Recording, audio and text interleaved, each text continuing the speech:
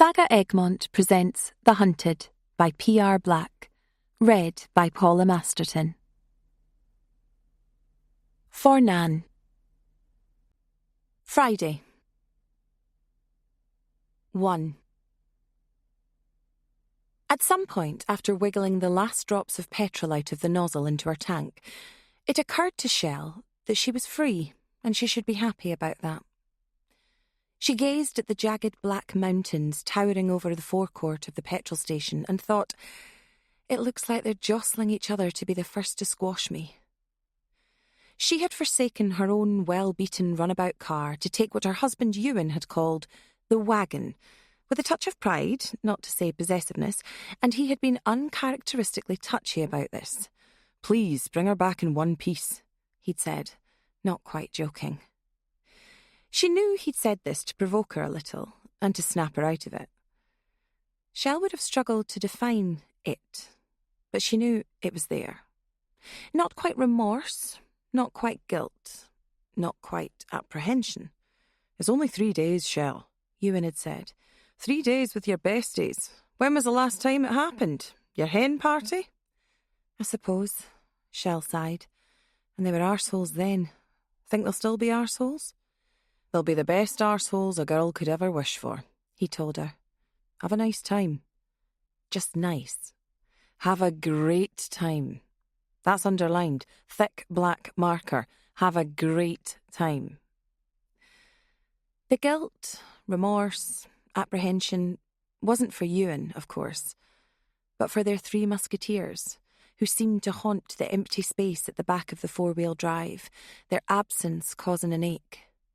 They had been bemused rather than upset, though Lewis had been a little bit weepy at the prospect of Mummy going to the island without him.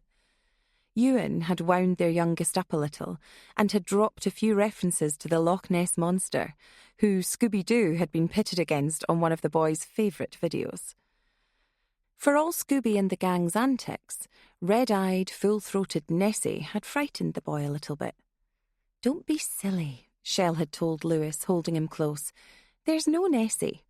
Well, even if there is, he doesn't swim in the sea." "Are you going in the sea?" Lewis had said, more curious than anxious now. "I hope not, sweetie. They've got a nice ferry to take me across." After she pulled away, with her boys waving from the driveway, she felt that little tug. She'd been away before. She'd even gone for a spa day with Leah, and not a few cocktails before, during and afterwards. But the truth was that Shell had gotten out of the habit of going out, going to the pub, being sociable. 15, even 10 years ago, no one would have been more surprised about this development than Shell. She'd lived for it, from school days onwards. It had crystallised into harder drinking at university, away from her core schoolmates, the ones she was on her way to meet now. Their own little club, with its own little name. The Owl Society, she said aloud, smiling. But then she'd met Ewan, and everything had changed. All her own work, really. No one to blame but her. Shell had thrown herself into rearing her sons the same way she'd gone into anything else. 100%. All in. She'd changed. Hence the guilt, the remorse, the apprehension. And yet, filling up the wagon at a petrol station that had no right being in such a beautiful valley, with mountains, trees, moors and sky piled up in her line of sight, and the wind stirring the hair at her scalp, with a cold sun chipping away at the cloud cover above, she'd allowed herself that treacherous sense of freedom. "Storms past the other direction," the women behind the counter told her, nodding towards a departing mass of bruised skies above. "Looks like you're in luck." "I'll take a lottery ticket as well," Shell had said with a wink, and the woman had roared like it was the funniest thing she'd heard all day. It was possibly the only thing she'd heard all day. Shell mused, aside from the tinny sound of a museum-piece FM radio set over the woman's shoulder. But the exchange had gladdened her. Driving off through the valley, with the ferry terminal getting ever closer, Shell began to think of the girls and what it might be like to catch up with them now that middle age was getting too close to be ignored.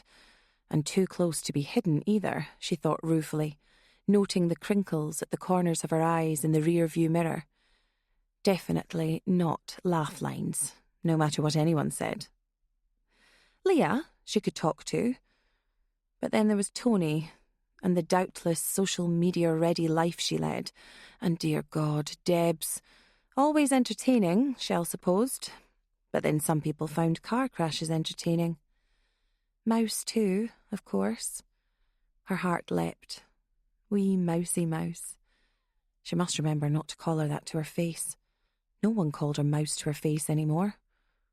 Or did they? Shell sang along to the tunes, confident in the sat-nav's solid yellow lines and arrows, pointing her along what was surely the best A-road in the world. Shell had even become nervous about driving during her child-rearing interregnum years. And what the hell was wrong with that?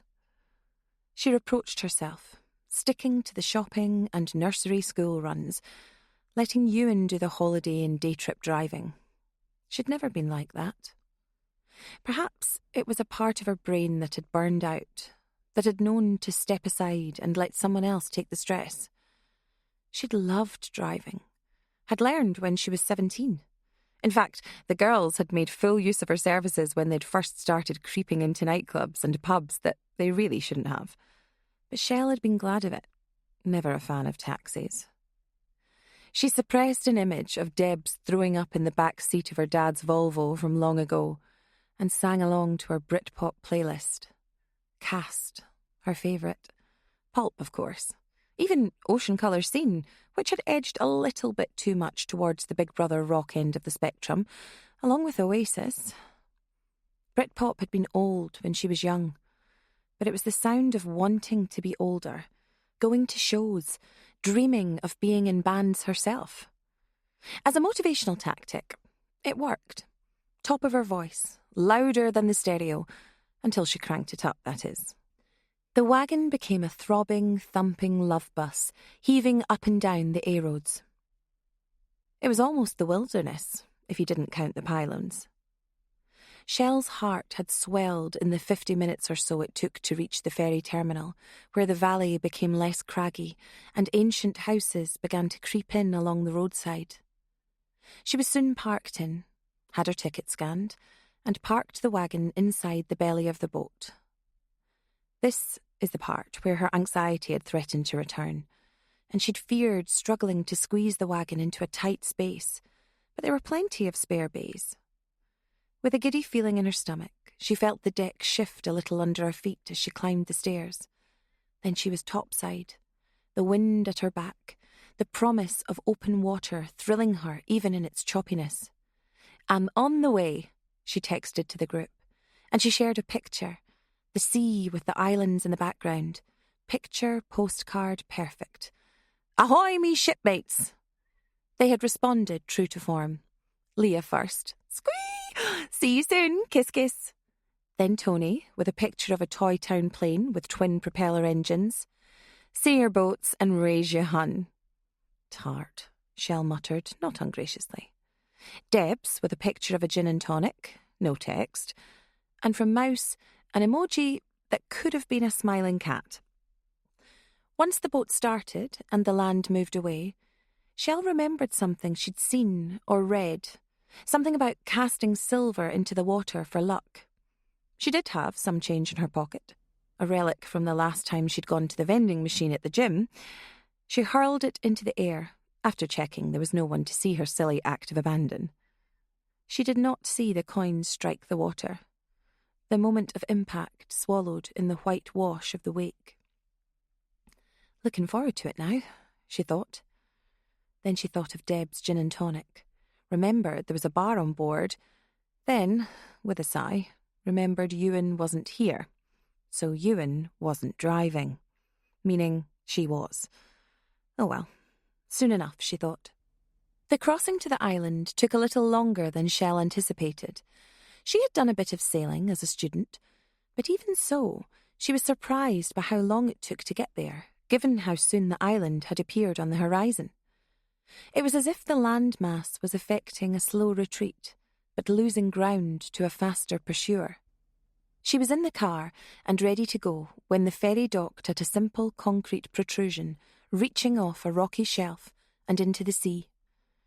An immense mountain hid the rest of the island, but the road round about was flat and easy to navigate. Shell was grateful to be disgorged into the light, and even more grateful to remember, at the last moment, that she should be turning right, not left, to get onto the road to Owl Tree Halt. The dark clouds had returned, and even the wagon, in all its fat-arsed bulk, rocked a little in a sudden high wind. The mountainside was denuded of trees on this part of the island, and the grass and mosses turned a sickly green in the spotlights of the late afternoon sun. There was something thrilling about the tiger stripe effect of the light, followed by the dark fingers stealing across the face of the hill, then the light again. Nearly summertime, she thought. Nearly time for the better days. The sat-nav told Shell she was less than 3 miles from Owl Tree Halt when she saw the hitchhiker.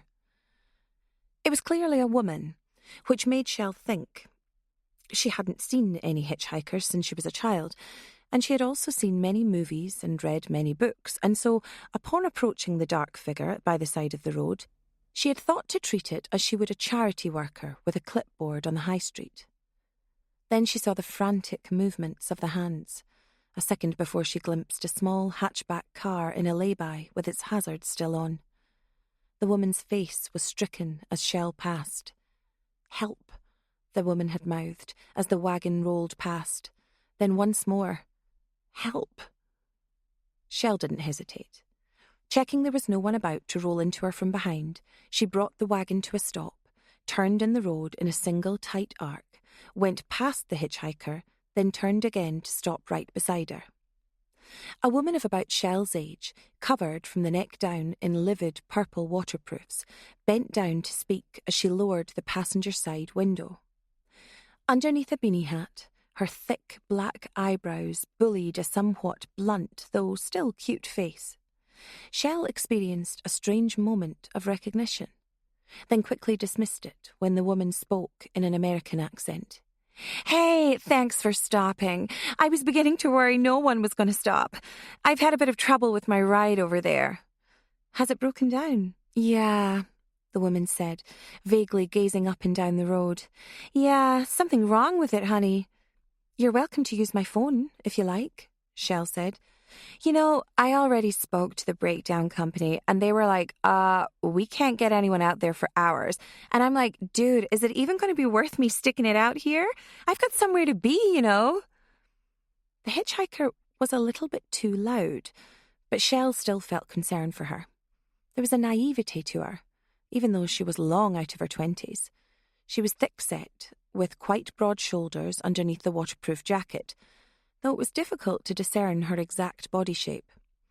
"I can give you a lift somewhere, if you like," Shell offered instinctively. "Where are you headed? There's the village, about 4 miles around the coast there. Should be a place to stay. Or if you're going somewhere reasonably close..." "Know what? I was headed out to some lodges at the far end of the island. The uninhabited dark heart. In the forest, you know?" The girl's eyes bulged a little upon the word forest, the way you might say it to a child if you were recounting a fairy story. "They've got a weird name. Owl Tree Halt. Think it's an old military barracks, but they converted it into luxury cabins and what have you. I'm meeting a few friends up there. I don't think they've arrived yet. They're in transit. Seaplane from Glasgow, would you believe?" "You're in luck," Shell said. "I'm heading to Owl Tree Halt myself. Meeting some old school friends there. Class reunion, you could call it." "No way!" the American girl beamed. "Yeah, in fact, at least one of them's coming in by plane. Your friends could be on the same flight." "You're kidding. That's awesome." Shell touched the control that unlocked the door. "Get yourself in. Is your car secure over there?" "Oh, it's totally fine," the American girl said. "I can turn off the hazards with a key. In fact, there we go. It's all locked up. Besides, I think you'd be hard-pressed to find any car thieves out here. I don't think anyone actually lives here, you know? Away from the harbour and the front, it's way too quiet. Oh, you'd be surprised at the lengths people will go for some peace and quiet. There's a few houses, and here and there, private houses, that is, not just holiday lets. It's not for me, though. I'm not sure I'd want to live here. There's quiet, and then there's too quiet, you know? The girl nodded at this and said, I'll just go grab my bag, then I'll be back. Thanks so much for doing this. You're a real sweetie. No problem, Shell said. Then, watching the woman scuttle towards her car, clamping her beanie hat tight against her head for the fear of the wind running away with it, Shell felt a sudden... what? It was as indefinable as her feelings of separation from Ewan and the boys. Dread? Regret? Apprehension? She seemed harmless enough. But you wouldn't have done this anywhere else, Shell, she thought to herself. Wouldn't have given it a second thought. You'd have driven on and forgotten about it in seconds. Getting soft, perhaps. The stricken hatchback car's hazards gave a final, stately, all-out orange glare from the four corners, then were stilled. The American girl ran back towards the wagon, with the loose straps of a backpack flailing at her back in the wind. The wagon's door was torn open in a gust of wind as the American girl opened it, surprising them both. Woo! Almost turned into Mary Poppins there. That breeze came out of nowhere. This place is wild.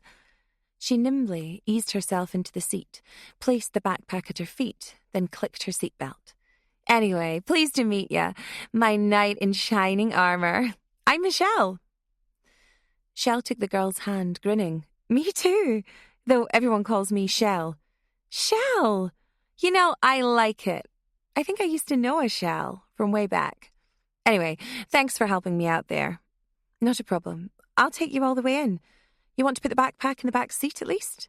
Oh no, it'll be fine at my feet. As she pulled back into the A road, Shell said, just for something to say, You travelling light?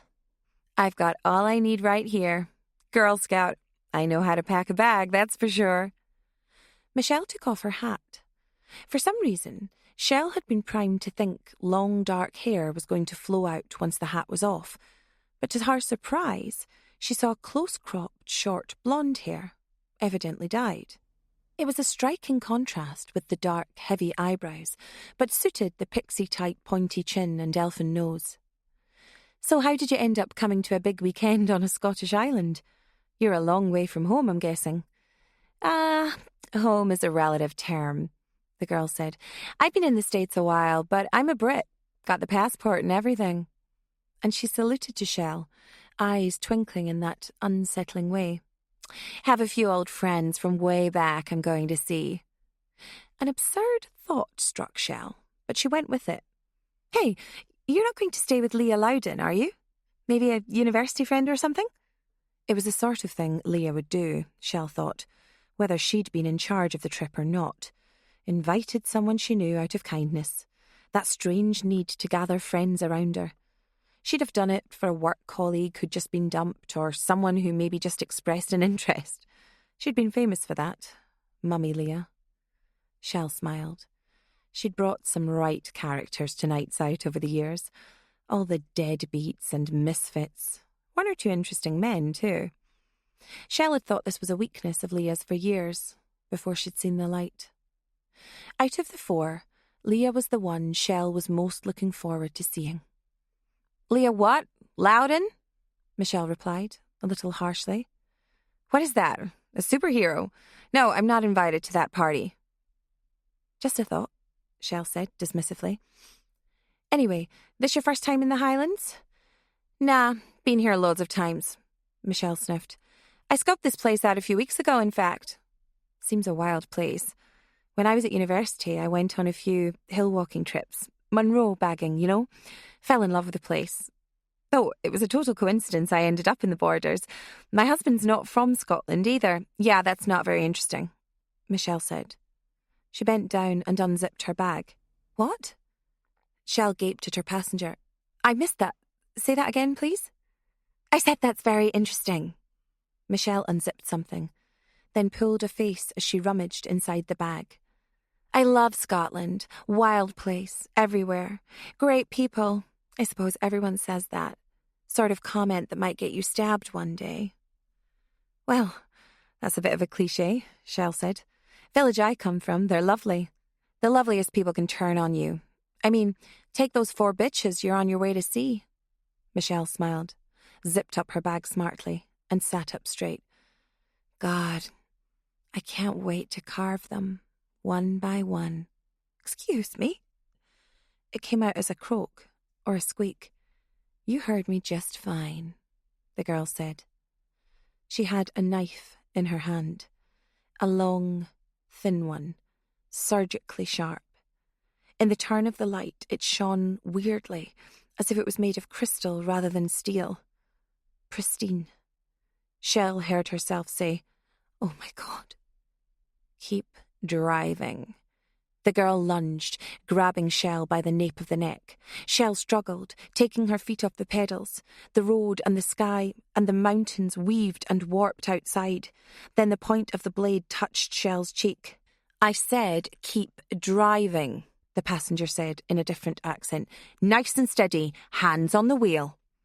Shell whimpered. There was no doubting this feeling, this fear, this terror. Please, she said, the words automatic, spilling out in a tremulous croak. I've got 3 boys. They need me.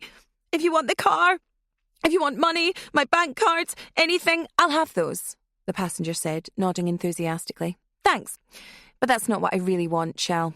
Please. It hadn't quite cleared her consciousness yet, hadn't broken through the surface of her waking mind what was happening to her. Her legs knew, though, quivering, like they had after the time she'd nearly crashed into a jackknifed lorry, and her hands scrambling for purchase on the steering wheel as if it were a cliff face. Please, the passenger said mockingly. God, this is a disappointment. I kinda expected a fight. You've still got the build. Rugger buggerette, weren't you?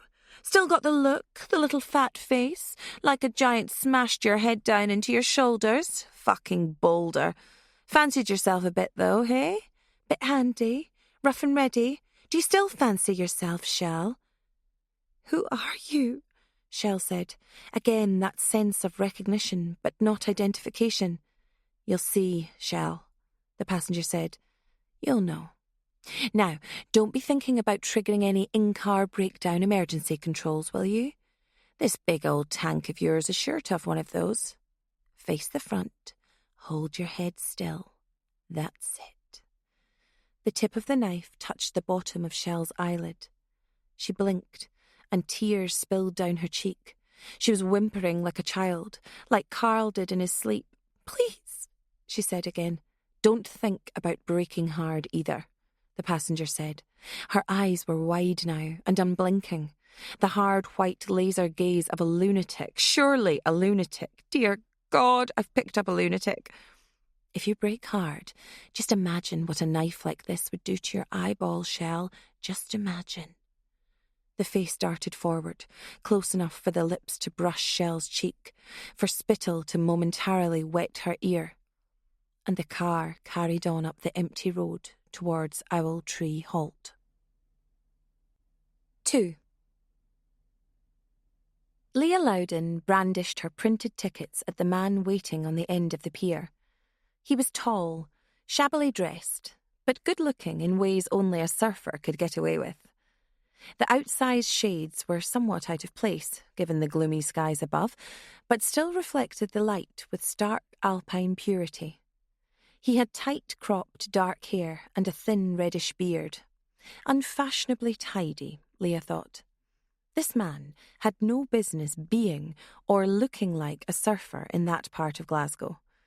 A wharf in one of the roomier channels of the River Clyde. There were shiny concert venues and hotels on either side of the banks, and the new splendour made it difficult to imagine the old kind, the immense ships and soaring cranes of the place's industrial past. Another modern factor was the banana-yellow prop plane, bobbing gently at its berth. It had seemed small from a distance. Problem being, it still seemed small in close-up, which didn't do much to quell Leah's anxiety. The surfer stuffed the last of a packaged sandwich into his mouth and spoke as he was chewing. "Got it on your phone?" "I'm sorry?" Leah fumbled with the suitcase, far too small, bought online and arriving fashionably late the day before at her house. Its titchy wheels squeaked in protest. "I've got the form here, haven't I?" "Yes, but it's a QR code I need," the surfer said with studied patience. "One that I can scan, that is. You've folded over the code on your printout here, twice." "Oh," Leah said. "Hold on, I think it's here." The surfer pushed his shades up on his nose and stared into the sky as if willing the clouds to recede. "Here you go," she said, after struggling to tap in the name of the travel company in her online mailbox. "I'll just minimise it. Here." He passed a scanner over her phone screen, and it beeped after an agonising pause of a second or two. "There you go," the surfer said a little too brightly. "We're on. Just need to check some ID, and here's my passport." That at least she had to hand. Leah felt not unlike an underager having her fake ID checked at the door of a club. She beamed the same way she had back then. It had its effect. The surfer beamed back. "You're good to go. You're going to Elenanach, courtesy of Ski and Do Air." Leah blinked. "I'm sorry? I think I'm going to Black Horse Island." He grinned, a more genuine and yet more feral expression this time. "Almost. It's Dark Horse Island you're going to. Elenanach is its Sabbath name, in Scots Gaelic. And I'm Captain Steve." He held out his hand. Leah, struggling to put away her passport, phone and dog-eared tickets in her bag, only shook his outstretched fingers a little gingerly. "You're the pilot." "The very same." He glanced. "Do you need a hand on board?" "The pilot," Leah said again. "Yep, and that's the plane." He nodded towards the plane, swaying gently on the water. It had 6 seats and 2 propellers, painted dark blue against the yellow of the fuselage. The aircraft was cute. But sometimes, Leah realised in that moment, you don't want a plane to look dinky. Sometimes in life, you want power. The kind that comes with reclining seats and great big engines and stewardesses. A structure that could conceivably allow you to go for a walk. Not these things. These were the ones that crashed. The ones with manual turn-handle doors. The ones that appeared in news reports every summer. I'm going to be flying in that thing. Actually, up above head height. Dear God. "Is it remote control?" she asked before she could stop herself. Steve burst out laughing. "I wish. I could take it easy then. Enjoy the sights. Nah. It's all controlled by me." In a gentler tone he said, "Nothing to worry about whatsoever. It's a new plane, fully serviced, strong as an ox, if an ox could fly. Nothing to be anxious about at all. Promise." "I'm not really a nervous flyer, just haven't done it for a while," Leah said. "You'll hardly know you're up there," he said. "And when you are, whoa." The last word was delivered not for Leah's benefit, it seemed, but for another person wheeling their suitcase down the smart, prim walkway leading from the dock down to the waterside. The newcomer was taller than Leah, slimmer, and not as obviously dressed for travel as she was. This figure was confident on her heels and looked perfect in a pair of ochre trousers, black blouse, and a reddish cotton jacket that flapped a little in the wind. She was as thin and wiry as she had been in school, with her hair just as long and chestnutty, an object of envy even as she'd become a friend. Tony Atherley, the second best swimmer at St. Martha's. She too was wearing shades, just as large and ostentatious as Steve's.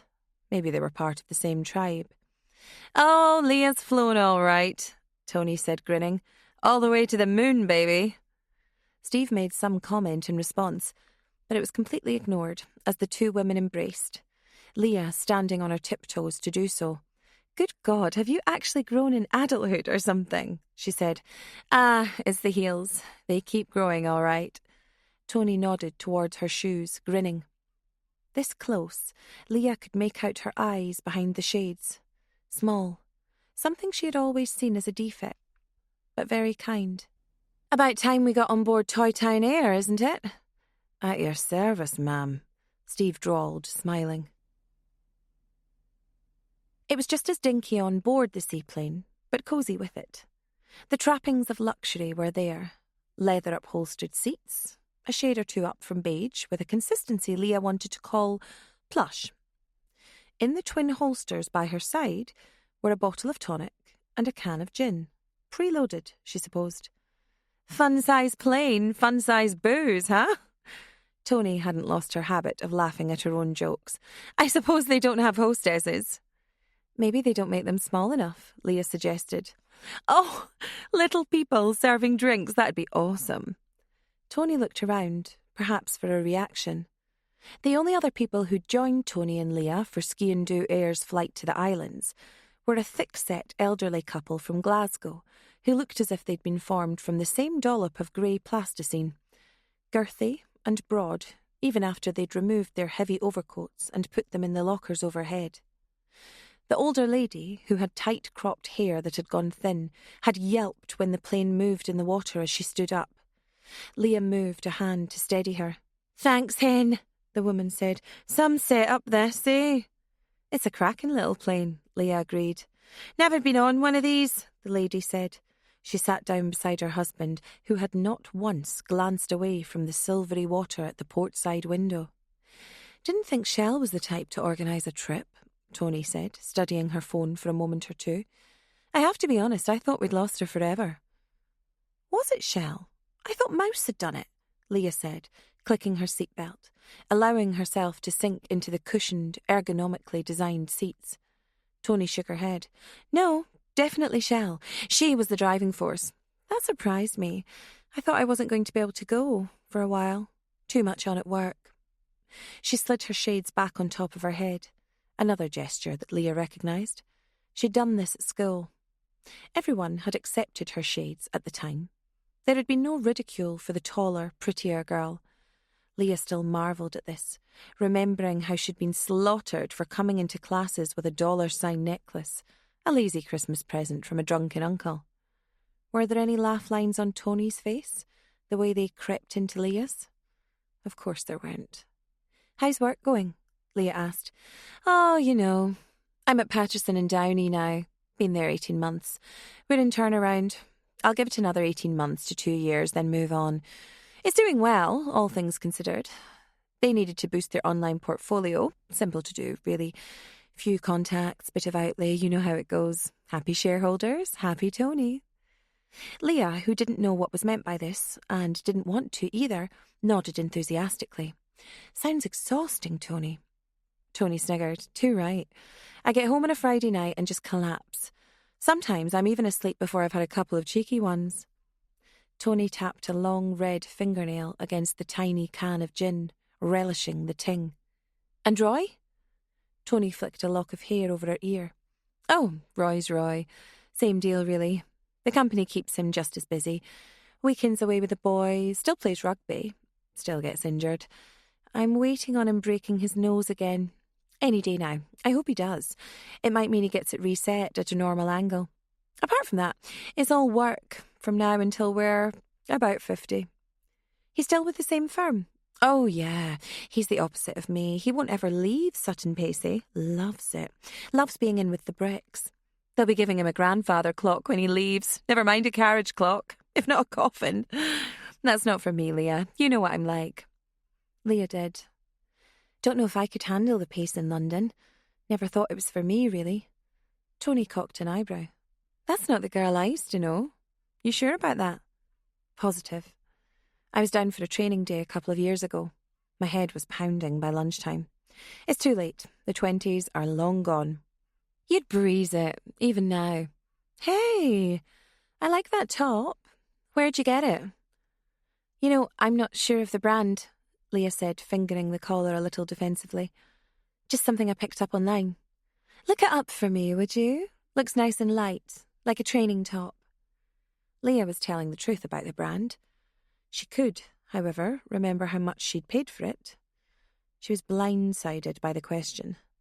Shouldn't be, she thought acidly. That's the kind of question Tony used to ask all the time. Then Tony's tone changed as she said, "How's everyone keeping?" "We're all right," Leah said without pausing. "We've got loads of support now. There's a care centre near our new place, and my mum and dad have been a pair of geniuses, always round to help. They moved too, to be closer, to help us." "Oh my God, the pair of treasures.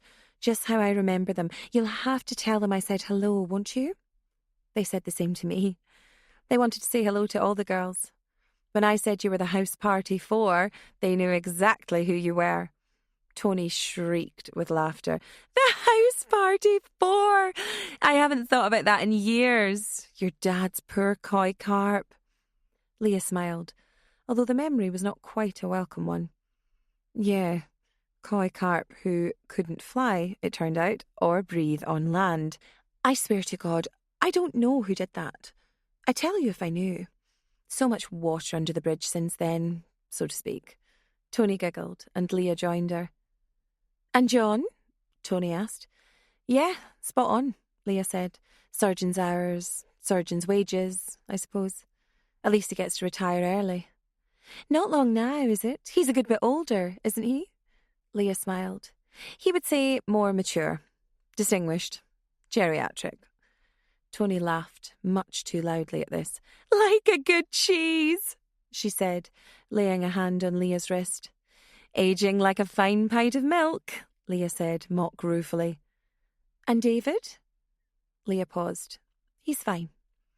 He has time at a residential centre. I haven't seen so much of him the past few weeks. Difficult, you know?" Tony's hand tightened on Leah's wrist. Must be, poor David. The plane's door opened and Steve appeared.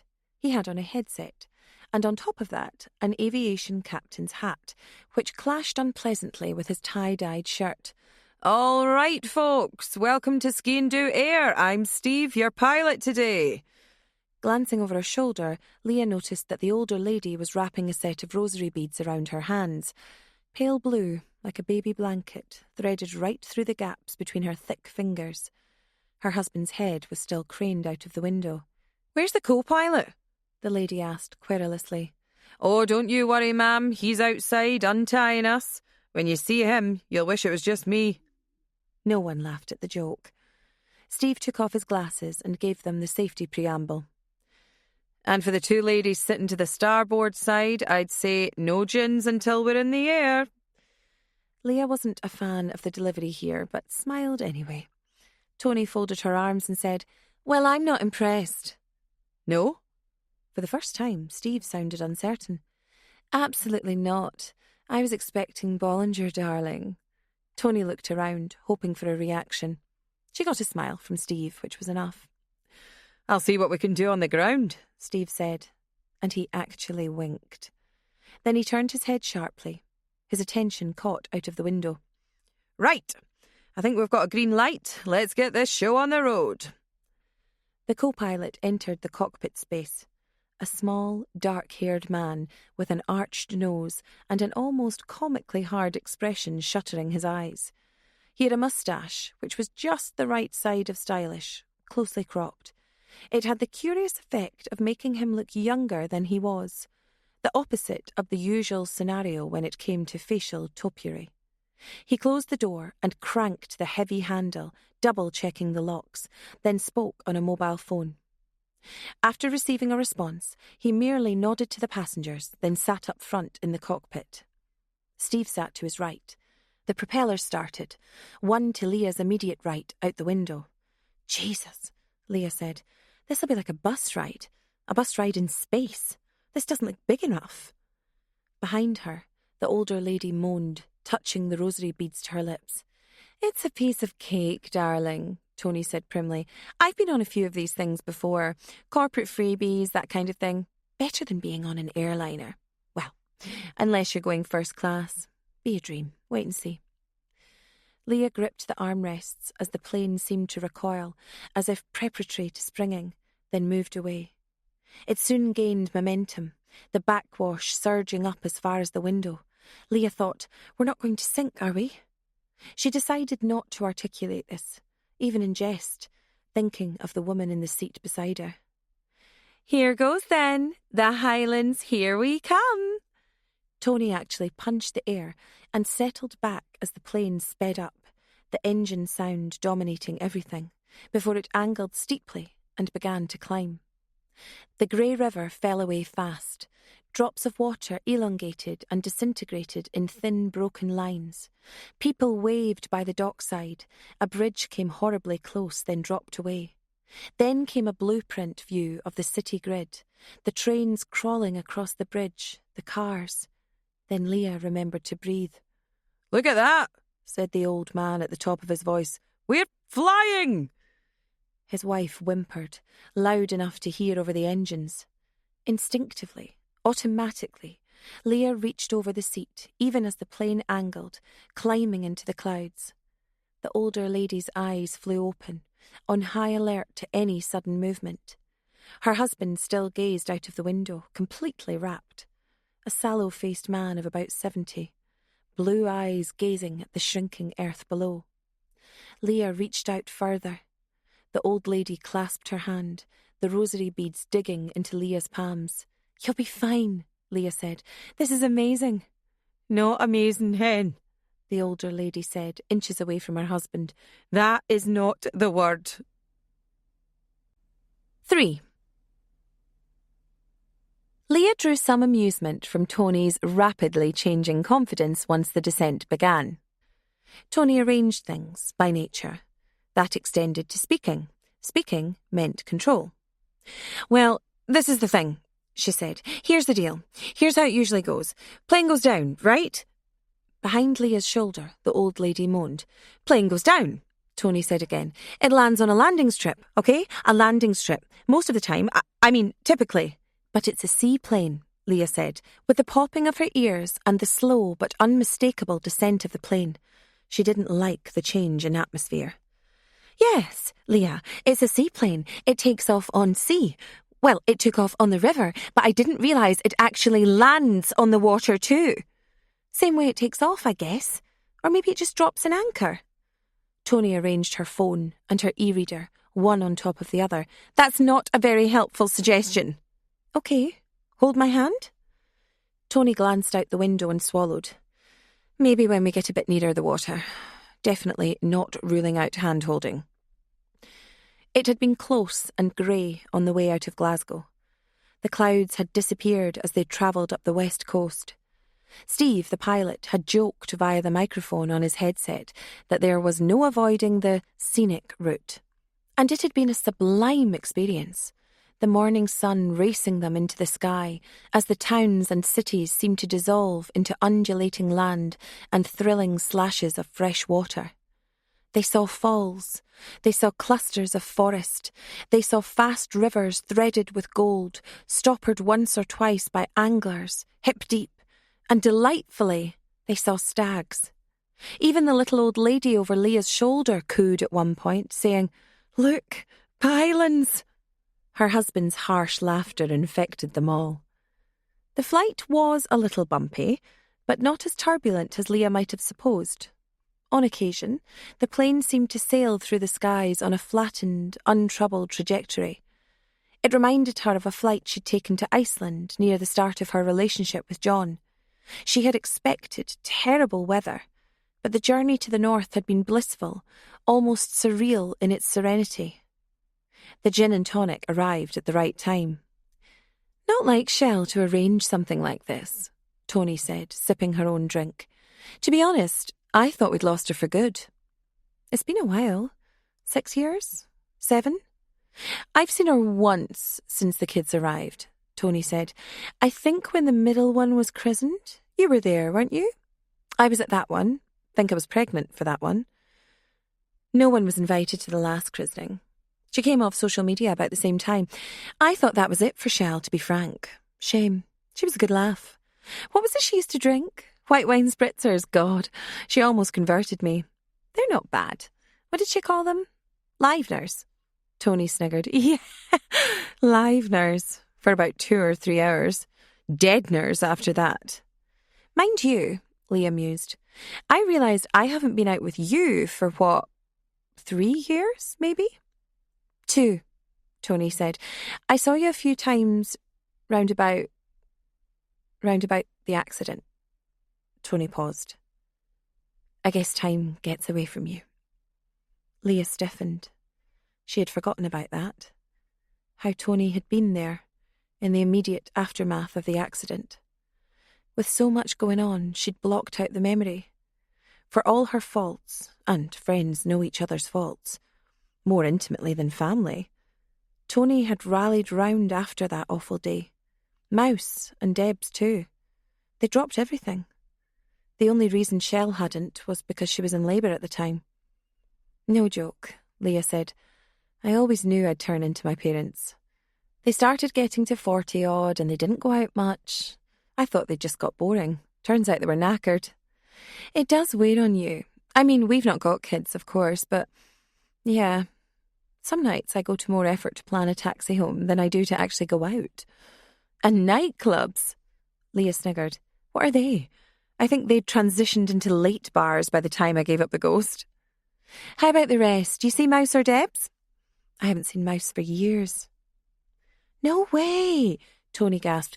I thought you two were really close. Mostly to do with her, I guess. And she's lovely. She never misses a birthday, always sends presents for David.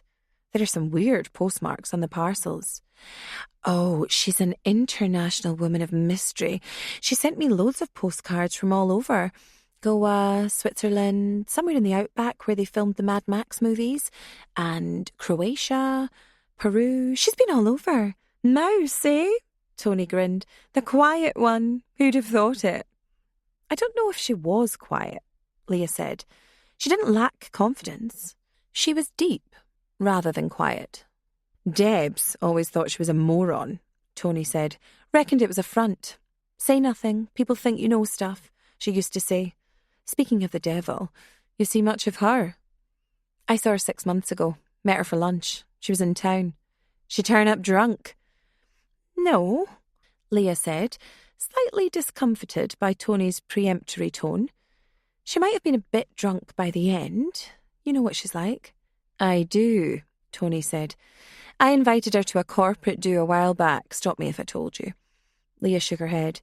Black tie, little black dresses, cocktails, that kind of thing. She blagged her way in, really. She's good at that. Forced me into an invite once she heard about it. Anyway, she gets talking to Sid Mariner of Mariner and Porton. I have no idea who these people or companies are, but if I nod like this, take it that I understand perfectly. Yeah, he's a big deal. Anyway, she finds out that he has a hobby, rock and rolling. You what? It's like the style of dancing popular in the 50s. The man throws the woman around to this horrible old man's music, that stringy bass, you know. Leah grinned. That rings a bell. I think I saw that on Record Breakers a million years ago. Which is almost exactly what Deb said. So anyway, bear in mind we've barely gone past the canopies stage, and she's already pissed. She challenges Sid Mariner to give a demonstration, which he accepts, because she's gotten him pissed too. Tony paused. The pause painted pictures in Leah's head. Terrible pictures. She covered her eyes with her hands. This story isn't going to end well, is it? Nope.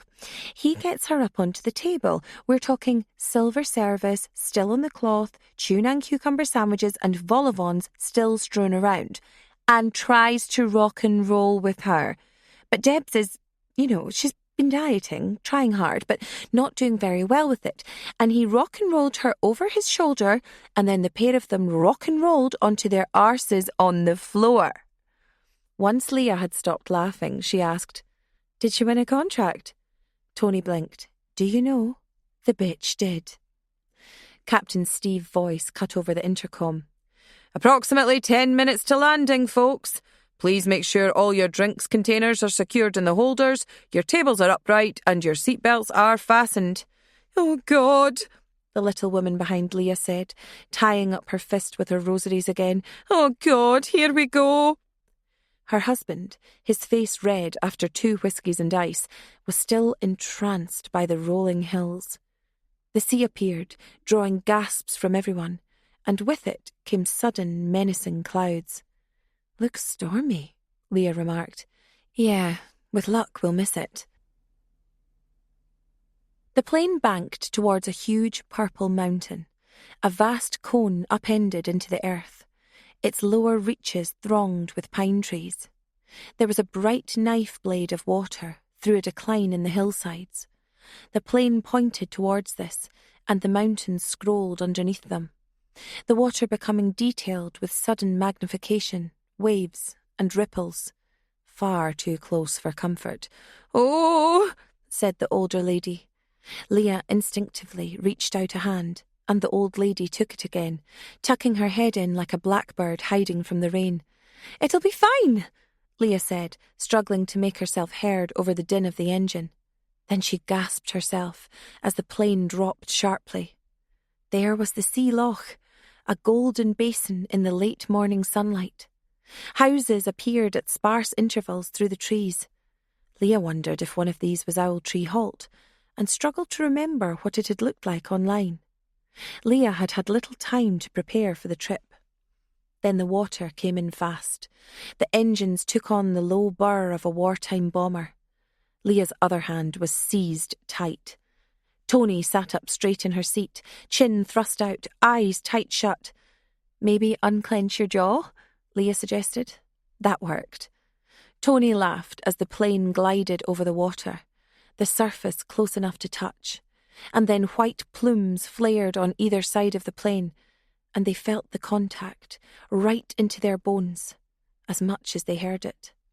Rills of water veined the windows, then the acceleration slowed, the tumult on either side ended, and then the plane came to a stop. "Right then," Captain Steve said, grinning underneath his aviator shades. "Got you here in one piece. Things can only get better. Welcome to Ellen Anichdu." 4. There it was. Sky, water, mountains, forest, and the wind hurled across all of it. Leah wasn't much of a mountaineer, and the absurd height and proximity of the Munro dominating the lochside was almost baffling. Wisps of sheep about 3/4 of the way up the path seamed hillside, gave it a sense of scale. It had a bigness about it that could not quite translate from a crisp image on a calendar or a watercolour at a car boot sale. It didn't feel real to be there until she was off the plane and on solid ground. "I think it's called Buen Noc an Shelgar," Tony said confidently, noticing what Leah was looking at. "The mountain, Hill of the Hunter." "Croc and what?" "And Shelgar." Both women sniggered instinctively at the word. Leah, as much as the curl of Tony's lips at the sound they made. "I checked out the pronunciation and everything." "Beast of a hill." Yep." Upon the craft steadying itself on the water, and then gently taxiing across the choppy surface to the pier, Tony had resumed her former self-confidence and poise. "And if anyone suggests going up it over this weekend, I am going to suggest no." "I don't think it's on the cards," Leah replied. "But you never know. Mouse is into her outdoor pursuits, isn't she? The old sailing, climbing and camping business." "Is she?" Tony frowned. "You know, it's ages since I had a proper conversation with her. What's she doing these days?" "Still doing her art." "Art?"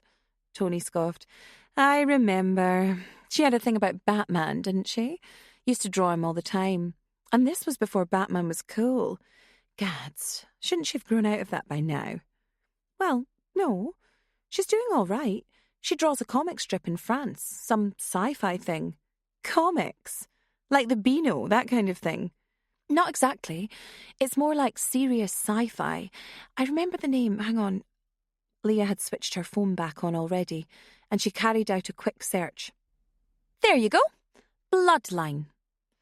Tony's eyes narrowed and then widened at the images as she scrolled through Leah's handset. Blood reds, starburst punches, impossible postures as characters performed their kicks and leaps. "What's this? Vampires? Good God, is that lesbian vampires? Snogging in a church? That stuff still turn people on?" "Looks like it," Leah agreed. "And I don't know." You mean to say people buy these things? I mean, like normal adults. Still sells in France, I'm told. Italy and Spain too. There's a big market for comics on the continent. It's a bestseller. She does well out of it. She's got fans. Think she sold the rights to a movie company, but nothing happened. Then the rights lapsed and she sold them again. Does signings in bookshops, interviews on art shows, festival appearances, the lot over there. And hey, check out her pen name. Tony zoomed in on the screen, frowning again. Le Souris Bête. That's what she calls herself. I had no idea. I thought she was painting friezes in nurseries and hospital wards. I think she still does that for free. Leah held out her hand. Tony tapped and scrolled through Leah's phone again, then remembered herself, smiled, and handed the phone over. She did all that stuff for us back in the day. Animal designs and such, remember? Leah didn't quite like the sly cast to Tony's smile. She did loads of stuff when she was a kid. Mouse was super talented. If you say so, hun. I remember her trying to sell bad caricatures of Take That down the market with her dad. Poor man, he probably bought most of them. Leah checked her phone. Had any messages from the others? Just the one from Shell, saying she'd be late. Something's come up, she said. What's the betting she's the first to drop out? You expecting more? Leah heaved her luggage out of the locker. Tony shrugged. That's how it is with you mummies these days. I get the drill. Something comes up, meaning mummy stays home. Junior's had his first crap or lost a toenail. Something to do with the little ball and chains anyway. Then Tony caught herself. I didn't mean that, honey. Sorry. Never mind, Leah said cheerfully. Let's get on the road. Hopefully they're not expecting us to walk across water here. Steve, the pilot, had spun around in his seat, having removed his headset. I think you could fly across the water if you wanted, Angel, he said with an outrageous wink. But I wouldn't want you to accidentally dip your feet in the drink, so there's a car waiting for you at the bottom. We'll get you to the halt, no worries. Oh, one other thing. From here, the mobile reception gets spotty. In fact, spotty is being kind. It's almost non-existent. You might get a bar or two on top of the Munro, but apart from that, if you've got any last requests, I'd send them now while you can. Then he spoke up, projecting to the older couple who were struggling to get into their overcoats in the enclosed space. Here we are, on Dark Horse Island. The Tailwind pub is right at the bottom of the jetty by the loch side, everyone. Alan and Maureen are probably still in their beds after the previous night's debauch. If not, they'll pour you a pint and can order you a taxi as well, if you want to head straight to where you're going. Peter, my glamorous co-pilot, is going to give you a hand to get out and get organised. Steve indicated the small, dark man with the stubble, who acknowledged this speech with a curt wave of the hand, his back still turned while he completed final checks on the instruments. Then he leapt out of his seat and opened the door. A blast of cold air stirred Leah's face.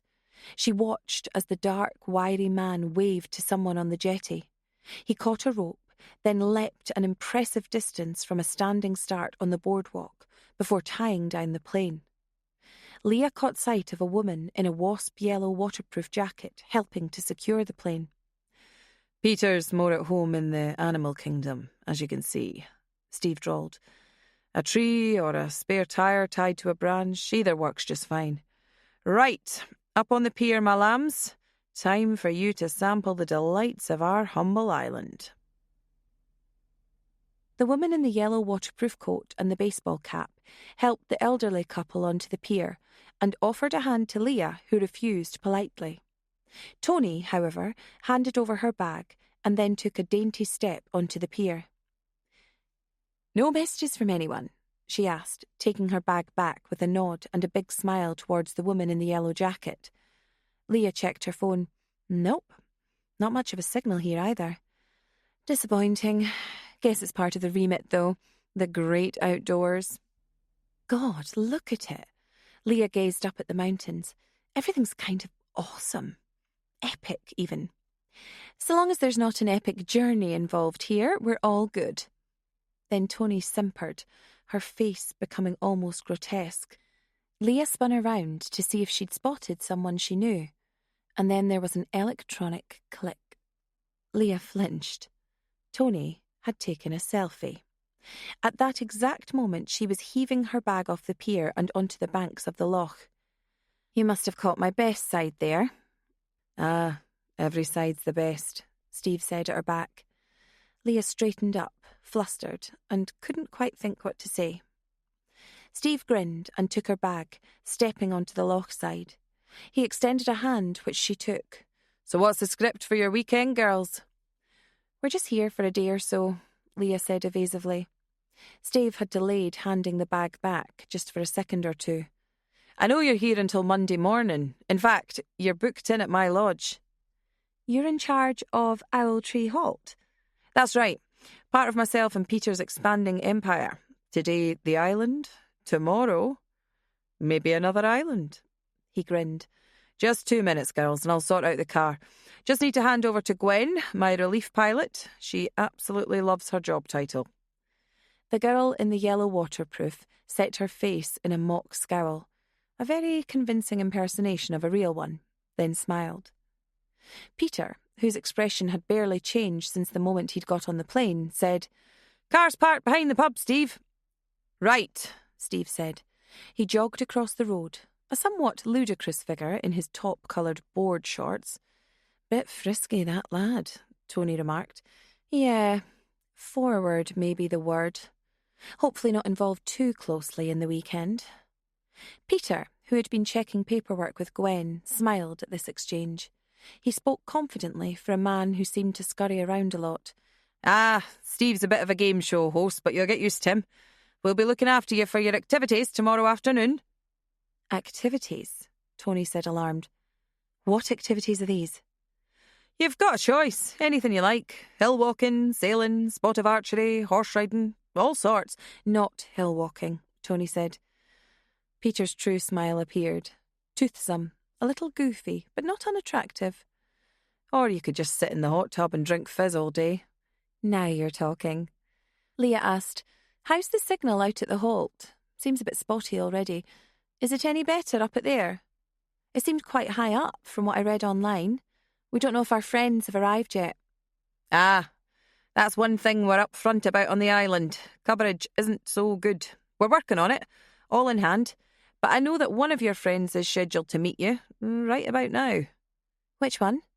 "Lady Godiva. Here she is, in fact." They heard the slow cadence of horses' hooves a few seconds before they saw her, emerging around a bend at the Lochside Road.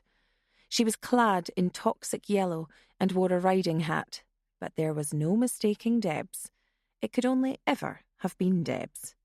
"Hi-yo, motherfuckers!" she said, waving frantically with one hand until she threatened to topple over. 5. Debs was helped off the horse by Steve, who seemed to have been teleported into exactly the right spot. For a second, Leah thought she was going to leap into his arms. "Sir Steve, thanks for the tip. This was great." "No problem at all, my queen. I think 2 of your ladies-in-waiting have arrived." "Yep, that'll be them." Debs grinned, removing her riding gloves and helmet. Even as she waved, Tony muttered, "Changed her hair. About time." "Oh, it suits her," Leah said.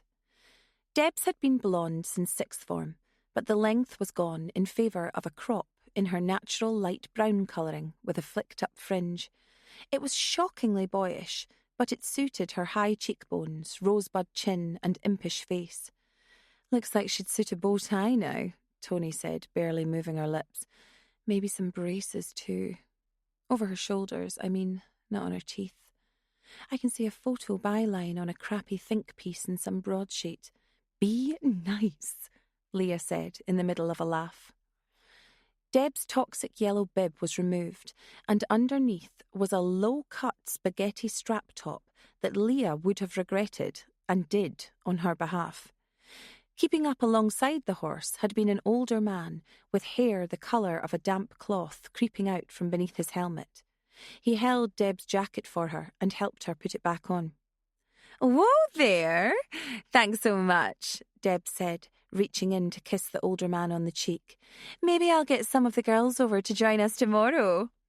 "That'd be great," the old man said, and sounded as if he meant it.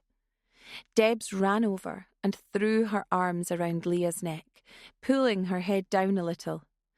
Leah suppressed the urge to fight clear of this. It felt like an assault, no matter how many times Debs did it. Debs squealed into Leah's neck. "I've missed you!" She looked up from the crook of Leah's neck and reached out her spare arm towards Tony. Tony dutifully came over and joined the other two. Leah caught a glimpse of Tony grimacing as Deb's hand closed around her neck. "Look at the pair of you. It's like you've grown," Deb said, standing back and appraising them both. "Love your hair," Leah said. "Some change." "I took a mad notion one day." "I know what you're saying. That's not like you, Debs." Leah and Tony both laughed politely. "So yeah, I've gone for a new look. Riding school teacher in a 1970s movie that all the surviving actors are still embarrassed about. And that gave me an idea. I got here far too early, so I checked out the riding lessons next door to our place." Debs gestured towards the older man who had gotten into the saddle Debs had vacated with surprising dexterity. "His name's Keith. Very randy for a man his age. Nice enough, though. Wants us to come over and have cocoa later. I think he's got a hot tub in his garden. Big enough to admit 6, he told me." Steve, who had been watching this exchange while perched against a bollard, with his smile almost touching his sunglasses, sniggered. "Didn't know you rode." Tony said this without any apparent irony, but Debs laughed uproariously anyway. "Ah, you know me, Tones. Anyway, I stayed sober specifically over the past week in order to get pissed with you two. So what do you say? We on for it?" "I'd say you're on," Tony said. Debs gestured towards Steve. "I believe our coachman has our carriage prepared. Take us to Owl Tree Halt, my man. Don't spare the horses." "At your service, ma'am," Steve said, standing up straight. Leah's stomach lurched as the car struggled in second gear up a sharp incline. "The lodge isn't at the top of the mountain, is it?" she asked. "I'm not being funny, but I think I'm getting airsick." "Nah," Steve said, one hand resting on the steering wheel. "Car sick is what you are, not airsick. Stare at the horizon. It'll help, I think." "I'll be fine," Leah said, with more confidence than she felt. "She just needs another T&T, Tony said from the passenger seat. "You don't have one of those little bottles from the plane here, do you?" "Not in the car, I'm afraid. I think the temptation might be too great for some weak-minded drivers," Steve said. "But there's a few drinks waiting for you at the halt." I might have taken care of one or two of those," Deb said. "Apologies in advance." She was sat in the seat to Leah's left. "When did you get here?" Leah asked. "I thought you weren't arriving until tea time." "Late booking popped up with Captain Steve here and his taciturn, though still attractive sideman." Steve snorted. "I am 100% telling Peter that. You get to live with the consequences." Deb shrugged. "Anyway, I grabbed the early flight up to Glasgow, then swapped my seat on the plane. Isn't it something? A direct link to Brigadoon, it felt like. I think I might feature that in one of our tourism sites." "Yeah?" Steve turned his head to take in Debs in the rear-view mirror. "What kind of travel stuff do you do?" "Oh, it's not restricted to travel. I do PR." A card appeared in her hand. She hitched forward in her seat, tucking the card into the well behind the handbrake. "Sheldrake PR. You want it, you've got it. Infomercials, placements in the papers, all across the net, social media, take your pick. You might have heard of us, might not. Look us up. See what we can do for you." "I will do that," Steve said, perhaps the first unaffected statement Leah had heard from him. "I can see some houses now," Leah said. "There's a few houses out here at this end of the island. Not many, but they stand out, you could say. Lifestyles of the rich and shameless, mainly," Steve said. "A lot of them lie empty for most of the year, though some are holiday rentals. There are a few permanent residents, but we're on the other side of the mountain where it's more forested. The creepy part." "You're going to love it," Deb said with wide-eyed conviction. "It's Perfect. Thanks for setting it up, Mama. And she punched Leah on the leg with some purchase. I didn't set it up, Leah said, fighting the urge to rub where she'd been struck. I think it was Shell, wasn't it? Big reunion? Was it? I thought it was more like something Mama Loudon would do, Deb said. Steve's eyes locked onto Leah's in the mirror. Why do they call you Mama? She gave birth to us and suckled us, Deb said, cobra quick. Still does, in fact, if we cry in the night. Nah, Leah here's always been the mummy of the group. We've ghosted the shit out of her for decades now, but she's always been there for us, no matter what. I bet you've got a meal plan all set out for us, haven't you? I assumed we were eating out, Leah said, a shade too quickly. Rubbish! I bet you brought placemats. Although, placemats and cutlery is more Tony's style here. Tony's more likely to veto the placemats and provide her own. Deb's here is most likely to forgo the cutlery and tear the food apart with her bare hands, Tony said casually. We have a winner, Deb said, thrilled. That reaction means Tony probably has brought her own cutlery. They bantered like this for a while a thick covering of conifers and pine closed in around them. The sudden shade of dark green speared through with mid-afternoon sunlight was slightly discomforting to Leah, as if a veil had been drawn over the sun's face. The houses at the harbour had thinned out to the odd croft here and there. On the road to the mountain, there were no houses at all. Nearly every aspect was bleak as a result, and sometimes forbidding, but still beautiful. Nearly there, Steve said. You'll get a good view of the sea loch now, through the gap in the trees. They followed his gesture. Through a break in the forest, a sliver of water could be seen, pale blue threaded with gold in the sunlight. And directly ahead, your holiday home for this weekend. Owl Tree Halt. 6. It was more imposing than it had looked in the online brochure. Owl Tree Halt could have been called a log cabin, but it was grander than the name implied. It was on 2 levels for a start, and Leah could now understand how it could comfortably sleep 12 people as advertised. A steepled roof reached high into the pine tree line, and a front porch stretched the entire length of the structure. Debs took off her sunglasses. I'll huff and I'll puff and I'll blow your house down, she said. Don't think these 3 little pigs will have any trouble from the big bad wolf in this house, eh? Speak for yourself, darling, Tony said tartly. It's a lot bigger than I thought. It's not a log cabin, more a log castle. You haven't even seen inside, Steve said, getting out of the car. He moved to help Tony, whose suitcase was by far the biggest. Hot tubs around the back, patio, barbecue area. No pool? Tony asked. Steve grinned. Bit too cold for an outdoor pool at this latitude, I'm afraid. Tony, was it? Tony didn't affirm this. Disappointing. I was looking forward to some freshwater swimming. You a swimmer? I might have guessed. They get a look about them. Tony blinked. Hey, Tony, Deb said. If you fancy a swim, you just landed on a great big lake out there. Maybe we could have a return of the great shark hunt of St. Martha's. Leah's shoulders stiffened. She had a flashback at the very mention of swimming. Deb's was being catty already. Out of them all, she usually missed Deb's the most and had the fondest memories of the girl. Or, at any rate, she produced better stories. But Deb's had a turn on her.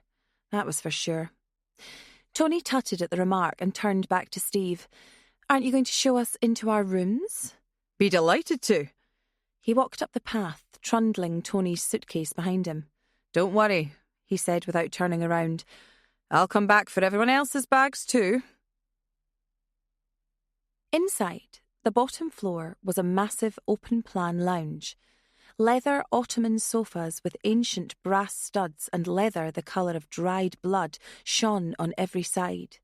The kitchen equipment and the hanging utensils gleamed, and a patio door looked out onto a huge garden with hot tubs built into decking. The main room was dominated by a beautiful fireplace with green and white tiling that reminded Leah of an old tenement flat she'd seen in Glasgow. Creatures glared at them from every corner. At the top of the fireplace, seemingly in pride of place, was a wolf's head, a comically benevolent-looking creature, more cartoon character than a prime example of taxidermy. Something that you might have cuddled in bed as a child. A bear snarled from the corner, reared up on its hind legs. A grizzly, almost comically large. Its fur looked in excellent condition, but its smell left a little to be desired as the three women posed for photos with it immediately. "Please tell me we don't have to share the island with bears. Some rewilding insanity," Tony asked, her head in the creature's armpit. "You never know," Steve smirked, snapping one photo after another. "Wait a second," Deb said. She stepped in front of the bear, then bent over in front of it, jamming her backside against its crotch. Debs looked up and bit a finger coquettishly. Leah and Tony looked from her expression to the bear's and broke out laughing. "Stop! You need to stop laughing," Steve said, out of control himself. "I can't keep it steady." "Barney Bear here doesn't have that problem," Deb said, which made things worse. "I'm so sorry. Every one of those pictures is blurred," Steve said. "Probably just as well. Hey, is it true about the reception?" Debs had straightened up, and she stuck her tongue towards the bear's bared yellowish teeth. "It's bad, I'm afraid, as I told the others. But there are hot spots. First of all, if you go to the top of the mountain, you do get some coverage. Secondly, there's a landline. Now, I'm guessing you ladies are too young to remember landlines, but lift phone and press the buttons there. That's if you actually remember phone numbers these days. That's something people used to do in the olden days." "So no Wi-Fi then? Seriously?" Deb asked. "No. Part of the service here. Isolation is what we promise. No internet." Leah felt the first stirrings of guilt. "That means I can't contact David." She said, "I was hoping for a telegraph service." "Fuck it. If we need to send any messages, we'll just tape it to Eddie's legs here." Debs gestured towards a stuffed golden eagle, wings splayed to their full preposterous span, claws akimbo, as if ready to seize a salmon or a child. "Hey, check that out," she said, nudging Leah. "What?" Debs had indicated a painting to the left of the fireplace. A huge figure of an owl sat on a perch. It was a modern piece, quite crude in its way, white canvas with the figure of the bird slashed through in blue ink. The painting was rather too large for its surroundings, something that unjustifiably dominated the room. "What does that remind you of?" Deb said, grinning. Something flickered in Leah's mind. Interference in a signal, somewhere. It wasn't as powerful a flashback as Deb's reference to the great shark hunt of St. Martha's, and God knew Tony might sulk about that. But there was something there, something from deeper childhood, something that made Leah uncomfortable. "Not sure what you mean." "Bollocks, you don't. Here, Tony, look at that painting and tell me the first thing that springs to mind." Tony's face was blank for a moment as she studied the canvas. Then a curious smile broke out on her face. It wasn't that she was uncomfortable or awkward. It was an innocent smile, Leah thought, one she rarely showed. "The Owl Society," Tony said. "What Owl Society?" Leah asked. "Don't tell me you don't remember the Owl Society," Deb spluttered. "It was only your bloody idea. Produced, directed, and written by Leah Loudon." "It kind of rings a bell. Is this some deep childhood stuff?" Leah felt her cheeks burning. "Oh, come on," Debs clapped her hands. "Is this something you've blocked out? Like trauma? You said we should start an owl society. We were 12, maybe less?" "About 10, Tony asserted. "Yeah, and you were the owl, the leader." Deb said this pretentiously, then tipped a wink towards Steve. Had Leah blinked, she would have missed this. "Then we all had other roles. Want to guess what they were, Steve?" Oh, you're the panther, he said without pause. Then, I like it, Deb said. I can see why you're in sales, mister. Go on. And you, he turned towards Tony, I think you're a gazelle. That's how I'd put you. Has someone got some money handy? I think I'd like to tip this man, Tony said, taking the compliment with exaggerated poise. But you, Steve frowned at Leah. You're not an owl. An osprey, maybe. A falcon. He means you're a top bird, Deb said. I'd go for mother hen, personally, but that's just me.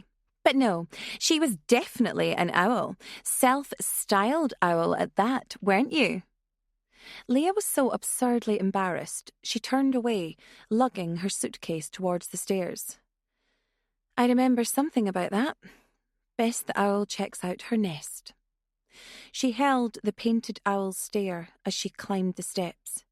Even in the abstract sprays and splashes, its eyes seemed as glassy as those lodged in the skulls of the bear, the wolf, and the eagle. They came to a decision on who got which rooms, or rather, the others had. Leah had been happy to take the smallest room, next to the shower room. Stags' heads appeared as she climbed the staircase leading up to the second level. She sighed as she hurled her suitcase onto the bed, glad to be rid of the weight. Then she grinned. The others had been so busy scrapping over who got the biggest room, they'd missed out the fact that Leah had the best view. From this section of the lodge, she could see through the trees towards the sea in the distance. At that moment, a pale grey against the weird haze of the low clouds.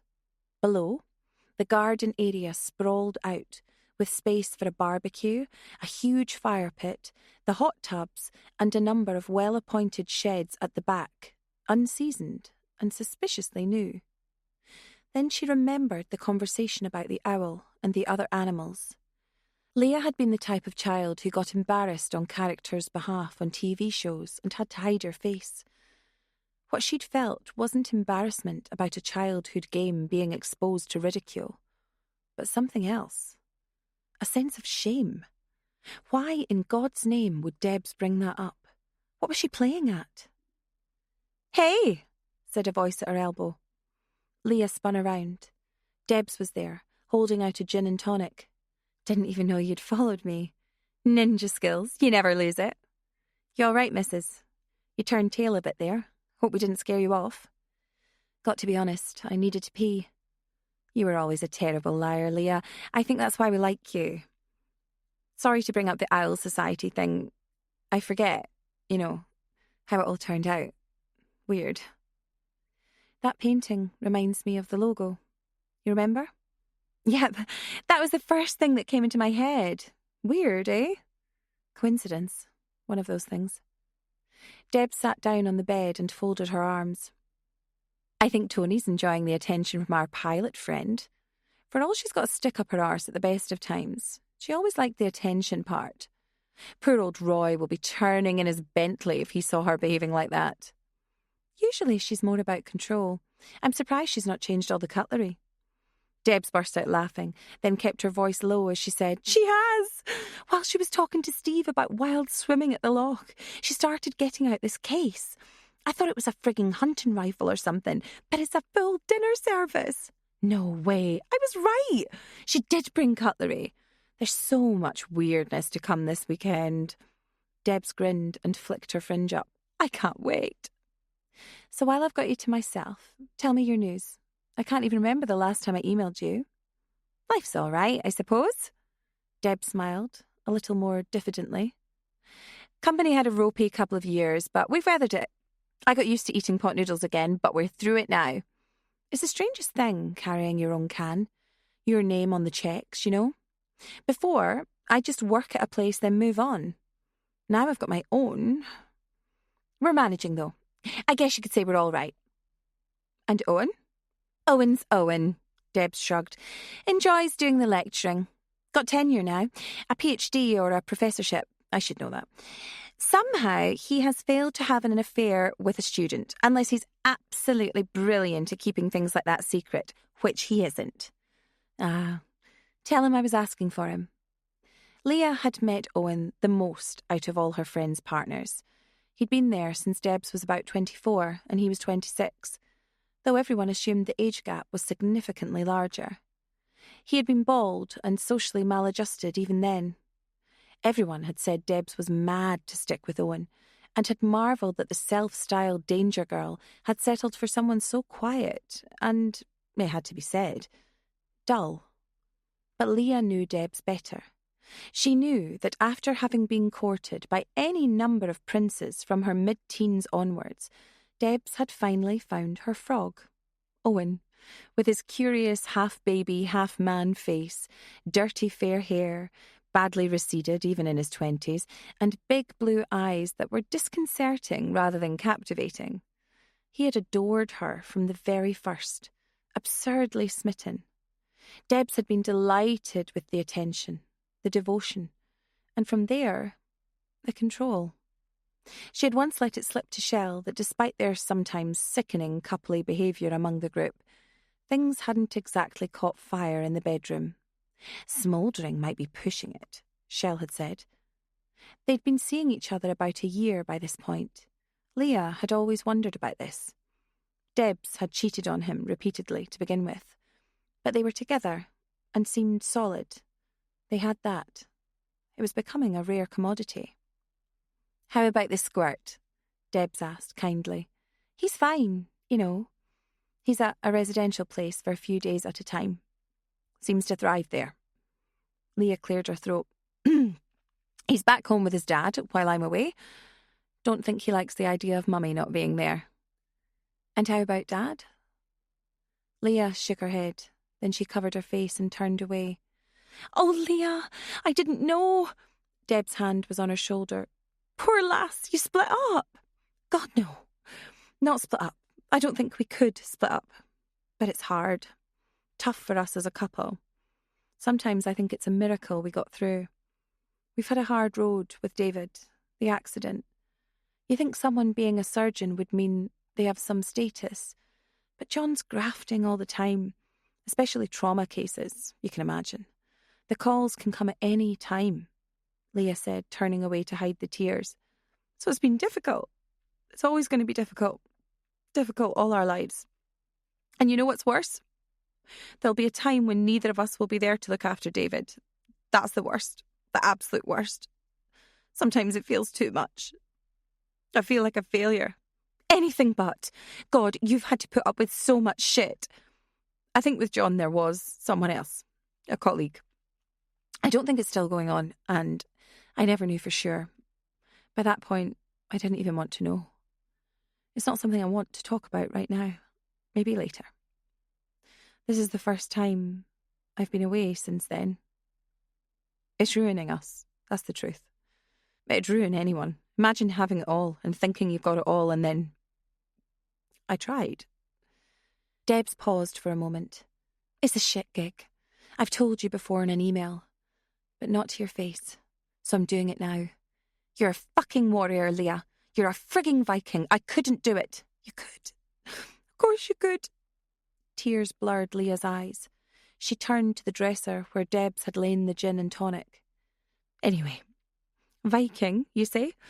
I think it's about time we started drinking like Vikings." "Yes!" Debs roared, lifting her own drink. They clinked glasses. And that's when the face appeared at the window.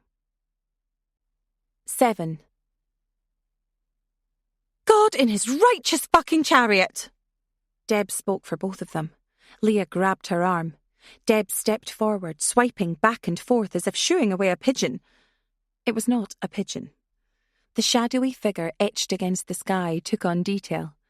The face was upside down and belonged to a slim, dark-haired figure with sparkling green eyes. The newcomer smiled and waved.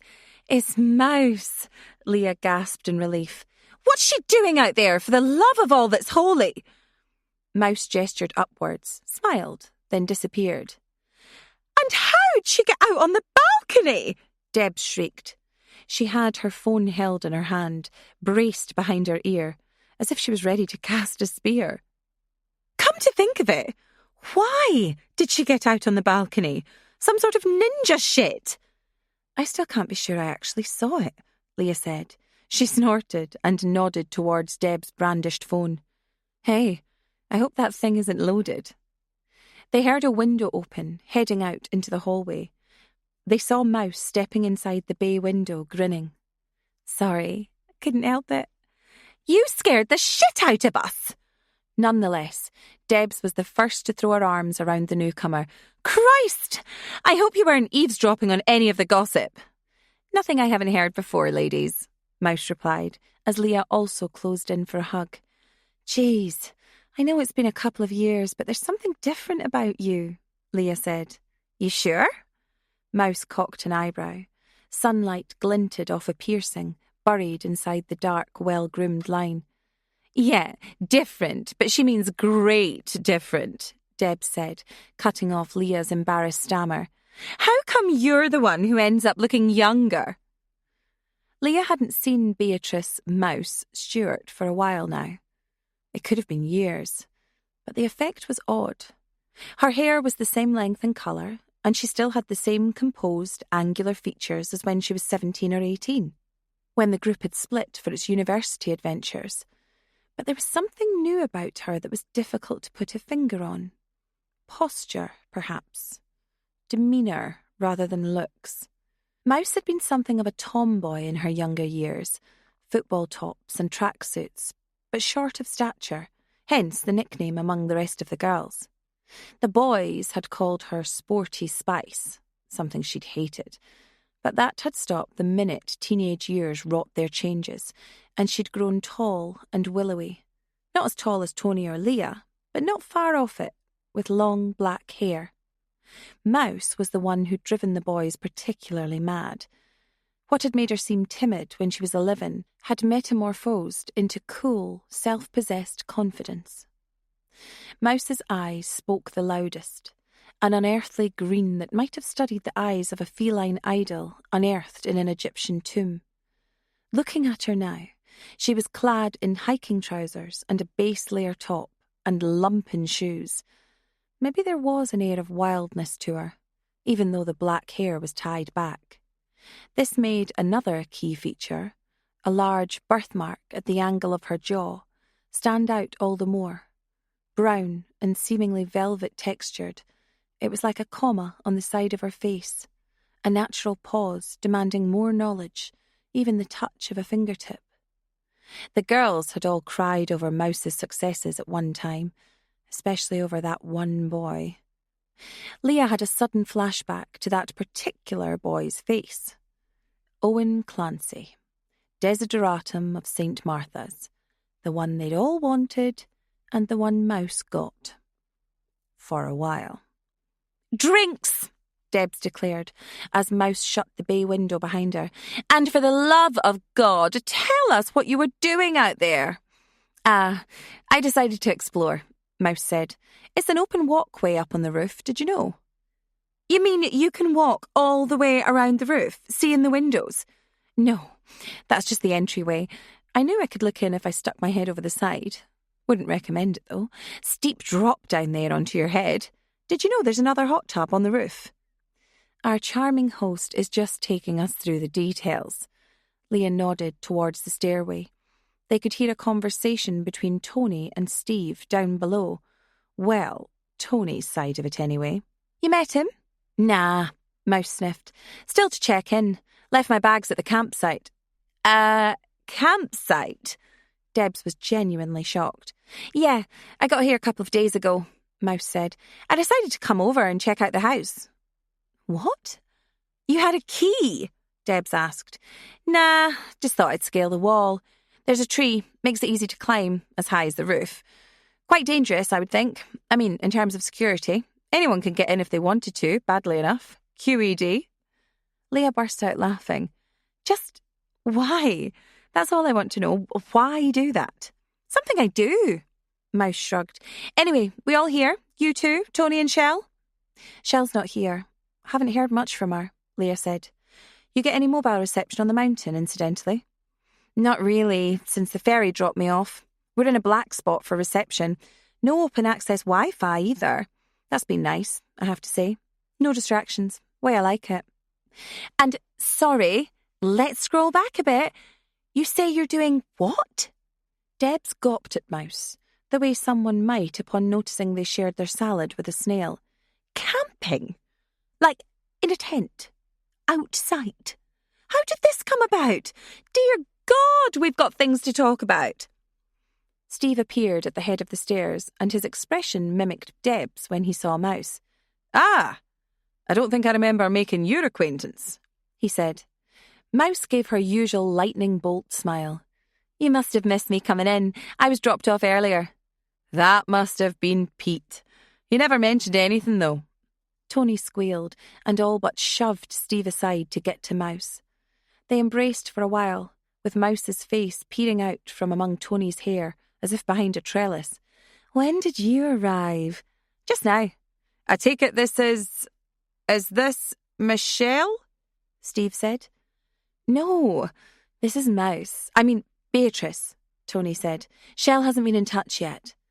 Ah, that was a thing I had to tell you all, Steve said, a light blinking on behind his eyes.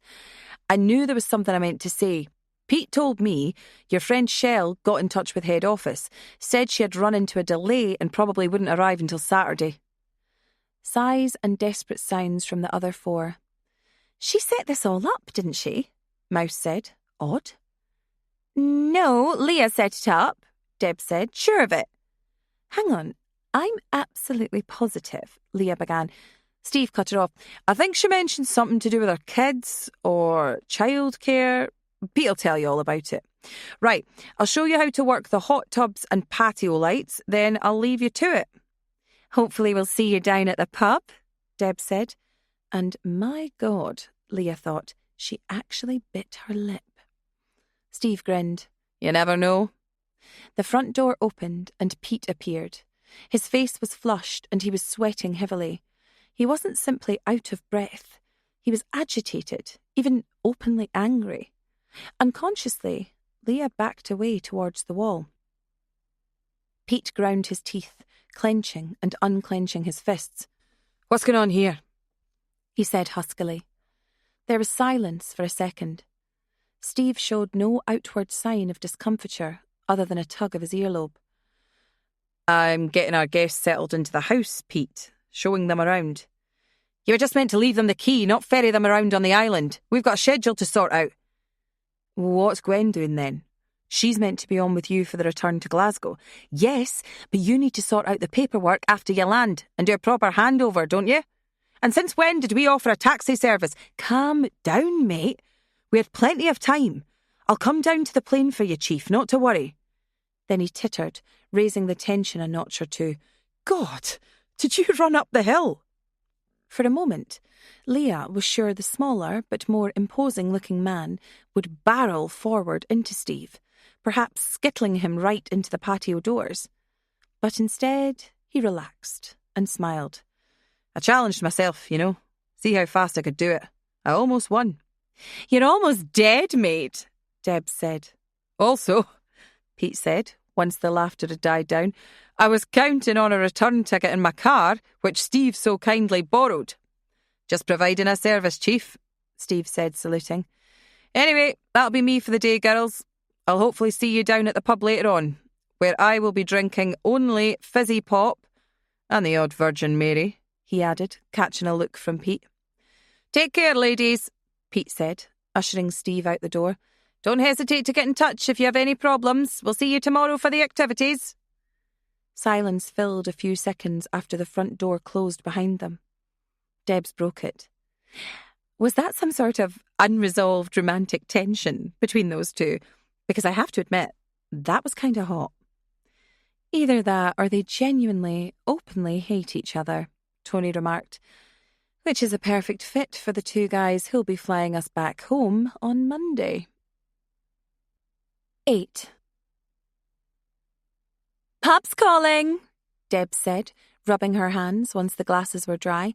No denying it. She has a point, Tony said. They never actually made it clear. Are they going to drive us back down? Debs and Mouse shared a look. No, Deb said. Pete has to sort a return flight to Glasgow. We should see him pass us. Probably we'll be higher up than the plane. Tony frowned. Can we order a taxi then? There's no one here to drive a taxi. Deb's face was flushed already, a telltale sign when they'd been underage teenagers stymied in their early attempts to get into clubs. All these years later, and she hadn't found a way to conceal it. There are alternatives, though. Mouse grinned. I have a feeling what this is going to involve. Debs got to her feet. She almost made it on the first attempt, but sank back into the sofa and had to try again. There is a solution. Follow me. Tony watched her retreating back, muttering, She hasn't got any quieter, has she? As they followed Debs out of the patio door into the yard, Mouse took Leah's arm. Hey, you see the painting? She nodded towards the blue and white owl with its distinctive, though disturbingly distorted face. Yeah, Leah said. Mouse smiled. What does it remind you of? I know, the Owl Society, Leah said a little irritably. They've already got stuck into me for that.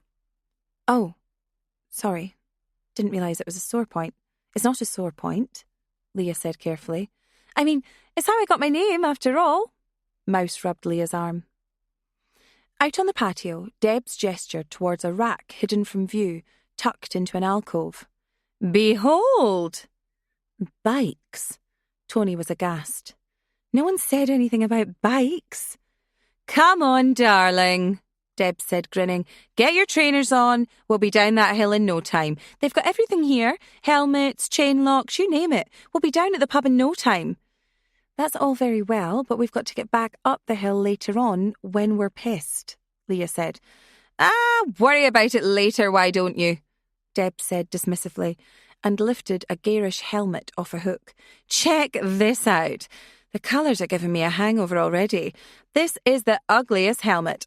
I'll pick the ugliest bike too. I'll need to get changed, Leah said, looking at her jeans. Tony folded her arms and pursed her lips. I didn't sign up for this, really. What do you mean? Debs clipped the helmet underneath her chin. This compression lent a comical aspect to her full cheeks, and Leah chuckled. It's an outdoor activity weekend, Tony. You did sign up for it. I'll have to change too, Tony sniffed. Mouse peered over Deb's shoulder into the alcove. They've got canoes and trailers. We should take those out onto the water tomorrow. You been canoeing before? Debs asked. Bet it'll be absolutely Baltic in there. We'll freeze before we drown. Tony raised a finger. Can I just say, no one said anything about canoeing to me. I've never been canoeing before. Christ, I haven't been on a bike that wasn't anchored to the floor in years.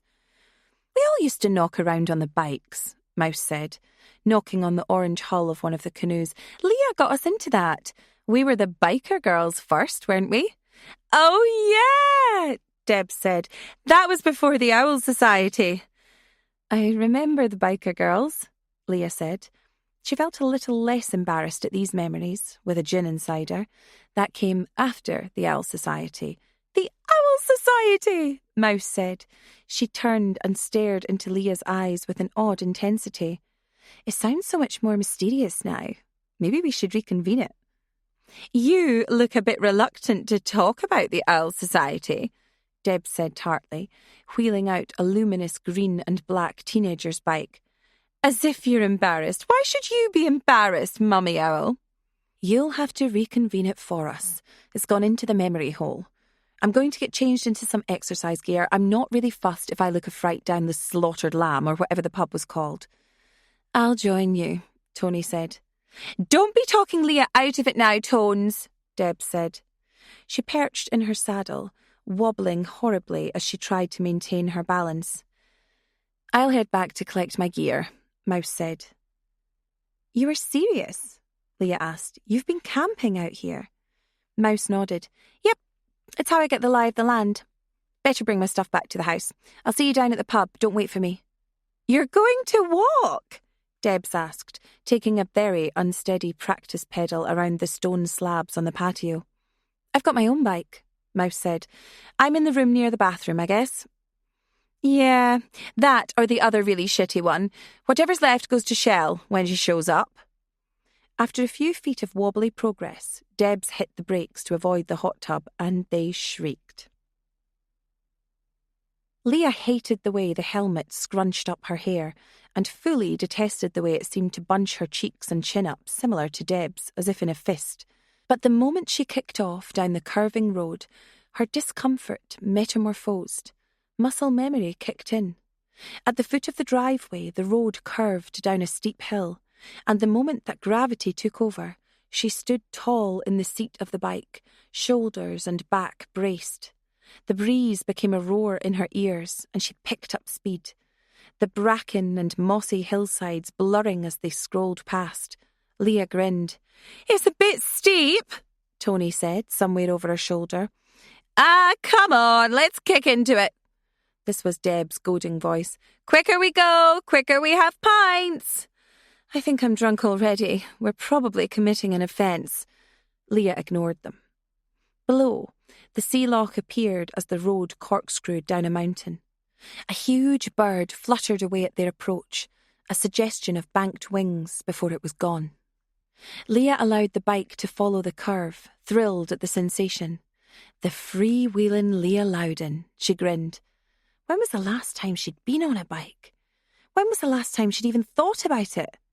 There had been a spin class, though that had hardly been the same thing. She'd enjoyed the camaraderie, though, and had made new friends out of it. A new biker girl club, really. But that had been before John. And then, of course, David. There had been new clubs once David came along. The NCT crew, which had turned surprisingly toxic surprisingly fast, something that had taken John aback. "There seem to be a lot of harpies pregnant at the same time as you, pet," he'd said in one less guarded moment. "Something in the river Styx got them in the mood." The breastfeeding group had been kinder, which had then morphed into a general support network. Then there was the accident, the day her life stopped. The day she lost her husband and her son, she thought, with a sudden stab of regret and remorse, though they were both still alive and still with her. Leah shook her head and pushed on, calf muscles pumping. A glance over her shoulder confirmed Deb's and then Tony following in train. Deb's was the more comical of the two figures, hunched low over the handlebars, working hard at the pedals despite the favourable gradient. "She's trying to catch me up," Leah realised with an unpleasant start. She ignored this, as well as the thought that followed on from it. Tony has a point. I don't fancy coming up this way with a load of bikes when we're all drunk. But that was for later. "Why do we have to be in a gang?" Tony asked. "We are in a gang," Debs said. "I know, but why do we have to have a name and stuff? People might think we want to fight or something." "Then we get tooled up, governor," Debs said in a more than decent impression of Bob Hoskins. "We put the manners on 'em." "I just think we should have a name." "What about the Black Scorpions?" Shell said. She fit her helmet, prompting the others to do the same. No one said anything. "I mean, I saw it in a movie. Or maybe it was the Black Widows." "Nah," Debs said. "We'd sound like horrible, sweaty old geezers. Guys with their arses hanging out their leathers."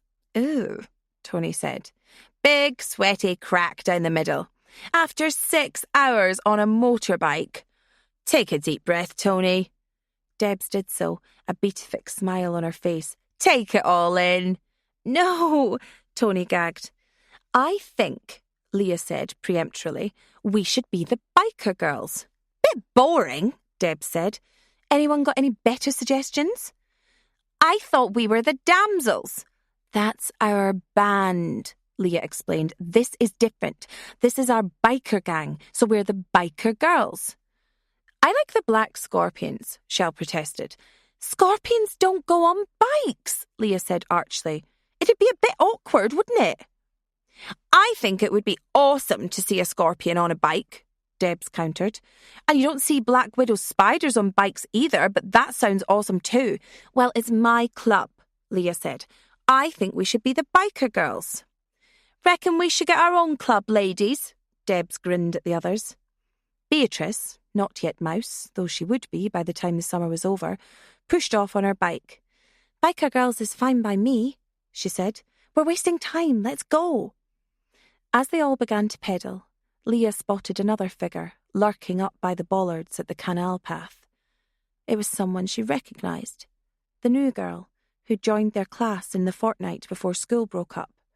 A sullen girl with a pale face and black hair cropped very short.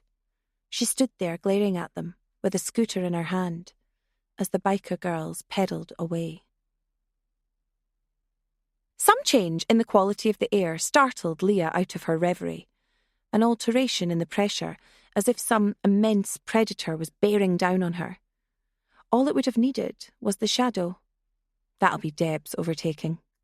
Instead, Mouse zipped past her. Her personal bike was comical, an old lady's bicycle, coloured the grey of obsolete computer tech. It had a weird height to the saddle and was undoubtedly foldable, but there was no denying the rider's speed and agility. Woo! Mouse yelled over her shoulder, and just for a second, Leah thought to pump the pedals and catch up. Then she remembered herself and held back, enjoying the play of Mouse's ponytail flailing in the slipstream. 9.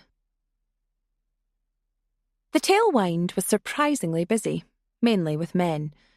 It was the sort of place that would have suited a gauzy fog of cigarette smoke, and indeed seemed to pine for it, judging by the brown and yellowed hue of the wood stain panelling.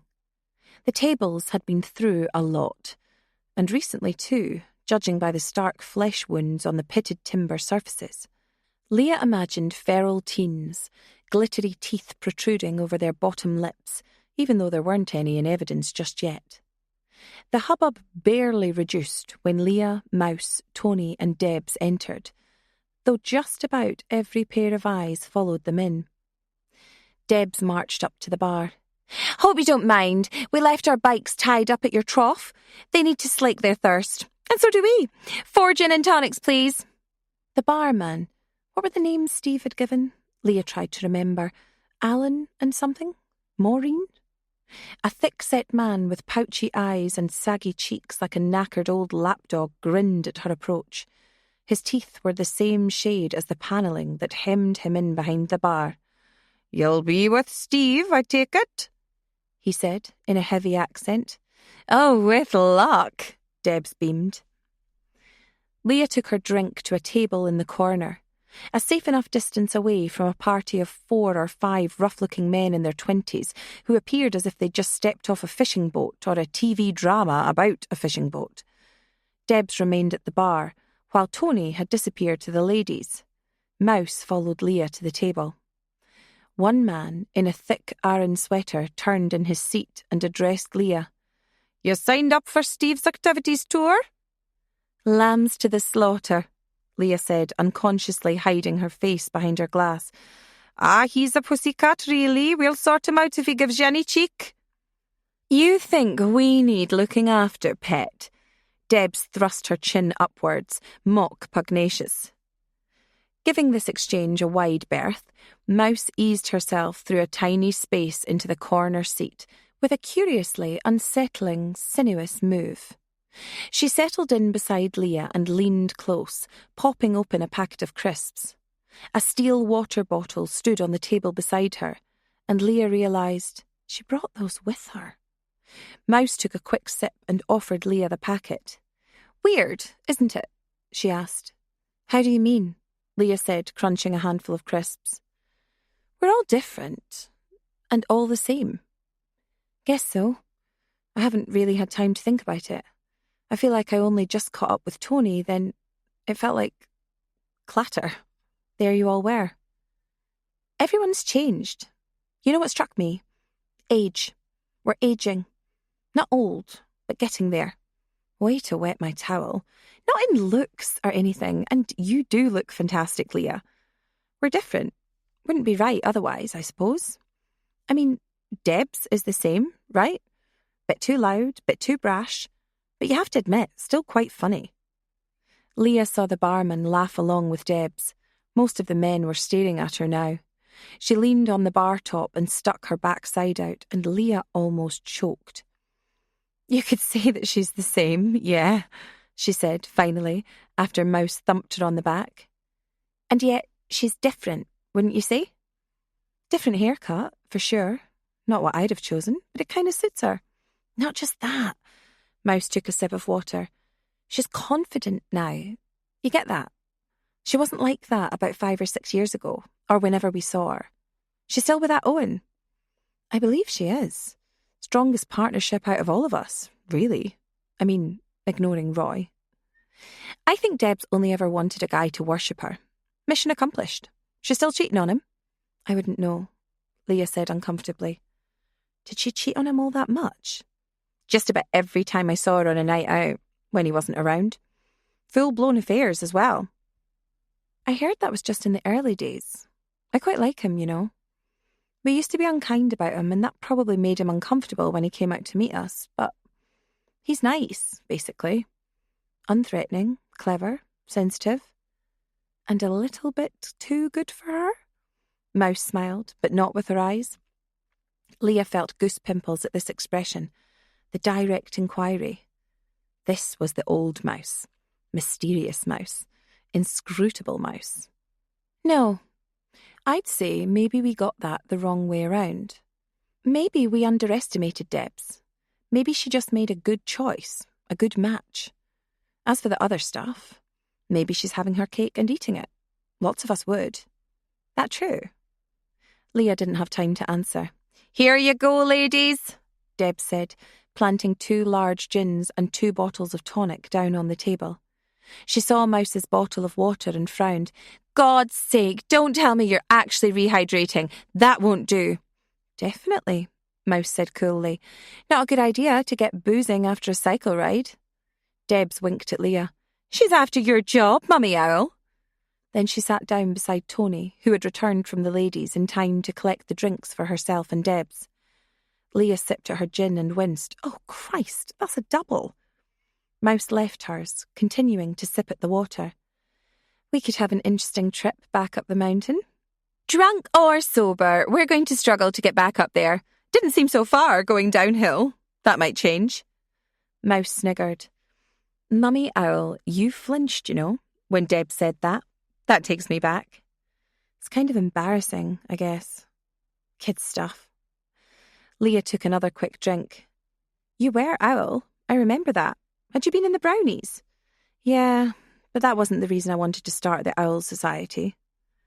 The actual words, the Owl Society, hadn't come out of Leah's mouth in years. I watched a David Attenborough documentary about an owl in the woods. All that cutaway camera trickery, infrared at night, swallowing little mice whole, bringing up pellets. I was fascinated. More fascinated than I'd have been had it been a show about, I don't know, tigers in Siberia or monkeys in the jungle. I thought owls were amazing. My favourite animals. So you do remember, Deb said slyly. You seem to have amnesia about the Owl Society before. Little bit shy about our past, were we? Well, memory, you know, Leah said, shrugging. Weird how it can come back. Mouse nodded. So you like owls, I get that. And then you named the rest of us after far inferior creatures. Leah held up her hands, a little more comfortable discussing it with the rush of the gin in her veins. True enough, you were the mouse. Debs was... Christ, what was she? The mole, Mouse spluttered. Oh, she loved that. I want to be a tiger. Why can't I pick my own name? Debs didn't respond. She had turned to Tony and started a new chat. Tony was the fox. Was Tony your best friend at the time? That I can't remember, Leah said sincerely. I guess she must have been. That's a second-in-command name. I don't know. Shell was Badger, wasn't she? The fruits of the forest? I hadn't thought about that in years. You did some amazing artwork, Leah said. That was your talent, for sure. Our club badges, the clubhouse poster that went on my bedroom door. Oh, God, that's embarrassing. Leah covered her face in her hands in not 100% mock horror. But Mouse's face clouded. No, I didn't do the art. Lots of other stuff, but not that one. It wasn't me. Wasn't it? No, that was the other girl. Leah saw the moon face, the the dark hair cut like a boy's, then her own voice from nearly 30 years before. Yeah, she's got a boy's arse as well. The memory clutched at her then, took her by the lapels and shook her. She wanted to flinch, to hide under the table. It was something that had grown and grown in her mind the whole day, her guts, her blood. It was a cancer. It had tendrils. It took root. Shame. Leah remembered the name. She knew the face. "Cheer up, you two," Deb said, leaning closer. "We've not even clinked glasses yet." They did. All 4 of them. Musketeers crossing swords. "Absent friends," Leah said. "Oh, Christ, Shell!" Debs took a long draught of her gin, winced, then spoke through gritted teeth. "Forgot she hadn't turned up yet." "Especially as she set it up, I suppose," Tony said sulkily. "What did she say? Something turned up at home?" "That's what she said," Leah replied. "Or what Steve told us she said." "Forever crying off, wasn't she?" Deb said in the middle of a burp. "Since she had kids, that is. Always good for a laugh up until then. Even after she married Ewan, popped those kids out fast enough though. Bang, bang, bang, she's out of the game." "You know, I think it started before that, when she became a PE teacher," Tony said. "She was dedicated to that job, wouldn't shut up about it on the phone, back when we used to actually speak to each other." That remark lingered a little too long. "Well, at least she gets to have a nice time tomorrow while we're all dying of a hangover," Tony added finally. "That's the spirit." Debs clinked glasses with Tony again, and the tonic sloshed over the side of the glass. "Good grief! This stuff is Moorish. I think it's the cheapest gin he had, too." "Hey, I think the guy with the Aaron jumper's taking an interest, Debs." Tony simpered, indicating the table with a none too discreet bob of the head. There, indeed, the man in the Aaron jumper with the bent nose had swivelled in his seat and was openly gazing at the table. "All right there," he said. "Yeah, not too bad," Deb said. She moved her chair closer to the other table and struck up a conversation. Tony joined her a little too readily. "Jesus," Leah whispered. "Already? Isn't it a bit too early to get drunk and flirt with the cast of The Wicker Man?"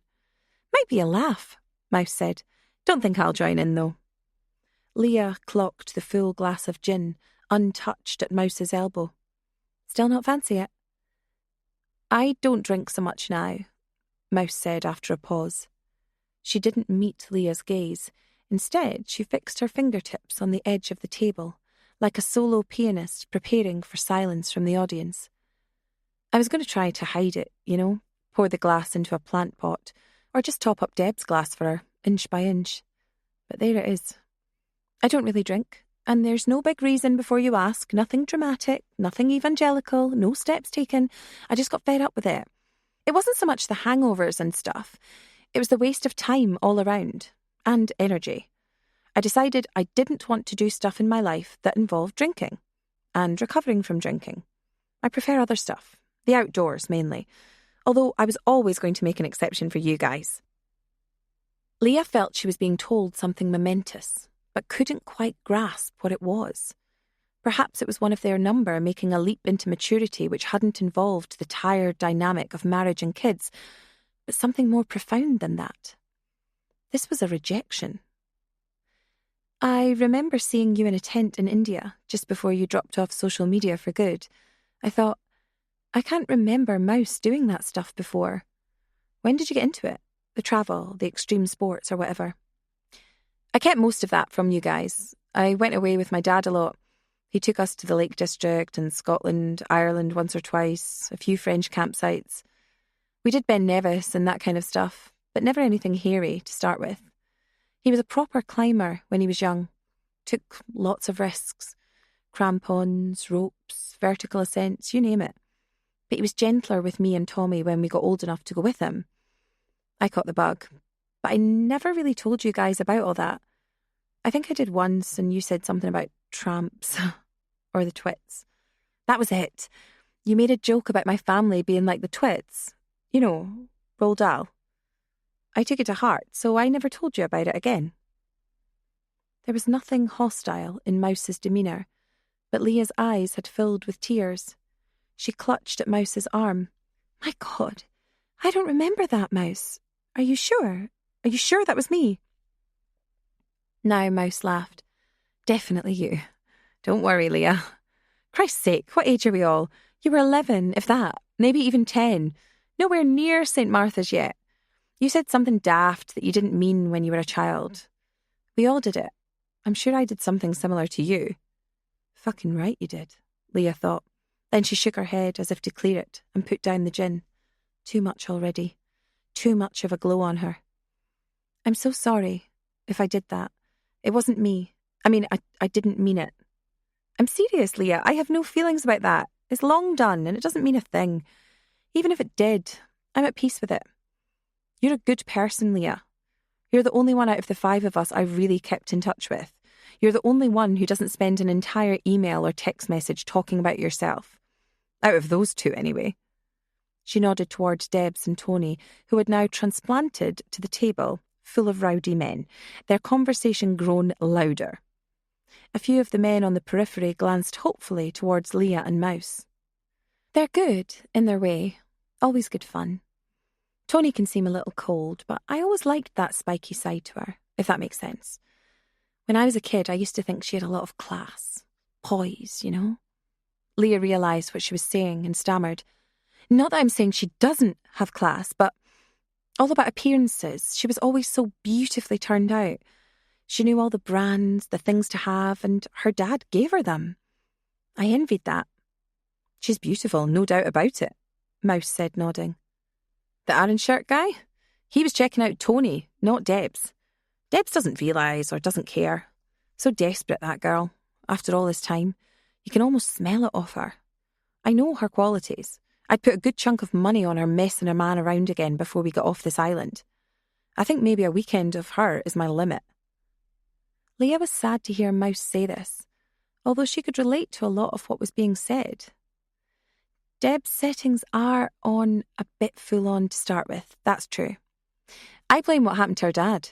Even now, if anything happened to my dad, Mouse shivered. Turned her into a bit of a party girl, almost overnight.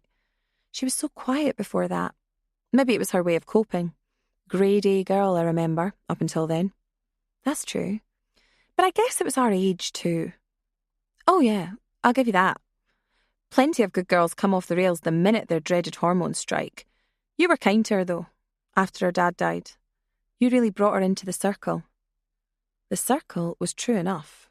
Leah, Tony and Mouse had been a trio before Debs was allowed in, and then Shell. But Leah, Tony and Mouse had been a good trio. They had looked good together. Leah with that beautiful smile and sweet face, Tony statuesque and graceful, Mouse ultimately the prettiest one from a standing start, eventually offsetting a quiet nature. "I remember one time," Leah said, "the boys called us the Cors. You remember that? After the sisters in the band." "Yeah, I remember that. Owen Clancy and his mates. One of them turned around, pointed at Debs and said, 'Yeah, you're the Cors and there's Jim.'"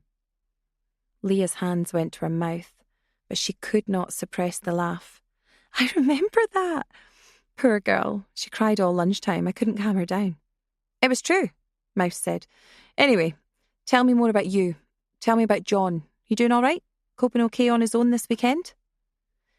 "Actually, he took David to his mum's for the weekend. So it means he effectively gets a weekend off out of it too."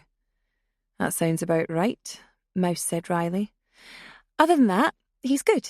Working hard, busy hands." "I know this is a cliché about a surgeon, but he always seems so confident," Mouse said, and actually puffed out her chest as she did so, like a strutting rooster. "I hope you don't mind me saying it. He had that air about him. He could run out a spreadsheet and do a presentation with about 5 minutes prep. You know those guys? They call it command presence in the army." Leah nearly choked on her drink. God, you should write his business cards for him. "What about you? Not still seeing Ian, are you?" "Nah, long gone," Mouse said without elaborating. Not much going on for me at the moment. Just chilling. Don't let me stop you, Leah said, gesturing towards the conjoined party. Feel free, pet.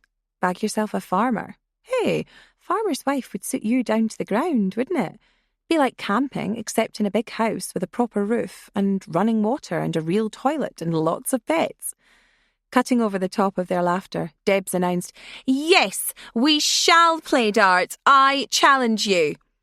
She drained her drink, raised both fists in the air, and then, to much cheering, she followed the man in the Aran jumper towards the dartboard. 10. "This vehicle smells of something," Tony declared. "Yeah, sorry about that," Deb said. Steve was driving with his shades folded into the neck of his t-shirt. He chuckled. "No," Tony slurred.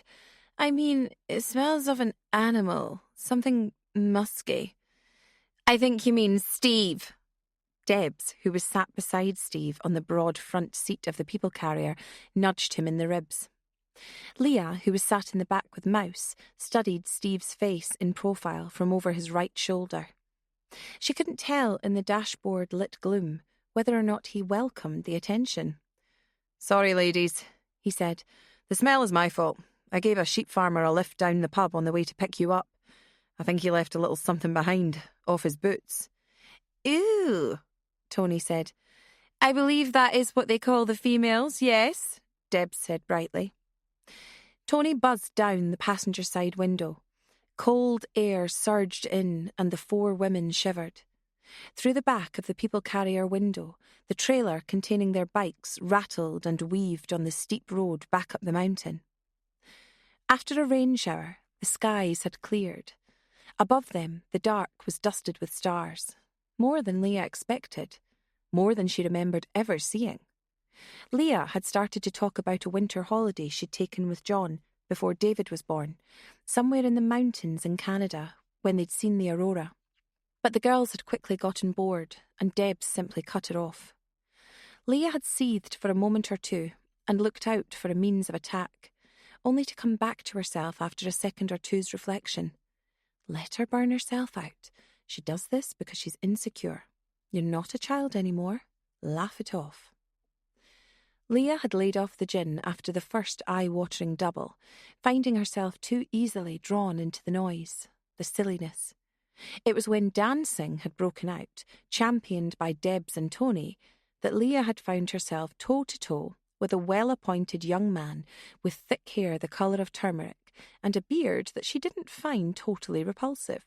After she had turned a pirouette under his hand and collided with the febrile lights of a fruit machine, an internal alarm had gone off, and she sat back down. Steve had appeared not long after that. In fact, it had been Mouse who'd sprung the idea of him giving them a lift back. He even had a trailer attached to a people carrier where they piled the bikes. He had acquiesced readily. Score 1 for Mouse, Leah had thought, and sobriety. "Amazing you showed up," Mouse said, leaning forward to place her chin between Steve's headrest and Deb's. "Well, your friend here invited me down earlier, and I thought it'd be rude not to show up for a soda water and lime," he said, totally straight-faced. "You can have something stronger back at the cabin if you like," Deb said. "Oh, yeah," Tony said, leaning across Deb's. "We've got all sorts. Wine, mostly. You into your wine?" "Yeah, I can do wine, but I have to keep a lid on it tonight. We're doing some outdoor activities tomorrow, remember? Plus, I'm back in the air the day after that. Busy old time, now the restrictions are done." "You live here?" Mouse asked him. "Yeah, myself and Peter share a place down by the beach on the south side." "Ah," Deb said pointedly. "I get it now." Steve burst out laughing. No. Alluring as Peter is, it's not like that. We're more like lighthouse keepers. We swap around when we have to stay over. Me, Peter and Gwen, that is. "Thank goodness for that," Tony said, placing her hand on her heart. She was the drunkest. Leah had noticed that Tony hadn't even finished the second gin Debs had slammed down in front of her, but she hadn't needed to. She'd fallen over twice during an energetic performance to Dead or Alive's You Spin Me Round. And that had been Steve's signal to judiciously steer her and Debs outside, to the chagrin of the rest of the pub's patrons. It would have broken me had you been on the other bus. What's Gwen like? Leah asked. I think we saw her briefly when the plane was moored. Ah, great worker. I don't see too much of her. She's not a full partner. Just drives the bus for us when the other one's off. We'd be screwed without her. You might meet her before the week's out. She could be flying you back on. When is it you go? Monday, Deb said, slapping her thigh. When we say it's going to be a long weekend, we mean it, goddammit. So what have we got on tomorrow? Leah asked. Archery, clay pigeon shooting? The works, Deb said. Far too expensive not to be the works, frankly. Swimming and canoeing too. Great, Tony muttered. Bit more cycling? Steve grinned as he said this. I have to say, cycling downhill was fine, but considering cycling back up after a few drinks, that's optimism. Let me tell you, hats off, ladies. Nah, we'll skip the cycling, I think, Deb said, wincing. It was okay coming downhill and all that. Lovely to tick it off, but a wee bit uncomfortable. Like a 69. There was a fusillade of laughter. Looking out the windscreen, beyond the grinning wraith of her own reflected features, Leah focused on the lights illuminating the dark road as they corkscrewed back to the top. Occasionally, other bright points peeked out of the darkness, only to be wiped clear by the jagged darkness of the fir trees. Then, as they slowed for a tight bend, she saw a field of unblinking yellow eyes gazing out at them. Jesus, what's that? She shrieked as something loped away from the car's path. Just one of our resident woolly jumpers, Steve said. A sheep. Surprised they're out this late, in fact. What a bastard, Deb said. Hey, I think we're nearly there. That's where the horsey guy lives. Look. I think he's out on his patio. He was lovely. Give him a beep for us. I wouldn't if I were you, Steve said quietly. You what? Don't be silly. Give him a bump, so to speak. The headlights stole over a break in the trees. There, in among some burgundy-stained decking, two people sat in garden chairs, beat up in front of a flickering fire pit. One of the figures stood up and waved heartily. The car seemed to shriek with the women's collective reactions amplified. Did you see that? Tony said at last. Completely naked. I couldn't miss it, Leah said. Yep, I tried to kind of warn you. Keith and Susan are a bit of a naked duo. They run an online newsletter. Tried to start a nudie colony out here a while ago, but didn't get planning permission. Doesn't stop them getting involved in their own way. That was full old man balls, Deb said. I'd been warned about old man balls. I just never expected to see them out in the wild. Was that actually balls? I thought he had a bum bag or something, Tony said, shaking her head slowly. It was. Incredible distance from top to bottom, although I'd say the one on the left was a bit of a slouch. Deb sighed. Was the other person his wife? Probably, Steve said. I can go back if you want a closer look. Nah, you're fine, Mouse said and yawned. Think bed is calling, in fact. What about the other person? Leah asked. What other person? There was another person at the back of the garden. They weren't in the nude. All she had seen was someone standing by the side of the building as the people carrier went past. The shadow had grown, disappeared, then lengthened in the other direction as they moved past the scene. Steve frowned.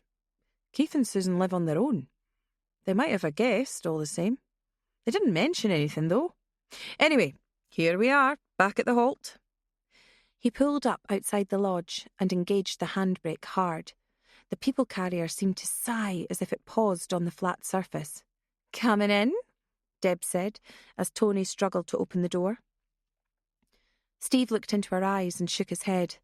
Nah, as I said, working tomorrow. With you guys, in fact. I want to be fresh for it. But tomorrow night I could pop along. Only if it's all right with you. We'll see, Mouse said, somewhat peremptorily, as she opened the side door along its runners. We've got loads of catching up to do. Debs turned around and raised her eyebrows at Leah as Mouse got out. That was very tart of Mademoiselle Souris, wouldn't you say? Think she's had a longer day than us, Leah said apologetically. Uh-huh. Don't think I didn't notice her giving her drinks away, Deb said, sliding along the seat to follow Tony. Not up the duff, is she? Not that I've noticed. Take it easy now, Steve said, as the other doors were opened and everyone got out. Hey, wait a second, where are you all going? Don't forget the bikes. 11. In the kitchen of the lodge, Debs put on the DAB radio and found an 80s station, way before everyone's time, but they knew the tunes and danced for a while. Soon only Debs remained. She made full use of the kitchen space, moving from corner to corner with a Chuck Berry-style duck walk to the guitar solo in ZZ Top's Gimme All Your Lovin'. A moment or two after this surge burned itself out, she sat down and completely crashed, sinking onto the kitchen table, chin tight against the slick wood-stained surface. She didn't seem to sleep, but she wasn't quite awake either, Leah noted. She was breathing deeply, but seemed to be talking to herself and grinning. Maybe it's a party in her head, Leah thought, crossing over to the tap and grabbing a glass of water. Such a cute child when she's asleep, Mouse said dryly from across the table. Fuck off, Debs muttered. Tony was striding up and down the patio doors, tutting at a new out-of-service tone on her mobile. Wouldn't you bloody believe it? I go on holiday for the first time in years with the girls and there's no signal. Last outpost on Earth without it, this. Last message I got from Roy, he was asking me to call him. Shit. She stabbed at the redial key. Roy, Deb said, and then grinned, her eyes closed. Lovely Roy. He coming to take us away from here? Tony frowned at Debs, then tried again. Oh, hang on. There's a tone. She stayed in the spot she was, frowning hard as if concentrating. Sipping at her water, Leah heard the phone. Then a rasping sound, sharp, even at a distance. Tony winced. Roy? She said. Are you there? The line was dead. Leah and Mouse shared a look as Tony said, I thought he was catching up on some box sets. Hello? Tony stared at the phone with a look of utter savagery for a second or two. Leah was sure she would smash it against the wall. Nice. I bet the bastard's only gone and headed out. Not sure who he's gone out with, all the same. He doesn't know anyone in the village. Well, I think I'll chase this hangover while I can, then get to bed. She held up a packet of paracetamol. Anything I can offer you, ladies? Not a bad idea, Leah said, accepting the pack. She pushed out 2 of the tablets, then gulped them down with water. I cannot, absolutely must not have hangovers this weekend. I can't deal with them anymore. I've barely drunk since, can't face it. And can't look after a kid when I'm in a bad mood and in pain. Plus, it's not just the pain, it's the horror. I can't believe I used to drink till 3 a.m, then roll out of bed to start a shift at Brightley's on a Sunday. Guess the swimming will wake us up, Tony winked. Anyone get the message from Shell? One came through. I just came into signal for a second or two. I got a message, Leah said. Just the one saying she was going to turn up tomorrow. She got caught up, had to turn back. Oh, hang on.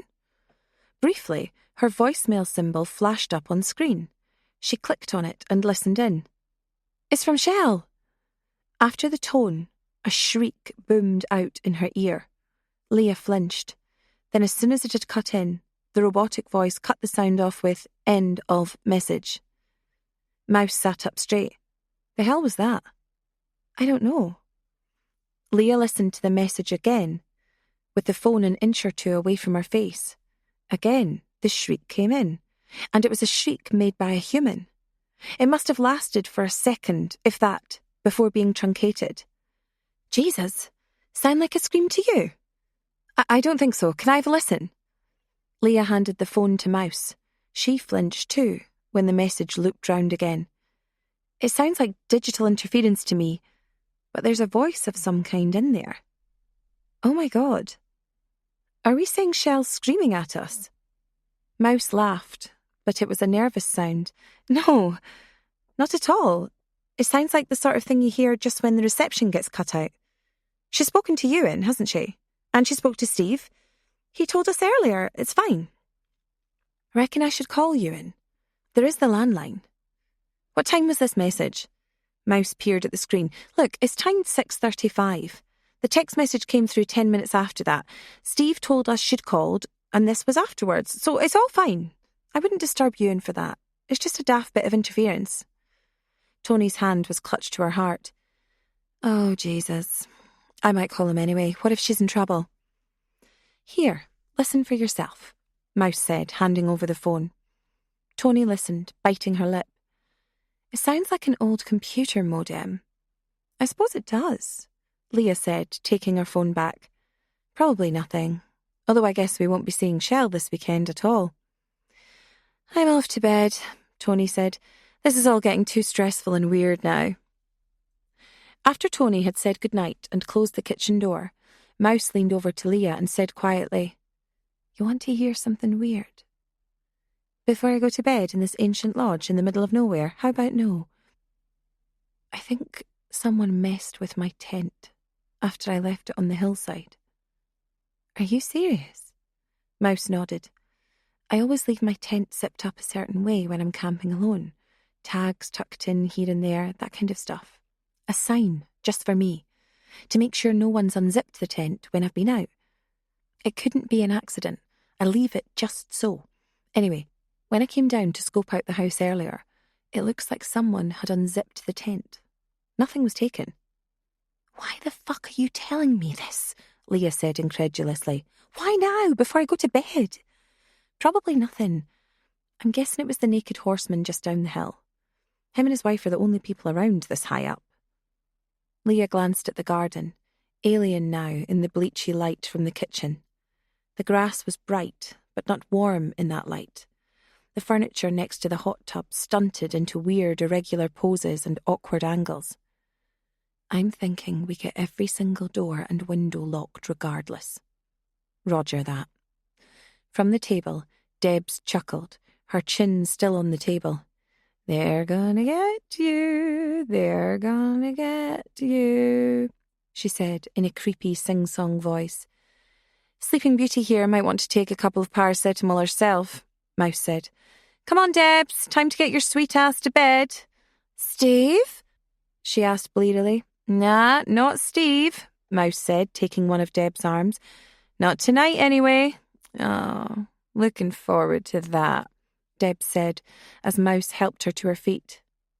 In the cast of her eyes and their pinkish hue, Leah saw how truly drunk Deb's was. She glanced at her phone, then, on a whim, redialed Shell's number. But the signal symbol was gone. Damn it. Leah slept eventually. She was comforted by the sound of the girls shifting in their beds across the way, the creaking in the beds and their occasional trips to the toilet. On one occasion, she heard Debs vomit noisily. Leah grimaced. Thank God she got to the loo at least. It was hard to shut down. Every time someone got up to go to the toilet, Leah wondered if the footsteps belonged to someone else, padding up the stairs. But eventually, she did make it to sleep, flat on her back, swallowed up by the new mattress and fresh sheets, far cosier than her own bed back home, with the radiator ticking away against the wall. In the dead of the night, Leah's door opened. Someone came in. There you are. There you are. Oh, there you are. A long, thin blade glinted in what little light there was. The figure made no sound on its feet. Shall you be first? Shall you? Shall you? The blade moved towards Leah's nose as the delicate nostrils fluttered with each breath. The silvery tip paused an inch away. The hand that wielded it only trembled a little. No, not yet. Not yet. Not yet. Can't spoil it just yet. Can't spoil my surprise. Some owl, someone said, too low to hear. The figure departed without a sound. Leah never stirred once. 12. A fine rain, more like mist, had begun to fall over the dark mountains. the tail end of the storm earlier, Susan supposed. She gazed at it as it fell through the gloaming of her garden lamp, mesmerised by the yellowish halo. It reminded her of the streetlights of her home city, hundreds of miles away and a million years before. It was cold for this time of year, and she'd long gotten changed out of her bathing costume for her tartan jammies. Over the top of this, her treasured fleecy blanket, keeping her cosy on the outdoor settee, at the far side of the all-weather gazebo. A half glass of wine was left by her side on the patio, and she wanted to savour it, for all that was left of Friday night. Her husband was also fascinated with the slow caress of the water on the mountains, and he was still as naked as the day he was born. Steam rose from his body as he got out of the hot tub and switched it off, before allowing himself the dubious dignity of a pair of slip-on purple deck shoes. His spotlit penis bobbled like a will-o'-the-wisp as he trotted down the path towards the gazebo. "Gave them a bit of a start," Keith leered, his tongue between his teeth. "I asked that gobby one if she fancied coming on over tonight when she was out for a ride on Derek. She didn't say no either." "Fancy that," Susan said, yawning. "And how long has it been since you were successful with that pitch?" "I don't know. 6, 7 years. Maybe that charcoal artist from Ontario who came to sketch the mountains. But it kept raining and spoiling her drawings. I don't know if she'd been crying or rubbing her hands on her face, but she looked a right clown. What do you call those artists? The ones who use the charcoal. There's a name for them, isn't there?" "Dafties?" "Jealous. Anyway, there's a whole squad of girls heading up to the Owltree Halt with Steve. He can't go through 'em all, surely." Susan drained her wine, appraising her husband's saggy buttocks as he put on his dressing gown, then poured himself a glass of wine. "You can't really behave like that, you know. Not anymore. Do you actually read the papers?" "No," Keith said, grinning. "What's the point? Unless they drop the big one down at Fastlane, I don't give a flying one, pet." "Well, people are more sensitive to those kinds of things now. You can't just proposition women. In future, maybe keep Keith Jr. indoors when we know people are coming to stay at the lodges." I know, he said, irritated. "It comes to something when a man can't just get his John Thomas out. Political correctness. Or what is it nowadays? Cancel culture." "I don't think you get cancelled. I think if you expose yourself to people, you just get arrested, Keith." "Ach, it's my property. I can't help it if they peer in on the way past. Anyway, you ever get round to chatting up Pete the pilot?" "Not my type," Susan muttered. "Bit too stubby. I like a bit of length to the bones." "You can say that again. Steve not budging, I take it?" "No. Steve's not what I'm looking for." "You're a hard woman to please. I guess that's why you married me, eh?" Susan sipped at her wine, making it last. 40 years ago, her hair had been short and stylish like Sheena Easton's, and her blending technique with her emerald mascara had been the envy of most of her peers. She still had the short hair, but it wasn't so stylishly cut now, although she had dyed it a startlingly rich hazel. Keith had aged a little better, although she wished, if he was going to flaunt himself quite so much, he might do something about the white hair that covered his chest, like the head on a pint, not to mention the white sideboards down his thighs. "I was hoping to get myself invited along to their shindig down at the loch tomorrow," Keith said. "What, that bunch of hen party women?" "Yep. Although I think it's a reunion. No one's getting married. I tell you, that Deb's character's a total flirt. When I had her out on the horse, frisky." "They all seem frisky to you, dear. It's because you're old. You're safe." "Old and safe does the job sometimes, sweetheart. Don't you worry about it." He winked. "I was kind of hoping that you'd ignore them for the night," Susan said quietly. "Yeah?" "Yeah." She peered up at him as she drank. "I was hoping maybe I could be your fantasy date on a Friday." "Why didn't you say?" Keith threw back the rest of his wine. "For you, anything, my darling." She grinned at him, finished her drink, and walked to the patio. She heard him scramble across the paving stones at her back, his shoes slapping on the wet concrete. He took the glasses into the kitchen while Susan headed up the stairs. He was just rinsing the first glass when there was a sound like 2 bottles clinking, and the lights went out. A little drunk, a little stupefied, Keith swayed in the dark of the kitchen. The glow from the LCD lights staked into the corners of the lawn gave only the faintest glow. "Fuses," he said on a belch. "Damn it. That's not happened for a while. Hold on, sweetheart," he yelled. "I'll just head out and sort them." Susan padded down the stairs. She already had on a head torch, which cast haphazard blue beams through the banister and railings as she descended. "No, you won't," she said peremptorily. "You're pissed, love. I can see you putting your finger somewhere you shouldn't and getting fried. Sorry, I thought you liked it when I did that."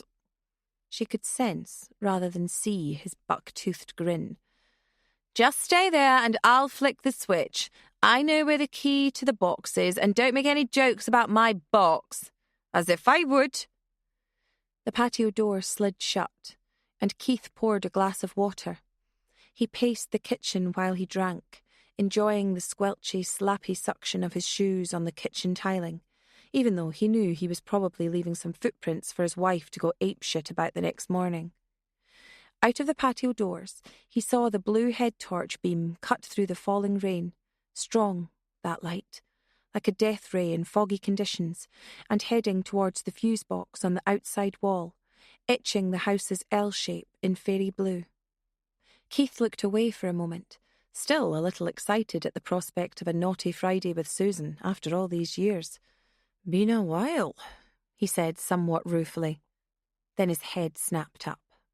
The beam of light described a high parabola in the smur, spinning as it fell before sparking out on the decking. "Susan?" he said, in a tremulous voice. Then he tugged open the patio door and was out in the cool air. "Susan!" he said again, running now. "Christ's sake, Susan! You all right, girl?" There was no sign of her. In the stables just over the dividing fence, he heard Derek the horse whinny. "Are you there? What's going on?" There was a bang against the side of the house. It was the door to the fuse box, in the wind, striking the end of the wall. It banged again, and Keith closed it against the wind. "If you're out there, where did you—" Then someone was screaming in his face, with a demon's eyes and a demon's mouth, wide open, shrieking, and Keith was stabbed 6 times in the chest, stomach, and abdomen before he could exhale properly. When he did, he emitted red arcs, dulled to black in the gloom.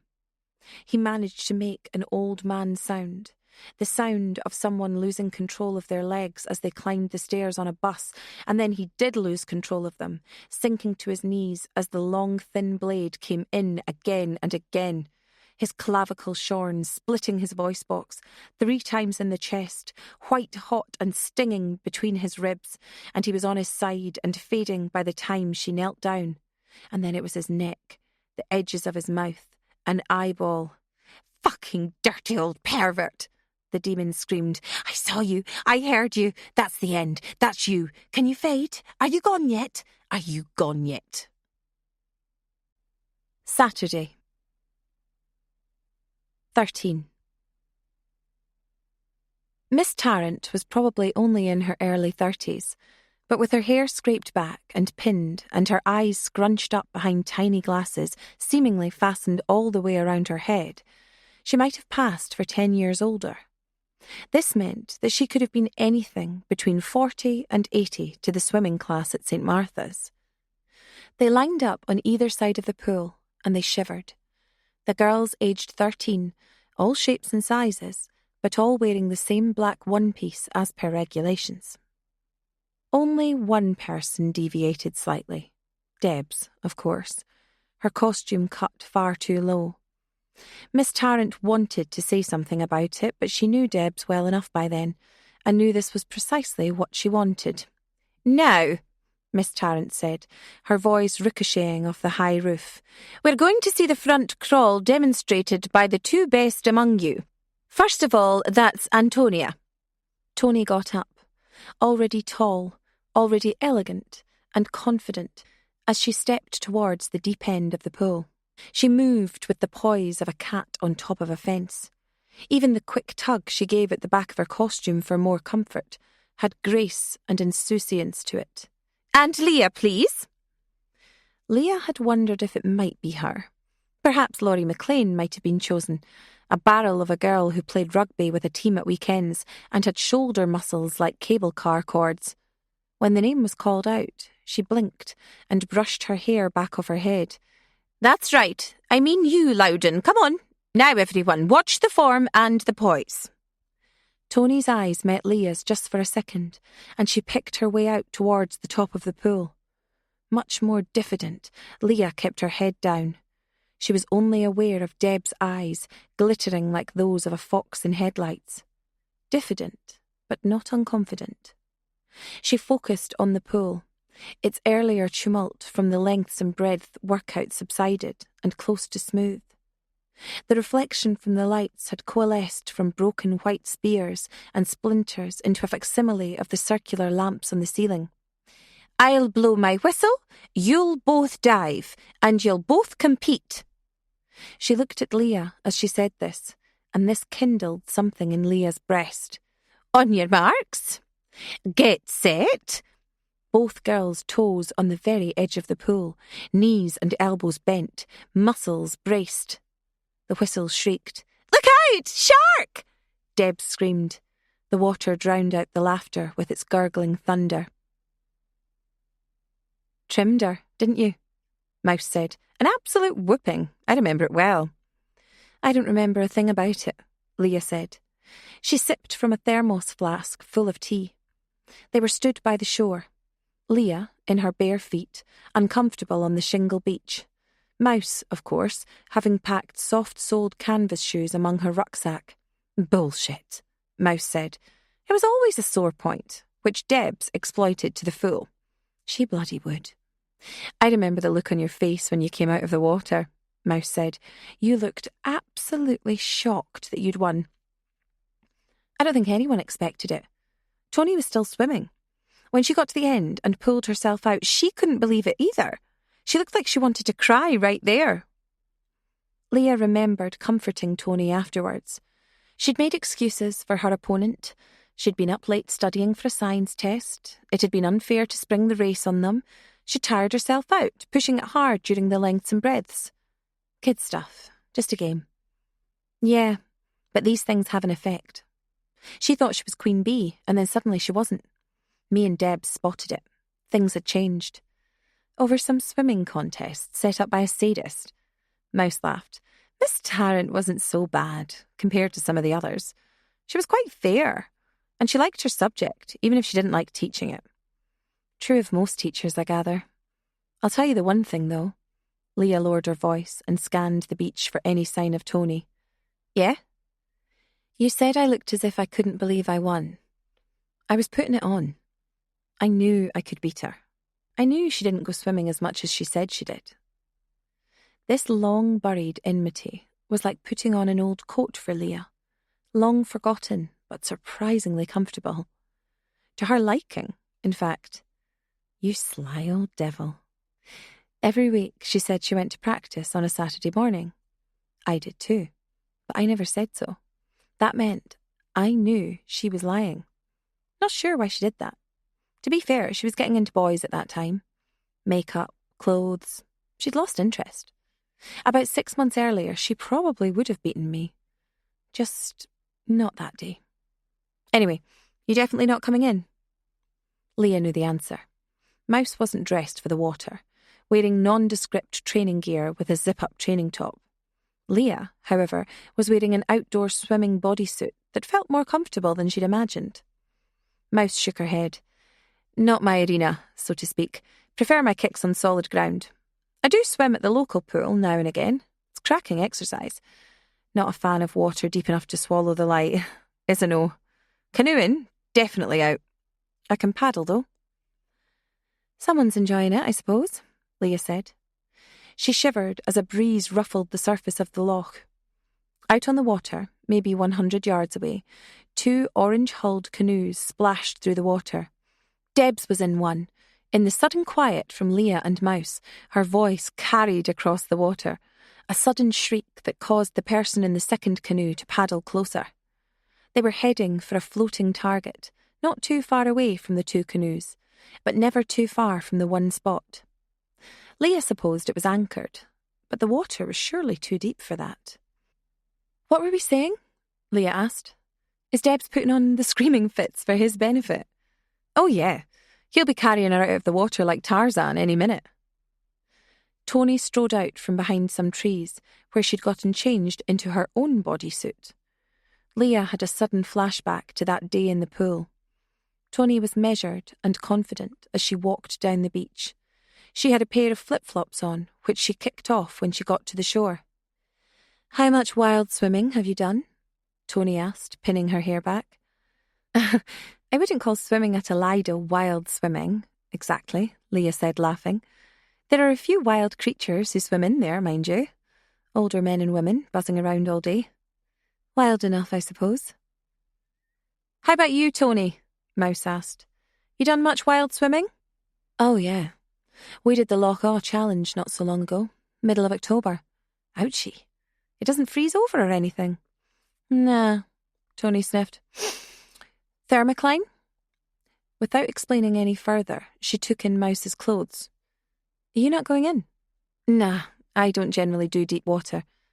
"I thought you were a decent swimmer." "I was. I am. I just don't fancy it today." "Ah, suit yourself. So, Leah," Tony pointed to the float, "to the platform. First one to get there is the champ. What do you say?" Mouse turned away to hide a smile. "You're on," Leah said. "I don't quite feel so sure about this one," she thought, wincing as the tiny stones found ways to jab in between her toes and the delicate flesh of her instep. "It'll feel quite cold," Tony explained. "I mean, even colder than it looks, so I wouldn't dive in or anything." "Fancy giving me a head start?" Leah started, shivering. "Psychosomatic, they call that." Tony didn't respond. She fit her swimming cap. Leah, of course, didn't have one. "Want to call it, Mouse?" "Sure. Shall I make the starter pistol noise? On 3? Perfect." The goggles went on. Tony was transformed. A tall figure with her features compressed behind her goggles, like an octopus squeezing itself into a bottle on a sunken galleon. Leah reflected that she looked a bit like Miss Tarrant from all those years ago. "Okay, girls," Mouse said. "Good clean contest now. On your marks. Get set. Boo!" Tony splashed into the water so quickly and with such confidence. Leah expected to see her skip over the surface on her tiptoes, like one of those supercharged but faintly ridiculous salamanders. By contrast, Leah was ponderous. By the time Tony had gotten in up to her thighs, her competitor gave a gasp, which turned into a full moan as the water covered her bare feet. "Oh, Jesus!" Leah started forward, and the stones dropped away so fast that she did instinctively half-dive into the water after a couple of steps. Her whole body jolted. She took a mouthful of earthy water. She kicked off, took a couple of strokes through the dark water. Tony was already streaking away in a burst of white water, her shiny cap bobbing to the side as she swam with perfect, concentrated strokes towards the float in the middle of the loch. Leah put her face in the water and pumped her arms, trying to build speed. That's when it happened. For an absurd moment, she thought something had grabbed her from below. The feeling of something tightening around her calf muscles was specific, not like a shark bite or a groping hand, but as if she'd been snared around her lower leg. That something pulled tight, and Leah couldn't move. She'd barely moved more than a few yards off the water's edge. She tried to right herself in the water, and the whiplash feeling attached itself to her other leg. "Oh!" she said, instinctively throwing an arm up. Cramp. Her legs had cramped. She could not move them. She swallowed water. She thrashed, not in panic, more in disbelief. She jerked her head to the side. Mouse, then. Mouse at her back, her hand cupped gently underneath Leah's chin. Mouse taking her back towards the shore, That's all right, you muppet, Mouse said, her legs flailing out on either side of Leah. Don't drown on us, will you? Not the best girls' weekend scenario, that one. Leah could barely speak. Silly question. Can you breathe, sweetheart? Yes. Leah spat water. The stones were back, her useless feet digging furrows in them, heels first, as Mouse dragged her onto the bank of the loch. Cramp! I can't. Gotcha. Hang on. Mouse laid Leah on her back, then raised her legs one after the other. You know the drill. That's it. Point your toes. Come on. We're back. We're fine. It's gone. God. Leah struggled onto her elbows, breathing hard. What an absolute embarrassment. Shouts came from across the loch. Steve and Debs were paddling hard towards the shore. Steve struggling to make himself heard over his pupil. Debs, Leah noted, was paddling well enough now. Tony was still pummelling the water, a slick, dark torpedo streaking towards the float. When she reached the transom, she pulled herself out of the water and stood, shining in absolute triumph, head and arms held in the pose of a gymnast at the end of their routine. Then she opened her eyes, saw what was happening on the beach, squeaked aloud, and then dived straight back into the water. I'm so sorry, and thank you. Leah took Mouse's hand and got back to her feet unsteadily. I knew this was a bad idea on a half-hangover. Don't worry about it. I probably caused a drama over nothing. You're grand, Mouse said, clapping her on the back. Maybe you should join me for a paddle. I didn't warm up. That's the thing. I haven't been swimming for months either. Then something caught Leah's eye. Over Mouse's shoulder. One of the branches of the trees swayed against the breeze. There was a suggestion of an arm amongst the dense, almost glowing green. Hey, Leah said. Do you see that? Our fan, yeah, I saw it. But Tony was getting changed over there. You reckon it's that nudie old bloke who got his kit off in the hot tub last night? No, it was quite a short figure. A boy, I thought. Anyway, look out, here comes the Coast Guard. Steve leapt out of the canoe and beached it, springing onto the shingle in his bare feet. Water dripped off his face and his cannonball-thick helmet. All okay? He said. Just a bit of cramp. I was daft. I should have warmed up, Leah said, embarrassed. Gads, don't die on me, Steve said, shivering. It's really awkward when I have to put a death in the accident book. 14. Leah downed the tea, feeling the warmth seep into her. She was in her pyjamas and dressing gown, sat in the kitchen of Owl Tree Halt Lodge. Fluffy on the outside, cosy on the inside, thanks to a hot shower and, of course, the cup that was uncomfortably close to burning her hands.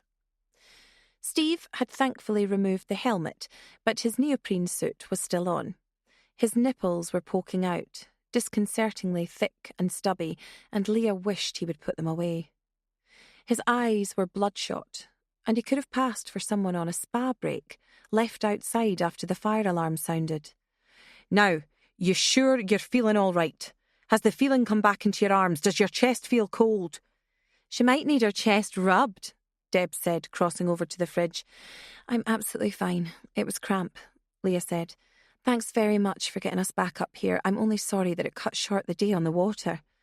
It was cold and bollocks anyway, Deb said. Then she added quickly, not that it was anything to do with our host. Steve scratched the whiskers on his chin, probably to disguise the fact his cheeks had coloured. Just making sure. It's going to have to go into the accident book, I'm afraid. Got procedure and all that. If you have to. Leah finished her tea. I'll be back out for the archery this afternoon. If you get cramp, do let us know, Leah, Tony said, sitting across from them both. She had on her dressing gown, but it wasn't clear to Leah if there were pyjamas, or anything at all, underneath. Tony pulled away a towel she had wrapped tightly about her hair and let her long, damp tresses fall over her shoulders. I wouldn't want you to fire an arrow if you fell over. Honestly, it's nothing. I was silly to get involved in the exercise. And hey, let's hear it for the champion in the Wild Swimming Championships. Leah raised her mug at Tony, and this time it was the latter's turn to blush.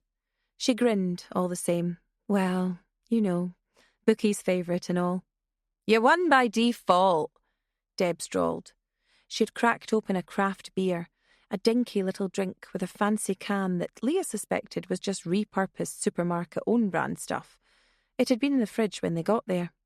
I think Leah might have whipped you, had it been a fair contest. Well, might have doesn't cut it, Tony said smartly. She crossed her legs savagely, never quite upping her certification into 15 or 18 territory, but almost certainly forgetting that Steve was stood directly in front of her.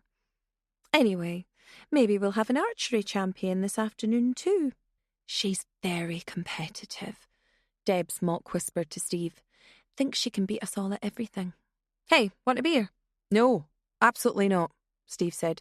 I need to head down and make some final preparations for the archery range. It's over the other side of the mountain, so I'll have to make sure it's ready to go before I come back. Please relax for a couple of hours or dry off, whatever comes first. See you soon, Robin of the Hood, Deb said.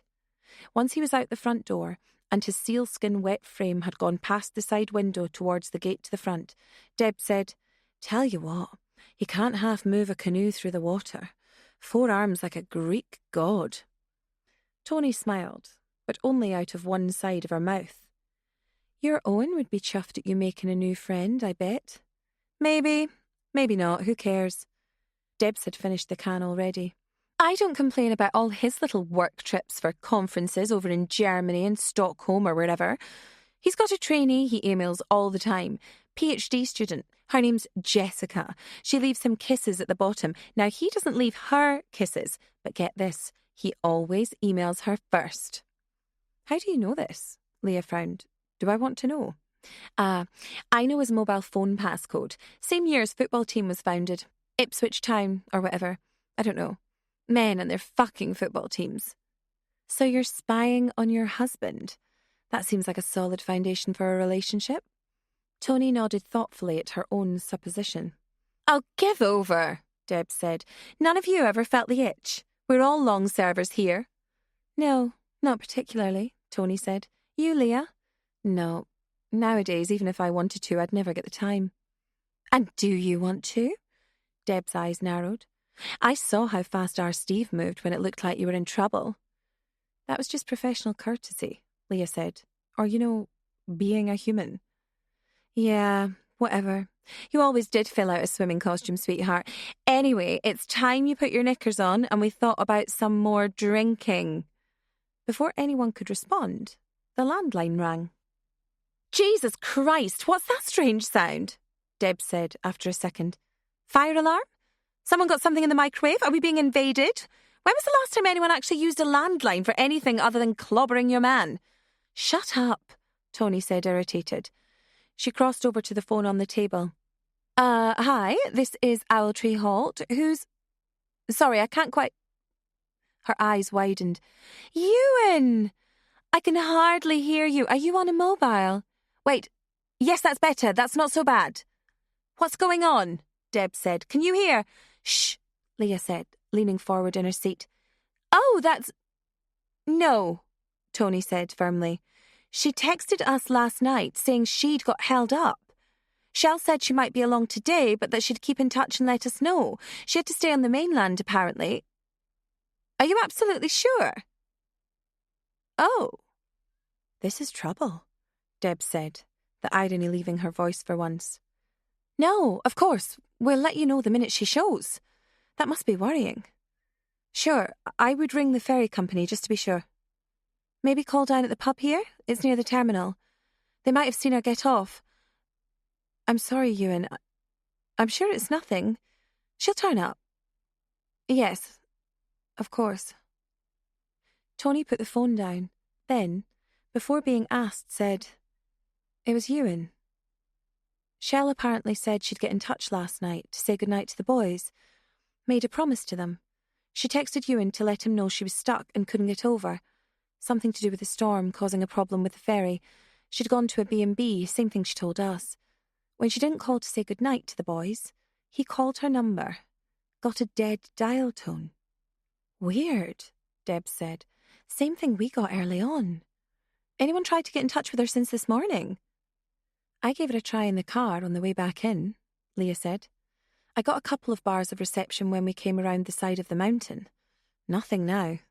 I tried it too, but I don't think it connected, Tony added. Could be a boring, obvious explanation, Deb said. I mean, the reception is crap over here. They weren't joking about that. Crap would be an improvement, actually, on non-existent. What did Ewan say he was going to do? He's driving up if he can't get in touch. Drama, mama, Deb scoffed. It's not worth panicking over, surely to God. I don't know, Tony said. Maybe it is. Mouse came into the room munching on a protein bar. What's up? Leah told her. I took a walk up to the summit to get a reception. Shell called me when I was up there, Mouse said. Oh, thank God, Leah said. We should call Ewan back and let him know. Mouse nodded. Terrible reception where she is. She says she's on the mainland, stayed at a B&B. She's trying to get the ferry over. There aren't many sailings. She says she might be over early evening. The line was awful, cut off eventually. The storm wasn't that bad yesterday, Deb said. I mean, far as they go. Bit blowy, some lightning, a heavy shower, then nothing. It's not like it was terror on the high seas, you know? Hokusai painting, whatever. Well, she just about got the story out. She said she'd had trouble with the car too. Had to get someone over to check it. Mouse flipped open the pedal bin and dropped in an empty wrapper. Poor Shell. Sounds like she'll be lucky to get Saturday night out of it. 15. Concentric rings. Black, white, red, blue, yellow. A single arrow thudded into the white ring. Leah flinched at the sound. 3, said Steve. He was a more than respectful distance away from the target, and he had to peer closely to be sure of the score. Mouse, poised beside a blackboard, changed Tony's points total. You got it closer that time. Yeah, but no cigar, Tony muttered, lowering the bow. Her face was flushed, and she blew a stray lock of her hair.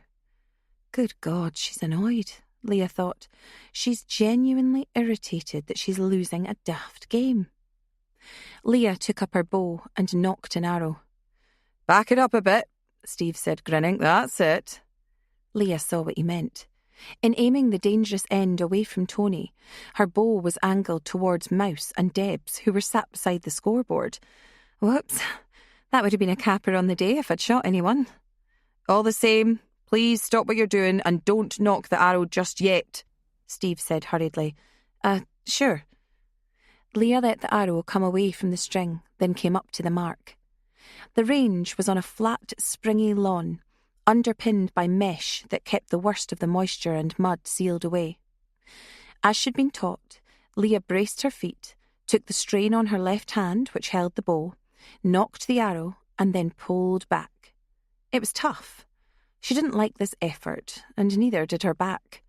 The hidden cables and connections back there seemed to thrum and vibrate in much the same way as the bowstring. She wondered if this was the inevitable retribution of her body after yesterday's bike trip, followed by the morning's stress in the water.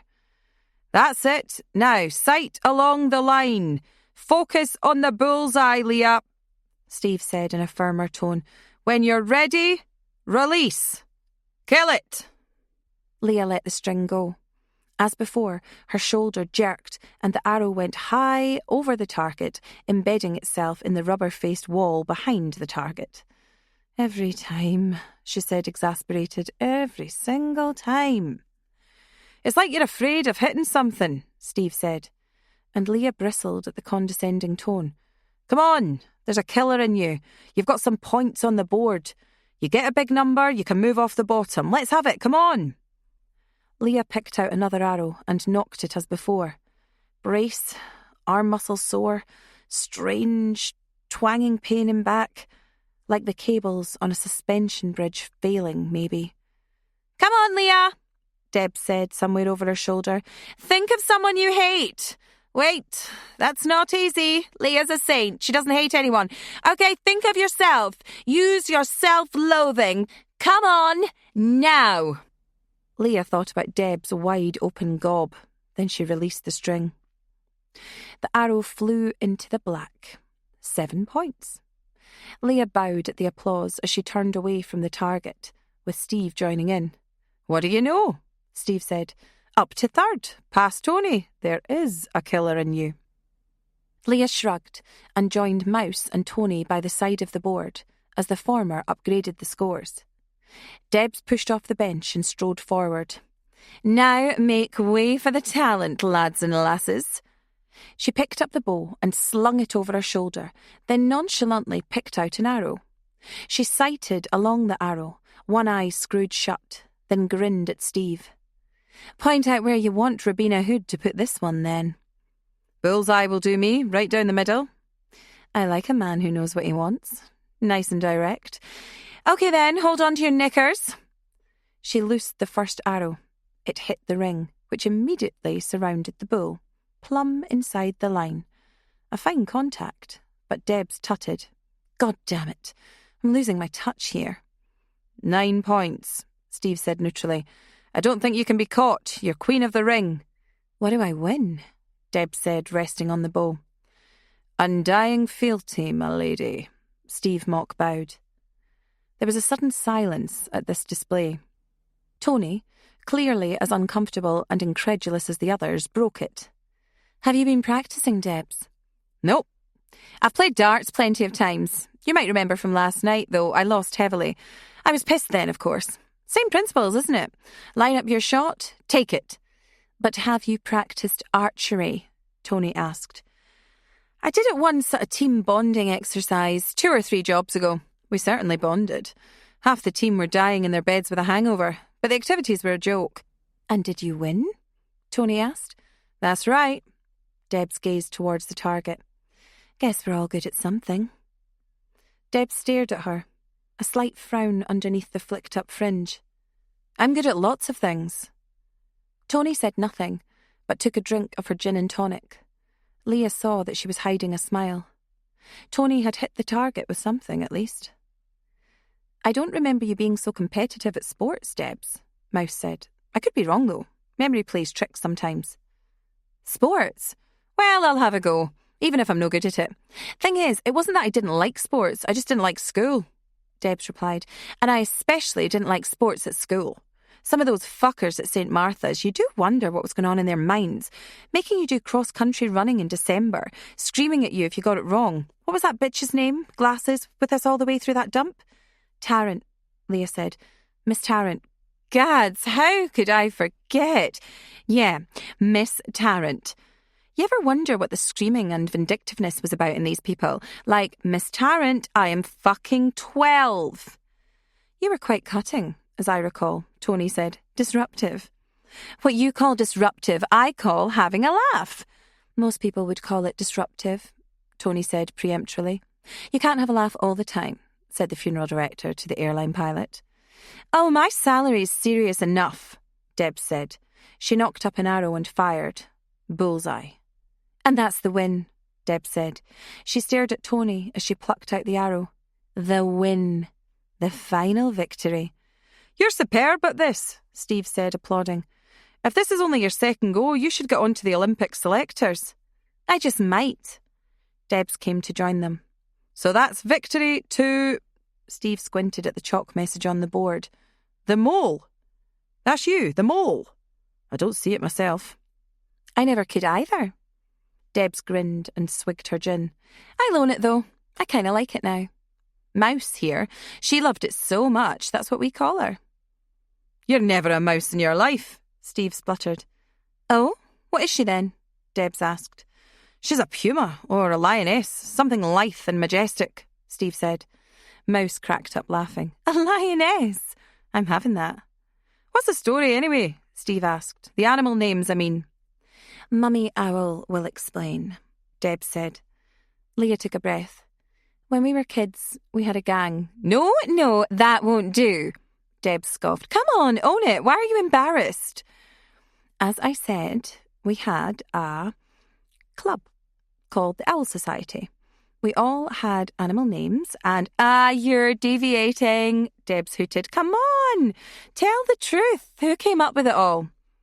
"I did," Leah answered, trying not to bite back at Debs. "It was all my idea. And I got Mouse to do some of the artwork, and we all had an ID and a role, with me as the leader, the owl. What age was this then? Steve asked. 19 or 20, Leah said, then laughed. No, 8 or 9. I was going through a phase. Animal stories, animal clubs, BBC documentaries. David Attenborough was my pin-up for a while. I'd do it, Debs mused. David Attenborough, young or old, no question, the top rank.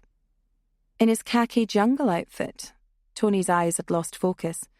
Oh, babe, he's got to arrive in his jungle onesie. British colonial khaki all the way. It's a deal breaker if he doesn't wear it. So what did the Owl Society get up to? Steve asked. Well, nothing, really, Leah said. I think we were meant to be a community help group or something. She's pretending she doesn't remember, Deb scoffed. We had a Pledge of Allegiance. I think I can remember it. I promised to do right by the natural world, to help small animals, to do no harm to the living creatures of the world, and to champion the cause of animals everywhere. She made us say it every time we met. We slagged her black and blue, of course, behind her back.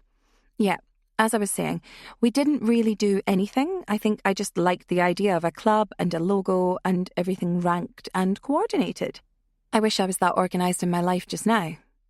I loved the Owl Society, Mouse said. I didn't even mind being a mouse. It suited me at the time. I'd like to have been a tiger, Deb said. That would have suited me. Oh, you were never a tiger, Tony said in a neutral tone. Not back then. Well, you know, life wasn't easy for me, Tony, Deb said seriously. I acted up a bit, but things were hard. She turned to Steve and said, My dad died, you see, when I was quite young. Not to put a downer on things. These guys here, they picked me up. They gave me something to belong to. That included the Owl Society and Mummy Owl here. She was kind to me. They all were. But Leah made us feel included. Leah had tears in her eyes. She looked to the ground, suddenly more embarrassed than when she'd been in conversation about the Owl Society. Steve smiled kindly at her. But that didn't stop me making up a Dirty Birds Society later on, Debs beamed as the others broke out laughing. Do I even want to know? Steve asked. I was the tits tiger, it's true. This is because, well, I'm sure you can see why this was what I was called. This is what we called ourselves. Tony was the constrictor because she could crush a man with her thighs. Steve raised an eyebrow and said nothing. Mouse was the Spanish widow because she has the sexiest eyes, you must admit. And Leah was... What were you again? No idea, Leah spluttered. Oh my God, Tony clamped a hand to her mouth. You were the hair trigger. Now this I do want to know, Steve said, folding his arms. It was because one of my first boyfriends, Leah began. Logan Blackmuir, Deb said. Looked him up on Facebook, seen him on Instagram, stalked him thoroughly. Sorry, carry on. Yeah, Logan, when we were necking, he had an unfortunate problem, you know? Things happened a bit too fast for him. Hence, hair trigger. Now I'm embarrassed. Steve turned towards the board. Hey, we forgot Mouse. You've still got a turn. You were in second. Fancy a go? Sure, I'll take a turn. I'm heading back to the car. I think it's time we got ready for the return journey from Narnia. Debs drained her drink, then placed the empty glass in the cool box Steve had provided. Come on, constrictor, let's plan the food. Tony followed Debs out of the enclosure and towards the people carrier. Steve began packing up. I don't have to tell you not to shoot anyone, do I? Steve asked Mouse. This could be the fatal moment, Mouse said darkly. Then she smiled. You don't have to worry about me. All the same, Steve stood by as Mouse lined up a shot. Leah stood close to her. I don't follow those two, Mouse said, sighting along the arrow. One minute they hate each other, the next it's all big bezzy mates. That's a friendship, I suppose, Leah said.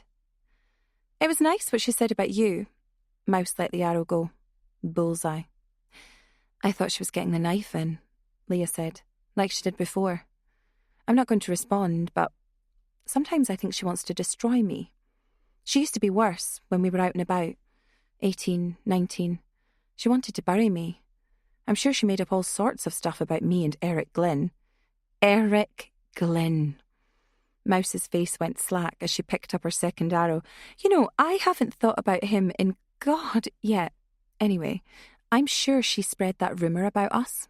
Absolutely untrue. You know what it is, don't you? Mouse said. Those two. They want to win. I'm not saying that's wrong. Look at Debs now. The business, the money. Look at Tony. The house she's got, the car she drives. That's how it goes. But they still want something they'll never get. A status they'll never achieve. It goes back to school. It goes back to the way things were. I don't follow, Leah said, genuinely baffled. They weren't you. You were Luminous, the one they all turned to. Mummy Owl is used as a piss take, but it was you, all right. You led the group. Didn't always stay like that. We all had our phases, with boyfriends, exam results, what courses we went on, what friends we made. But you were the one they all wanted to be. There was just something about you. What about you? Leah said. You were the cool one. Everyone wanted to be you, especially when you had boys trailing after you. They'd have trailed after you, but you settled, quicker than the rest of us. Mouse let the second arrow go.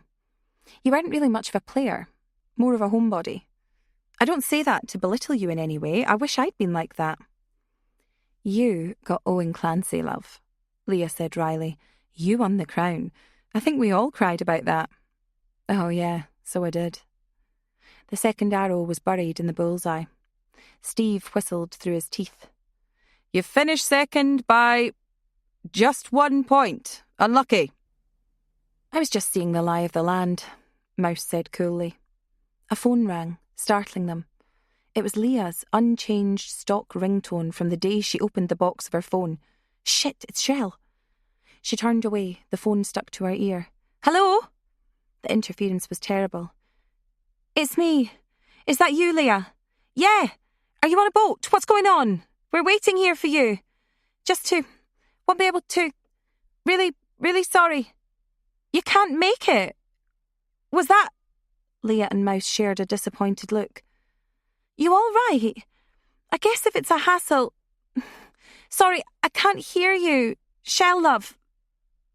Tomorrow or Monday, I think. I'll just head... You're breaking up. Hey, Ewan was on the phone looking for you. I guess you must have spoken to him. He was very worried when you didn't call. Something you'd agreed. No, that's all fine, Shell said. I spoke... Better... Speak soon. All right? You there, Leah?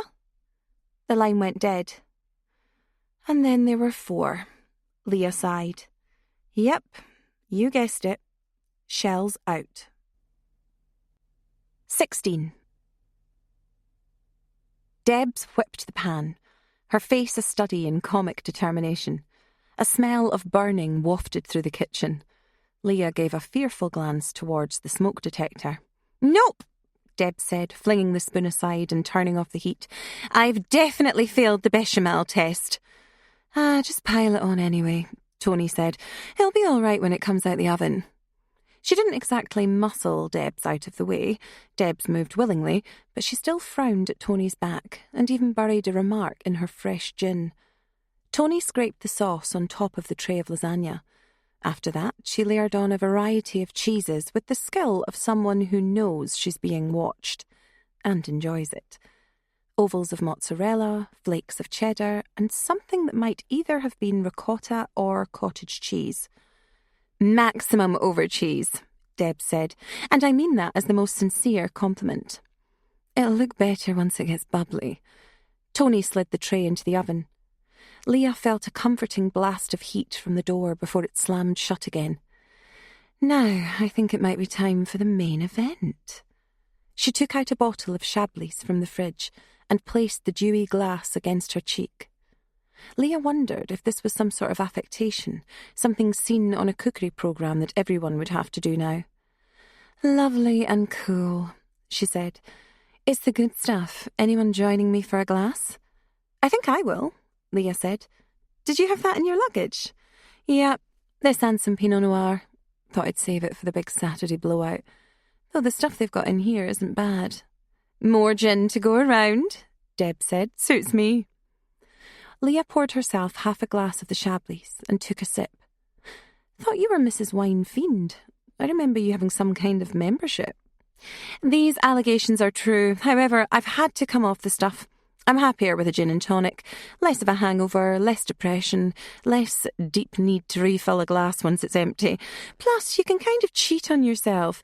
I pour myself more and more tonic, less and less gin. It's a good trick. You can stay topped up and not get plastered.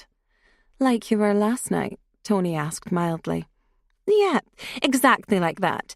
In fact, I was drinking stout. Who drinks stout? Untrustworthy old men who have laundry days marked on the calendar. Guys with jumpers a foot thick. Beards not much better. Stout's barely evolved from molasses. It's not even really a liquid. Still, it does the job. I'll say that much. Tony staked her claim for a spot in the lounge, sitting on the corner of the long couch, legs curled up underneath. Leah had secretly hoped they might get changed into pyjamas or at least something comfortable. Tony had opted for a blouse and skinny jeans, so Leah had followed her lead. Debs had changed into a sunflower print dress, the squares of material occasionally sneaking in a smiling sunshine face in among the flowers. It was cut quite low in front, a little bit much, but very eye-catching. In short, quintessential Debs. She had moaned a little when it turned out they were not going to the pub for a couple of liveners. Tony, and then, more surprisingly, Mouse, had been against it. Leah had been a little disappointed. Pub trips were a thing of the past, and she'd known a fugitive glee the previous night among the raised voices, noxious music, and, eventually, the crackling fire in the corner. A part of her felt like she'd come home. She'd always been a pub girl rather than a clubber, but she supposed that she owed the rest of them tonight, and the closeness they'd lacked for most of a decade. She felt a sudden pang at Shell's absence. Shell was the most sentimental of them all, the one in the centre of the group photos, arms clamped around shoulders. What a shame. Leah sat diametrically opposite Tony on one of the armchairs, resting her wineglass on the table. The glass beneath was polished to a high sheen and reflected Tony's face. Deb sat beside Tony, and then Mouse padded past Leah, startling her. Mouse had on a jumper that matched Deb's description of a stout drinker's Saturday night pulling gear. The hem sat quite low on her hip. Underneath, black leggings and bare feet. "I'm kind of jealous," Deb said, eyeing up Mouse as she sat down. "Wish I'd gone for the cosy option." It's all academic. We'll be naked and partying before we know it." Mouse took a sip from a tumbler. "That looks suspiciously like a soda water and lime to me," Deb said. "Correct. So, let's touch the glasses. Here's to absent friends first." "Poor old Shell," Tony said, as they all came forward to touch glasses. "Imagine going to the trouble to set it up, but, jeez." "We can always sort another one out," Leah said. The wine had warmed her tummy and struck sparks in her head already. "We can make it an annual event. Nothing stopping us, I guess." "Spot on," Deb said. "I'm bang up for that." "Here's to us as well," Leah said. The glasses clinked again. Before they could sit down, Debs blurted out, "And here's to me, for finally having an excuse to wear this ridiculous dress." Leah caught Tony's eye. The latter's face fell blatantly. "To you," Leah said, and they all clinked glasses, less obviously. "So," Deb said, perched back on the sofa beside Tony. "Tell us, Mouse. Lumpy jumper, not a drop of booze has passed your lips. Give us the exclusive, give us the inside scoop." "Nothing to tell you," Mouse said evenly, without a hint of discomfort, a contrast to Leah, who felt a sympathy pang of embarrassment. "I've stopped drinking, that's all." "Nothing serious, I hope," Tony said. "Of course it's serious. I love to drop. Up until kind of recently. I came to a decision not to poison my body." "No 12 steps?" Debs asked, serious for once. "I know some people who do that. You'd never believe it either. Steadiest people I know, management, 24-hour people, squash 3 days a week. I don't know how they ever fit in the drinking. Maybe they just top themselves up. Even so, when did you decide this?" Tony cut in, returning the conversation to Mouse. "After I temporarily split up with Sophia," Mouse replied. What? All three of the others said this in perfect harmony. Deb slammed down her shot glass. Sophia! Deb said. Meaning, like, a girl?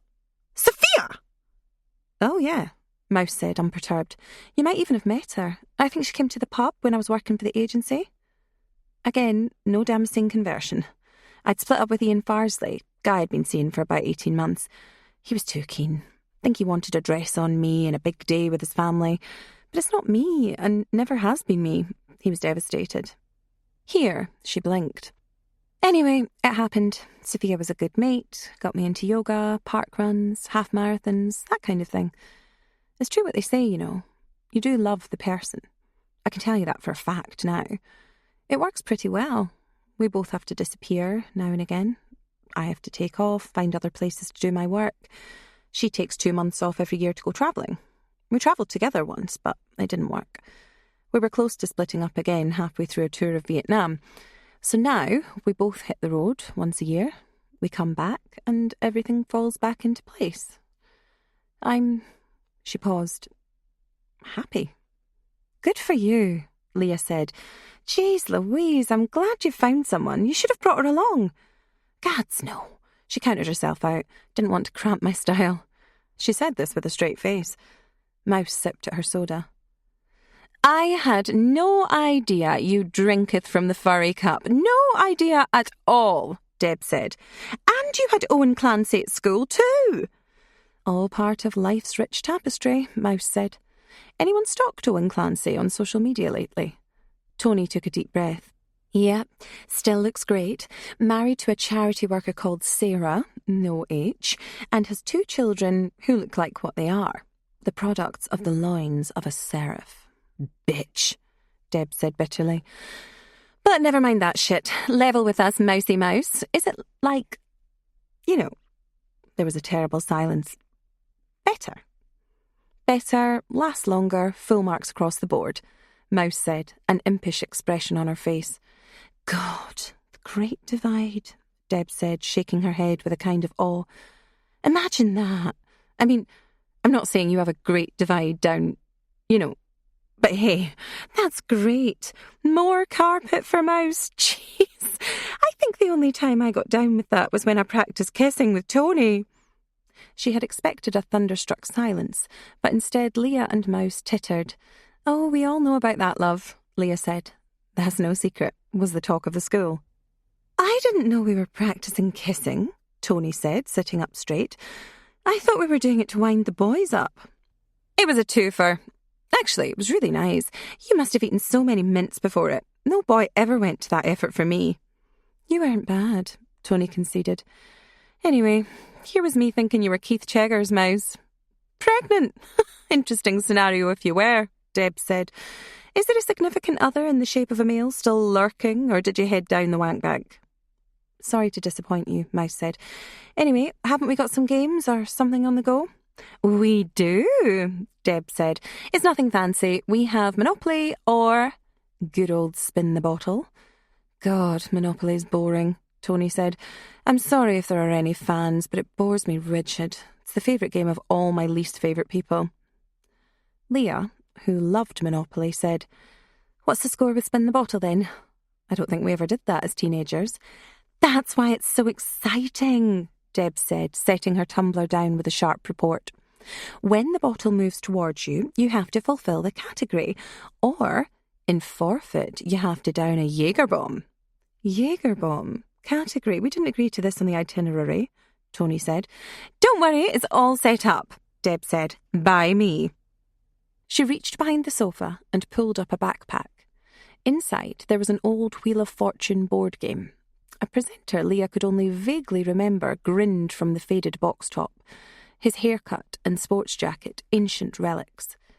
The box was dog-eared and fixed down along some battle-scarring and splits with duct tape, which in itself had begun to peel and unravel with advancing years. I've converted it. Here we go. Debs took out the plastic wheel and its casing from the box, then set it up on the table. There were several categories which Leah couldn't quite make out. After an experimental spin, the wheel made a satisfying roulette sound. She took out an empty bottle of beer. Right then, it's all very simple. I'll spin the bottle and whoever it picks out must spin the wheel.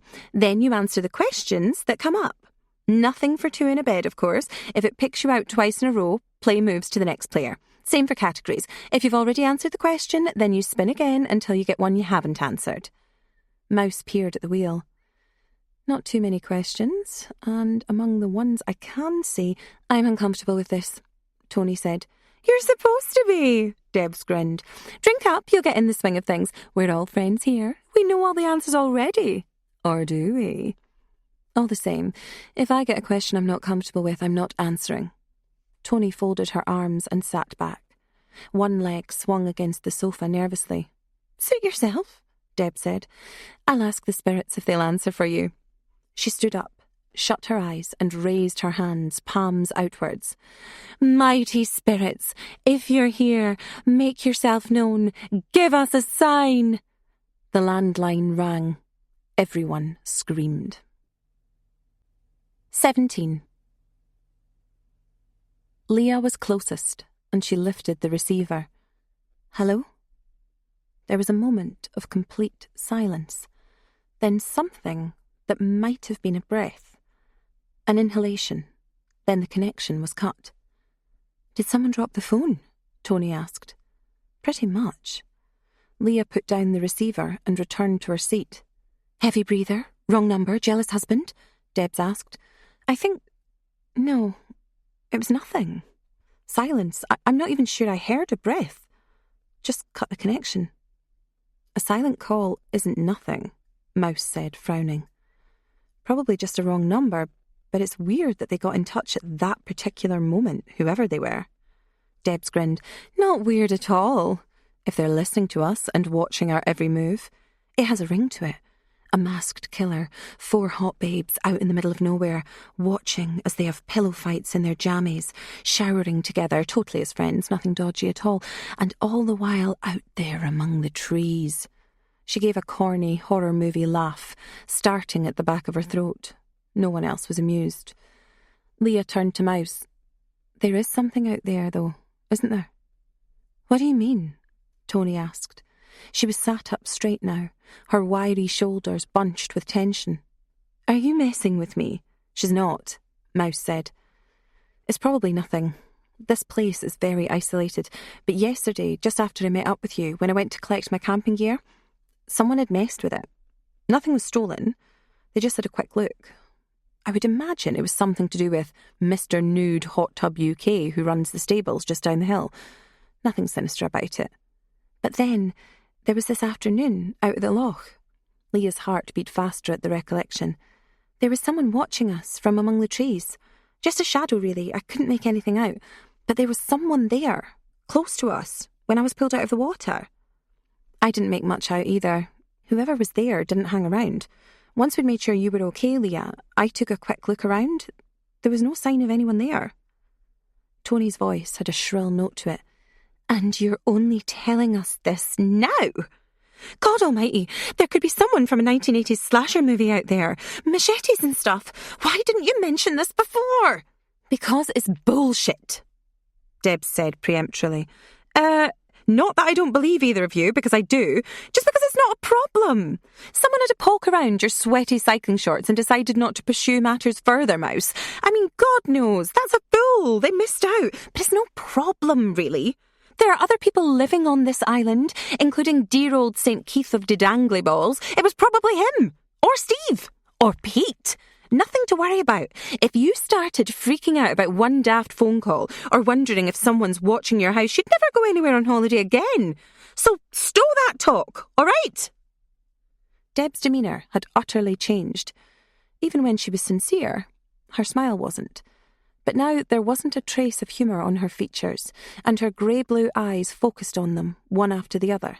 So, as I was saying, we're spinning the bottle. Debs placed the brown beer bottle on its side on the glass table, then spun it.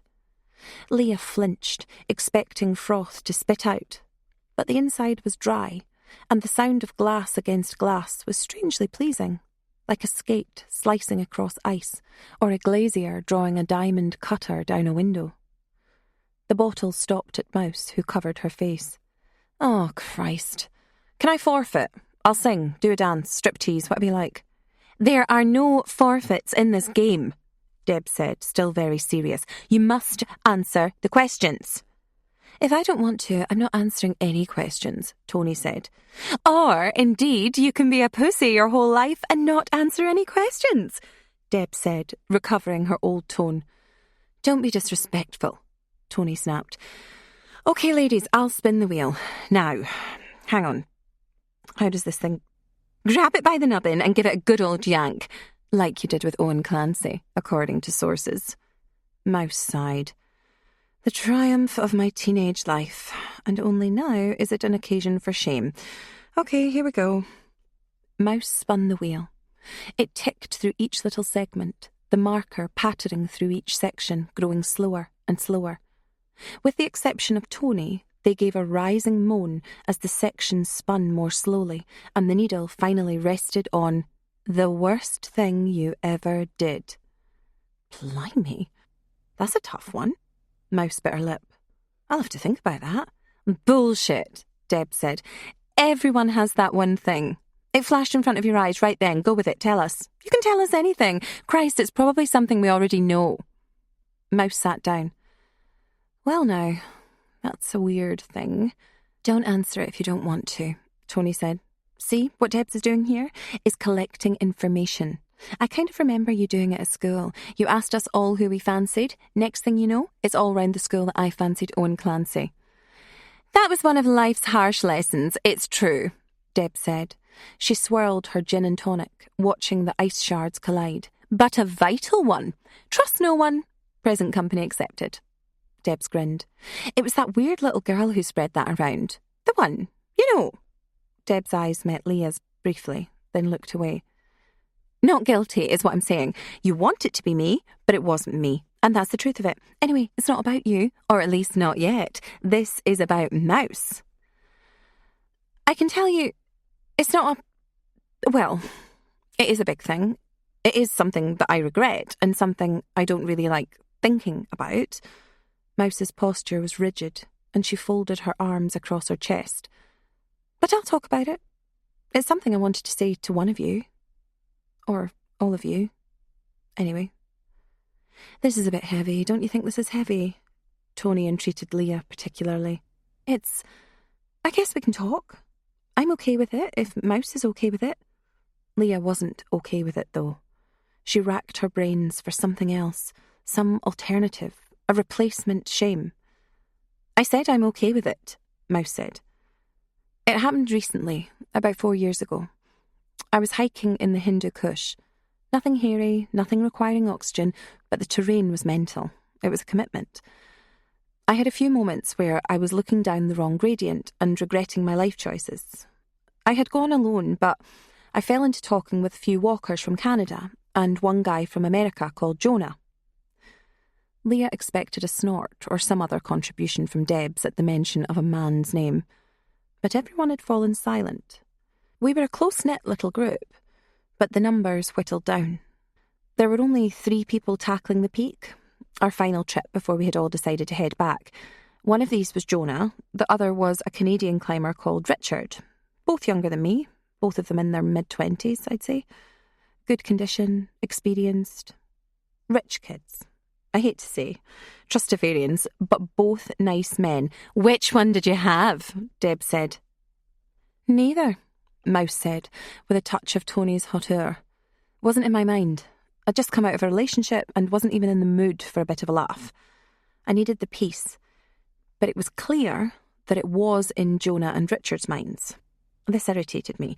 I dropped all the hints. You know the score. One night, when the weather got really bad, I said something like, I'm not in this for anything other than mind clearing. I didn't tell them where to go to stop probing. They didn't hassle me or anything, but it was obvious they were both interested. The inevitable happened. They ignored you and copped off with each other? Debs finished her drink. Not in this movie, sweetheart. No, they started competing with each other. Jonah was more aggressive with it. Not outwardly aggressive. Assertive might be the word. He wasn't a pleasant character. He'd seemed nice at first, But what he thought was competition brought out a nasty side to him. If I had been interested, I wouldn't have had anything to do with him, that's for sure. He belittled Richard, belittled Canada, found out where Richard had gone to study, belittled that, belittled his gear, his climbing. Richard started hitting back, and once or twice it got heated. No violence, but not far off it. Shouting and bawling. I calmed it down, but I still didn't tell him to pack it in and forget about it. A silly thing to say, but it would have seemed presumptuous of me to tell him to calm down, that I wasn't interested in boys just then. That night, the weather got really bad, and some snow came down. Richard came into my tent and started to apologise for the row with Jonah. Then he made his play. He didn't come on to me in any forward way, just had a go, said he really liked me, asked if I fancied going to dinner with him once we got back to civilization. That's when I lost my rag. I was tired, cold and stressed. I told him to behave, asked him if he wasn't very good at picking up hints or if he was born different. The shame of saying that. All I had to do was let him down easy. But I was exhausted. It had been a long day. The climb was less and less fun the longer I spent with these two guys, and the weather might make a bad situation actively dangerous. I gave him short shrift, told him to get out of my tent and get lost, which he did. Mouse paused, not through any obvious discomfort, but because she was choosing her next words carefully. When Jonah and I got up the next morning, there was 1.5 feet of snow outside. Not as bad as it might have been. Richard's tent was open. He had left a note inside, sticking out from inside a guidebook, left for someone to find easily.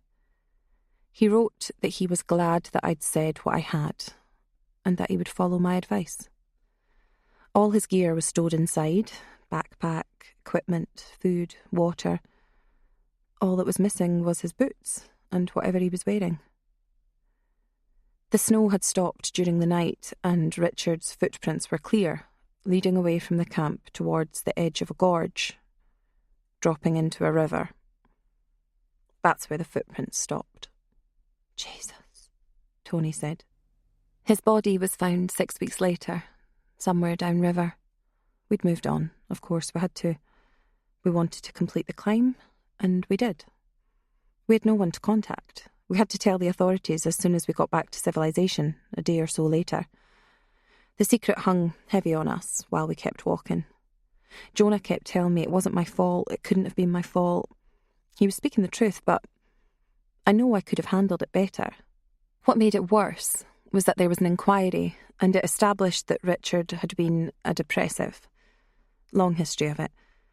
And he'd actually come out there to get out of a cycle of toxic friendships and to meet new people who shared his interests.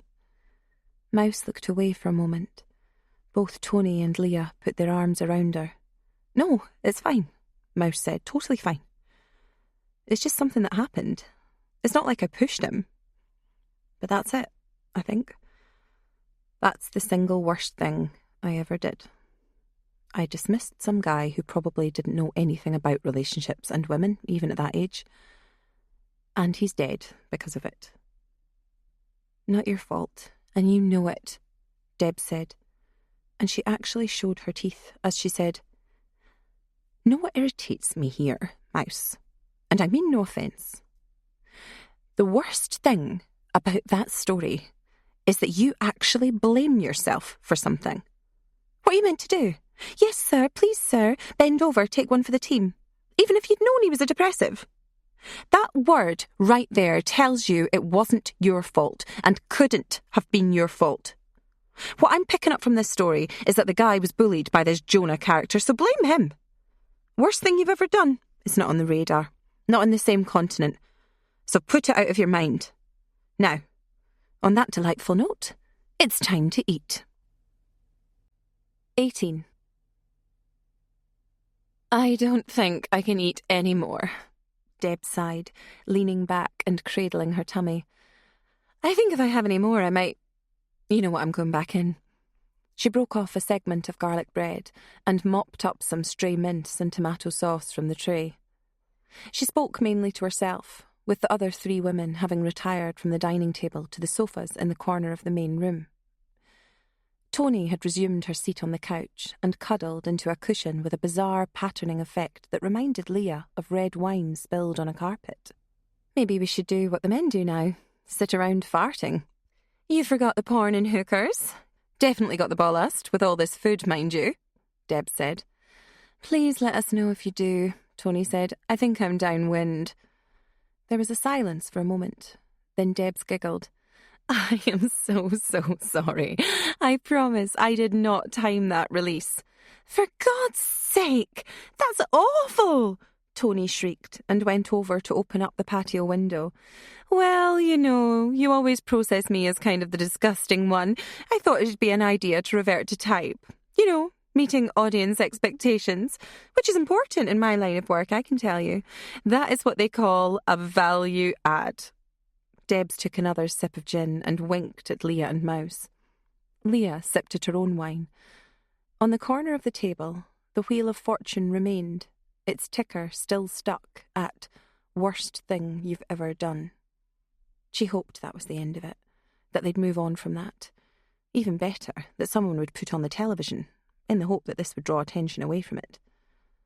Tony sat down with a full glass of Chablis, its troubled surface meeting the lip of the glass perfectly. Leah was reminded of an infinity pool she'd been too afraid to go into on a holiday long before David arrived. Tony sipped at it, almost too quick to process properly. Anyway, we've listened to Mouse. Maybe it's Deb's turn. Mouse raised a hand. No, I told you guys that because I wanted to. It was a sober decision. Maybe it's best if we just leave it. Dodgy game anyway, if I'm being honest. Oh, I disagree, Tony demurred. I think if we're going to play this game, then Deb should tell us all about the worst thing she's ever done. That isn't quite how the game works, Deb said. You let the bottle decide. Not a cowardly custard, are you? Tony's eyes were bright in the lamplight. A dare. I never could resist a dare. All right then. Debs cleared her throat and began without hesitation or preamble. When I started my company, I was partnered with a man called Rundle. Gay as they come. Nice bloke. Good fun. We were a bit of a double act for a while. Had both worked for Fitch and Arrowby. Hated it. Hated everyone else in it. Drunkenly talked about opening our own place. It was easier than you might imagine. Debs and Rundle was the name of the company. We had a very good first year. Then someone up, you'll be amazed at this, Fitch and Arrowby found out that we had been scraping clients off them. So they scraped us back. The second year was difficult and we went into the red. We had a lease on an office we couldn't afford and they really fucked us for it. That's when I discovered that Rundle's party lifestyle was kind of a 24/7 thing and not just when he was out and about in Soho with me. He crashed hard. He had been running up an expense account on God knows what. I had it out with him and he promised to level out. But he didn't. Debs took a drink. Her face had barely changed during this conversation. She hadn't looked at anyone else's face, preferring to stare at a point on the back wall, over the shoulder of the Blue Owl painting.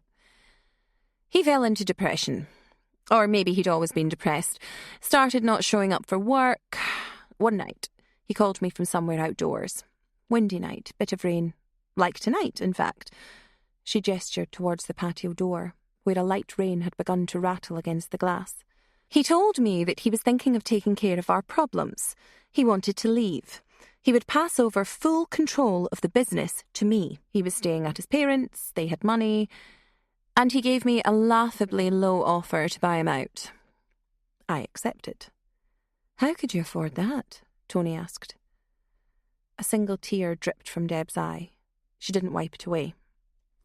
Well, this is the thing.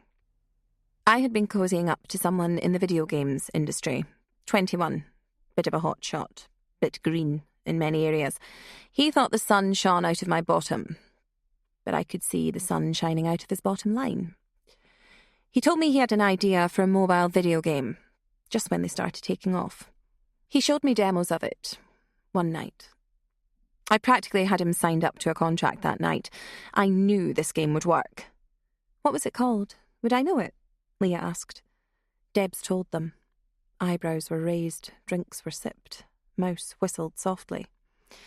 Yeah, you'd know it all right. So, Rundle has his breakdown without knowing I had this coming up. And I never told him. Just let him go, with his share of the business in my pocket. A few months later, our advertising campaign's up and running. It doesn't win any big awards, but it gets nominated for all of them. You might even remember the tune we commissioned for it. Another rip-off, a student on a retro synthesizer. 8-bit video game sounds. He didn't make anything like what he should have either. But I did. It put me on the map. I was back in business. And it could have been the shot in the arm that Debs and Rundle needed. It just turned out to be a shot in the arm for Debs. That put me right back on the board. Work flooded in after that. She took a drink. They listened to the rain patter off the windows. Thing is, she continued, the night of the big kiss-off, Rundle said I had 15 minutes to change his mind. I said, thanks. Give me 14 minutes to think about it, and I hung up. Once the 15 was up, I didn't call him. And that was that. I was drunk, of course, like I'm drunk now. It's never an excuse, really, is it? They say, in vino veritas, but that's nonsense. It distorts. Drink's a liar. Drink makes you liable to say and do things, but we're not puppets. We're not programmable robots, and it is never an excuse. I didn't call him back. All the same, I knew. Several PR industry awards later, and a client list that people might actually murder me for, here I am. I knew all this. I knew the video game contract would set me free, and I sat there that night after Rundle got off the phone and I listened to the clock tick. Then I poured myself another drink, and I don't think I even feel too bad about it. I can probably even guess what you're going to say to me now, to make me feel better or justify it. It won't work. I've betrayed people in life, particularly men. Some I care about, some I don't. But Rundle didn't deserve that. I smelled the money, and I took it, at his expense. It's the worst thing. The most disgusting thing. Mouse cleared her throat, began, as you said to me. Oh, I know, love. I've been through it many times. Mainly, I think Rundle was off the rails. Any other business would have binned him long before I did. Any other boss. But that's just it. It wasn't that kind of situation. For one thing, we were partners. For another, we were mates. The best of mates, really. And then I also know that turning the cards in was his decision, not mine. So in that respect, I guess our two situations are close. Not the same, similar. But the fact is he was asking for help, asking me for help.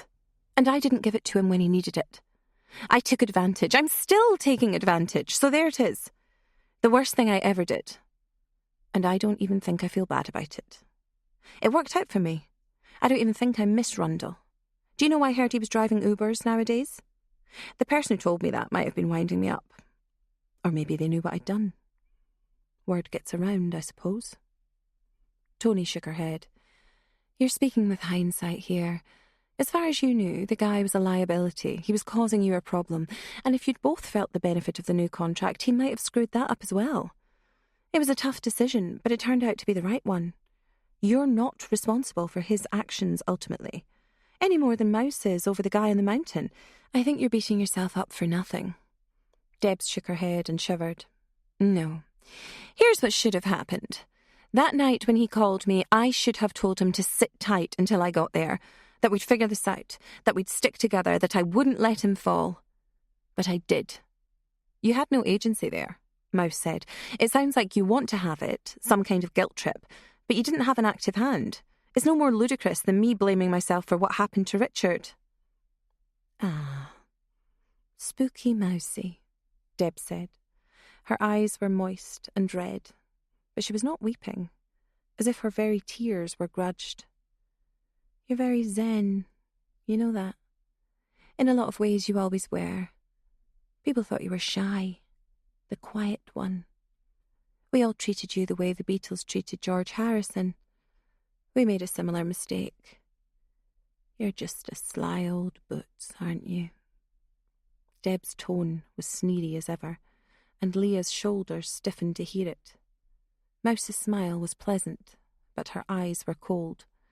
She got up from her seat and Leah's discomfort turned into something like fear.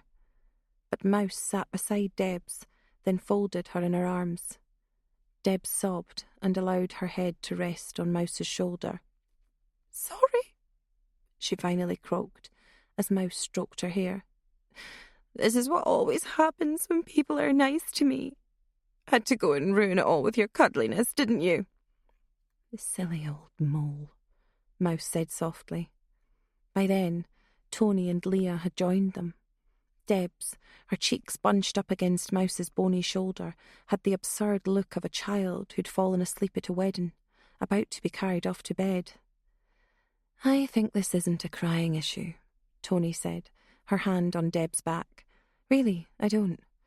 If you need to get it out, sweetheart, but it's not on you, that one. You were smart. You didn't betray him, he betrayed himself. He was dragging you down, and no one drags our Debs down." Deb sobbed again. "Even more of the nice." "She's right," Leah said. "It's the truth. Don't blame yourself for that. You were playing for high stakes. He lost, and... Why am I talking like a voiceover for a movie trailer?" Debs laughed. "One starring Bruce Willis. Or Steven Seagal," Mouse ventured. "Point is, don't blame yourself," Leah said. "You did nothing wrong. He did you wrong, it sounds like." "Why do this?" Leah frowned suddenly. "Why do we do this, in fact? 2 stories now, and it's stuff you shouldn't have been blaming yourselves for. Why don't we quit this kind of thing?" "You're right," Deb said. "We'll quit this. But obviously, not before we've heard your story, Mummy Owl. You don't get out of it that easily because I cried. Who had me as the first crier, in fact? I wouldn't have bet on that." "I think it was evens on all 4 of us," Mouse said. She still hadn't let Debs go. "You know, thank God for this. For the 4 of you. Thank God we've all still got this. I couldn't say this to anyone else any other time. Thank God for it. Owl Society for life, I say." "Amen," Tony said, and raised a glass. Debs finally broke away from Mouse's embrace and took another gulp of her gin. Thanks for, well, all of it," Deb said. "I thought that would be easier, to be honest. Thought I'd tell you it and I could sit here and be cool. Fat chance." Tony gulped down her own drink. Her eyes brimmed with emotion, and some glee too. "I can tell you mine, if you want." "I think we've had enough of this game," Mouse said. "Let's do something else, maybe." "I'm happy to play," Tony said. "I want to know what you think. Here's my thing. When I first met Roy, there was a high whoa from everyone." "Oh, don't tell me," Deb said. "Roy's not the one. Did you finally hook up with Owen Clancy?" "No, I did not," Tony said. "And it's not what you think. I didn't cheat on Roy, even when we had our break. But there was another girl in the picture when I made my move for Roy. Her name's Elsie Fremont. She didn't look like an Elsie. Beautiful pixie face, incredible body. She was a rival, that's for sure." "Where did you bury her?" Deb said. Her eyes were bright pink from crying, but the sobbing had subsided, and some of the old swagger was back in her voice. "Was she in one piece or a few?" "I don't think Elsie and Roy got together. If they did, I didn't know about it. And it's one of the things you can't ever ask. After a certain amount of time, no answer will be enough, you know?" "Now, that can play one of 2 ways," Deb said. "That means they definitely didn't get together because I can see you stalking her pixie-featured face all over town. Or they did, and you just can't handle it, like you struggled a bit with Mouse and Owen Clancy at school." Malice lit up Tony's features like a jack-o'-lantern. Leah flinched, and the expression wasn't even aimed at her. "As I said, they didn't get together, so far as I know. But I was determined to get Roy. We were a good match, and we both knew it, but this interfering bitch got in the way. So I made a plan." She smiled at Leah and Mouse in turn. Leah felt the same way as a school pupil making a presentation, swallowed by panic, only the muscles of her mouth resisting. "I knew this guy called Matt. He was what was called a mature student, but in reality he was only about 25 or so. He pretended he was dodgy, so I called his bluff on it, asked him to do me a favour. He agreed. It cost me money, cash in hand, you know, but he was as good as his word. It was exciting. It was a conspiracy. She gulped down half of her Chablis. Anyway, it was set up for a night after the Hockey Club Player of the Year dance. This bitch Elsie had been going on about it for ages. Girls on tour, blah blah.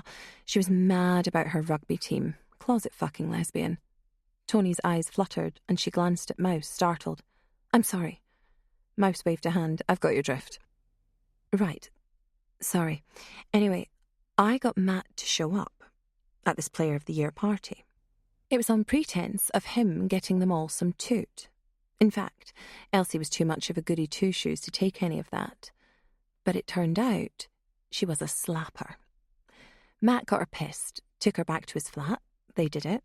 He filmed her, took pictures of her, and sent them to me. That's wicked, Deb said, no denying it. Leah raised her eyebrows and said nothing. Hardcore, Mouse said. In a bad way. I have to tell you, that's agency. That's actually doing something. I know that, Tony said, and it got results. Don't worry, though. I know what you're thinking, but I didn't send the pics on anywhere. Matt wasn't quite so scrupulous. He told me that the video might have ended up on a website, viewed 50 squillion times. You can't really tell it was her, or so he said, and I knew that I'd have the law on my hands if I leaked them or sent them on. So you never blackmailed her? Debs asked. Not exactly. That's the beauty of it. I just told the story about how Matt had got her stinking drunk and made her pose for photos, took a video. No one had to see it, and Matt denied doing it, of course. But the story reached Roy's ears, and he wasn't bothered about Elsie after that. She fronted it out, but after the term ended, she never came back, transferred somewhere else, took her credits and ran. Nice girl, really. Has a family of her own now. Lives in Ghent. Roy wouldn't go near her after he'd heard she'd been with Matt. Well, who would? Damaged goods and all that. Matt's one of these guys who sounds like a newsreader but looks like he slept in a skip. It's a deal breaker. So the way was clear. I made my play for Roy, and I got him. Leah knew Tony had been determined, and as soon as Roy had become a possibility, determination had turned into something else. She talked about Roy non-stop whenever they'd got together. Leah had to admit he was a handsome man. Tall, not too slender, wore a knee-length grey woolen jacket and Italian-style scarf like a pro. With his babyish cheeks and clear blue eyes, Roy's appearance spoke of money, privilege, and confidence. Tony had met her match. But my God, to do something like that. Brutal didn't cover it. It was criminal. She thought about how it would be to be Elsie, to know something like that had happened, to know her privacy, the most intimate moments, could be violated like that, by a two-bit no-mark, a braying jackass she had the misfortune to encounter one drunken night. And behind it all was Tony. She wondered at the shock, experienced at the precise moment she found out that had happened to her, happened every day to someone, every day on the planet, and people like Tony could be guilty of it. She could go to prison for it, Leah realised. Actual culpability in something criminal and utterly repugnant. I don't think we've learned too much we didn't already know or suspect, Deb said. Shit. Tone. Fair play to you. It's not like you accidentally killed someone, or deliberately killed someone, but Jesus, it's bad. She burst out laughing, but it was mirthless. I have to hand it to you. You've made me feel better. You asked for it, and I've told you my worst thing, and it is the worst thing, I admit it. I do feel bad. I wish I'd thought of something else, some other way to win. Or maybe I could have trusted to fate and won him fair and square. But that was my choice. I wasn't in my right mind at the time. I was in love. It was a big risk for a big reward, so I feel bad, but I'm not sure I regret it. Mouse cleared her throat. They do say something about all things being fair in love and war. There was a silence then. Tony's poise wavered and her lip trembled. If there's a hell, I'm going to it, aren't I? Then, like a ripple across a cool, clear pool, she snivelled. It was Leah who comforted her first, clasping her head into the crook of her neck. You confessed it. You feel bad about it. And like you said, you didn't do the worst element. You didn't actually send the stuff out anywhere. I planned it, though, she said, voice muffled. I had the idea. I knew someone who would do it. It's wicked, no question. Deb said, Truth be told, you're right. It's terrible. But you had something you wanted and you got it. Mouse spluttered, Oh, come on. Said every psychopath in the world. This time the silence was deep. Leah felt horror-struck. It was worse than the other two. Pure wickedness. She's not trying to conquer a country or open a concentration camp, Deb said. She was trying to get some bitch to stay away from her man. A bitch who, by your own admission, got stinking drunk and bounced with some guy who, I'm quoting here, looked as if he slept in a skip. Not saying she deserved what happened to her, but she didn't deserve Raw either. You did. You made your play and you succeeded. This is whole life stuff here, Tony. This is your whole future. You staked everything on it. Not many people would have had your courage. Not saying what you did was pretty, but you got your result. I say you're the baddest bitch in the lodge. Debs raised a glass. It'll never go away, Tony said. That sickening feeling whenever I think about her. You've confessed it. It was years ago. Love made you a maniac, and that's how it travels sometimes, Deb said. We don't get tough enough sometimes. I'm not saying we should be thinking about blackmailing people or getting into fist fights like the meathead boys, but you got tough and got results. Hang on to that. Tony nodded, disengaging herself from Leah. I'll try. I'm glad I mentioned it. It's a terrible secret. I couldn't tell it to anyone else. Owl Society rules, Deb said. It travels no further. Agreed? Agreed, Mouse and Leah said together before Tony joined the chorus. Now Leah felt dread. I can't not say anything here, and there is a worst thing, all right. More than one, in fact. So it would have to be the one that everyone practically knew about. The one she didn't really have to hide. The worst thing Mummy Owl did. The worst thing the Owl Society did. Anyway, Deb said, without further ado, there's one story yet to hear. She grinned at Leah. Mouse said, This is really where I want to call a halt to this now. Leah doesn't have to talk about, anything. She doesn't want to. Leah's pulse was wild. She felt sweat prickle her armpits, the greasy kind that came with fear. It's okay. I know what you're thinking. I wouldn't label what happened to David as something I did. It was just an accident. It was no one's fault. You don't expect a car to mount a pavement after all. So that's fine. Don't worry about that. I won't go over it again. You've all shared something. I'll share something. Fair's fair. There is something worse than that. Something I did.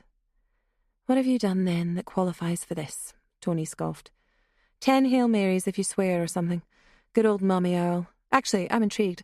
I want to know what you're going to say. It might just be bland enough to be funny.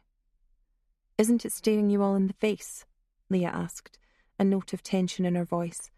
What else would I talk about? The absolute worst thing I ever did. She was met with blank stares. Leah gestured towards the owl painting with its huge blank eyes.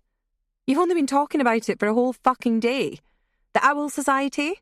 That girl Halfpenny, for Christ's sake, what else was it going to be about? 19.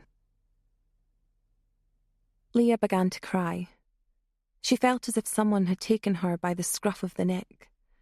The drink, the tension in the atmosphere, and a mild case of indigestion from a slice of lasagna as thick as a curbstone had combined. She wasn't sure who reached her first. It didn't matter. They clung to her. She sagged against them. Debs was the first one to make a coherent sentence. Hey up, Leah, you've got snot on my frock. Ease up, horsey. Leah laughed, causing a bubble to blossom in one nostril like the throat of a bullfrog. I guess it washes out. I have absolutely no idea why I did that. Sorry, I've gone soft. Someone's hand stroked her hair. Another was laid across her shoulder. You aren't soft, Tony said. No way. Here, let's get you another glass. I'm not sure. Leah actually sleeved away some tears like a child. Here you go, you muppet. You've got a silver sleeve on you. Debs handed her some tissues from a box. And also, here you go. She handed Leah a glass of white wine. She did say she didn't want any, Mouse said sharply. She didn't. She said, I'm not sure. Not projecting, are you? Mouse made no response. She patted Leah on the shoulder, then returned to her seat. It's fine, Leah said, taking a sip of the wine. I'll tell the story. Christ, you all know it. You don't have to say shit, Mouse said. And I'll tell you something else. Whatever deep, dark secrets you might think about spilling, it won't change our opinion of you. You can take that to the bank, Leah. Deb sat back down in her own seat and smirked. What if, though, she had eaten someone? In a casserole, I mean, not sexually. Yeah, good point, Tony said, raising her eyebrows. If someone said Leah was a multiple murderer or something, I guess that'd change my opinion of her. I would definitely visit her in prison if she ended up there. Otherwise, I might be a bit wary of meeting her in a house in the middle of nowhere. Maybe, if she was an evil genius. Yeah, that'd change my opinion, I suppose, Mouse said in a lighter tone. Plotting, planning world domination.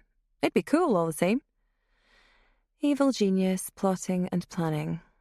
That's kind of the problem. That's what I don't like about the Owl Society, Leah said. I know worse things have happened in my life. I know what happened to David. God knows, that'd change anyone.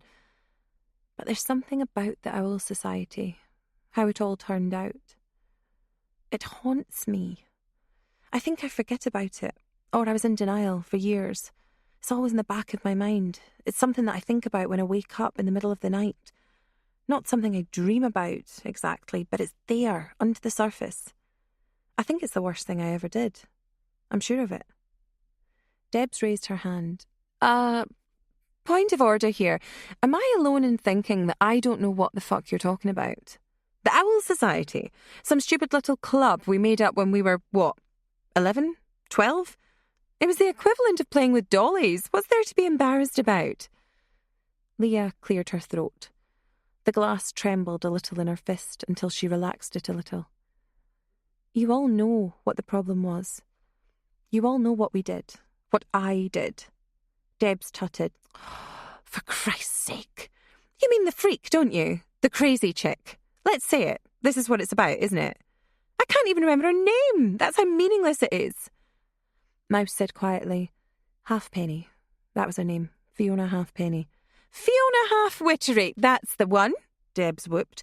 What a fucking muppet. Seriously, Leah, you're feeling guilty about that? You're feeling guilty about some stupid prank which happens 10 times to the dozen. I'm feeling guilty because it was horrendous. A horrible thing to do. It was my fault. Put it out your mind, Leah. You've got bigger fish to fry in this life. I'm serious, Deb said. Mouse was right. Absolutely spot on. I agree with you, Mouse. You don't even have to talk about it because it's not even a problem. It is, Leah said, and it's my story. I had to listen to yours. I need to put it out there. You know it, probably. Discussed it to death. It haunts me, and it's something I definitely did. Like Tony's, I don't think I could stop it now. I only want to listen to this if you are absolutely sure you want to tell it, Mouse said. Sometimes therapy isn't the best thing for people, but if you're sure, I'll listen. Maybe then we can make a better judgment and help you process it. Good for blackmail too, Tony said. She laughed nervously. Sorry, I never did know when to drop in a joke. I remember she was friendly with Mouse, Leah said. That was how it all started with Fiona Halfpenny. She was brought into the class at registration. Mr. Dugan, computer science teacher, clodding half-wit with his oatmeal trousers. I remember, Deb said. You get some teachers who you suspect were bullied as school children. They come back to school as teachers, and it's all started again. She said this in her horror movie voice, and again, Leah didn't like it. Dugan just said something like, This is Fiona, now be nice, everyone. And they made that girl wander down the rows of desks to the very end. all those eyes watching her. I remember that silence. If she'd fronted it out, sat next to someone, had a chat, she might have been all right. But she looked, with hindsight, I'd say she was crippled. Crippled with anxiety. Someone sniggered at her, then everyone did. "That was me," Deb said. There was no trace of the usual glee or sarcasm in her voice or her expression. It had gone blank. She was, briefly, no longer in the room. She was obviously remembering. "Might have known," Tony muttered. Deb shrugged. "Hey, it's what happens. And you've got to remember, we were children." This sounded defensive, and Debs clearly knew it. "You start regretting daft things you did as a kid. My God, where do you stop?" "You saying you would have laughed at her today?" Tony asked. Debs merely smiled and took another drink. "She drifted through classes," Leah continued. "I remember Mouse was paired with her in art.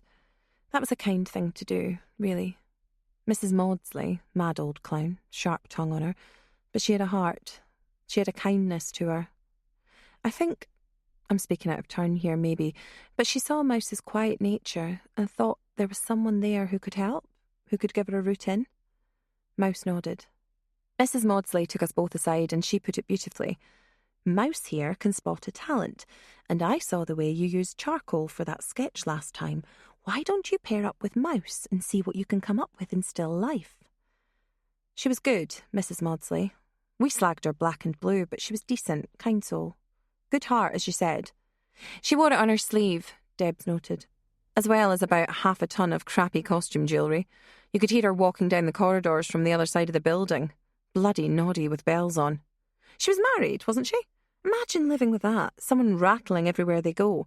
"So," Leah continued, "Mouse being Mouse, you introduced us, and, well, I don't know what happened to me. I thought I was kind. I thought I was a nice person. But something about that kid freaked me out a bit. I saw her hanging around my house one day. She must have followed me. I remember calling you guys up, watching her mooch around my street. I made a big drama out of it." "I remember that," Tony said. "You thought she was going to break in and murder you." Although she smiled at this, Leah said, "I know. And that breaks my heart too, because she obviously thought we were going to hang out, you know? She just wanted to come around and be friends. She never actually knocked my door. And I didn't go out to see her. I was a snob, basically. Someone weak had joined the group. Maybe I thought I was establishing a pecking order, I don't know." She shook her head suddenly. "Here it is again," Deb said. "You're too nice. I reckon maybe you lost something since those days. You were the queen bee, all right? The one we all looked up to. What happened since then? Now you're all tears and snot because you rejected the local weirdo. Man, remember her face? That thick brow and the hair like a boy's. Someone gave her a short back and sides. It wasn't a stylistic thing either. No Bowie-style androgyny." She touched her cowlick fringe, surely, unconsciously. "And so fucking pale, too. Sickly. Shine a studio light on that face and it'll be pale blue." "I don't want to think about her face," Leah said. There was silence for a moment. They all thought about the same thing. Leah felt nauseous and held her breath for a moment. This was an effort, this admission. It was costing her physically as well as mentally. She felt sweat prickle at her armpits, the small of her back. She waited a second or two for the sick feeling to pass. "And then she followed us on her bike," Leah continued, "and we kind of let her tag along. She was like an annoying kid sister, even though she was the same age. She just looked so young, a tiny little kid.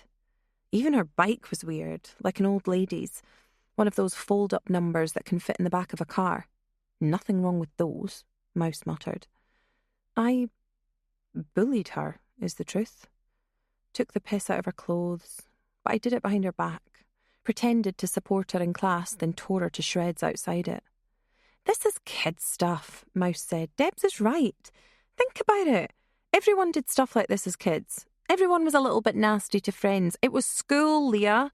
You'd think you were running around knifing people or mugging old ladies. This kind of stuff happened. You were a good kid. If you made a few mistakes along the way, they were only little ones. And with the best will in the world, Fiona Halfpenny didn't fit in.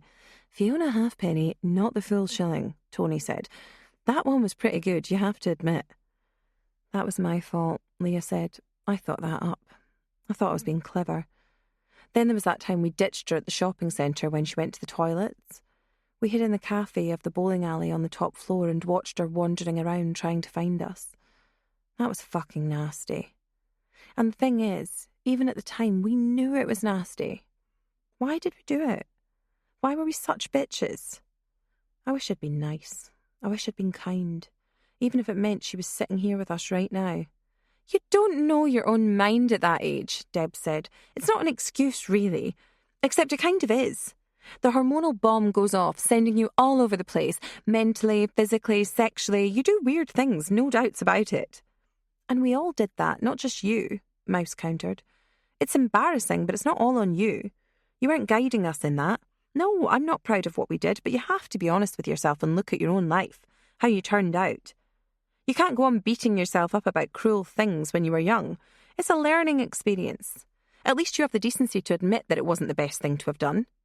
And let's not forget, she was a lunatic, absolutely howling mad. Deb rubbed her eyes. She started screaming that time in class, telling something or someone to shut up, shut up, shut up.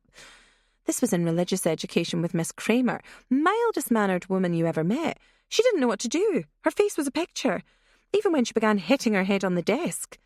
She might have been hearing voices, Mouse said. We joked about it at the time, but that's what she really heard, I'm guessing. And that type of illness, you can't really fix that just by being nice to someone in class. No, but you can make it worse by being a bitch, Leah asserted, which I was. I remember Shell once telling me to calm it down, that I should be ashamed of myself. I was, but not right away. What it took to trigger the shame was the thing I want to confess. The prank wasn't your fault, Deb said. We all take a share of that. And anyway, wasn't much of a prank, was it? This is what I want to say. What I want to confess. Leah took a deep breath. Something I never told anyone about the prank. That night. That Halloween. 20. Make the circle, witches mean to fly. Make the circle, bite the baby's eye. Take the knife, make the crimson flood. Take the knife, drink the baby's blood. So, what's the magic ritual? The otter said. Someone had gone to time and trouble to create her face paint. Brown smears around the forehead, and Fiona had a big forehead, they'd all decided, and a black dot on the nose and white grease paint around the cheeks and chin, with black mascara lines radiating outward in what Leah had supposed were whiskers. Leah had told her they were appearing in their Owl Society guises. Then they hadn't, of course. Leah was a witch, with livid green skin and a long fake nose that her mother had worked hard to blend in with her makeup, and cereal flakes stuck to her skin that made for queasily convincing warts. Deb's was a werewolf, whose grafted sideburns, hairy hands, claws, and especially the yellow teeth, an expensive purchase from a joke shop, were initially meant to be silly, but were genuinely frightening in a certain light. Tony was a ghost, of course, but a scary one, with what looked like barbed wire transfers around her neck, black eye makeup blended into a porcelain white face, and a gauzy white gown that showed how long her legs had grown. Mouse was a pirate, but looked more like a troubadour, and everything she wore looked expensive. All the girls had felt the quality of the silken red jacket she'd worn, slightly too big for her, reaching down to the hip where her frilly white chemise bloomed. Shell was a vampire, with a little bit of grease paint and some glutinous red corn syrup, but her costume might have been the scariest, with some yellow fox eye contact lenses that she insisted on wearing throughout. A little bit like an optical illusion that seemed to shimmer and move on the periphery. Leah didn't like looking at Shell's vampire eyes for too long. And of course, there was the otter. I love these costumes, she'd said, realising that she'd been duped, realising that they'd been cruel. Leah most of all. Leah's room was lit only by a star projector that cast shimmering shoals of planets and stars across the face of her boy band posters, her study chart, and her own watercolours. Its engine whirred, a counterpoint to the girl's silence. "The magic ritual," Leah said, "is that you have to get in the box." And Leah tapped a cardboard box. It had contained their new washing machine, which rattled against the wall downstairs at that moment. "We all have to take a turn." She looked at the girls one after the other. "And there's a spell," Deb said. "Cool," Fiona said. She swallowed, looking from one to the other. "So, what's in the box?" "First, we have to make the spell of summoning," Leah said. She reached into a drawer by her bedside and pulled out scraps of paper. "We have to banish all fear." She passed out pens and pencils. The scraps of paper had been cut into even squares. Then she pulled out her brass wastepaper bucket, putting it in the centre of the floor. It was empty and glinted when the revolving lights struck it. "What we have to do is write down the thing we're most afraid of, fold it up and throw it into the magic circle." Leah nodded towards the wastepaper bin. "Then we'll burn it. With that, our fear will vanish. After that, we'll chant the magic spell." No one said anything. They all scratched something onto the paper. Even Debs fell silent at this point, her wit deserting her for once. Otter began to fidget. She chewed the end of the pen Leah had passed her. She made sure the other girls were writing something down. Then she made her mark on the paper and glanced up at Leah once as she did so. Leah smiled, her straight white teeth splitting open the witch's face, and Fiona grinned back. Then she folded up her paper and dropped it in the bin. The other girls quickly finished up their own notes and then hurled them into the wastepaper basket. Leah struck a match. "Now we banish all fear. Say after me, 'I reject fear.'" They all did it. Otter fidgeted again, her hands juddering at her sides, her fingers disappearing inside her mouth occasionally. The flame of the match danced in Leah's eyes. "And there goes the fear."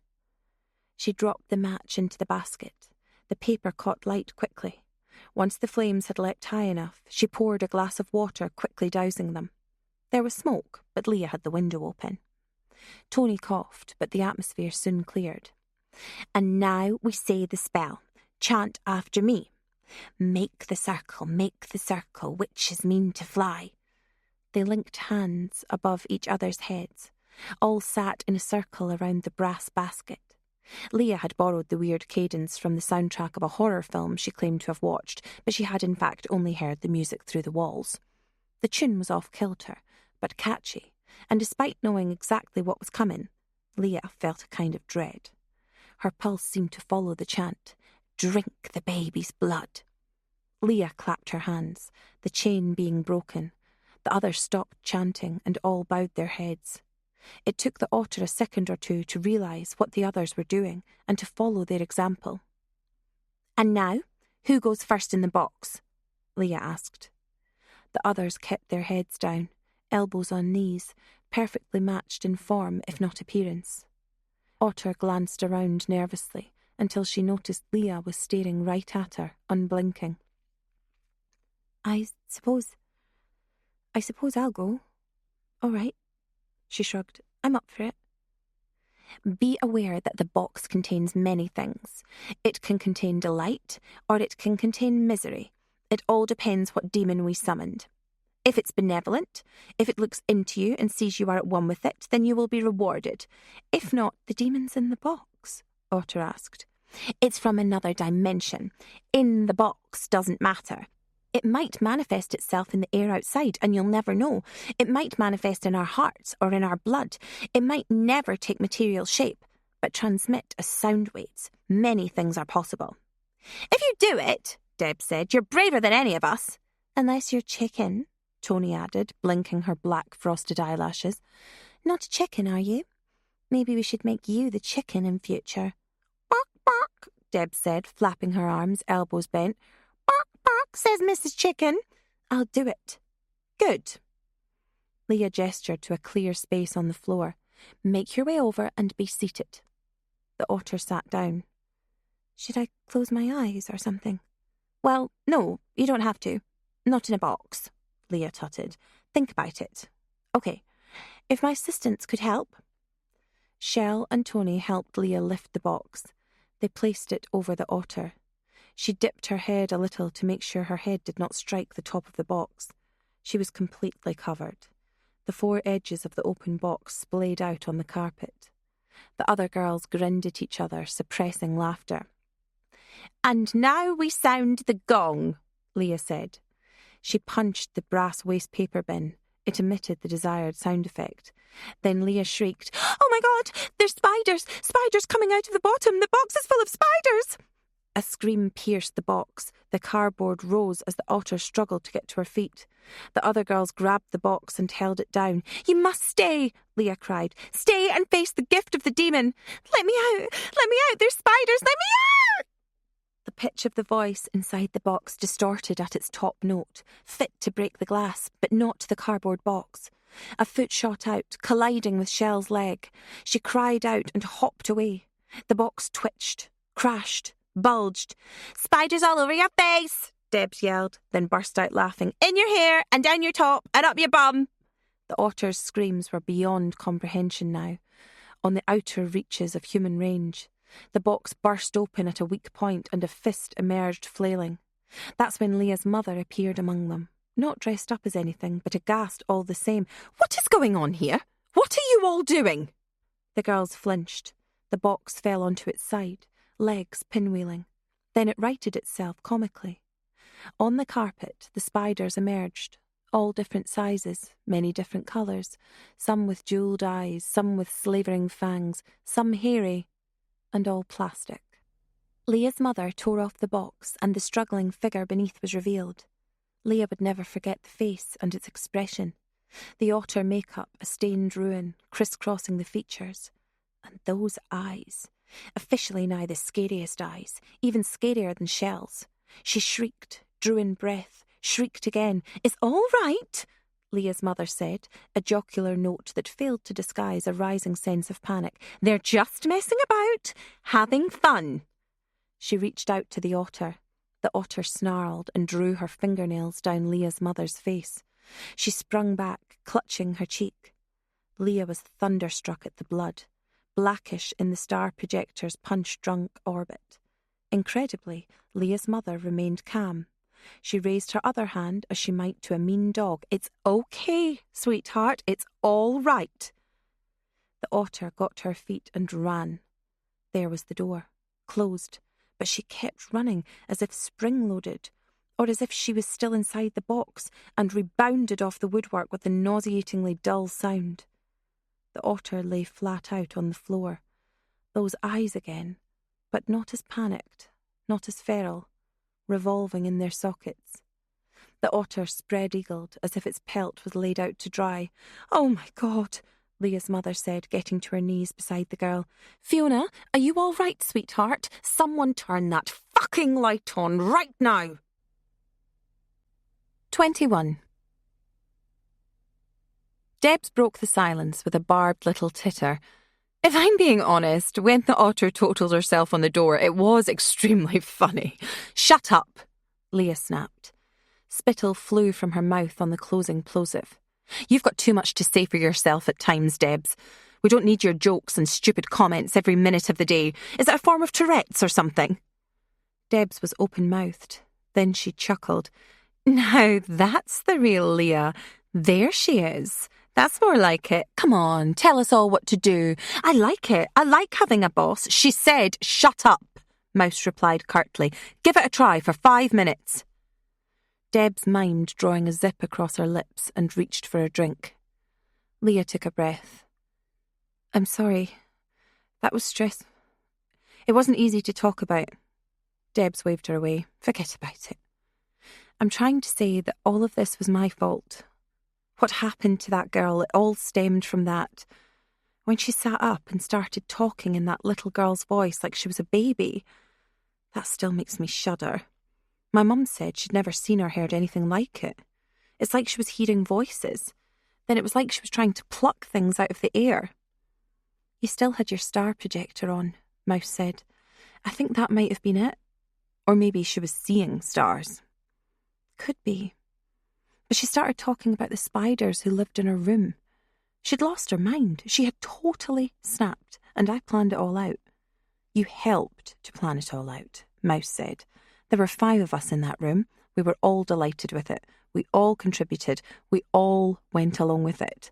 And not one of us raised any objections or said that it might have been out of order. So if there's any blame to be attached, it should be on all of us. I did say that we shouldn't do it, Tony said. For the record, I did say that. I thought it was mean. Nah, you got cold feet at the last minute, Deb said. Not for the first time in your life. Tony frowned. Before she could think of a response, Leah continued, Good God, my mother, after she'd cleared out the house and called Fiona's mother. She closed her eyes for a moment. That's the last time she lifted her hands to me. My ears were ringing for days. They might still be ringing now. You disgrace, you absolute disgrace. You're a bully. Bullies are the worst of the worst. They change lives. And it was the first time I realised that I had been a bully, that I wasn't the heroine of my own little story, that I should have been looking after the weak one. Instead, I just pretended to look after the weak one, to boost my own status, my ego. So if she's still around, I'd want her to know that it changed my life too. I learned a lesson from that. I followed my good nature from then on. Ever think you lost something as a result? Debs muttered. Maybe so, Leah said, but it's for the best. It's not a quality I like in myself. As far as the plan for the box goes, it was conceived by me and executed by me. You could say I was the boss, so it's my responsibility. And then it got worse. She didn't show up at school the next day, you remember that? Or the day after that. The registration teacher told the class that she wouldn't be coming back and left it at that. But we found out, of course, because Fiona's mother came around to my mother's house and had a screaming match. I'd actually forgotten about that, Tony said. You told us, though. Good God, nightmare. That was when I heard the word sectioned for the first time, Leah continued. I remember that woman's face. Demoniacal is the word. I cowered behind my mother. My dad wanted nothing to do with it, stayed upstairs with the curtains shut. The whole street must have heard. You've killed her, the woman said. I thought she meant it literally. I thought I was going to jail. She thinks the spiders are everywhere. That girl and her mother had mental health problems, Mouse said. It was a bunch of 12 and 13-year-olds playing a prank. If it had been any of the rest of us, we might have screamed a bit and would have taken it for what it was, a joke. But yes, if I'm being honest, we knew how vulnerable she was, or we sensed it. We didn't understand the consequences, but we had an idea. So we shouldn't have done it. But the emphasis is on we here. You might have felt like you were the boss, and we might have treated you like one, but we were all culpable there.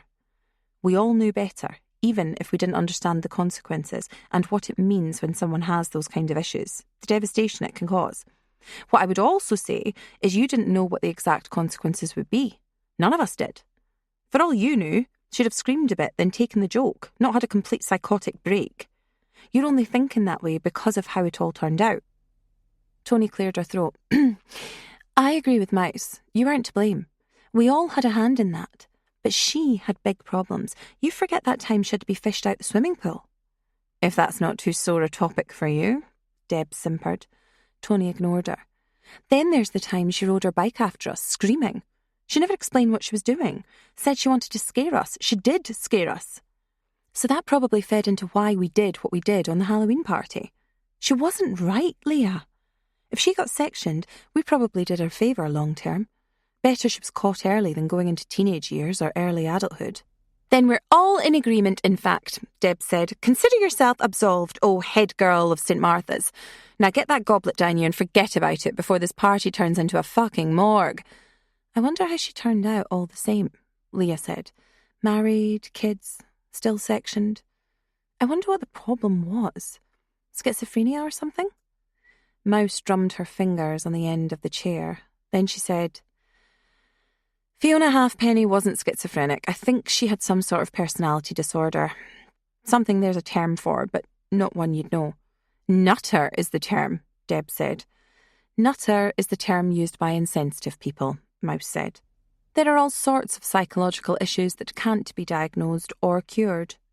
Lack of sympathy and empathy are part of that. God, you're fierce tonight, Debs purred, rolling her tongue along the R in fierce.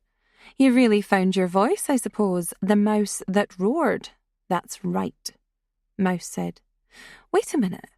Leah turned to Mouse. How do you know what she was and wasn't diagnosed with?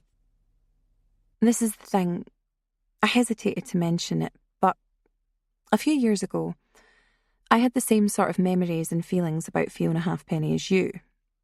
The ensuing silence was broken by the continued percussion of light rain on the windows. And? Leah asked.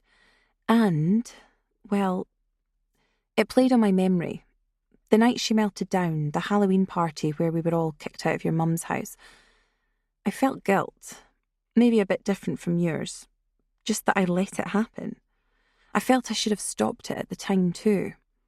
So I looked it up. When was this? Leah felt her guts writhe like a fish on a line. She regretted the Chablis. About 6, 7 years ago. It wasn't easy to find her. She's not on social media. So I made a couple of inquiries through people with a similar name. I found her mother and an older cousin. There was a coincidence too, as the cousin was an art teacher. That let me in. I happened to mention the name, said I'd known a Fiona Halfpenny, mentioned the town. It was her. I made inquiries, then was put in touch with her. She's a graffiti artist, well known in her field. There's a rumour she knows who Banksy is, mentioned in those circles. Goes by the name of, you'll never guess, Otter, Leah whispered. Yep, you're there. Otter Daughter. Not a household name exactly, but you're getting there. You might have seen her bombs on the side of trains, in and out of stations. And if you're still beating yourself up, I can tell you, she seemed happy with her life. She didn't bear any ill will towards us, asked how we were all doing, mentioned that she'd had mental health issues which she'd related to her mother, funnily enough. She'd moved from school to school. She'd done it before she came to St. Martha's too. She's okay, basically, Leah. What happened was bad. It should never have happened. We should have... She took a deep breath and her lips trembled for a moment. I should have stopped it. And I didn't. But it's important to know that she's fine. She got over her problems, she's moved on, and she's a success in her own way, on her own terms. If you were ever to meet her again, she'd tell you that. I never want to see that girl's face again so long as I live, Leah said. Please tell me you didn't pass on our details. Mouse raised a hand. Course not. God, I'd never do that. I was curious. I did it off my own back. I didn't mention it to you or anyone else because sleeping dogs and all that. It was just for me. It was just to be sure. Debs pulled out her phone. Show me, Otter Daughter, was that? Mouse spelled it out. All one word. You'll get a hit right away. You won't see her face, though. Debs threw her phone onto the sofa and tutted. Forgot. Can't get a signal here. Last place on earth for it. And no Wi-Fi. I'll thank Shell for that when I see her next. Emergency calls will work, though, Tony said. Just in case we need them, don't they? Let's hope we don't have to put that to the test. Would be nice to have some contact with the planet, though, Debs muttered. Or even just to see the mysterious Fiona Halfpenny. Artist, you say? Famous?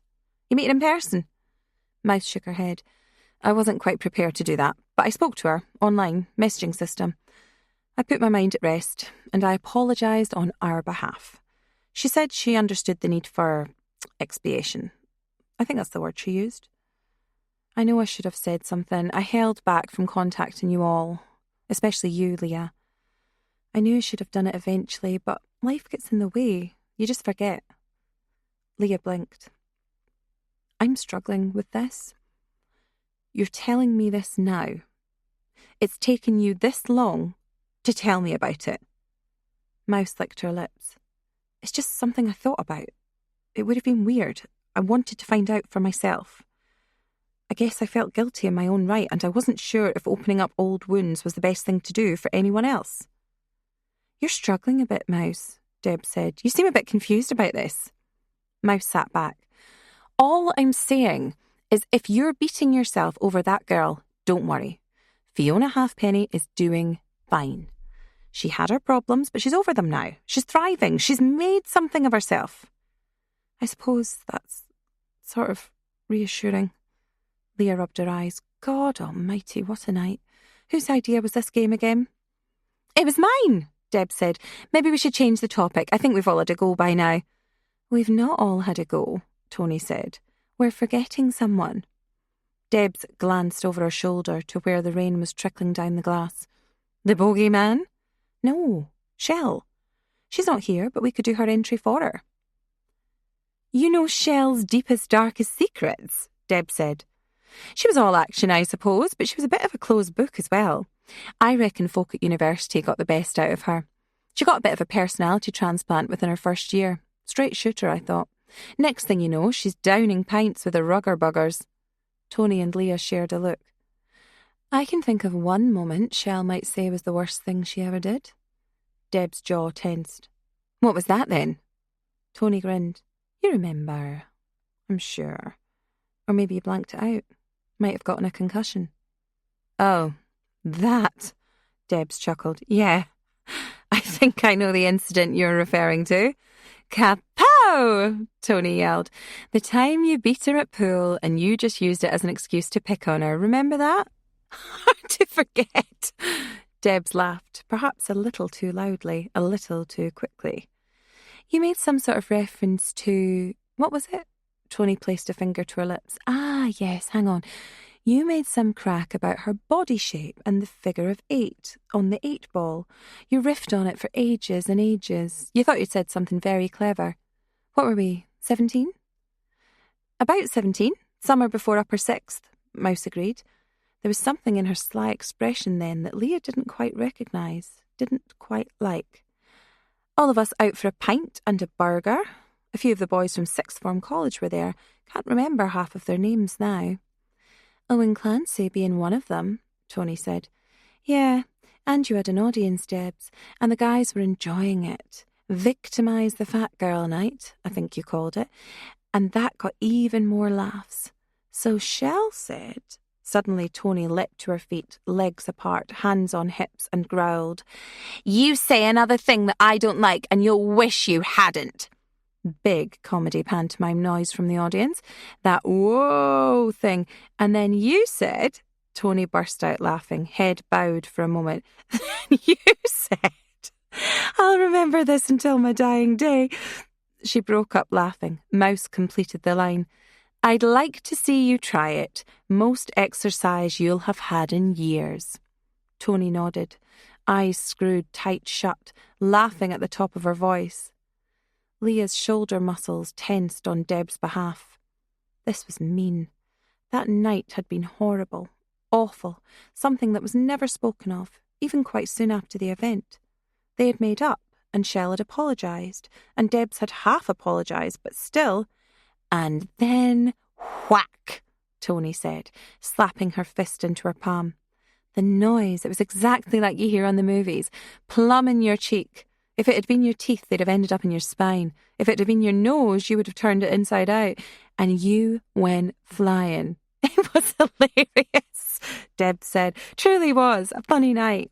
And then you got up. With elastic suppleness, Tony got onto her knees, cradling her chin. I think my jaw's broken, she said in a pathetic falsetto. That'll do, I think, Leah said. I'm bored of this. She got to her feet. Something beyond the patio door shifted, and she frowned for a second. The pale blue LCD lights seemed to flicker, or something moved across them for a second or two. Then the wind changed again, and the fine rain grew heavier. Just the rain. I'll get another bottle. Then I think we should put the telly on and have a good grumble about music we don't listen to. Oh, no, Deb said, all mirth gone from her face and voice. I want to carry on with the bottle. It's been interesting, don't you think? I'll give it another go. Wait a second.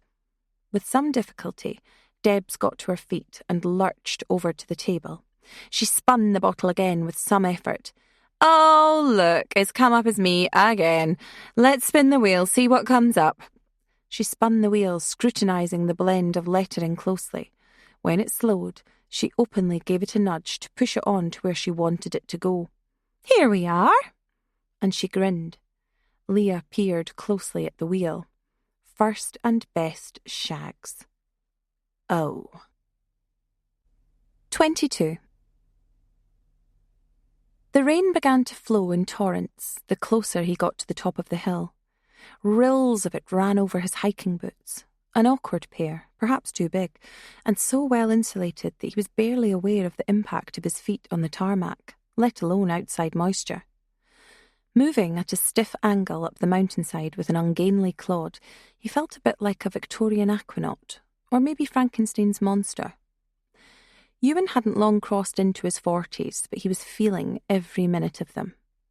Ever since the ferry had dropped him off, things had gone wrong. No taxis available. The pub had been rammed with drunks, unfriendly locals for the most part, and no one had been prepared to give him a lift to the lodge. One of them had even taken issue with his accent, a hint of menace in among the supposed jocularity, even when he'd explained his family on his father's side were originally from Edinburgh. "Close enough," the man had told Ewan, nose about a quarter-inch from the tip of his own. He'd only had one message to go on from Shell, one single, crackly communication. The message had been clear enough, and he'd obeyed, leaving the 3 boys with his mother before making the trip. In a way, the mountains had been a tonic for him, even if the rain made the journey north more difficult. He had started the walk up the road to the lodge in high spirits. He'd even enjoyed the early part of the walk, as the road snaked around the mountains and the tableau of the loch, the sea, and the other mountains dropped away below him. But this feeling soon faded. He bypassed one house with a sign outside saying, "Keith and Susan's Riding School." Ewan could barely make it out as the rain got heavier, the sign creaking in the poor conditions. The noise was irritating rather than spooky, although Ewan did get a chill when he saw that the lights were out in the property, with the exception of one single point of illumination in the kitchen, a readout on a fancy fridge, a console on a heating system or similar. The owners must be out for the day, he decided. Ewan made a few more attempts to get through to Shell, but there was no response, and seemingly no reception on the island, even higher up the hill.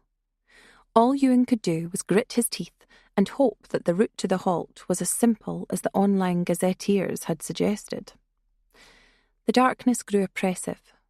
There were no lights on the road, and the gloaming from the village at the lochside had all but disappeared. The moon was obscured by the clouds, and the rain absorbed what light might have filtered through. Ewan had that thin ice feeling that he was on the wrong path, and that it was possible he might step right off the roadside and take a tumble down the ferns and bracken all the way to the bottom. Perhaps he might even leave his boots planted there. Silly bitch, he thought to himself, knuckling his waterlogged eyebrows. Whole thing was a disaster from the start. Should never have gone. She only did so she could catch up with Leah, the only one she truly liked out of them all. Possibly that mouse girl too, but as for the other 2.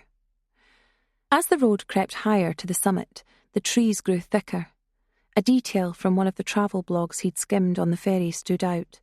Something about trees having been planted 30 years ago, an early rewilding scheme of some kind having led to these immense conifers. A house appeared through the trees, with shouts and laughter filtering through over the air. Someone passed by one of the windows. Ewan considered going there and knocking the door, as the house took on more definition through some gaps in the trees and the steadily increasing rain.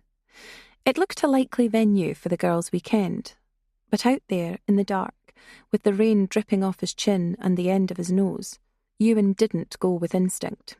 He knew that this was Owltree Halt Lodge, exactly where his maps had placed it, the first place visible from the roadside once he was past the mountain trail riding school. It was a guideline, but it wasn't where he'd been told to go. Foxbar Fort, close to the summit, was what he was looking for. Ewan came to the place unexpectedly, the turreted tower looming through a thick cordon of trees, slick and silvery in the dark. As in the riding school he had passed first, there was a single light on in the kitchen. Ewan knew what his first line was going to be. It ricocheted around his mind. The boys have been worried sick. In his years together with Shell, he knew that a reference to the kids would find a gap between her ribs, close to the heart. He would be speaking the truth, though. He remembered the boys' faces, reflecting his own panic as he dialed her number again and again. "Is Mum all right?" asked Gordon. "Is she coming home?" Questions he had asked himself in those awful incommunicado hours. The transition from a slight worry to a horrid doubt to a fear that was difficult to conceal. He felt curiously out of place as he found a gate and pushed it, then started up the concrete slab driveway. His knees hurt and his underwear chafed, and he badly wanted a cup of tea, a hot shower, and a great big row. "Come out here, it'll be great. I need you out here. It's a couples thing. I must have made a mistake. I am on my own out here. Foxbar Fort, come out and have fun." This entreaty came in an absolute mess of text messages dolloped onto his phone in a rush. So unlike Shell. A light blinked on at the top floor of the teepee-styled building, and he saw Shell briefly appear at a window. Then a hallway light came on further down, illuminating the abstract stained glass window over the top of the front door. Warm amber, bright orange, dull red. Here he was at last. Seemed quiet for a party. Maybe they had all decanted to the lodge further down the hill. Owl Tree Halt? That looked more like the party house, all right. He'd even seen disco lights stabbing through at one point, that curious starship effect lancing through the trees. No one arrived at the door. No one appeared at the windows. Ewan frowned. He checked his phone, futile, he knew, and then he tried the door handle. The door was open. He flicked on a light and moved into a vestibule that hadn't been long decorated, with a shoe rack similar to the one he and Shell owned, but devoid of mud spatters. There were no boots resting there. Instinctively, he took off his own sodden pair and felt the prickly mat through his thick hiking socks. "Shell? It's me, come down," he called out. There was a shifting sound from above, then silence. "Shell!" Ewan felt uneasy, doubting himself. Common sense told him that the venue for the get-together was the raucous house just down the hill. Perhaps he was right. Perhaps he'd intruded upon someone. He wondered what it might be like if you were alone in a house in the middle of nowhere and a strange man blundered in. "Hello? It's Ewan. I'm here for Shell Michaels. Is Shell Michaels up here?" He opened the door into an expansive circular space, not unlike a lighthouse or oast house. There was a table at the far wall, but only a bucket seat against the natural curve of the wall. The floors were bare and spattered with paint, old paint, not new. A sink near the back door was crammed with pots and brushes, and there was a smell of turpentine in the air. That wasn't what immediately drew his attention, though. In the centre of the room, seemingly suspended by some hidden force, were 4 immense cardboard sheets stretching from floor to ceiling. As he moved closer, the illusory effect changed as he saw that they were hung with clear string, like fishing line, as if they were marionettes. The sheets were slashed through in an odd wave-like pattern. Ewan could make no sense of it. It was painful to look at. As you moved closer, or sideways, or backwards, the irregular slashes showed through and appeared to take on a strange movement. It was similar in effect to 3D puzzles he remembered from about 30 years ago. Every single movement created a simulation of motion among the images you were looking at as the slashes and gaps intersected. Nothing stayed the same. Every perspective was different. It was strange and entrancing, and Ewan wondered what it all meant, even as he knew on the instant that he had indeed come to the wrong place. "I'm so sorry. Hello? Is anyone there?" He didn't want to touch the canvas. He thought they were sheets at first. Or were they sheets? But he had no choice if he wanted to get to the door. He moved among the corrupted white surfaces. Tiger stripes shifted in front of him, spewing gases, liquid pressed under glass as if on a microscope slide. The setting sun through the sparse leaves of an autumn tree, a kaleidoscope in blood. "All right," said a voice from beyond the door to the left. "Yes, it's me, it's Ewan." It sounded like Shell. He brushed the canvas aside, cursed the flapping intrusion, and opened the door. The staircase curved around the turret, lit in stages by candles. Ewan came up the stairs, grasping the banister. "Shell! Are you okay? Come on down, it's me. He thought he heard someone giggle. He stopped for a moment, then got annoyed. He stomped up the last few steps, not caring how intimidating it might have sounded. He came upon a narrow corridor with rooms on the left-hand side. Light filtered through the bottom of one single door and through an aperture that Ewan assumed was a keyhole. "Shell!" He made towards it. He knocked on the door. Someone gasped inside. Sweating freely, his hand and voice shaking in tandem, Ewan said, "Look, my name's Ewan. Shell told me to come here. I don't know if I have the wrong address. She was quite specific. It was Foxbar Fort." No response. "I'm sorry. Is anyone there? I'll leave if there's no response." Someone was breathing through the other side. Looking down now, he saw that it wasn't a keyhole emitting the beam of light, but a genuine hole in the door. He thought he saw something move, changing the quality of the light inside. He knocked again, hard. "Hello! This is your last chance. If this is a trick of some kind, I don't appreciate it." He bent down towards the yellow globe. Someone was whispering, "Bite the baby's eye." The light vanished. He had time to blink once before the blade punched through his eyeball. He screamed, but there seemed no volume to it in his pain and shock, no sound of note. It blended in with the roaring of his pulse in his ears and temples and chest. Ewan staggered back, a hand clamped to his eye, everything drowned out. He felt warm wetness pulsing through his fingers, over the back of his hand. He fell. The door opened and the light from within the room froze him. A death ray, perhaps. A shadow flew out like cinders torn away from a fire in the wind. It started cutting him, splitting the back of the hand clamped to his face, then his forehead, then across the neck. "Drink the baby's blood." Ewan might still have been screaming. He threw both hands up as he hit the floor, but the darting shadow pierced that defence and slid the long, thin blade through his other eye, right to the quick. And that was all. 23. Leah wrinkled her nose as the viscous liquor punched her in the palate. "Jaeger bombs. Yeah, I remember now," she said, coughing. "I've had these before. Last works night out I went on. My opinion has not changed." She laid the shot glass down on the table and pinched her nose. There was still most of the shot left. No chance, Leah thought. No more of that. If I do, snap of the fingers and it'll be tomorrow morning. Tony sniffed at her own drink, then drained most of it smartly. She didn't wince as Leah had, but smacked her lips, then said, "I'm getting tones of shame and leeriness with just a hint of fuck you." "Yeah, that'll be about right," said Debs, downing her own. She was steaming drunk now, playing pinball with the edge of the couch, the table, and any other vertical plane within her vicinity. The sly look on her face that usually foretold some malicious comment was now a constant on her flushed face. Her rounded corners and soft edges puffy and bloated. She never was a good drunk, Leah thought. Not that she knew many who qualified for that status. "They have a bit of a belt to them. Hey, Mousy, you're a bit down in the dumps. Fancy a livener?" Mouse shook her head. "I think I might head to bed soon, you know." "Look, if you're up the duff, just tell us," Deb said. "Never mind the suspense, out with it."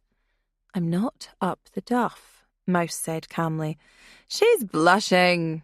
You've actually blossomed into a terrible liar," Debs hiccuped. "I like that, though. It's very becoming. Better to play the cherry-cheeked ingenue than, what's the word?" "An arsehole," Tony said. Debs winked at her. "If you're in the family way, Mouse, that just leaves me and Tony as the only free citizens left in the group. Fair play to Shell, dearly departed. She popped those three out fast enough with old Ewan. Kapow! I lost count. I couldn't keep up. I always need to ask one of you guys what I need to put on the Christmas cards. Huey, Smoothie and Fooey, Huey, Dewey and Louie, Eggsy, Ustry, Flapsy, Epiduras, Suture and Queefy. She must have taken to it, being Keith Cheggers. Some birds do that, I guess. Then Leah, of course." She paused. "Anyway, Tony, not fancy it? I think you've had enough to drink, Debs, Tony said. That's a fair shout. But why so defensive? Your man firing blanks then? Or have you got your fallopian tubes in a twist? Leah opened her mouth to speak, but Mouse stood up. The way she started forward, it looked for an instant as if she was actually going to hit Debs.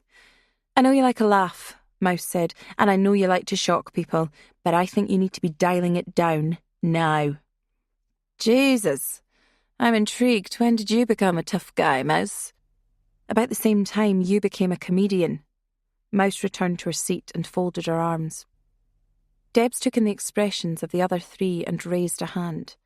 She was drunk, though, the extra alcohol having pushed her way past the threshold of reason.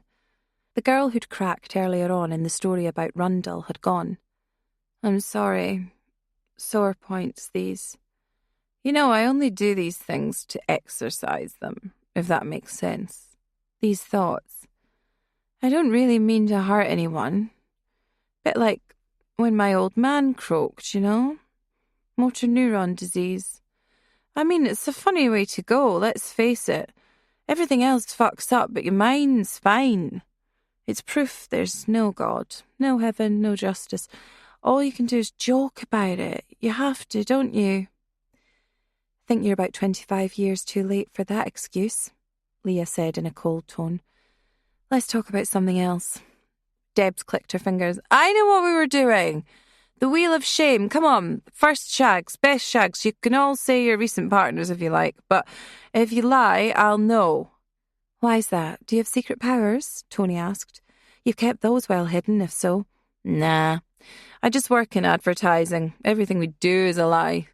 Hey-ho and ho-hum before I cause a full-on riot here. Debs lurched to the table and grabbed the empty bottle. It almost slithered out of her hands, but she steadied it with her free hand just in time. She spun it on the table and it threatened to fly off, only just stopping short of the edge as it completed its revolutions. The tip of the bottle went to Mouse. Go, Mouse! First shag first, then best shag. You know who my first shag was, Mouse said. I'm sure I've been interrogated about this before. It was Owen Clancy, Lever's ball. Senior's bald, more like. Owen Clancy in a tuxedo, you in an evening dress. Virginity's turned to confetti. Your own Dawson's Creek moment, you lucky, lucky bitch. I'll never get over that.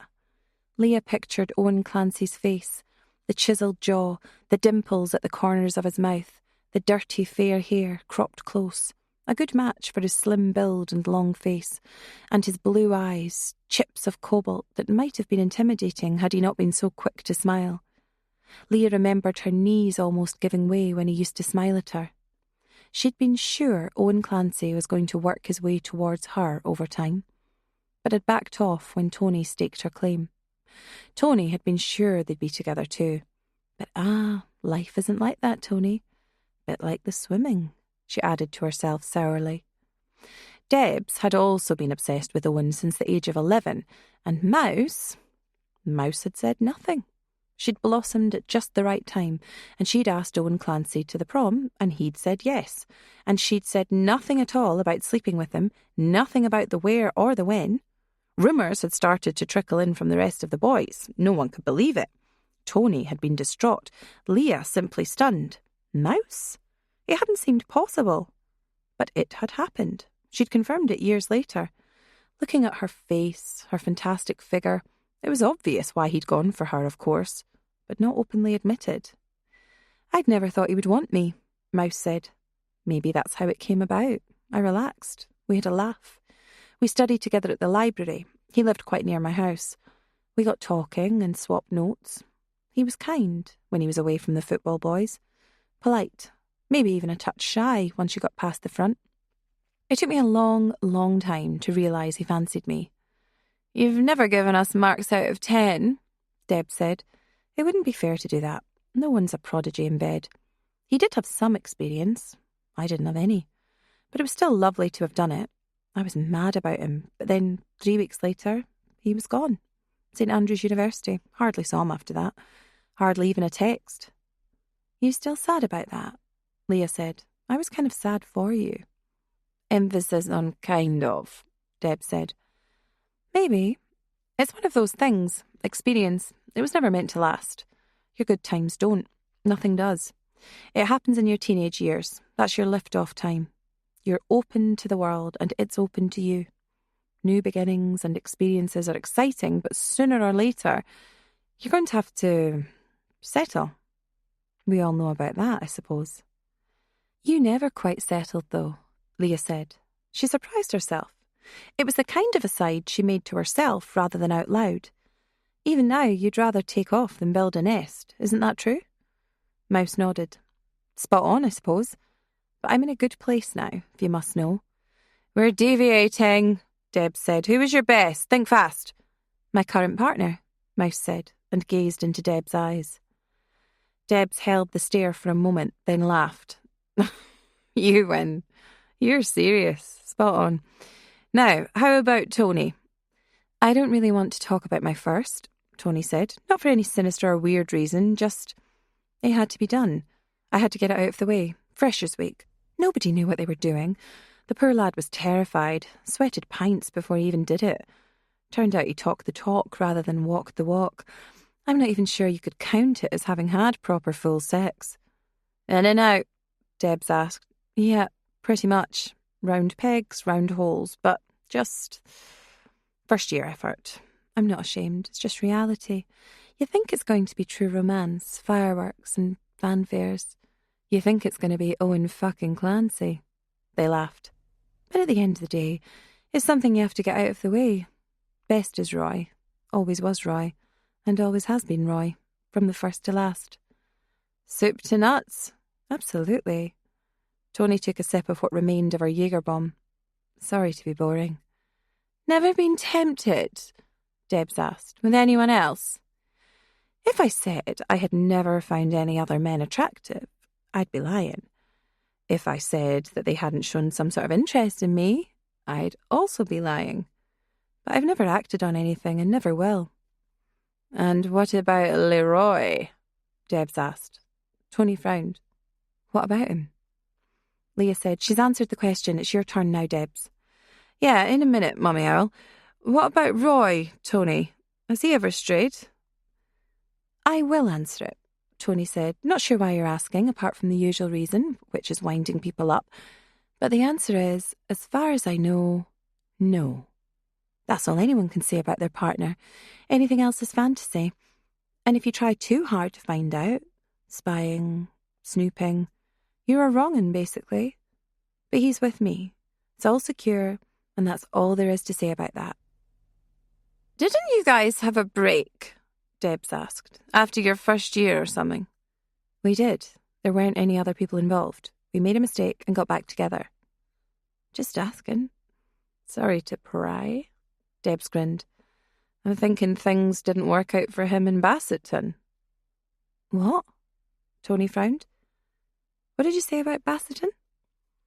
It's just something I heard. It's fine. Yeah, you were asking who's next. It's me or Mummy Owl. An intriguing duo, to be sure.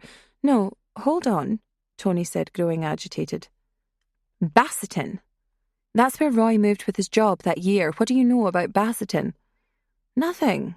Maybe you told me. I'm sure you did. I'm sure I fucking didn't. Someone told me at some point. Maybe he did, at one of the weddings. Yeah, I should shut up, really, shouldn't I? Debs fidgeted with the bottle, staring down at the table. Leah's heart had gone into overdrive. She felt it thudding in her eardrums. Yeah, let's move on. Tony turned to Leah and was about to say something. She thought better of it. Her eyebrows actually twitched, and she bit the side of her mouth savagely. The bottle needed a nudge away from settling at Mouse for the second time to take it to Debs. Me? Well, my first is a bit of a strange one. Eager to see the topic of conversation moved on, Leah said, I don't think you ever told us about that. There's a reason, you see. Was it someone embarrassing? Tony asked. Lucas Murphy? He was bloody keen. Oh, Jesus! Who in their right mind would do that? Man's eyebrows were like gorse.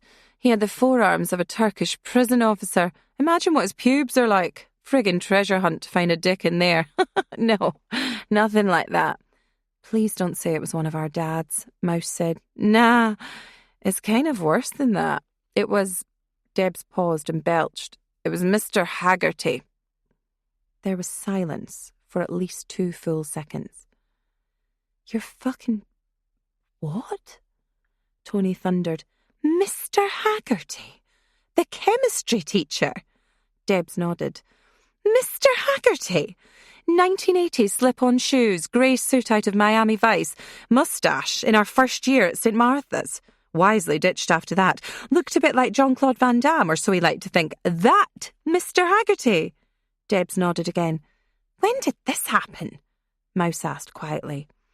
Not at school, before you ask.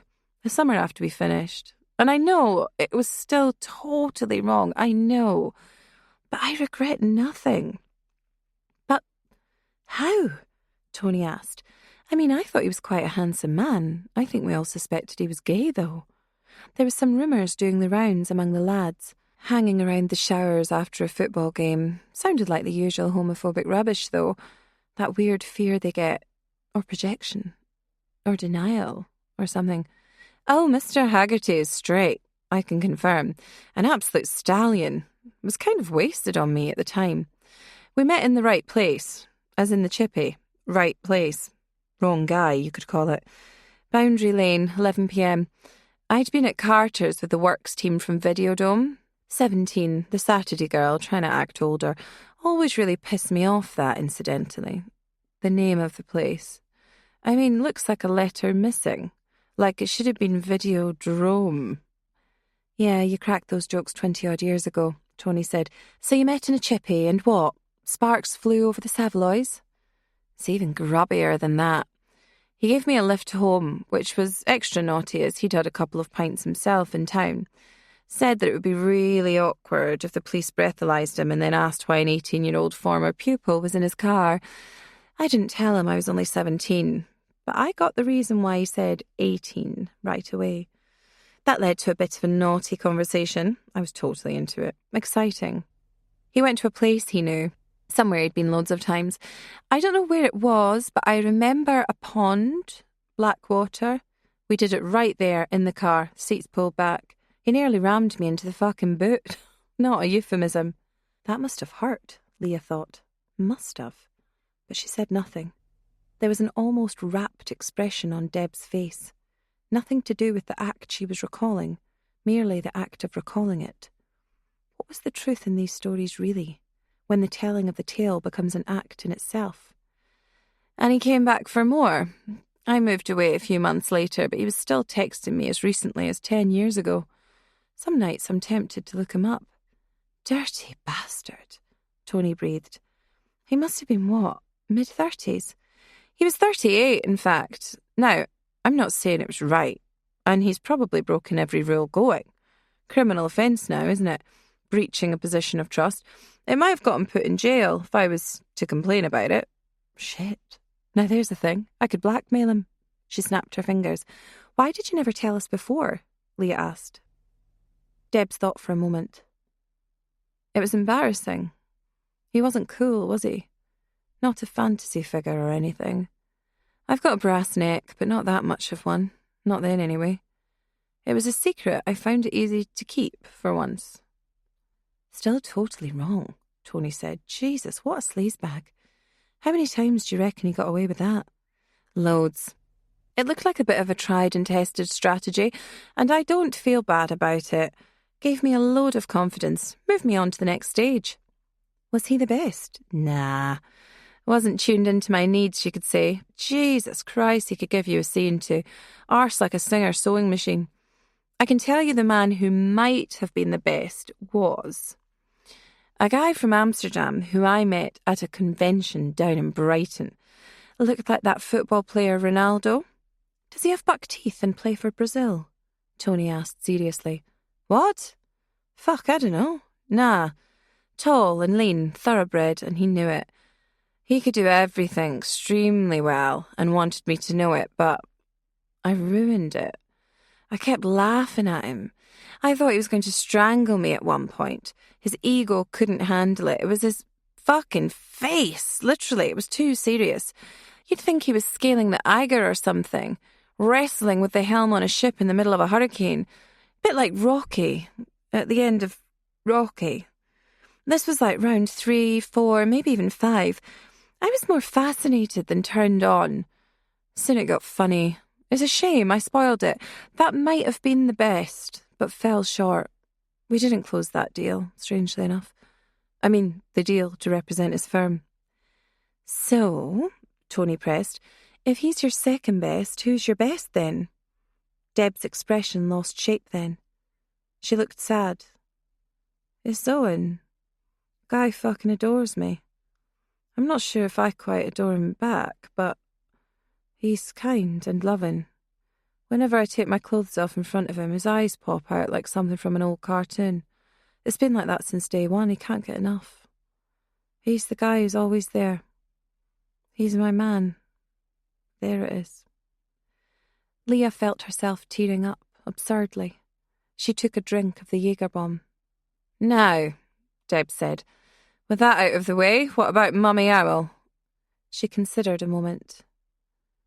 First was Howard Lansing, American student. For about 7 days, he was my entire world.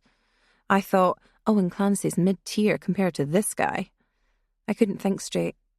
I wouldn't say 80s pop at the Union on a Thursday was quite fireworks and fanfares like you said, Tony, but it was getting there.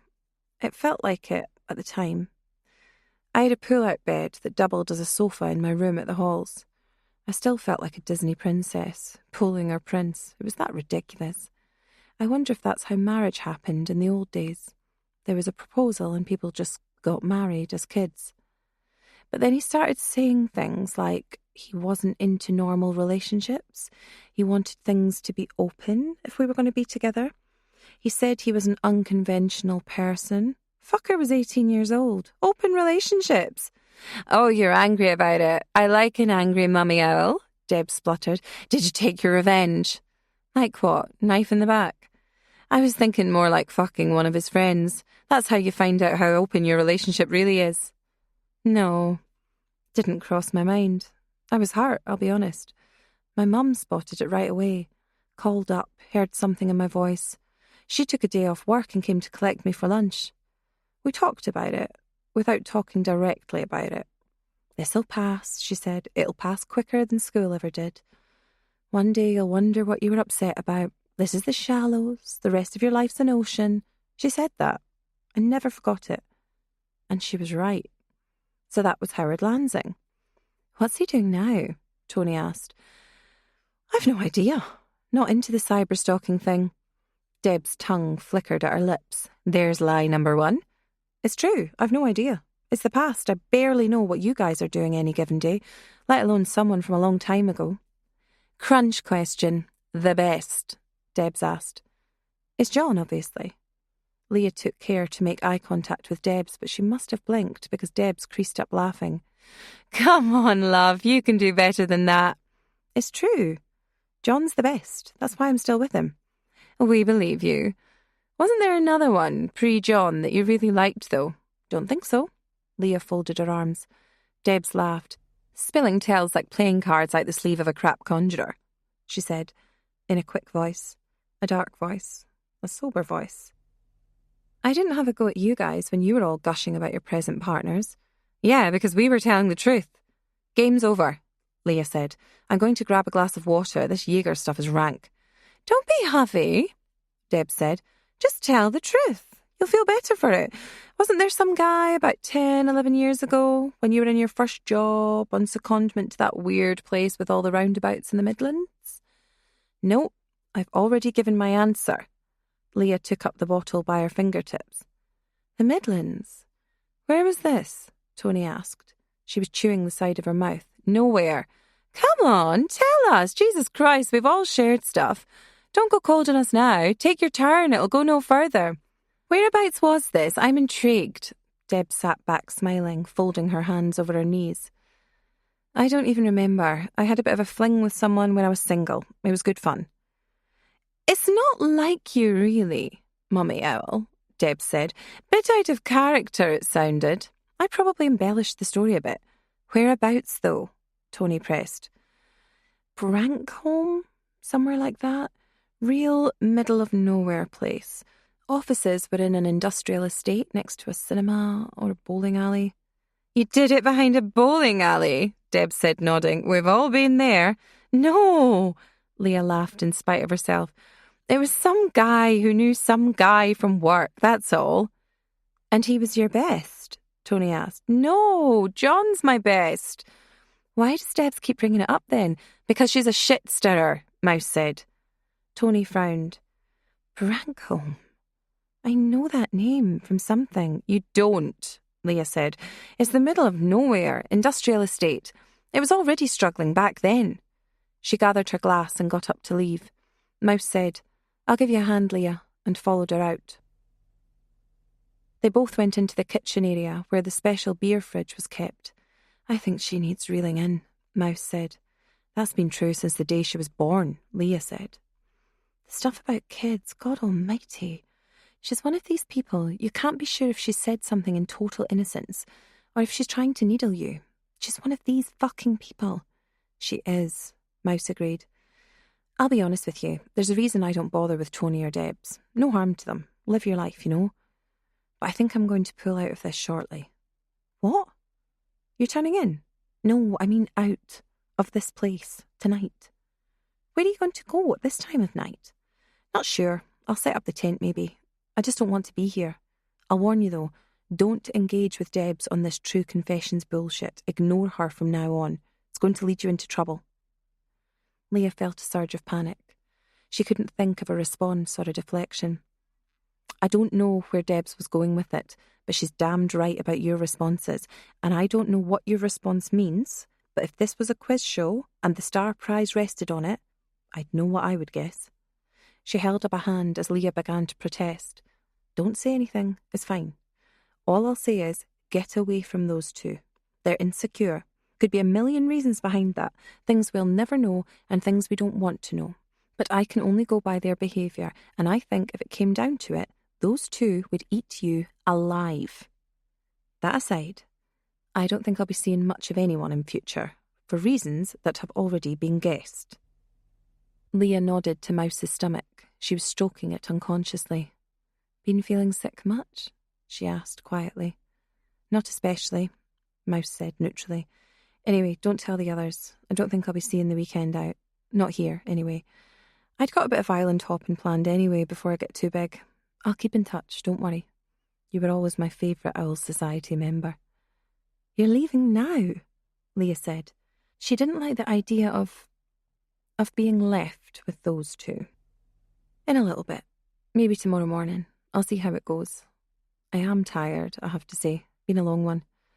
Getting old, I think. Can I ask you a question? Leah asked. I'll give you the answer before you do. Sperm donation. Off the books. A poet called Ronald from Denmark. Beautiful blue eyes, 6'3". His dad's an architect and his mother played cello professionally. Good Lord, Leah whispered. The appliance of science with a turkey baster. They both laughed. Then light flared, igniting the patio, startling them. Security light? Yep. Mouse shaded her eyes, peering out into the wet, blustery scene outside. Hasn't gone on once since the sun went down. The door locked. Leah nodded towards the wooden door which led out into the alley along the side of the house. Best check.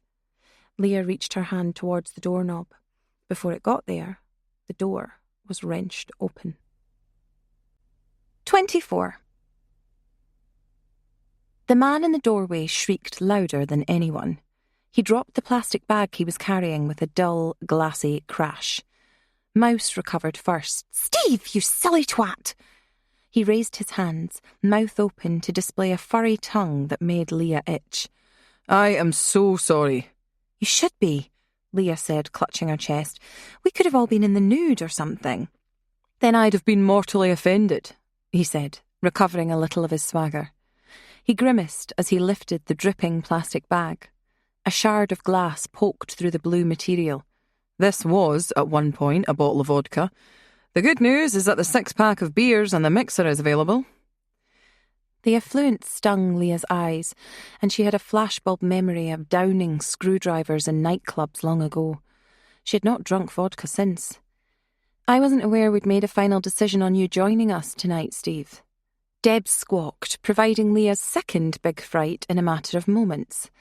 The newcomer shouldered her way in between Mouse and Leah and clutched at Steve, who had to look lively with the punctured carry-out bag, lest Deb should impale herself on it.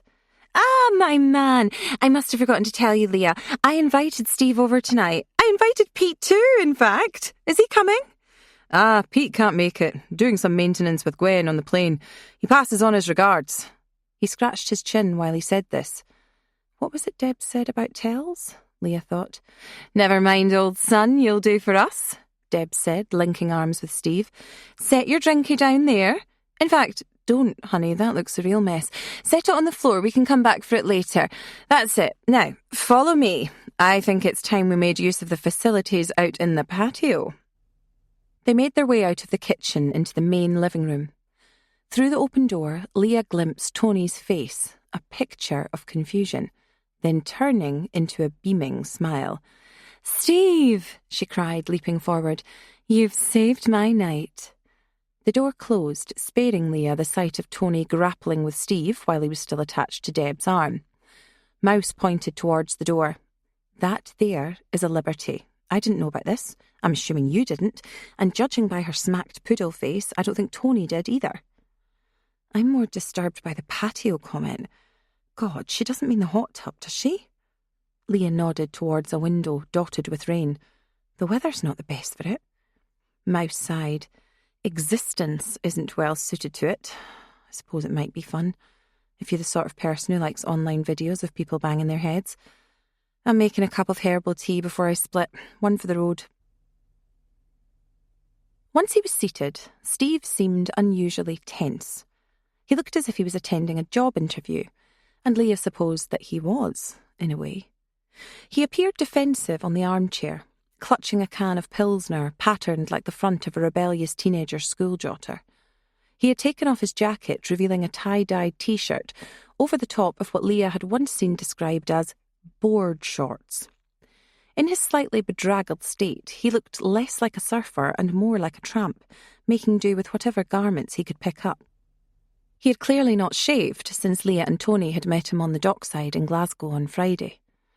So, Mouse said, sipping on her tea, can I ask how you got here, Steve?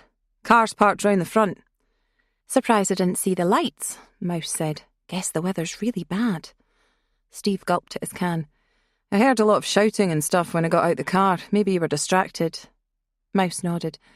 I guess we were. Party games, you know. So, seeing as you're drinking, you won't be driving your car back then. Maybe you've planned on staying somewhere around here? We have an empty unit up at the top of the hill, in fact. No one's there this weekend. Foxbar Fort. I was going to bunk up there for the night. It's very nice of you to invite me. I didn't. Mouse could do playful all night, but her look was hard now, an unflinching quality that Leah would never have attached to her friend. But I suppose Deb's dead. Debs, who had been trying to pour a fresh Jaeger bomb so long and so carefully that there could be no doubting how drunk she was, said, Mouse is trying to wind you up, Steve. Don't you worry, Puddin'. We'll go over to the hot tub soon. I'm not sure how it works. Could you show me? Absolutely. It's a dawdle. Pretty much brand new, those things. Hardly been tested. That's reassuring, Deb said, because usually these things are simply a filthy reservoir of sex. We wouldn't want any of that going on here, Steve said as he got up to join her. Tony got to her feet and said, Guess I'd better get into my cosy if we're going to have a dip. She nodded to Steve, who was watching her cross the living room floor. Deb slid open the patio door. A gust of cold wind blew in, causing everyone to shiver. The rain was heavier outside, pale blue bolts moving through the LED lights. Now, I think this is the control panel, Deb said before Mouse slid the door shut. I'm not getting into the hot tub. Absolute and final, Mouse said. Me neither. We going to watch this horrendous occasion play out? Leah asked. Oh yeah, definitely. Leah reached for the bottle of carbonated water and refilled her glass. I'm going to look at a jumper then. Save me a seat. Wisely, the hot tub had been placed underneath the balcony, set deep into a patch of false turf covering the decking. The cauldron bubbled, steam rising into the air. It would have been big enough for all of them. "Nice and warm now," Steve said. "I'll head back in for a beer, if you don't mind. I'll leave you to it." Tony had appeared in a one-piece, which had been strategically cut in sections at the sides. Debs had muttered something about a kid cutting out paper dolls, but the joke hadn't gained much traction. The costume was blood red, and Tony looked amazing. Pilates, park runs and Peloton had given her enviable muscle tone and a flat stomach, with the shoulders and neck muscles of an Olympic swimmer. "Shit, I forgot about that tattoo," Leah said. There it was, lurking just at Tony's hip, a curly bluish gecko with a tail like a question mark. "Tattoo?" Mouse narrowed her eyes. "Oh, wait, hang on a second. When did she get that again? A holiday?" "Her and Shell went to Magaluf for a summer," Deb said. "Bar work. We were meant to head over, but I think it all fell through for lots of reasons. Money reasons for me, I'll be honest. They got tattoos near the end. Absolutely mental." "It is quite cool." "It's cool, but it isn't Tony. I didn't think so anyway." Tony went into the water first, giggling a little. "It's lovely," she said, using the rail to guide herself in before sitting down. "Even better when it's a bit chilly outside." "Steve doesn't know where to look," Mouse said under her breath. "I think he knows exactly where to look," Leah replied. She looked away from the steaming pool towards Mouse's mug. "Herbal teas, they any good?" "Yeah, get all sorts of flavours now." "I only ask because I had a go at green tea years ago and I nearly chucked up. I've heard some folk have that reaction. Tonight I'm packing good old ginger, sourced from a shady dealer somewhere in Soho." Deb still wore the same dress. She had moved on to Steve's beers, ostensibly in an effort to sober up, and she belched as she said, "Well, it's time to get wet, Steve." Leah cringed. "Surely she isn't," she muttered. But she was. Deb started taking her clothes off. She kicked off her shoes, smiled, and slid off the straps on her dress. A quick shimmy, and it was off. She flicked the dress on the end of her toe with no little skill onto the patio furniture in the L-shaped corner. "Debs," Leah said, almost aghast. "You need to think this through, honey." "Oh, when did you turn into such a granny pants?" Deb said. She stood with her hands on her hips. Her strapless black bra and matching knickers were sheer, expensive, see-through, and surely amounted to a great big stock cube of disaster with the addition of water. She had gone thick in the hips as she got older, but Deb's carried a little bit of timber well, always had.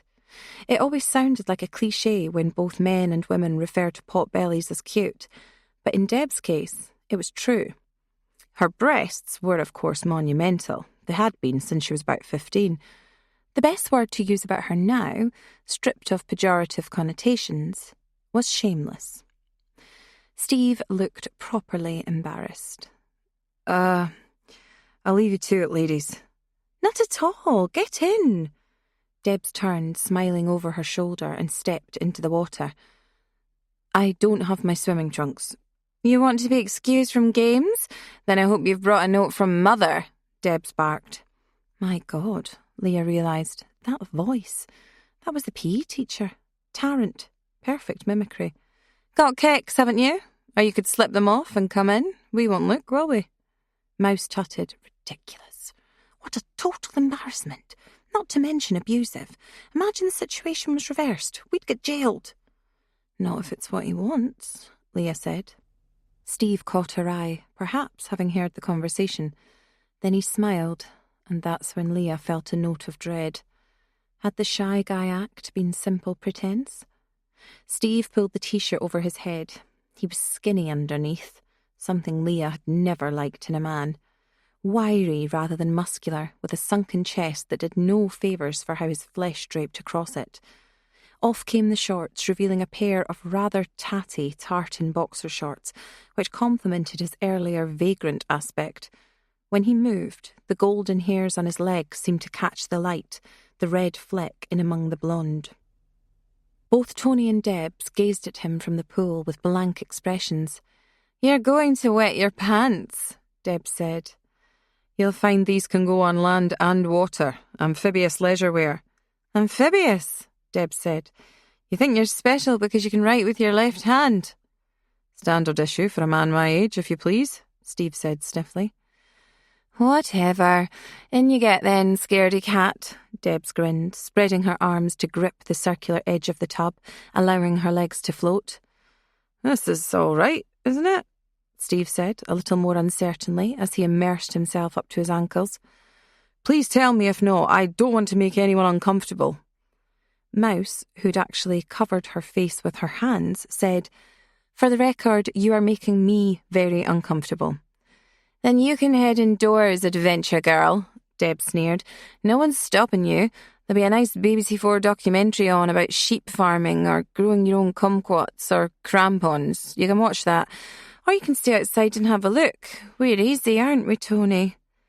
"Oh, I think you'll find we take a little bit of effort," Tony replied. Steve sat down in the tub opposite Debs and Tony, stretching out his arms, sighing as the warm water surged over his shoulders. "Oh, we forgot the drinks." "One of these two dears can go in and get it for us, unless they are coming in as well." "Don't think I'll bother," Leah said. "I reckon I'll see if there's something on BBC4 about cracked pottery." Debs laughed. Her makeup had begun to run, black trails at the corners of her eyes. "Look at the pair of them. You know, if this was in Germany or Sweden, we'd all be butt naked and no one would care. Or if they did, no one would bother. The British curse. I've got a theory, you know. Most of our problems in life come from how we think about our bodies. She's too fat, she's too thin, look at her tits." Deb locked eyes with Steve. "So it feeds into social anxiety, phobias, all that kind of stuff. Not saying you don't get that in continental Europe, but their attitudes to bodies are totally different, much healthier. There's not that tabloid taboo." "I guess you're right." Steve grimaced as the bubbles tickled his chin. "Never thought about it like that before." One of Tony's feet breached the surface, a sudden flicker like a shark's fin in the surf. She wiggled her toes right at Steve, and Leah noticed, even from that distance, that her nails were perfectly manicured and painted purple. Then the foot disappeared. Steve shrieked as something touched him beneath the surface. Mouse sighed and turned to Leah. "Milk, no sugar for you, is that right?" "I think I'm done," Mouse said, sipping at a hot tea in the kitchen. "Though I have to admit there's a part of me that wants to see the rest of this car crash actually happening." Leah sipped from her own cup and glanced through to the patio. The rain was coming down heavier, partly obscuring what was going on outside, but she could make out that Debs had shifted position and stood in the middle of the tub facing Steve. Tony hadn't moved, still sat opposite and must have been slightly obscured by Debs. "I feel as if I've been caught watching a dirty film by my parents or something." I expected that sort of behaviour from Debs, though, fair play, getting into a hot tub in her kecks was bold, even for her. Tony, though, she's playing a dangerous game. "Bit competitive is Tony," Mouse mused. "Speaking of dangerous games, I wanted to smack Debs. Her mouth was running away with her brain. She's devious, gets herself into trouble and makes sure you get into it too. That's why I'm having a cup of tea, sobering up, and not going near any hot tubs." "Quite right," Mouse said. "All the same, dodgy territory. This is why I'm done with them, really. Tony's got colder, if that's possible." Although Tony was behind glass, Mouse lowered her voice. "You know, when I was upstairs grabbing something earlier on, I caught her having a look through my backpack." "You're joking?" Mouse shook her head. "Gospel. I heard a zip, and you know that way, I thought, oh, she's gone into my room to get changed. How embarrassing. Your brain fills in the blanks, even when there's no logic to it. Maybe you avoid the confrontation. Then I saw she had the same clothes on. The only reason she could be in my room and zipping a bag up is because she was rooting around in my stuff." "Jesus, what did she say?" "She had an excuse. I was so shocked I forgot what it was. She said something like she wandered into the wrong room. Oh, it's this one." I didn't tackle her. It took me so long to process what was happening that she was long gone, and I lost the chance. Should have denied it anyway. I suppose I could have chased it, but I didn't, strictly speaking, see anything untoward. That's weird. What would she have to gain from going through your stuff? Controlling mindset. Some people see a bag lying unattended or a computer screen left unlocked and they just can't help themselves. Maybe it's cunning, maybe it's how we evolved, maybe it's to get an advantage, maybe it's just a compulsion. That's really, really odd. Yep, I wouldn't want to be married to her, that's for sure. With that knowledge in mind, you sure you can handle these two on your own? You're going right now, in this weather? Mouse nodded. For the best. Those two are about as distracted as you can get. If I went in the morning or after breakfast, I'd just get grief from the pair of them. But where are you going to sleep? Don't tell me you're taking your friggin' tent out. It's pouring with rain. There's meant to be a storm tomorrow. There was a storm the other day just when you and Tony arrived. It was ace. You ever slept in a tent when lightning's been in the sky outside? No, and let me tell you, I don't intend to either. Lightning! You'll get fried. Nah, I've got little caps for the tent, plus a thick rubber mat. I'll be fine. If not, follow the smell of fried chicken. That's not funny. Is it really safe for you to be doing that? Of course. I'm only sorry I'm leaving you to it. Make sure you take notes and get back to me, though. I want to find out how this story ends. You take care now. Leah felt her lip tremble as she gave Mouse a hug. Good old Mouse, she used to say, patronising the girl. Once she'd even ruffled Mouse's hair. She'd cringed many times over this, but now the phrase was in her mind, stripped of any negatives, and she uttered it against her friend's cheek. Good old Mouse.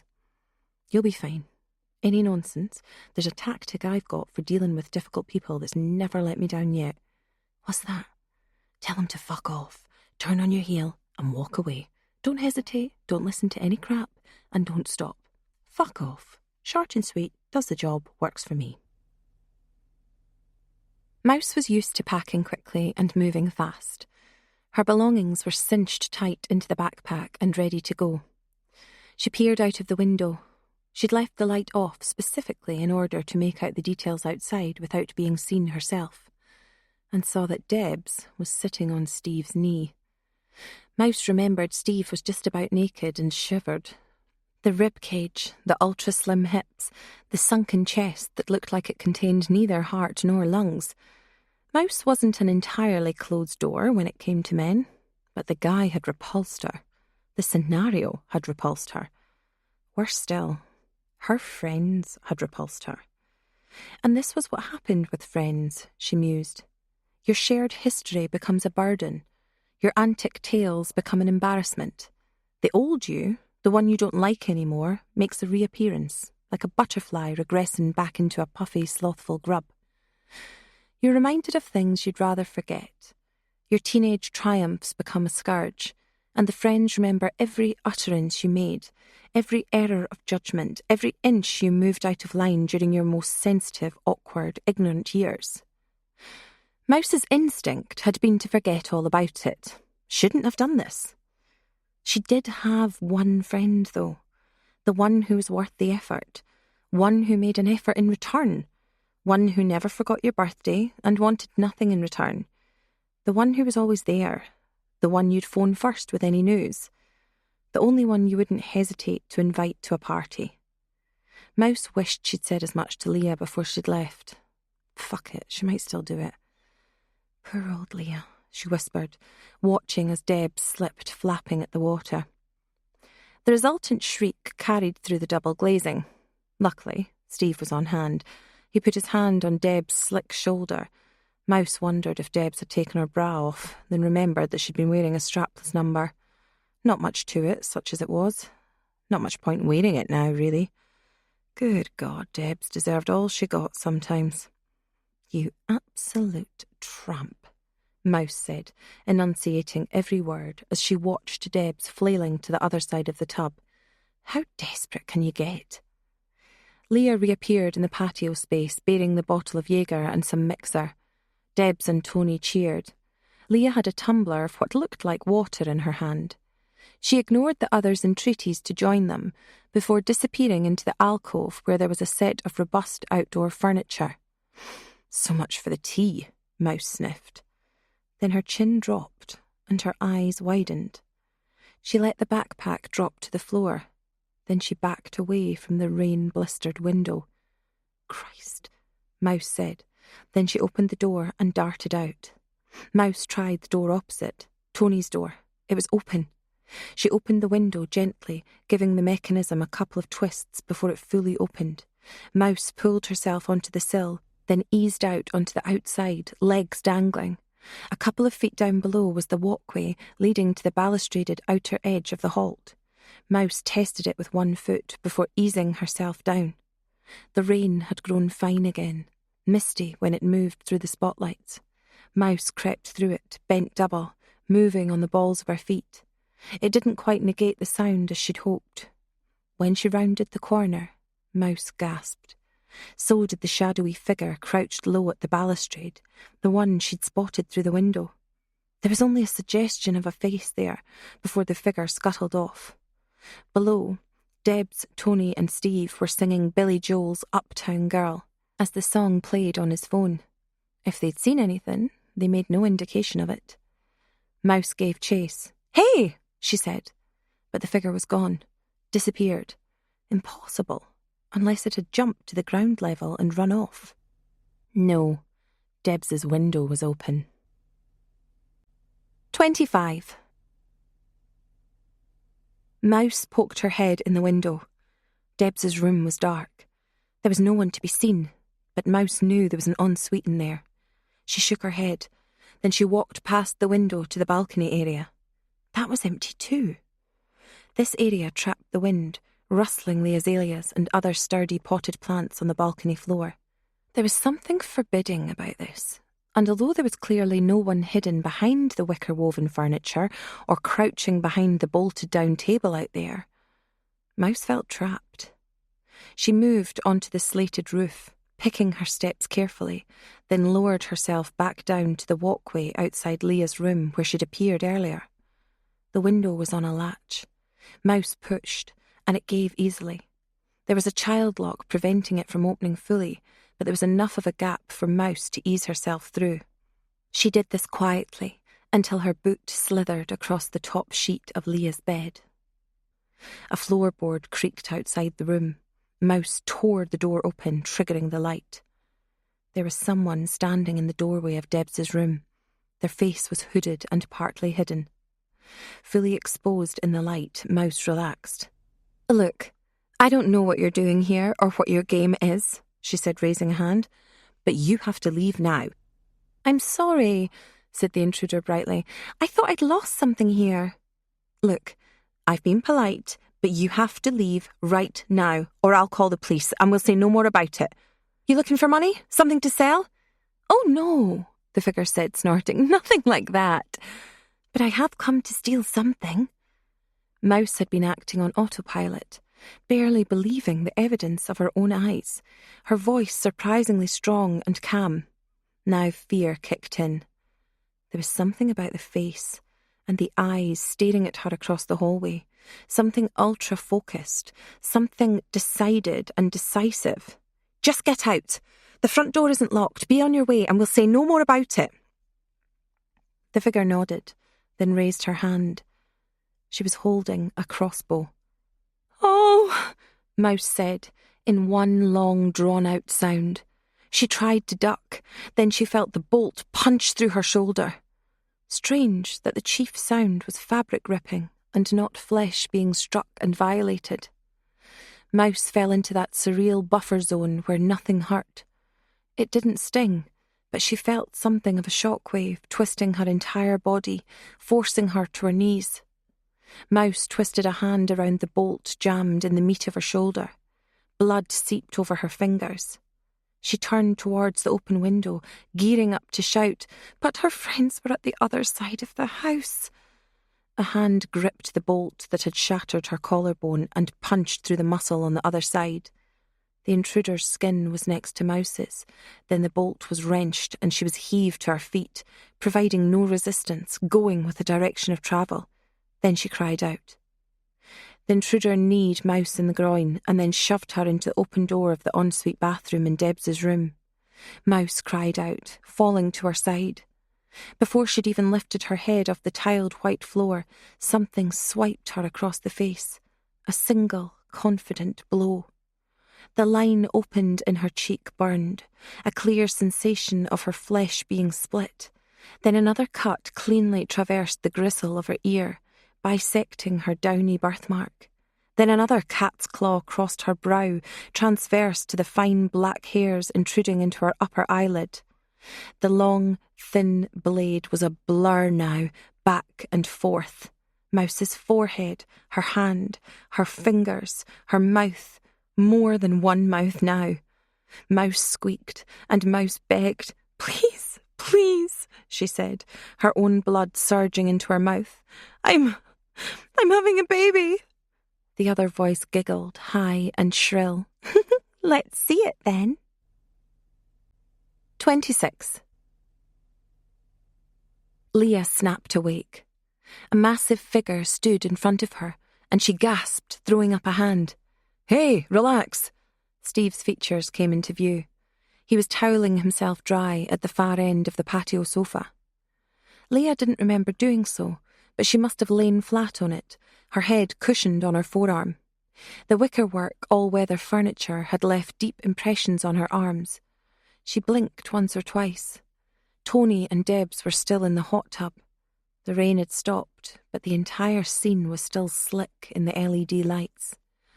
Tinny music played from a phone, possibly Africa by Toto. Debs laughed at something, then Wolf whistled. Leah couldn't quite make out what Debs was saying, but she got the main points from the smutty tone and cadence. "I know," Steve said. "Half-naked man popping up in front of you. I left my top over there." He pulled his appalling tie-dyed T-shirt over his long, skinny frame. Then he sat down on the edge of the couch. Still groggy, Leah retreated to her default position, polite. "You got a day off tomorrow?" Steve seemed to literally chew over his reply, his jaw working. "Tomorrow afternoon got a couple of flights. In fact, it's not you guys, is it?" "No, we're off on Monday morning." "Ah, Gwen and Peter will sort that out." Leah sat upright. There was half a glass of water by her side. She took a drink. Steve had a glass of wine in hand, and he sipped at it, staring at the two other women in the hot tub. "You all go to school together, is that right?" he asked. "Yep. Known each other since we were at junior school." "That Debs is a handful, eh?" "More than a handful these days, as you can clearly see." "Frightens the life out of me," he said, puffing out his cheeks. "Bollocks, she does," Leah thought, but she said, "Yeah, she's a bit forward." "She got a husband?" "Long-term partner, yes. His name's Owen. He's a good, kind man." "I think he'd need to be." Leah wasn't too polite to hide a frown at this. Catching this, Steve said hurriedly, "I mean, she's a bit forward." "You came here, didn't you?" Leah said. "She invited you over, not me." He didn't have any answer to that. "I don't have any pals left from school," he said at length. "I envy women that, you know. I think guys just fall out of touch. I can't remember the last time I went for a pint with Peter. I don't keep in touch with anyone from school or college or even flight lessons. Just social media, you know. I only log in to say happy birthday or perv up the wives' holiday photos." Remembering himself, he shut his eyes. "I'm not really selling myself here, am I?" "What are you selling exactly?" Leah regretted this immediately, but he took it in his stride, raising a placatory hand. "Absolutely nothing. I just came here because I was at a loose end. Honestly, I'm thinking I'll go soon." "So, was Debs the live wire in the group?" "Kind of. Your identities change, or your status maybe. I think Debs made herself into a live wire, if that makes sense. Give a dog a bad name and all that. I think at heart, she's shy. There's something missing in her life. Dad died when she was very young. She had it quite rough. She did a lot of things for attention. Still does a lot of things for attention. Owen is a lovely man. She's lucky to have him. But identities swap around. In a group of friends, one week you're Pollyanna, next week you're the cock of the walk. So to speak." She blushed. Same with blokes, Steve said, nodding. You get guys who think they're the hard case or the genius or the ladies' man. It's a mask they put on. I had one mate who thought he was John Lennon. I mean, down to the haircut, the glasses. He wanted to be a songwriter. Couldn't play a note. Voice like a rat with emphysema. Exercise books full of poetry. He took it really seriously. Then one guy says to him in the pub, "Who the fuck are you supposed to be? Yoko Ono?" Steve cackled at this. Debs has her talents and strengths, Leah went on, ignoring his joke. But we all do. She maybe felt she had something to prove in the group. She goes the extra mile. Maybe a bit like what you said about how some lads act the tough nut. Somewhere along the line it can become a reality if you wanted to. Debs is the tough nut, really. She'd fight you about anything. But she covers it up by being a clown. Personality's weird. She got any kids? Strange question, but Leah answered. There was a confessional aspect to the conversation, and maybe the scenario, which made her less guarded than she would normally have been. Debs doesn't know, neither does Tony. Career women, then? You could say that. I think Debs doesn't want them, and never has. She reckons it wouldn't be in her skill set. On top of that, she enjoys her life too much. Selfish, you mean? No, Leah said sharply. I mean, she's realistic. Until you have kids, your life isn't serious. After you have kids, your life is never your own. Never. Debs is intelligent enough to understand that. She knows what she'd give up. She doesn't want to, and Owen is happy enough with that. That's a mature decision. I can think of people who had kids, then realised they didn't want them, really. Marriages have gone out the window, people have ended up miserable. That's ignoring the effect on the kids. How about Tony? I'm not sure, Leah said and looked away. She has a husband? That's right, Roy, 6'4", and about as wide again across the shoulders. Steve smiled. Of course he is. Just making sure you're informed. Leah blinked. I've just assumed you were single. You might be sitting on your second wife and 5 kids here for all I know, top of the leaderboard. Hey, for all I know I might be. He flashed a ghastly grin. Nah, sorry, that's a bad joke. No kids for me. Free rein. Libero role in midfield. How about you? I've got a little boy, David. He's 7. Ah, bit of a handful then. Something like that. Actually, he's severely disabled.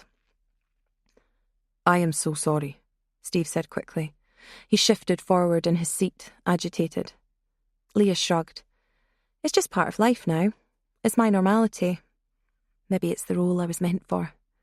I used to think the idea of predestination was a bad joke, that everything's a matter of coincidence. So many people have told me, I couldn't do what you do. I don't know how you survived. Never mind, David. And how did you survive? Subtle you ain't, she thought. Then Leah said without hesitation, I'm not sure myself. There was an accident. It was the worst day of my life. But I get a weird comfort from it. It was the worst day there'll ever be. Nothing could top it. You remember every little detail when that happens to you. The stuff that happened before the bad thing, the before, is a funny kind of torture. I remember having a row with someone about our broadband. I was really pushy about it, threatening to leave, comparing other deals, all kinds of things. Poor guy on the other end, probably on less than our minimum wage, just to listen to me being stroppy. What a life. I remember feeling happy because I got a good deal. I'd spent 20 minutes on hold, listening to a Muzak version of We Don't Need Another Hero. It sounded as if it was played through the one remaining speaker of an 80s ghetto blaster down the phone. And I think, if I'd been given just one of those 20 minutes back, it would have made the difference. Or just half of one of those minutes, maybe even 10 seconds. You torture yourself. Or I did. It surged out of her, all of it. She had never recounted this detail in front of any of her friends before, only her husband and her mother. And here she was, recounting it to this scruffy chancer in his board shorts and his stupid tie-dye t-shirt. I was walking down the high street with David in his buggy. It had rained that morning, but the sun had come through. I remember he was wearing his blue and red waterproof coat. I had bought him a sausage roll. He threw a tantrum because he'd seen a cake and would have preferred that. But he soon ate the sausage roll and enjoyed it. I remember the main street was busy, and the pavement was narrow, so I took a shortcut through to the back of the high street, down a lane to the entrance of the park. I was going to walk there with the buggy until David fell asleep. Then I thought I would sit on a bench and catch up on emails or read an ebook or maybe just enjoy the peace. I heard the sound of the engine. Cars don't go down here, I thought. It's an alley. But it wasn't a car. It was a quad bike. I turned the pushchair and was going to head back to the high street on instinct. I tell myself that I never had a chance of dodging it. The quad bike was going far too fast. I never saw the face of the boy riding it. Not the details, anyway.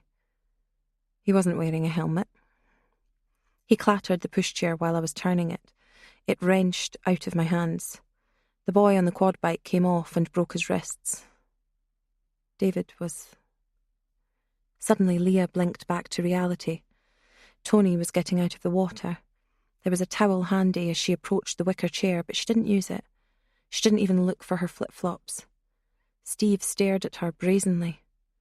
Dripping wet, she didn't say a word to him or to Leah. Didn't even look at Steve's face as she came straight towards them. She just tapped him on the shoulder.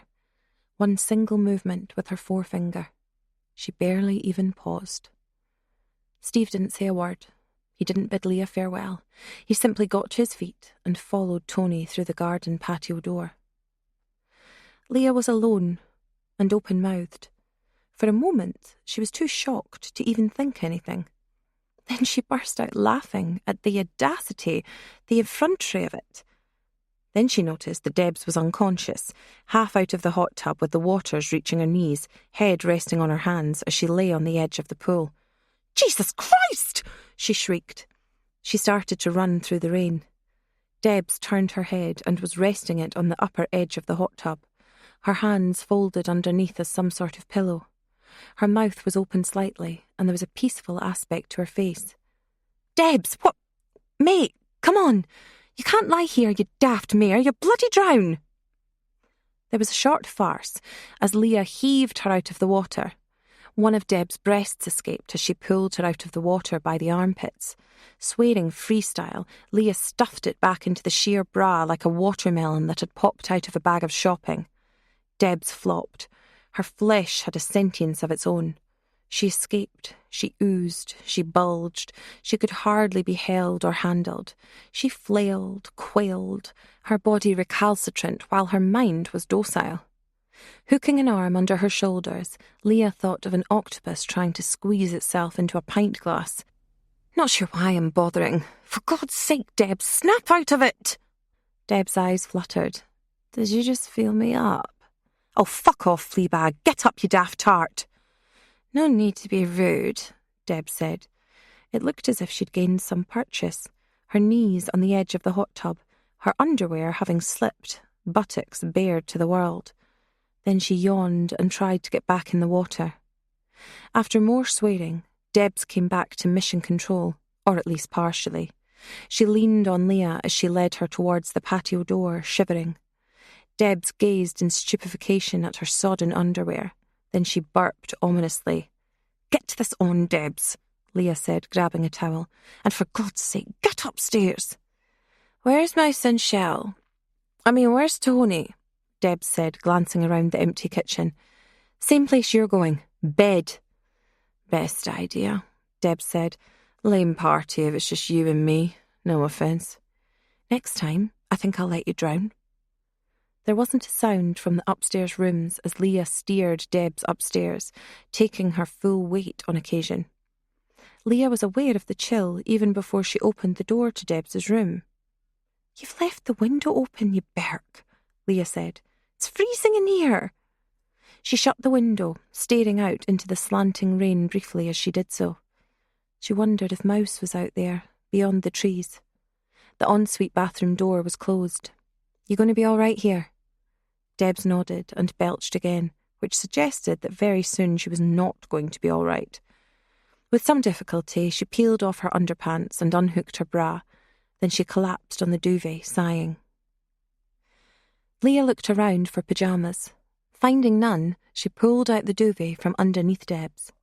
Then she plumped up some pillows and eased Deb's head onto them. "Good night, Mummy," Debs murmured and smiled. As an afterthought, Leah picked up the waste paper basket and placed it at the side of Debs's bed. Then she left, closing the door behind her. Still no sound from Tony's room across the corridor. Were they lying there, silent, waiting for her to cross the corridor into her room? Good God, poor Roy. Leah put it from her mind. Mummy is right. I'm practically a crone, putting grown adults to their bloody beds. She shook her head, went back downstairs to tidy up. Leah had a brief moment of unease when she switched off the hot tub, not remembering Steve's tutorial from earlier, but trusting to the big red 0 symbol on the dial as well as the 1-0 binary choice. The mechanism gave a reassuring click, and the steam and the bubbles reduced immediately. As she picked up the glasses left by the water's edge, she thought she saw some movement on the roof. Isn't there that seated area up above? Nothing, of course, just the trees up above, swaying in the wind and rain.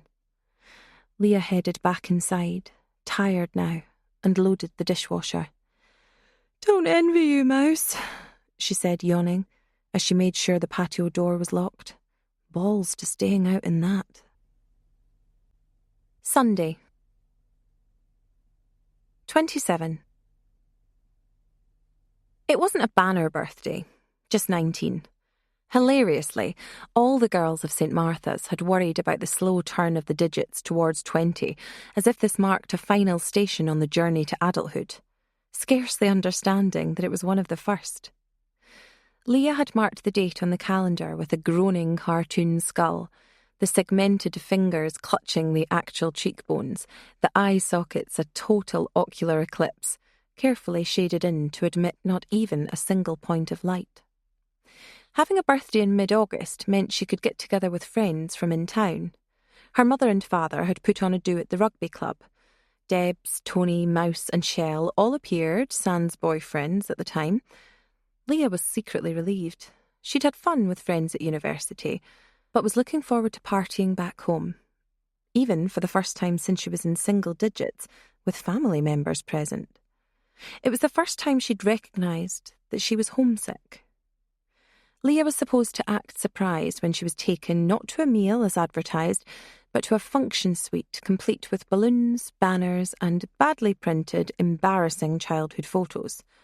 In these, the girls were present, appearing almost pixelated in some, like video footage taken at a crime scene played on the news, a sure marker that Leah's ham-fisted dad had creative control of this material. The bad hairdos, the goth phases, the band t-shirts, the piercings, it was all there. Fortunately, the girls were there in person too, laughing over the images. Leah's 18th, the year before, had been a complete and utter maelstrom of booze, sickness, and a 2-day hangover in which she thought she might actually perish. She'd shunned her family's plans for a party, preferring her own friends, choosing her own venue and company, and her dad's clear disappointment in this had led her to this party now, complete with sandwich and sausage rolls buffet. And she'd been enjoying the event, catching up with the girls until the gatecrashers arrived. Colin Nicholson and Hugo Royal, plus 1 or 2 others, invited by Debs as it turned out. They'd been too loud, a brazen contrast to the aunties and little cousins in shorts and fairy dresses who ran around the dance floor oblivious. They helped themselves to handfuls of the food. They swore. They were clearly off their faces. The word lines began to be passed around, and Leah believed it. She'd already seen 1 or 2 of the more affluent students on cocaine, and it would not have surprised her if Colin, Hugo and the others had chosen the status signifier on top of the expensive block graphic trainers. Leah had shrunk from them. She'd never liked them at school. They were the football lads, clubbish and unpleasant, but this was a new level of obnoxiousness. Although still trim in his late teens, Colin's face poured with sweat, despite little evidence of physical exertion. His jaw muscles reared and flexed like horses preparing to bolt, and his eyes radiated a cool, cocksure confidence that Leah didn't like one bit. Hugo Royal, seen as Colin's sidekick but easily the worst of the two, had gone to seed in the years since PE was not part of his routine in life. A firm jawline swallowed by fat, and the beginnings of a receding hairline already apparent. He'd been openly unpleasant when Leah's dad had asked them to tone it down a little, after some comment was made about Leah's great-aunt Marion's pearl necklace. Her dad had simply walked away after making the warning.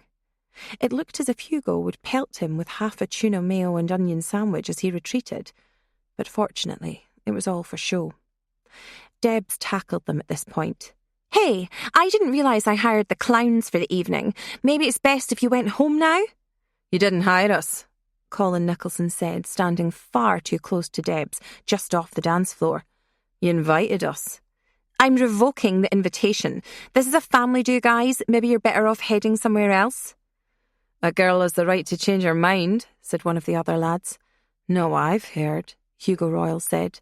He had strange eyes, an odd heterochromatic yellow hazel that might have looked better on a jackal. Leah had gone right through her schooling with Hugo Royal. And even at primary level, he had been one of those kids who might have graduated onto a mass shooting or serial murder. She'd never liked him. He had asked Debs out 6 or 7 times since his hormonal advent, all without success. God may have liked to try her, but none of the girls did in this instance. Tony appeared then, taller than Hugo, though not entirely fearless, judging by her crossed arms. "I don't think that's a very kind thing to say." "No," Colin said. "And who made you the justice of the peace?" "I think what everyone's saying is, you need to go," Shell said. Shell was handy, and she looked it. She clenched and unclenched her fist, chutzpah and Pinot Grigio fizzing through her blood. "It's my party," Leah said. "I think you have to go." "I think we'll stay," Hugo said. He stuffed another sandwich into his mouth, chewing openly, performatively, disgustingly. "This is my kind of place, my kind of people." He tipped a wink. "I'll get a round in. Some shots. Anyone want shots?" "I don't think you're taking the hint. You've already left. You just don't know it." She gestured towards a side door, where someone in a high-vis jacket and a peaked cap was making his way towards the function room through a long corridor. "I called them 5 minutes ago. Not got anything on you, have you?" They made no further comment, took no further part in the proceedings. Colin and Hugo and whoever else was in their entourage took flight out of the door at the opposite side of the hall, a row of malign scarecrows picking their way through the dance floor in the middle of Black Lace's Superman. There was some ironic applause as they vanished. Then even more ironic applause as the man in uniform appeared, timed for the end of the track. "Good evening," the officer declared in a voice higher and readier than his build and stature would have suggested. "I'm Officer Chippendale, and I've come to take down Leah's particulars." More laughter, more cheers, and so many memories. Dancing alongside a grandmother who only had 9 months left of life, though no one had any idea at that time. Teaching a star-struck younger cousin how to do the time warp. Posing for photos with her lovely dad and mum, the latter looking better than she had in years. And the girls, of course, dancing in a circle, arm in arm, yelling along to Supergrass's All Right to the rafters. Leah and her crew. The Owl Society reconvened. Leah blinked and said, "Blah," and when she had decided she was awake, turned to the bedside cabinet where she'd left her glass of water. Despite remembering to brush her teeth and drink a lot of water, and having sobered herself up to a reasonable extent, the inside of her mouth was foul and dry. She gulped down water, blinking at the grey light filtering through the blinds, and tried to shake the feeling that something had been banging on the walls. Remnants of a dream, she thought. She was just thinking about emptying her bladder when she realised the banging was real. The front door. Throwing on a dressing gown, she passed through the hallway and padded down the stairs. Steve was there. He looked hungover, and he was struggling to fit his arm in the balled-up sleeve of his tie-dyed T-shirt. He paused when he saw Leah, completely confused and unsure what to do next. "Fuck is this on a Sunday morning?" he whispered. "The front door, I guess," Leah said. "Expecting anyone?" "No, of course not. I don't live here or anything. I was on my way down when they started knocking." Leah frowned. I'll go and get it. The front room was tidy, but the patio furniture seemed to be in disarray, and here and there were signs of the night before, in spite of Leah's efforts. The angle of the chairs thrown back under the table in some haste, the sag on one end of the sofa, and a wet footprint on the kitchen floor that still hadn't quite evaporated. It grows cold down here before the summer arrives, Leah thought. Through the pane of frosted glass set into the door, Leah made out a shadowy square head like a graven idol.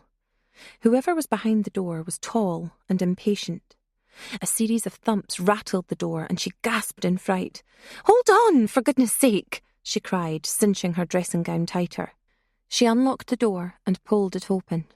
He carried on speaking, whoever he'd been speaking to.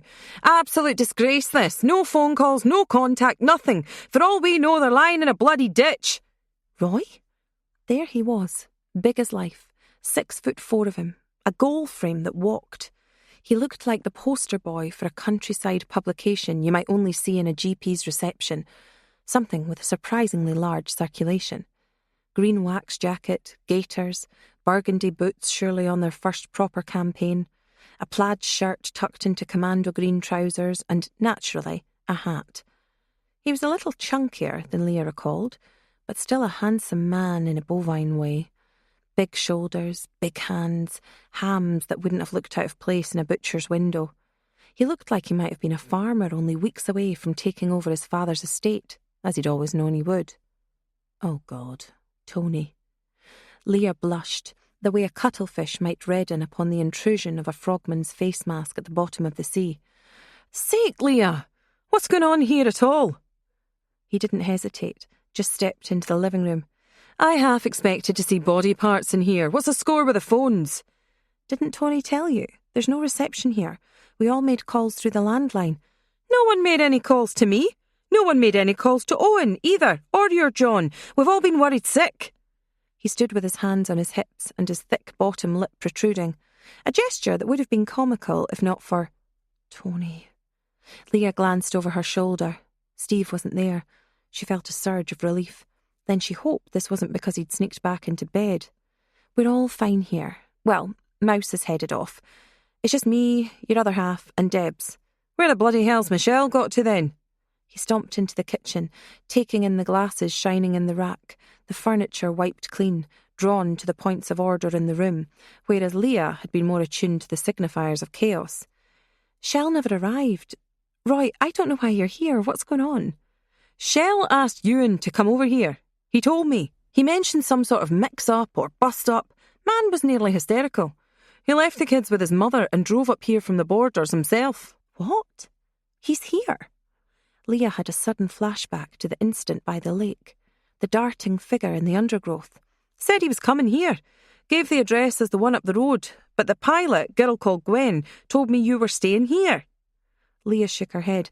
"I don't understand this. We spoke to Shell. She said she was going back home." "You seem quite flustered." "Yeah, I would do when my friend's husband bursts into my holiday house unannounced on our weekend away. It is a bit odd, Roy." She regretted this. Would he pick up on something in her tone? There was a creak on the stairs. Roy pointed, and his eyes locked with Leah. He didn't say anything. After a moment, he started up the steps. He hadn't taken off his boots. They left dark patches on the oatmeal carpeting as he ascended the spiral, bypassing the stuffed red squirrel, a carved wooden nut clutched before its mouth forever. "Roy!" Leah said loudly, following him up the stairs. "Just hold on a minute." "You seem a bit frit." He said this mildly, but there was a dark expression on his face. "Maybe I'll give Tony a tap and see that she's up." "She'll have a massive hangover," Leah said with a feeling of helplessness. Short of grabbing his arm, there was no way to prevent Roy going up there. And if she did grab his arm, she didn't stand a chance. She might as well push at an elephant's leg to get it to bend a knee. Steve darted away from the corridor's edge, but not fast enough. He looked startled as Roy closed on him. "Who the fuck's this?" Roy said. "That's a youth hostel. You got house guests."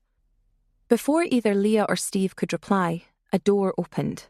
Debs appeared. Her face had that smudged look that denoted either an interrupted sleep or, in her case, a huge hangover. Although she had a blanket wrapped tight around her, something in the fashion of a yogic master, and showed nothing more than bare arms and her legs from the calf muscles down, she was undoubtedly naked. "Steve!" she croaked, darting forward. She embraced Steve, whose pose had not changed since Roy had bellowed at him from the stairs. "Coming back in?" "Ah, Debs," Roy said, face falling. Debs waved. Then she wrapped her arms around Steve, the contact between their bodies stopping the quilt from falling and completing the indignity of the scene, and she kissed him. Steve didn't resist, taking the escape route that was offered to him, and maybe a little bit more. "Come on, love, back in with you," Deb said. "Don't hover around here, keeping Roy waiting." Before anyone could retreat anywhere or say another word, another sound seemed to pierce Leah between the shoulder blades, and an unearthly squawk that might have been heard in an aviary or a dinosaur movie. Everyone flinched. Everyone turned. Everyone knew pure shock, except Roy. He had a smirk on his face. "Owen!" The name emanating from Debs's vocal cords was unlike any human utterance. She detached herself from Steve and rebounded with the back wall, cinching the quilt tight around her. What's going on here?" Her partner's eyes were red, his skin pale, his teeth white. His hairline had receded even further since Leah had last seen him, only a few golden curls and tufts remaining. He couldn't say anything. He only blinked, glared at Steve and Debs, then Roy and Leah, then back again. There was a dreadful silence, broken by a sigh from Owen. He had on a thick brown woolen jersey, waterproof trousers tucked into yellow and navy blue Wellington boots. He might have been dressed for a day at sea rather than a day's hiking. He just sighed once more. He stared at the carpet. "I'm off," he said, nodding. His eyes brimmed over with tears. "I'm just going. That's it. Bye, everyone." Just as suddenly as he had appeared, he was gone. The slammed door's percussion shook the house. Leah closed her eyes. Her face and hands felt cold, no blood. "Can I be anywhere but here?" she thought. "Anywhere but here." Steve shook his head incredulously. "I'm going to see myself out," he said. "I'd recommend the back door, son," Roy said, not without a trace of sympathy. "And be quick about it, on your way." Steve seemed to think about a rebuttal, then simply nodded. He took the stairs quickly, with an anxious glance towards the vestibule, before he made his way out of the patio door. "Well, Debs, that was an interesting minute or two," Roy commented. "You got some knickers to put on?" Deb's shock gave way to fury. "You're a fine one to talk, you fucking drip." He laughed in her face. "Where's my wife? Which door? Never you fucking mind." He pushed past her. "I'll try them all, one by one. You've got no fucking right. None of you." Debs jabbed a finger at the cliff face of his retreating back. Tony appeared at her door.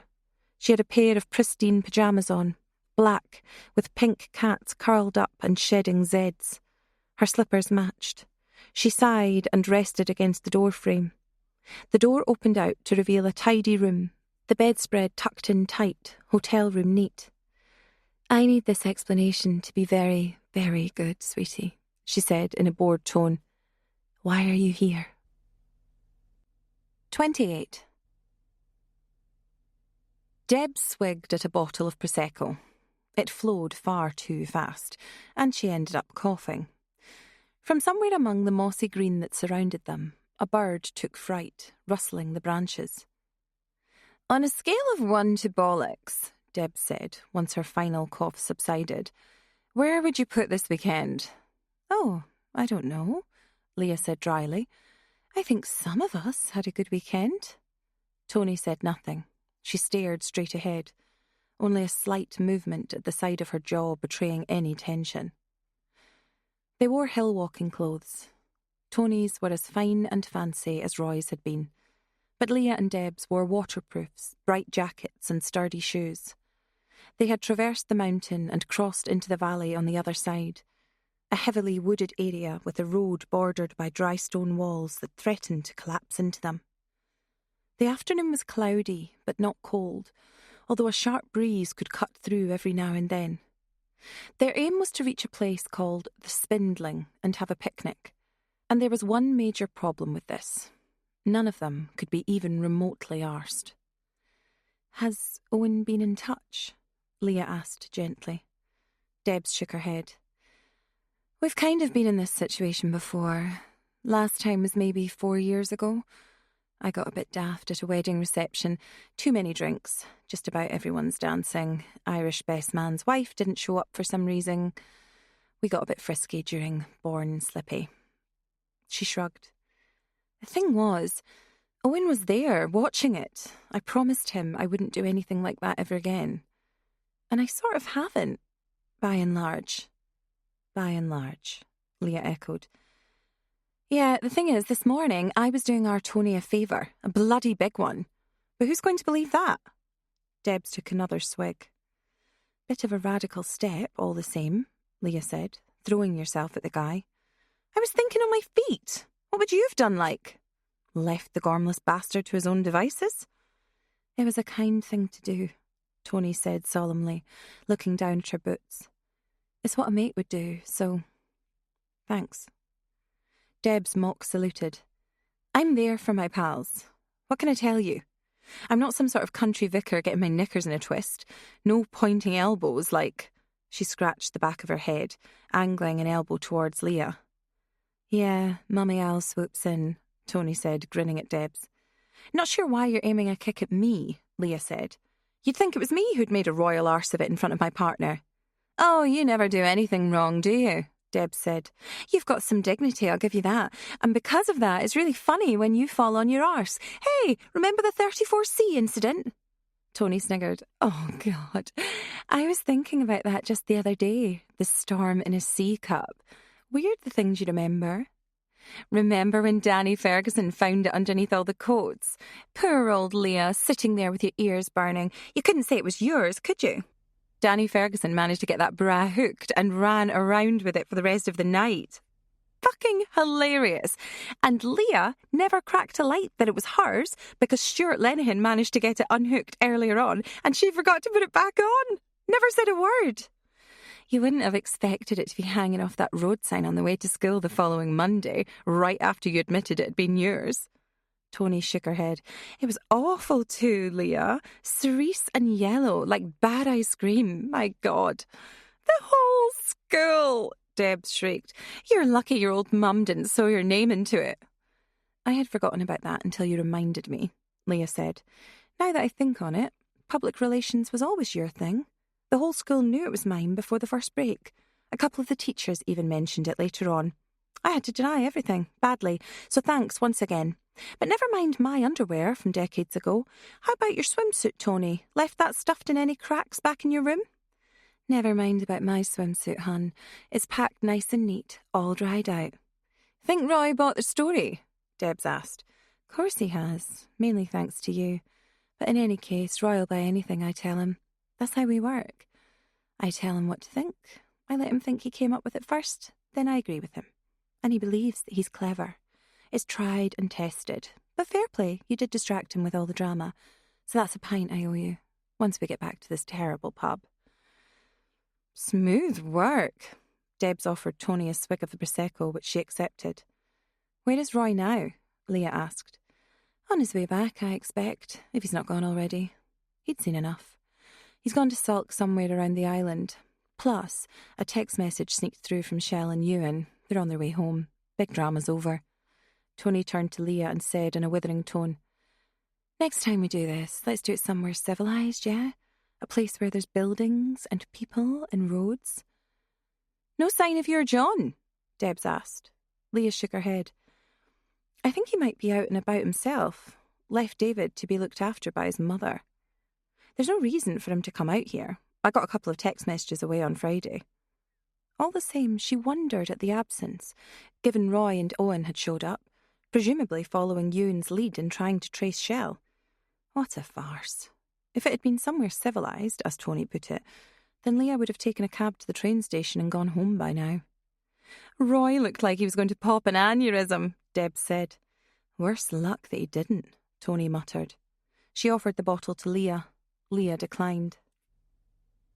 Thought you and old Roy of the Range Rovers were quite tight, Debs ventured, taking the bottle back.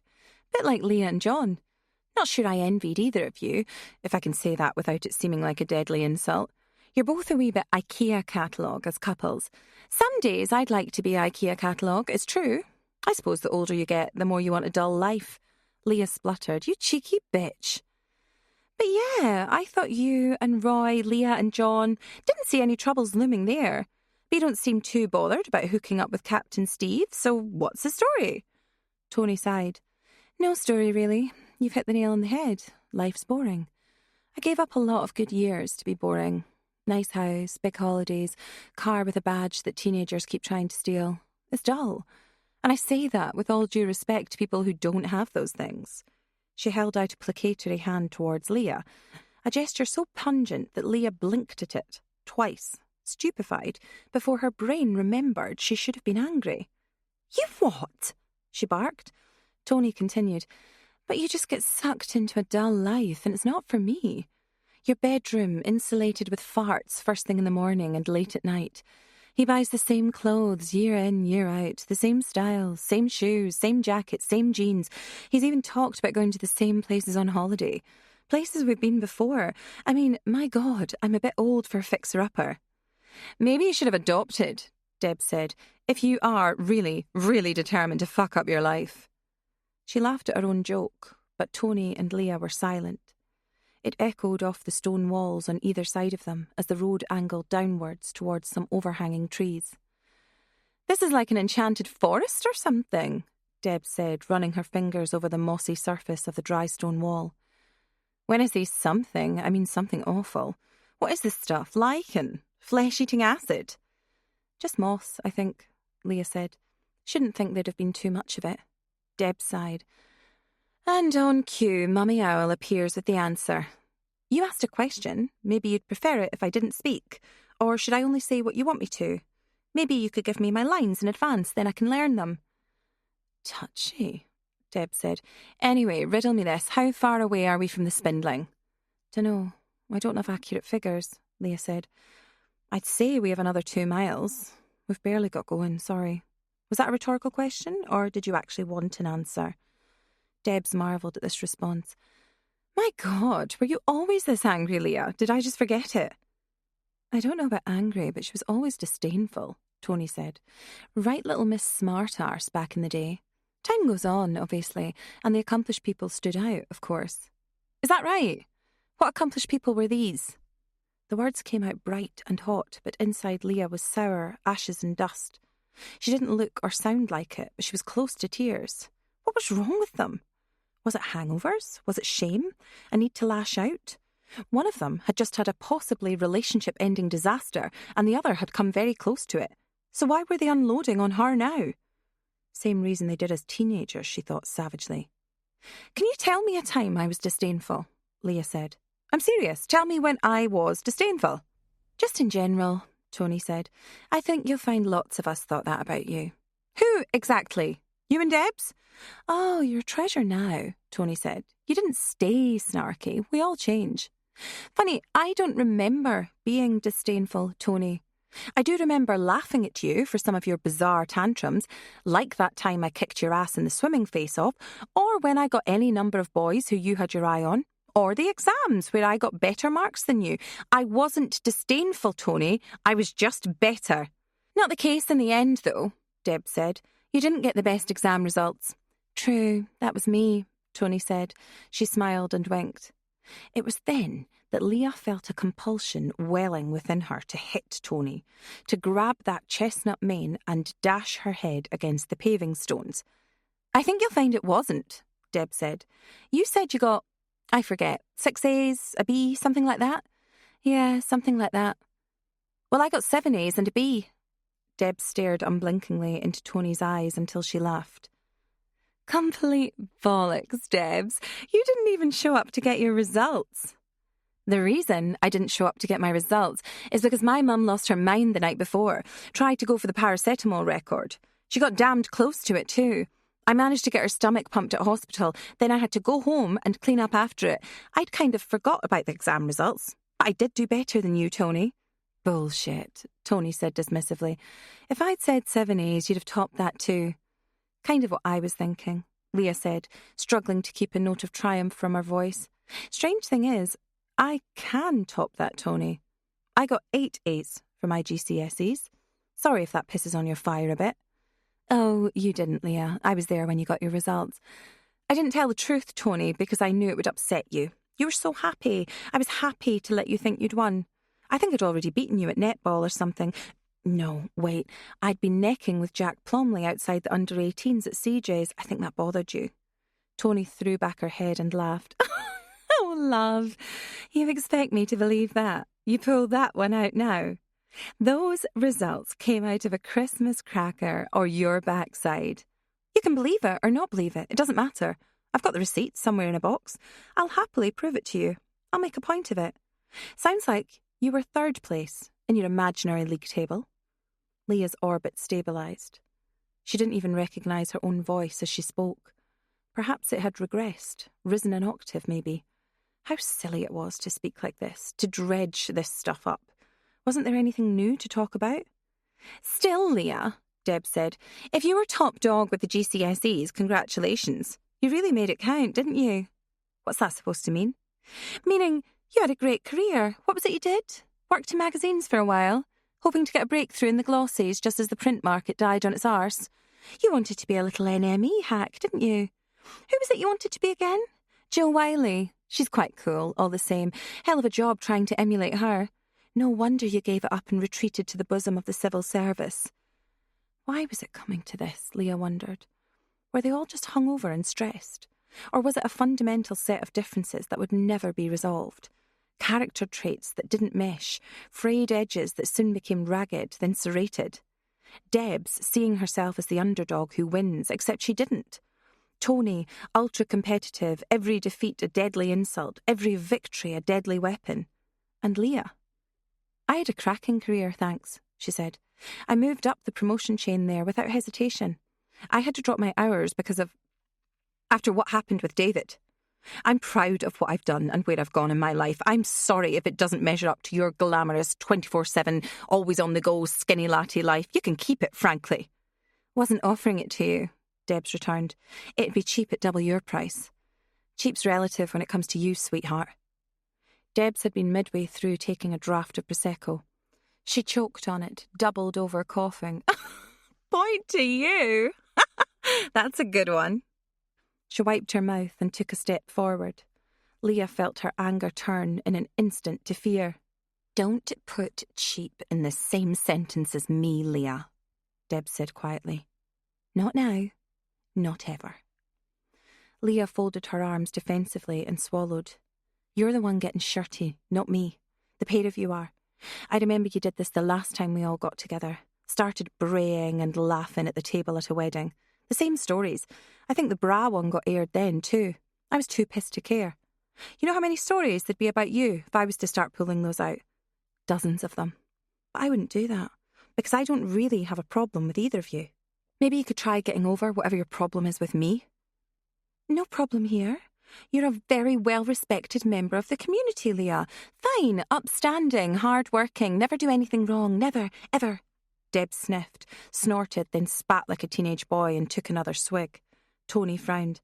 Yeah, Debs continued. I mean, we all have a stage in our careers, don't we? There's a beginning. There's an ending. And right now we're about in the Midlands, aren't we, Leah? If there's something you're trying to say or feel you need to get off your chest, go for it, Leah said, holding her gaze, daring her. That goes for you too, Tony, because I'll tell you now, I've had it with you. I thought you might have grown up over the past few years, being adults and all. Instead, I'm getting grief, for no reason, from the chippy snark and the rampant climber. It had been an expression Leah had used in an email, probably to Mouse, terms that had pleased her and remained on the tip of her tongue, ready to strike at that moment. Insults now! You better watch yourself, mummy owl. Deb's gaze was steady. Or what? You know your trouble, Debs, and I'll say this, we're friends. Behind this act you've got the daredevil, the comedian, the edgy chick. You're about as insecure as they come. You can't get anywhere in life without dragging someone down. You don't seem to have a good word to say about anyone. God almighty, I don't want to think about what life is like for Owen, poor bastard. What must it be like, every night, knowing he's tied to you? The things you've said about the guy this weekend alone. He puts up with me. That's the best you've got. He puts up with you. He knows what you're like. I fucking know what you're like, and if I was him, I'd kick you so far out the door you'd leave a vapour trail. You'd go so fast you'd catch fucking fire. Maybe you'll get your shot. You want to have a go? Go for it, tough girl. We all remember that time you got tough with Shell.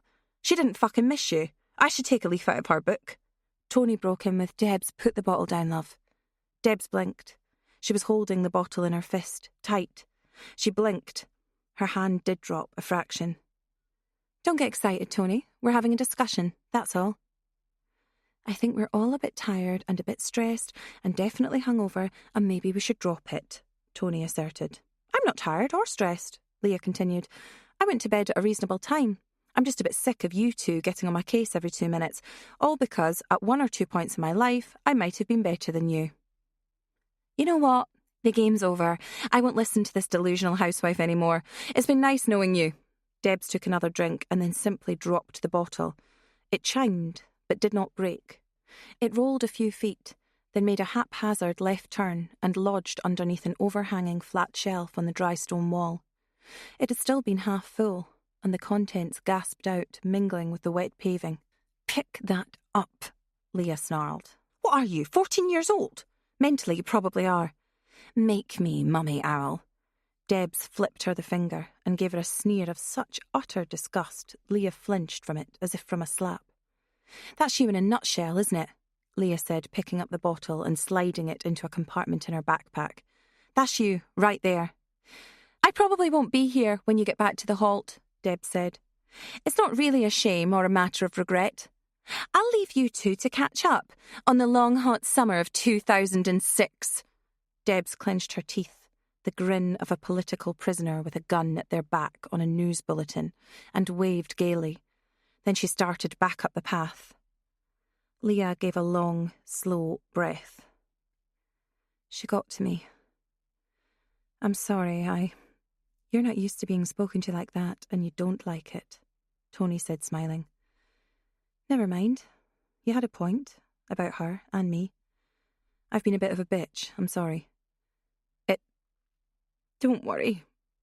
Leah did cry now. A sob racked her chest. She wanted to cover her face. I didn't want that to happen. I don't remember being cruel to people. I honestly don't. I was a bit silly. I might have been patronising, conceited. We were kids, for God's sake. Tony offered no comfort. She took a sip of water. Well, what's done is done. Let's get down this path. The Spindling, is it? Sounds like somewhere a witch lives. It is, I think. Where did you read that? The guidebook that nobody else read? Leah saluted. Mummy Owl, right? Oh, yeah. Tony laughed. She hadn't looked in Leah's face, had barely reacted when she cried. Even for Tony, this seemed cold. Now, before we do that, want to talk me through this stuff about the Midlands? Leah blinked. I'm sorry.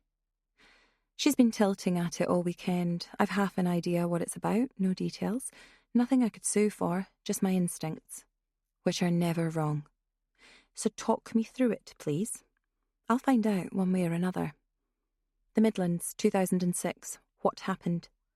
What is Debs trying to tell me? 29. He hadn't planned to come to the cliff's edge. His feet knew where they were going, though. He was at a slab that protruded over the edge of the water. Below him was the sea, at a drop of maybe 60 feet. His feet dangled, one loose shoelace swaying slightly in the wind. He kicked his legs, though not in any mirth. The sea was sprinkled with gold in a patch of sunlight, as if a rill of glitter was poured in from heaven. The sea below was relatively calm, but Owen's mind was turbid. Moments of rage that had him clenching his fists, twin cables of tension travelling up both his arms and shaking him by the shoulders.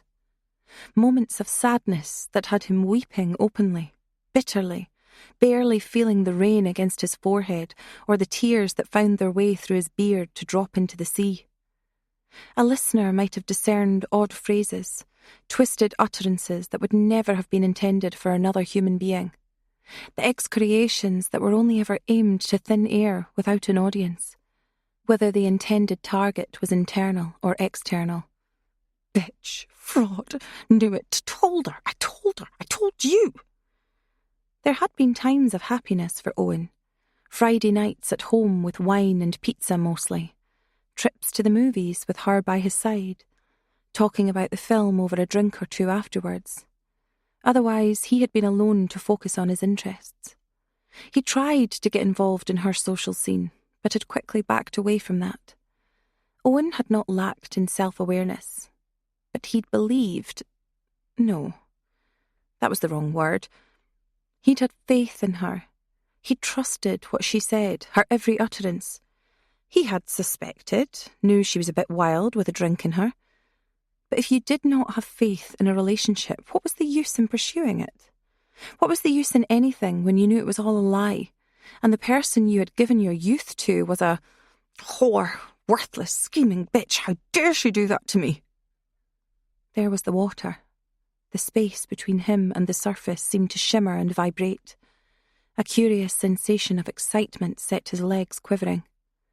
He'd read about this before, seen a Reddit thread on it, in fact. The call of the void was the technical term.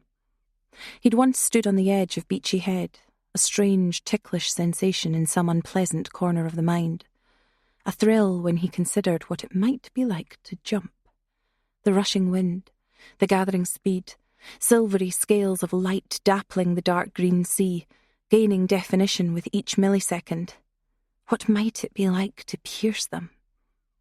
Whether he was merely pondering the matter, or considering taking his own life, or simply playing with himself, he would never know. Footsteps scraping off hard rock alerted him to the presence of another. He had expected to see Debs. He was pitiable, weak, even in that moment, still in her thrall after all that, after I caught her doing that. Owen didn't move aside as the newcomer got to her haunches, then sat beside him. She nudged him. Her proximity crude, brusque. She was more assured in her movements than he'd been, this close to the drop, even given his dark design. He was annoyed. He hadn't wanted to fall by accident. She hitched up her trouser legs and took a deep breath. Want to hold hands and go? What? He turned to look at her. She was gazing at him frankly, but her composure dissolved into laughter. Sorry, didn't mean to be dramatic. Look, I was passing by. I saw you sitting there and I thought, doesn't look good. I mean, step outside yourself. Look at it in the third person. It doesn't look good, does it? You sitting there looking sad. Suppose not. He was thirsty, he realised. As if on command, she raised a metal-shelled water bottle and took a drink. She wiped a rill from her mouth. Want some? I guess. He accepted the bottle and took a drink. It was freezing. Vacuum flask, he supposed. His hand shook as he handed it back. Thanks. They sat for a while. They listened to the water.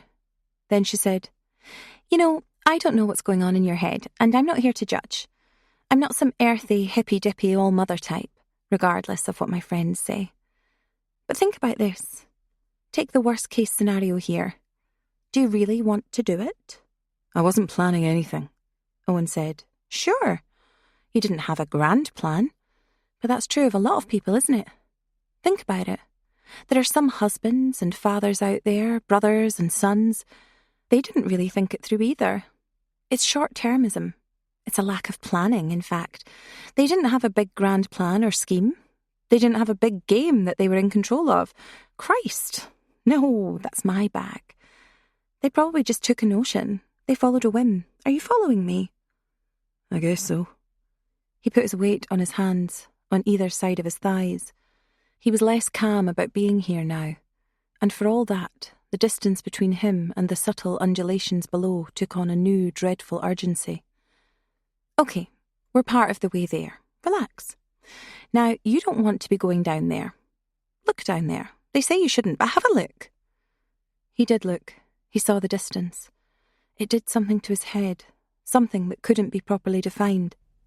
An acceptance in his head of the space between that one dangling bootlace and the face of the water, where there is and where there wouldn't be. Owen drew back a little. That's it, she said. That's right. No problem. Hey, you all right? She took his hand. It was subtle, but it felt right in there, like he had gained power. Such a simple gesture. I'm all right, he said. I think I'm all right. I was thinking... What it might be like to jump? Yes. I don't know. Maybe. Please don't jump. It would be a waste. You don't know anything about me. I know enough. Listen, when you get to the bottom of this, everything will be in the right place. That's a promise. Her thumb flicked across his knuckles. Me and you, all right? I suppose so, he swallowed. Okay. Now just relax, don't worry. We're staying here. Remember, if you fell or you jumped, no one would find you. You need to take that into account. That's not fair. And if you jumped rather than fell, then I wouldn't be passing any notes on. I can tell you that for a fact. He laughed. Well, that's fair enough. Okay. We're all good? We're all fine. He wasn't, though. There would be no all good, and certainly no all fine. All he had was a promise made, which he knew was worthless. Excellent. Her breath tickled the fold in between his jaw and neck. She bent towards him. And how could he do anything else? Their lips touched. Their lips relaxed. She exhaled into him, and this was exciting. His tongue flickered on the end of hers, and then she drew back. Whoa there, she said, smiling at him. What? It's not that kind of kiss. He frowned. Then what kind of kiss is it? Goodbye. Faster than anyone would have believed, and faster than Owen could properly process, she had him opened. A shark-bite semicircle following his ribcage, his guts slick and raw red and tumbling down over his knees and into the void, and dangling towards the thick green sea. She pushed him after them, wet tendrils slapping his face before the sea punched it, roaring its derision. And he was gone. 30. It all started in that weird town in the Midlands, a place surrounded by roundabouts, anchored by US-style shopping malls that had already started going to seed. For 3 weeks that summer, Leah, the trainee, had been sent out on a series of courses based at a scrubby late brutalist tower block that must have seemed stylish at one point. An early experiment in controlled conditions, everything beige, the view out of the windows tinted a dusty brown colour even after cleaning. Nothing about it shone. Leah hadn't wanted to go. Her and John's nascent careers had pulled them in different directions, towards different locations. They had seriously discussed splitting up, without much rancour, and certainly without any tears or hysterics, though Leah's terrible, overwhelming dread at the idea of life without John told her all she needed to know about that idea. John had seemed a little too relaxed about it. She'd always wondered if someone else had appeared, another medic at the hospital he'd worked in as a junior doctor for those 6 months. A pretty little nurse, maybe? In awe of the Superman in scrubs. She'd always wondered, but never, ever asked, because of what happened next. The courses, team skills, management, role-play scenarios, outward-bound trips, games involving Lego and cardboard cutouts were, on paper and in practice, execrable. But something weird had happened. She had gotten along well with some of the people who had also been sent there from various departments of the civil service all around the country. They were mainly young people like herself, newly hatched fry from university. One girl, Francesca, had been very close to Leah for a long time, but had faded away once she got married. And, yes, there were 1 or 2 single men who Leah had found attractive. Edward, from Liverpool, quiet, soft-spoken, but almost brutally handsome, and Ryan, a second-generation Irishman with the charm and the patter straight out of the most hackneyed play, but all the more effective for it. The first social event was organised quickly, a night at the pub, meaning the bar of a local restaurant which had gone on very late and had led to a couple of scandalous couplings among the delegates straight away and left just about everyone in the training room the next day trying to deal with an appalling hangover. It brought them closer together. It was a good bunch of mainly young people getting through the course and having a nice time. Something even stranger happened. Leah had a renaissance of sorts. Away from John, away from her family, away from the sudden drab curtain of bureaucracy that had dropped on her stage after she'd decided to leave publishing for a less haphazard, more responsible way of living, she loosened up. In a way, she let herself go, preferring jeans, trainers and band t-shirts which she'd brought along as slouch wear to smart suits, skirts and blouses. She wore her hair differently, spending less time on looking like Jennifer Aniston and becoming more like Phoebe. The transformation did not trouble her. She enjoyed people's company. She sought it out. She made friends easily, both in the weird community in that odd concrete outpost and among her fellow trainees. She was funny, and she was attractive. But it was the band t-shirt that caused the big issue. "Hey!" called a familiar voice across the bar. "I thought it was you. Biggest Supergrass fan I know. What the hell are you doing out here?" His handshake had been warm. It became a hug all too easily. Leah had always liked Roy. He'd been a comical figure for the most part. John had often referred to him as the farmer, because that's what he most resembled, from his rural background somewhere in the southwest, even down to the hairy ears and the slightly rubicund complexion. Perhaps a better fit would have been a rugby hooker, just on the right side of travelling too fat. Big-boned was such a stinging pejorative in many respects, but it fit Roy quite well.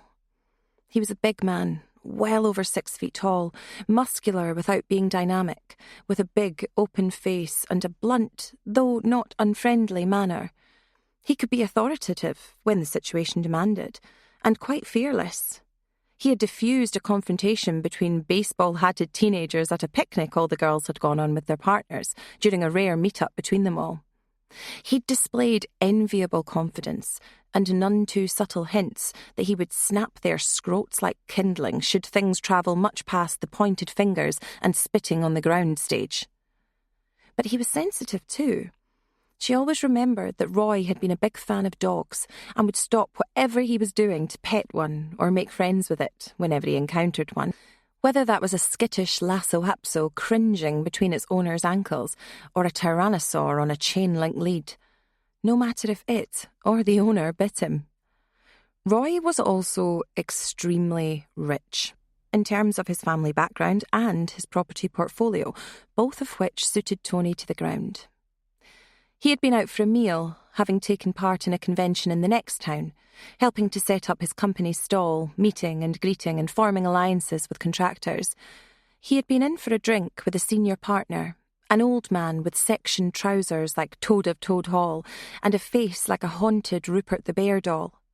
Leah couldn't remember this other man speaking to her once, even when he was directly introduced to her. She did speak to Roy, though.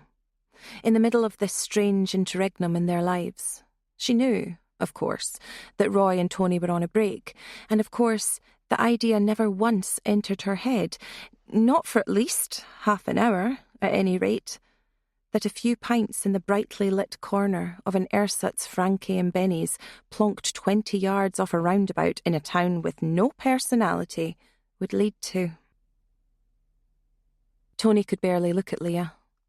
She was shivering, on the verge of some cataclysmic event, an eruption that might sweep them both away. Through gritted teeth, she said, "The town Deb's mentioned that you stayed in that summer is very close to the place Roy went with his firm. That summer we split up. She's mentioned it a few times, and she's probably done that for a reason. Did you meet Roy?" Leah paused. She'd discussed it only once with Debs, when the dust had settled. and both she and Tony had reunited with their respective units again. "Not a word," Roy said, "no matter what." She had completely agreed. Technically speaking, no one had done anything wrong. It had been indelicate, it had been bad form, morally dubious, but everyone had been young, free, and single at exactly the wrong time. "You met him," Tony stated, "didn't you?" "I did." "He never said a thing about it, and neither did you. Strange that." "I'm sure it was mentioned at some point." "You're lying," Tony said. Leah's face started to twitch. She resisted the urge to mask this by scratching herself or fixing her fringe. "Well, either way, yes, I met him. We had a drink one night." "I see. And how long were you shagging then?" How quickly the mind gropes for deception at this point, Leah thought. How readily we will seek a rhetorical escape hatch. How quickly we feed out a tangle of lies. It was pointless to continue, though. Leah took a deep breath. Tony sobbed. She held a hand to her mouth as if to suppress it. She shook a finger at Leah. "No, don't patronise me, not on this one. You slept with him, didn't you?" "Yes." "Once? A couple of times?" Tears spilled down those razor-stropped cheekbones. "More than that?" "A handful of times, over 2 weeks. It was just one of those things. You had split from him. I didn't advertise it, but John and I were in trouble. He was working away on his elective. We were living apart and thinking of finishing it. I know it doesn't make it any easier. I know how much it will hurt, and I've lived with the guilt for years and years, dreading seeing you both together, dreading it coming out. Except it must have come out, because Debs knew about it, goading me all weekend, dropping her stupid hints. When did you tell her?" "It slipped out one night, when we were drunk. She pumped me full of shots, cocktails, and God knows what else. I could barely remember it. I would have forgotten I told her. But she reminded me the next day. 'Our secret's safe, love,' she said, except it clearly wasn't. I'm sorry, Tony." "I'm sorry too. You know, for all the joking and piss-taking, I really admired you. Always looked up to you, despite what you think. I didn't want to beat you at everything all the time. We were rivals, and I did want to win, that's only natural. But I never thought the less of you for it. I never wanted to see you down in the dirt or totally beaten. I thought you were awesome. I modelled part of my life on you, the way you carried yourself, your attitude, the way you applied yourself to things, and I never thought you were capable of this. On a break, everyone was single. Absolute bullshit. You do not do that with your mate's ex. You just don't. He's off limits forever. I can only say I'm sorry, Tony, and I am. You will be sorry if I decide to wipe that stupid expression off your face, bitch." She fumbled in her pockets for a tissue. "Tony, don't. It was a long time ago. You can't blame Roy for it. If you want to blame someone, blame me. I do blame you. I always will blame you. How can I go home and face him now? How can I sleep in the same bed knowing that you, of all people, you..." I don't know what else to say. I wish it had never happened. I wish you had never happened. I wish I had cut you loose after school. You became a liability, always trying to get your girls back together, your little gang, needy little Leah. That's not fair, Tony. I thought about it. I got closer to Debs. We used to laugh at you, love. The queen bee turned civil servant, the big dog down in the kennels. All that early promise come to nothing, all the top marks, the head girl, the senior prefect, the clubs and society, and after all that you just got a shit mid-level job. And you've got the nerve to blame your brain-damaged child for that. Don't be disrespectful. Leah blinked. A sudden surge of anger threatened to choke her. She wondered what it might be like to unleash it, and instead choke Tony. The idea was dangerous and intoxicating. It made the idea of her flesh, her bones, her weight, its posture, its gravitational anchor to the slippery paving stones, curiously light and insubstantial. Leah wondered if she could spring, if she could take off, if her foot could connect with Tony's chest, if she might send her flying into the dry stone wall, and from there She wondered if she could ever stop hitting her. You mention David to me in any context apart from one of complete and utter respect, I will pull your fucking tongue out by the roots, Tony. Tough girl. You're not really that tough, though, are you? Bragged a little bit about being a fighter. I never remember you being in a fight. Not once. I bet you're a pipsqueak, really. You don't want to find out. Leah softened her tone, unclenched her jaw. Neither of us do. I think we should walk away. You can do that if you want, but don't think I'll make it easy for you. I'll make life difficult. Maybe I'll let John know. A problem shared and all that. Maybe John and I will have a get-together, in fact. In private. See how you like that. I've seen how he looks at me, Leah. Sometimes you get a look and you just know. Who could blame him? I mean, look at what you wear. On a surgeon's salary, can't you do any better? What's the score with your hair? Did you even wash it this morning? Even for you, that's petty. So petty. I'd drop it now if I was you. In a lot of ways, John's a good fit for me. And Roy, well, he's been middle-aged since he was about 27. A good prospect at one point, but I think I've outgrown him. I might take half his money then. A surgeon might be just the job for me. Goodbye, Tony. I'm going to keep walking. Catch up if you want. What I don't see is you both fitting together. In any way. The most boring boyfriend and the most boring female of our whole crew. Even Mouse has a bit of mystery to her. You think she's quiet and dull, and then she surprises you. This is probably the most exciting thing you've ever done, both of you. It's funny, really. A joke. It wasn't funny when... As I said, cheerio. When what? Don't tell me it was good, Leah. I know the man inside out. I know every little corner, every little thing he likes, and he's a bore, let me tell you. Maybe some of you rubbed off on him. If you have to know, it was bed-breakingly good. The best I ever had. Hour after hour of it. The sun came up, and we didn't notice. Better than he ever had with you. He told me. He told me you've got problems with intimacy, that you treated him like some kind of freak, that he always did it wrong, that his body was disgusting. His body wasn't disgusting. You want my opinion? It was control. You had a fucking thoroughbred, but you wanted a gelding. Poor man, he fell for it. This is hilarious. You're trying to tell me about my man? You? And the funny thing was, you had cutouts of every sex position going out of the magazine, stuck to your fridge, when you were a student. He told me you wouldn't actually try any of them, that you thought it was disgusting.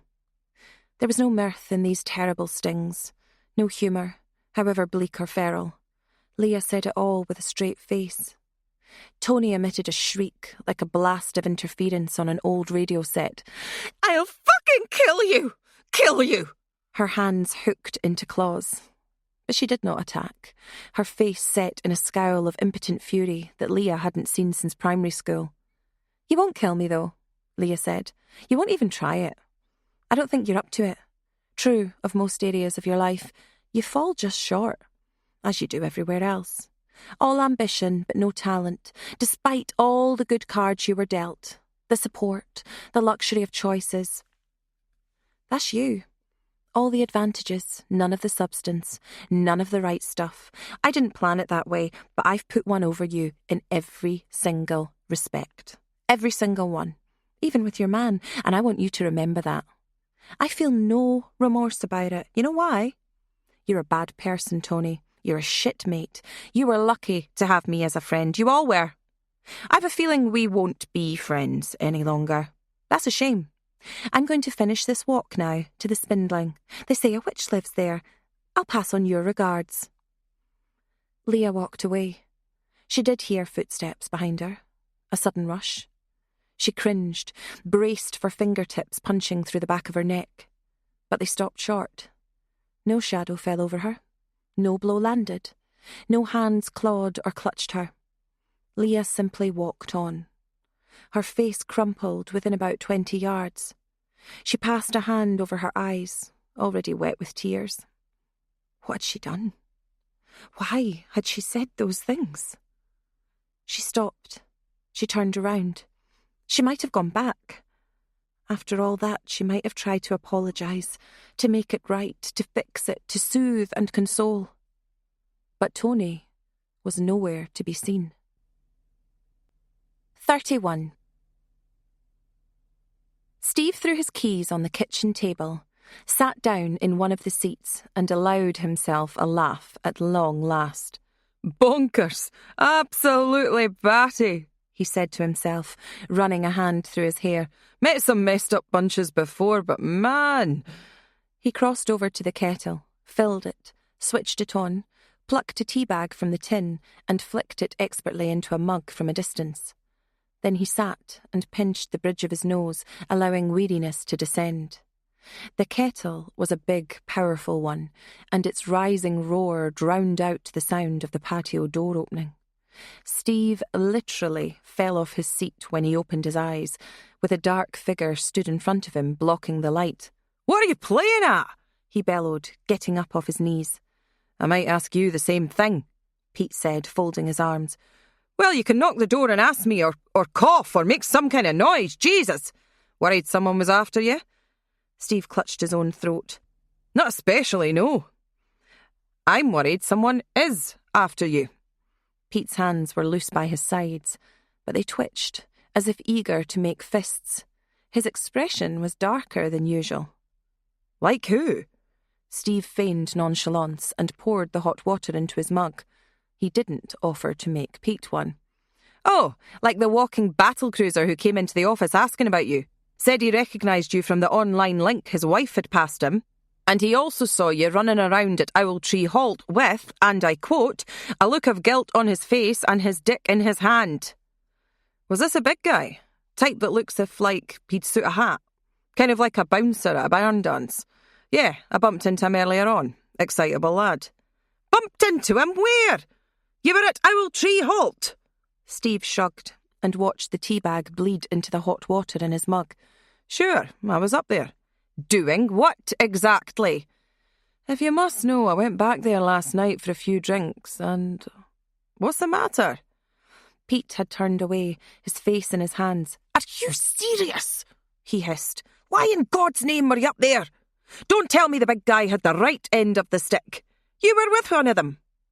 "Shagging one of them, if you must know, and it was the big guy's wife." Steve grinned. "She's well kept, I'll say that. He's a lucky man. Fit as a fiddle, swimmer, tennis player, I'd say, looking at her thighs. She had a lot to get off her chest. Don't think the big guy was looking after her, really." "Hey, he's not lurking around at the patio door, is he? I don't think I can handle any more dramas today." Pete took a couple of deep breaths. "First things first. We don't mix with the guests. Not for a drink, not for a meal, and definitely not for any shenanigans. If word gets out, if it makes it onto one of these review sites, then we are sunk, mate. People will stop flying with us and staying with us. This is not the first time you've done it either, according to the boys down the pub." "They can talk all they like. Doesn't mean it's true." "Second thing, you can't drink the night before you fly." "Pete, we've got hours before we're back in the air." "You know the rules. You can't break them. We could lose our licence and be out of business in 2 seconds flat. It'll be over, Steve." "Look, I know you're angry." Steve crossed to the fridge and pulled out a 2-pint carton of milk. "But think of it as a value-added service. They enjoy it, they come back. As for reviews on the internet, there's no such thing as bad publicity. You go viral, more people want to fly with us. It could be part of the service. Hey, we could cater exclusively for hen do's or stag parties, if you prefer. No judgment, boss." A vein throbbed on Pete's temple like a worm on a hook. "I'm getting tired of this behaviour. Every weekend off you get here, it's the same. Out at the pub, hassling some of the female guests. They asked me up there, Pete. You can talk to them about it if you don't believe me. They invite me up for a party, it's on them. They invite you up for a party, you say no. It's off limits. And I don't like the smart-arsed attitude either." Steve stirred the tea. "You don't own me, Pete." "I don't, but I can sack you." Steve let the teaspoon clatter against the worktop. "You'd do that? 2 years up in the air, business taking off, bookings coming in, and you'd do that? You'd sack me over a frisky housewife?" "Believe it," Pete said. "Consider this a warning. I'll even write it down for you if you like." "Write whatever you like, Pete. I can get another job." "That might save us both a lot of trouble. Sharpen up, Steve. I liked it when we were friends. I liked it when I could trust you. And I liked it when you were a laugh. I liked it when you seemed like a normal bloke. Is this cracking you up? Is there something wrong at home with Gwen? Shut your mouth, Steve, or we'll fall out. Point taken, Steve said quietly. I'll rein in the horses. I hope the big scary farmer type wasn't rude to you. He wasn't friendly, Pete said. I took an ear bashing, but that's what you do for a workmate. I calmed him down and sent him away, but that's the last. He stabbed a finger at Steve. For a moment, he looked as if he might cry. The last! Pete slammed the patio door behind him, and Steve exhaled. He sipped at his tea, then, on a whim, started taking his clothes off. Out in the garden, he flicked a switch on the hot tub. Soon, the water bubbled and steamed. Steve slipped off the cover and then took off his clothes, leaving them in a pile by the staircase. Shivering, he ran up to the rail and then slipped into the water, sighing as he sank up to his neck. His heart had only just calmed down. Pete was only pint-sized, but looked a handy customer, one of these disgusting people who ran decent distances or worked out. Steve was listed as the outdoor activities expert, and he had the badges to prove it, but he only ever did enough to take his charges through their archery, kayaking or bodyboarding. He'd had the fright of his life when that Leah character had taken a funny turn in the water. God knew how he'd have got on had she needed resus. I really should retake those first aid courses, he thought. One day I might actually have to do that shit. But he really would have to move on, soon. Fun though this was. Steve would happily have stuck it out. The wages weren't brilliant, but the perks were obvious. A man of talent, but with no sense of stability, he'd forgotten how many aviation jobs he'd had over the past 8 years since qualifying, moving around every 18 months or so. Pete had needed a partner who could help get his business up and running. There was talk of a percentage at some point, and Steve had taken Pete at his word, but nothing more had materialised. Gwen intrigued him. His co-pilot on some shifts or other. She was an enigma. At first, Steve had assumed she was Pete's other half, or maybe even his business partner. There was something proprietorial about his attitude to her. It turned out this wasn't the case, but even so, Pete didn't like Steve talking about Gwen. That was when he'd come closest to losing his rag earlier on. That was for the watching, no question. And, for other reasons, maybe one to note down, for future reference. Maybe he could engineer her a little stay here on her own. Maybe he could pop in. Steve smiled and rested his head against the rim of the tub, feeling the champagne surge of bubbles surround his neck. Enjoy it while it lasts, he thought. This was something he'd understood since he was a boy. Enjoy everything. Key to life. Steve's knees rose as he lay back. He stretched out his spindly legs, and they made contact with something soft on the other side of the circular tub. Something that shouldn't have been there. Something that was weighed down like the base of one of the parasols, utterly hidden by the foam. Steve took a handhold and pulled the weight aside. He sat upright, flinching, peering into the water. Something dark lunged. For an absurd moment, he thought that the head of a shark was about to burst through the foam, with black eyes and a razor-tipped smile. What bobbed up was a body. It was huge, and clad in a long dark coat. A face appeared, strangely calm in death, the fair hair flowing across the brow. Steve recognised the face. It was the farmer type, the husband who'd accosted him at Owltree Halt, the big, bellowing man. Steve gagged, thrashed, and totally lost control for a moment. The hot tub might have turned into an oceanic trench. He flailed, grabbed the rail, righted himself. There was the face again. There were the eyes, staring. His feet slipped and he fell back into the water, his back slithering off the seating. The dead man's hair billowed in Steve's nostrils for a moment. He surfaced, half gasping, half gagging, and got to his feet, water pouring from his nose and mouth. He turned to get out, dripping wet, suddenly freezing in the air. He could barely credit that there was someone else in front of him. His systems overloaded. He simply stopped dead, his hand on the silvery rail. That's when the long, thin blade sliced deep across Steve's Adam's apple, opening his neck up. Steve couldn't even gasp. He pitched back into surging heat, his blood turning pink in the foam. He didn't hear the voice say, "You pig. You absolute, filthy, disgusting pig." 32. Leah stopped about 50 yards from the spindling, which turned out to be a squat, ancient cottage at the very end of the road, hemmed in by trees. There was no roof, and only a suggestion of a glassless window that hinted that the place had been any kind of dwelling at all. It was suffused with that same weird greenish tint that seemed to surround her. With spring proper a matter of weeks away, and a bite to the air, it gave the place an uncanny atmosphere, and the green tone felt sickly rather than verdant. "I need to call her. Christ, what a mess," she said aloud. Leah hadn't been crying, exactly, but the tears had cascaded down her face. She hadn't ever been through a prolonged, horrifying breakup in her adult life, curiously. Only Mouse seemed to suffer from those. But this surely couldn't have felt much different. "There is no going back," a stronger voice said. "Even if there is, it won't happen today. There's nothing you can do." She picked up her phone and checked for a signal. The screen wouldn't light up. Even when Leah held the button down, nothing happened. Odd. She had charged it up in the morning. She trooped down to the spindling and read the laminated sign about Old Aggie, the witch who had supposedly lived there. The sign was covered in pitted perspex, and the font was an eyesore. Leah would have guessed at a push that the artist was local. Surely they would have struggled to commission someone so bad at drawing even a cartoon witch otherwise.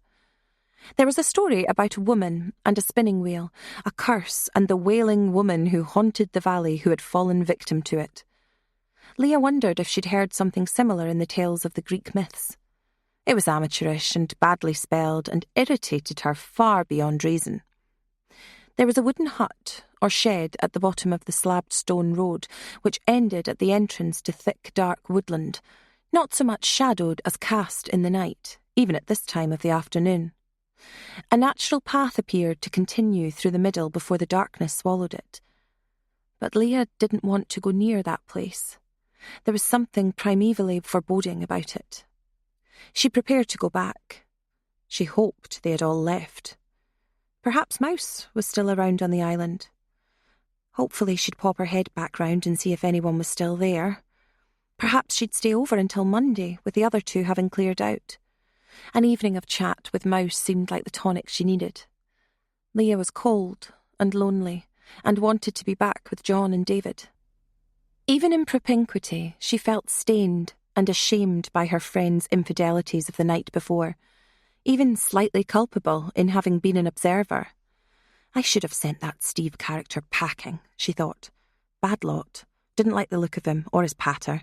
Womanizer. Nothing to recommend in it. All pejorative." "I'm too Catholic for this," she declared. Out of curiosity, she made her way to the shed. It had once been stained dark brown or red, but was large, flat-roofed and spacious. A sign above the doorway read, "The Bothy, come on in, take a load off." Leah peered in the window. She'd read about these places, and actually quite fancied staying in them, in a way. Remote outposts in Scotland where walkers could stay the night, free, with the only rules being that they had to clean up after themselves after they'd bunked down for the night. There were dozens of them dotted around the Highlands. Something romantic about that, she thought. And I might have to stay in it tonight. She tried the handle, and the door swung open. There was the smell of coal or charcoal, as if the wood burner set into the far corner had been used recently, though the grate looked clean. No sign of footprints either. The place could have been a showroom, almost spotless. Then she heard the buzzing sound. Was it a motorbike? Leah frowned and closed the shed door, somewhat alarmed. She wanted to crouch low and hide, some craven instinct which she resisted. something flashed past the window. It was a motorbike. By God! Or a dirt bike. Leah caught her breath. The figure on the top had been a blur, a wraith. She had imagined the arms outstretched, but surely her imagination had filled in that detail. Leah had taken David on walks in farmland where she lived. Sometimes lonely, but idyllic in springtime, until some young people had discovered that the tracks were perfect for quad bikes. Rather than taking David along the flat paths in his chair and showing him the miracle of life, rebirth and growth, Leah had listened to that same malevolent insectoid buzzing across the fields, intruding over her garden fence that whole summer long. The sound of the engine faded, and Leah got back to her feet. Cowering there, just about on your knees, she thought. Probably Debs. She probably conned Mr. and Mrs. Flasher into giving her a loan of their bike for the day to eat up the time. Break her bloody neck. Debs. She'd been unpleasant to Debs, too. Her problems and her behaviour were her own, and they were bigger than Debs herself realised. But she'd been a good friend, and good fun, if you ignored the needling. Yes, that was true, but you couldn't quite ignore the needling. Whatever traumas Debs had come through, and whatever sympathy you naturally felt for her as a result, the fact was they had curdled her personality.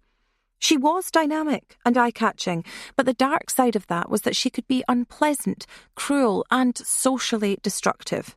And she sucked up attention like fucking oxygen. In her way, she'd been just as competitive and snarky as Tony. Sometimes she seemed more like a mortal enemy than your closest friend. And if there was a fuck-up to be made, Debs would make it. With some glee, you suspected. Debs got you thrown out of pubs and clubs. Debs caused fights. Debs would make a fool of your other friends or your workmates. Debs would make a scene at your birthday, your hen do, your wedding, probably your funeral.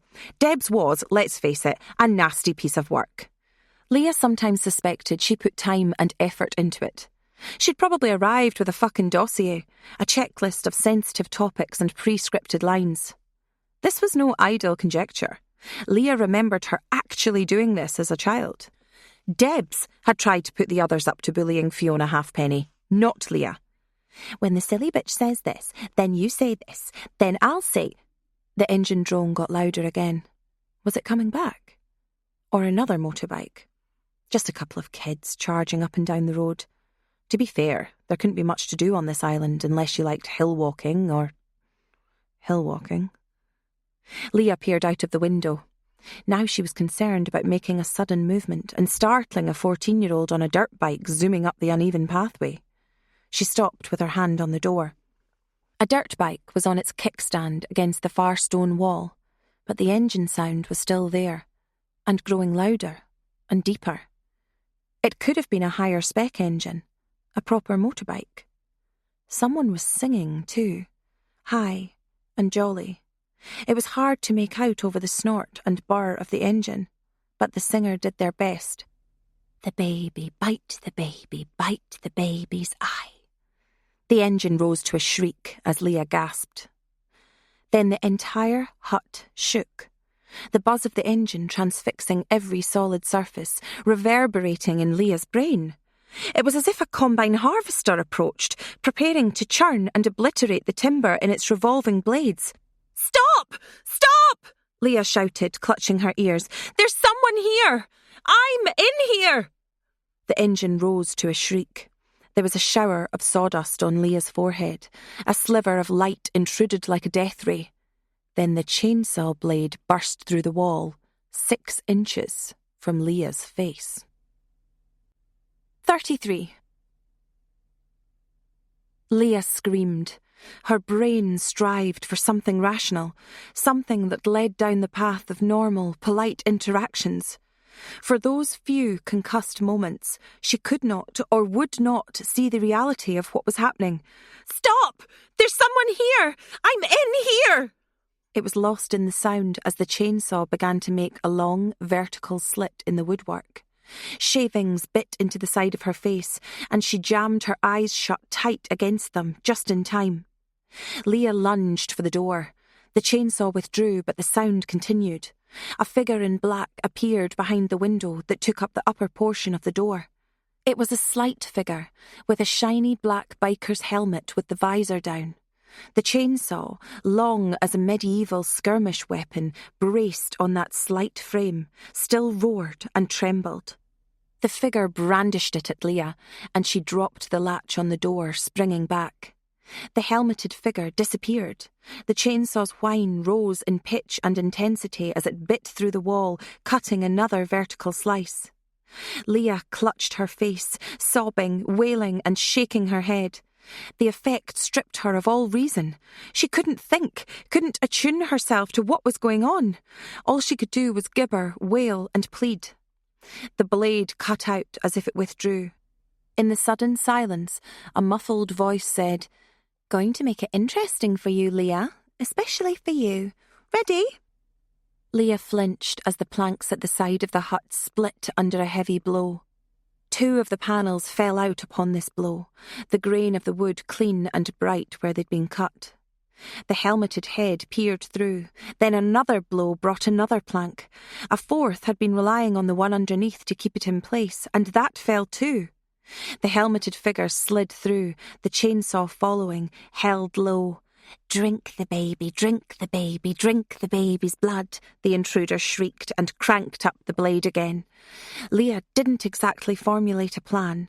A series of connections lit up somewhere on her circuit board, a streamer of lights that led her to a firm course of action. She raised a chair and the blade met it.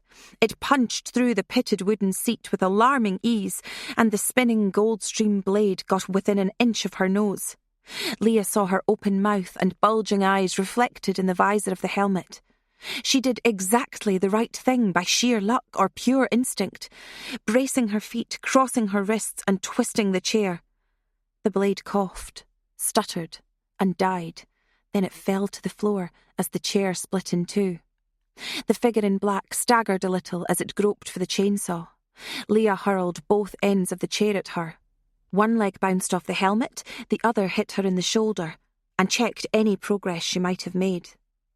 The table between them was hurled, almost as an afterthought, its weight a minor consideration for Leah in that state.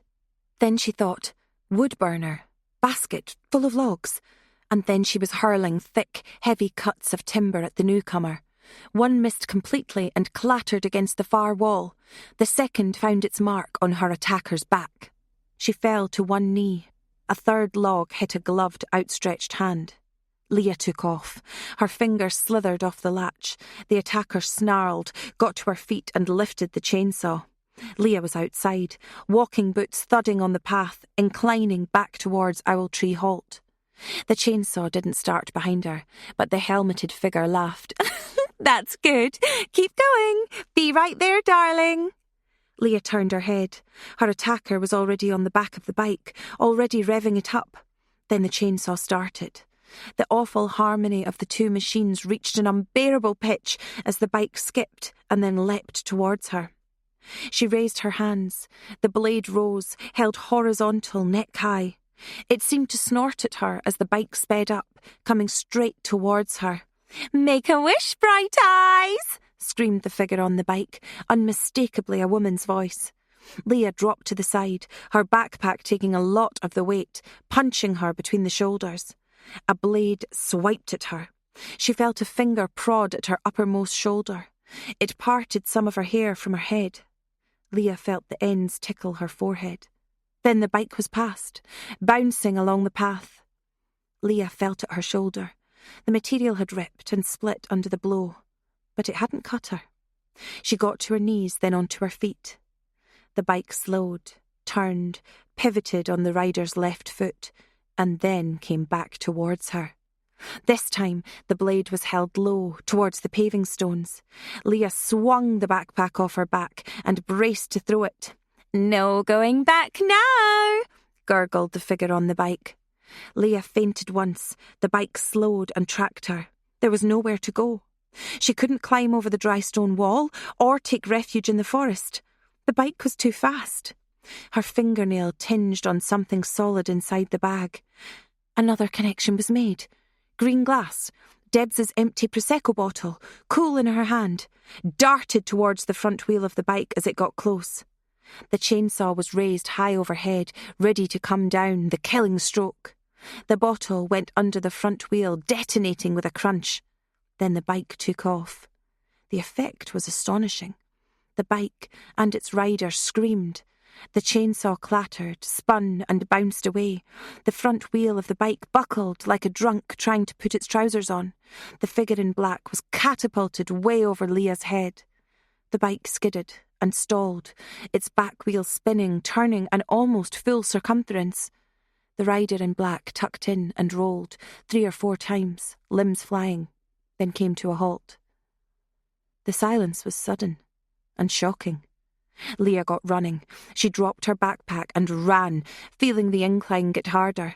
She was not aware of being out of breath or of her lungs hurting, even as they wheezed like an old man's. She dared a look back. The bike and the rider were gone.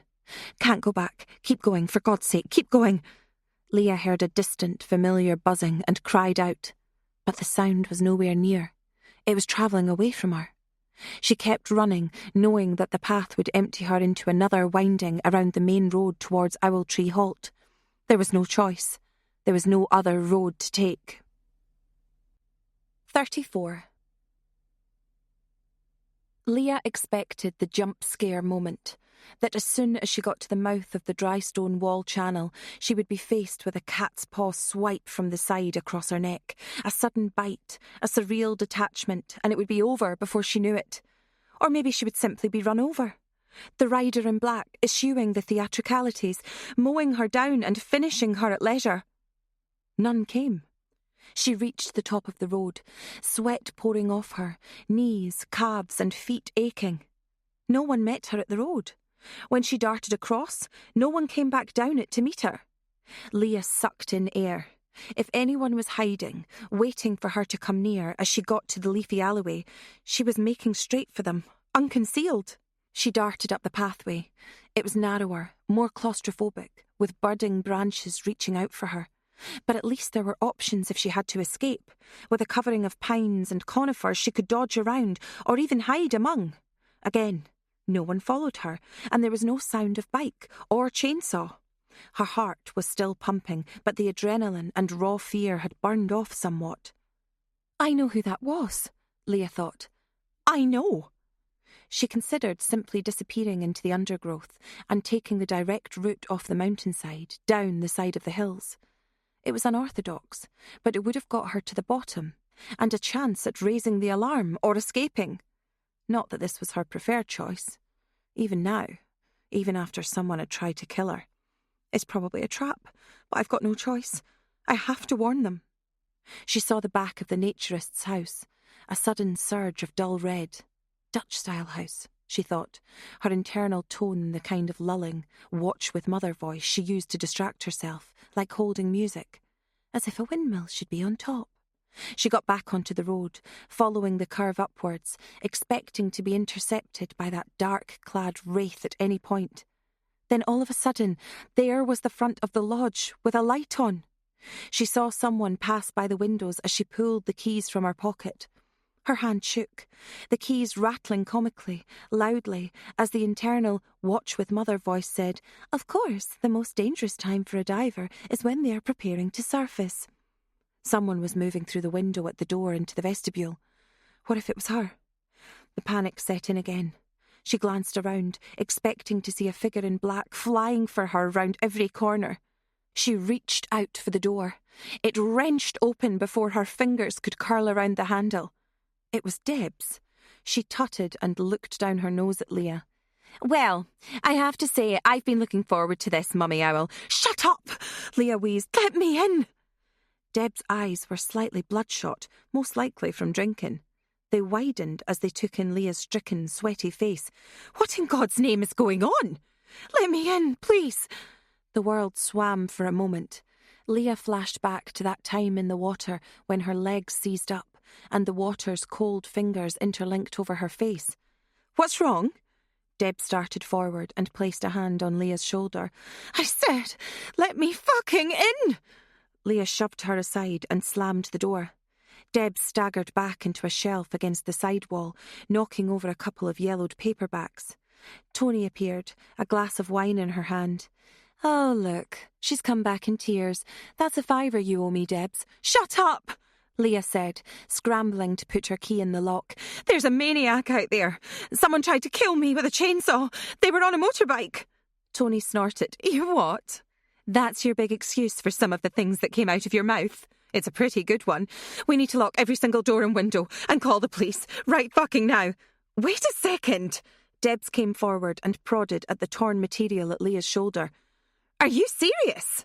"I am deadly fucking serious. Give me that." Leah snatched the glass of wine from Tony's hand. Tony gaped as Leah gulped it down, then hurled the glass away. Leah tried the door, locked tight. She removed the key from the lock. "It was a woman. I'm sure of it.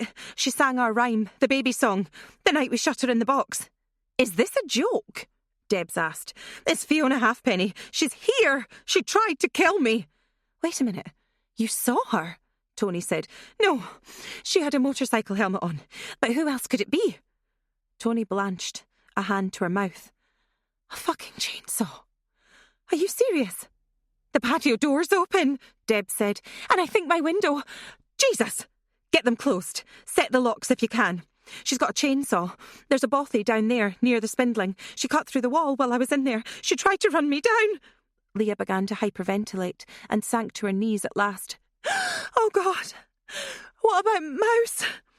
Debs pulled her up, and Tony's hand was at her shoulder.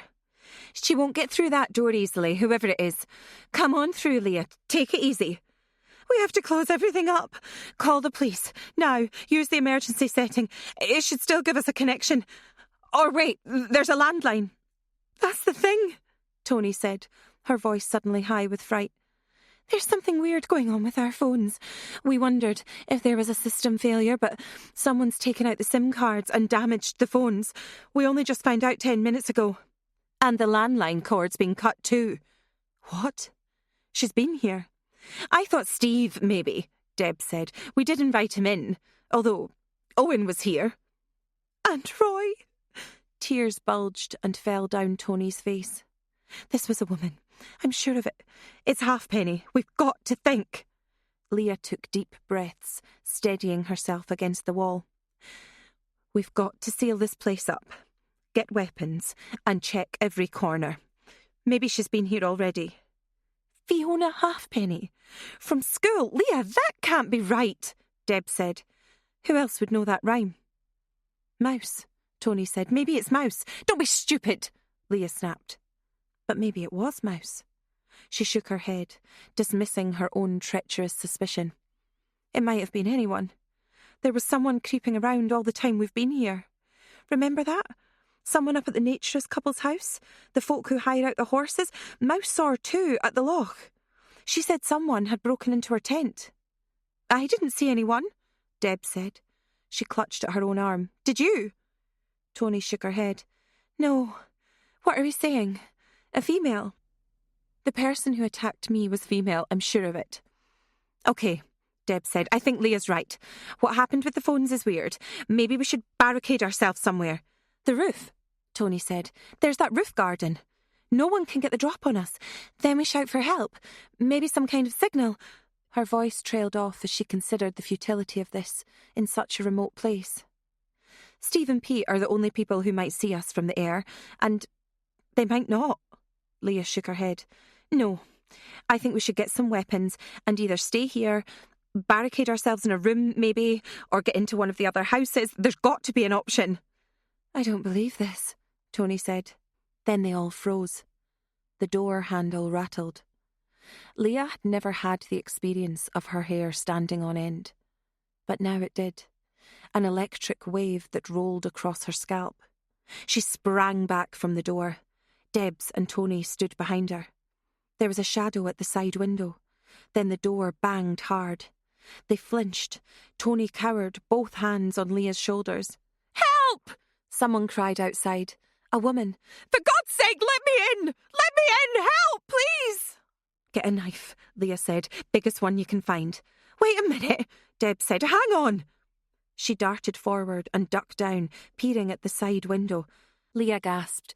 "You idiot! Don't go near that window! Is someone there?" The door was banged repeatedly, frenziedly. "Help me! She's out here! Help me!" Deb's face grew slack. "I don't believe it." She pulled her own key out of her pocket and slid it into the lock. Leah grabbed her. "What the fuck are you doing? I said—" Debs wrenched her arm clear and unlocked the door. A short but broad figure fell in the door. The face was streaked with blood. Warm lengths of it matted through the short blonde hair. The newcomer was sobbing, hands clamped over her mouth. "Leah? Debs?" She looked around, face crumpling, sobbing in relief and amazement. As Debs gathered her up in her arms, Leah said, almost in a whisper, "Shell?" 35. The door was shut, and a chair was wedged under the handle. Shell was taken into the kitchen, where she sat at the table drinking a glass of water. Her hands shook so badly that a lot of the drink cascaded over her arms and chin. Her fingers were filthy, the nails cracked, and she seemed to have been wounded several times on the face and scalp. One particular abrasion at her temple seemed to have bled freely. Leah found a cloth under the sink, while Tony and Debs locked all the doors and windows. They took knives from the block over by the toaster, slate-effect handles, marbled through with lighter grey, glaringly ugly, Leah thought. "Here," she said, handing Shell a damp cloth. "Your temple's been bleeding, it'll sting." Shell sucked through her teeth. Her nose looked broken, Leah thought. 2 black eyes were in the process of forming too. "Thanks," she said. Deb sat on the other side with her arm around Shell's shoulder. Leah noticed, with no little amazement, that Debs had changed into her gym gear with her waterproof jacket over the top. "Shell, love, it's not the kind of thing for someone to say at a reunion, but you've not weathered the best." Shell spluttered laughter, then buried her face in her hands. The other 3 crowded round her as sobs seemed to pierce her body. "I'm sorry," she kept saying. "I'm so sorry." "What happened?" Leah said. "There was a maniac out on the road, a woman. She told me she was that freak from school, Fiona Halfpenny, the girl who got locked up. She's come to take us all out. She said she wanted to save me until later." "How did it happen?" Tony asked. "Did she jump you, or—" "She flagged me down from the road. I took the ferry over. I just saw a woman with car trouble. She had a knife. She told me what she was going to do to me, what she was going to do with all of us. She made me give her my phone password, made me call home. I thought she was going to cut my throat. She had this long, thin knife like a scalpel, something surgical. She was out of her mind. The things she was saying. Said that after she kills us, she's going to come for our families. She's going to keep going until someone stops her." "She'll do nothing," Leah said, fiercely, gripping her by the shoulder. "She tied me up and left me in her house, the one at the top of the hill. Foxbar Fort, it's called. But she left me in a room with a sharp edge on a fireplace. A place where the tile was broken. I managed to keep sawing on the cable tie until it snapped. Then I got out and came down here." "How long's she been gone?" Leah asked. "A good hour. I think she's got a motorbike. She's crazy. She said she'd killed people this weekend. I didn't believe her, but she came back to the house last night. She was covered in blood. So was the knife, caked in it. She said, 'Your mousy friend got caught in the trap.'" Shell covered her face at this last. Leah flinched, touching her mouth. No, surely not. Mouse was here until last night. Then she thought about it. The open windows. Surely not, she thought. Mouse was planning on leaving, Leah murmured. She couldn't be bothered with the partying. She was actually having a baby, she told me. She just wanted to bunk down in her tent out in the trees, then move on tomorrow. She'll be fine. No one could get the drop on her. "We don't have time to be worrying about Mouse right now." Deb started to pace, biting at a thumbnail. "Fiona Halfpenny, how did she end up here? How did she know that we were coming?" "Maybe she brought us," Leah said. She turned to Tony. "Didn't you both say you thought different people had set up the event?" I thought it was you, Tony said. So did I, said Shell. Deb said, I thought it was Mouse. Leah shook her head and pointed at Shell. I thought it was you. In fact, I'm sure it was you. I know it for a fact. I got an email through. I had a chat with you. Tony placed her own butcher knife on the table and ran her fingers through her hair.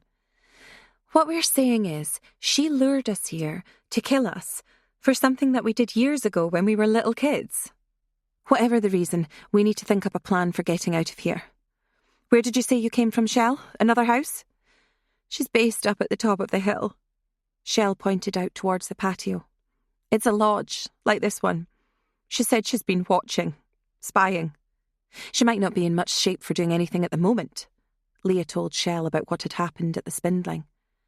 A chainsaw, Shell said, her jaw slack. Is this for real? I think I heard it, Tony said, in a voice close to a squeak. I remember thinking, someone's got a motorbike or something. I knocked her off her bike, Leah said. I don't know where she went after that. She took a hell of a tumble. She's crazy, Shell said. She hurt me. She kept telling me all these bizarre plans. None of it made sense. She said stuff about how we behaved, what we did. Shell shook her head. I don't think we did half those things. I think she was making it up or deluded or... God almighty, I didn't think I was going to see the kids again. Leah took her hand. You will. You've given me an idea. If she's around, she can't get us all. We stick together. I thought we might hold out on the roof, but it's too much of a gamble. I think we need to move on. Debs held out her phone. She's been in here for sure. She messed with our phones. Can't dial out, can't receive a call, nothing. Mine's with my backpack. I had to dump it and run. Leah chewed at the side of her mouth. She probably got to mine too. I remember her trying to make a call. I think she was here last night. When she got Mouse. The push bikes are gone too, Tony said. Someone must have come around with bolt cutters. The chains were left behind. They'd been cut. I say we head over to Mr. and Mrs. Nude UK across the way, Deb said. See if they can help. Give us a ride back to town and call the police. She'll have thought of that, Shell said. She'll have covered all the angles. It's best we stay here. Try to call for help. There must be a way. I think Leah's right, Deb said. We're sitting ducks. We'd best get on the move. Unless she's got a machine gun or something. If we stick together and don't go down into the basement to investigate a funny noise, we'll be fine. And if she shows up... Debs mimed a sudden stabbing motion, startling Leah. Shish kebab. Easier said than done. Tony had gone almost translucent. The capillaries, muscles and tendons might have become apparent if she lost any more colour. Easier said than done. Leah, you mentioned the roof. Isn't it secure? She'd struggle to get up there.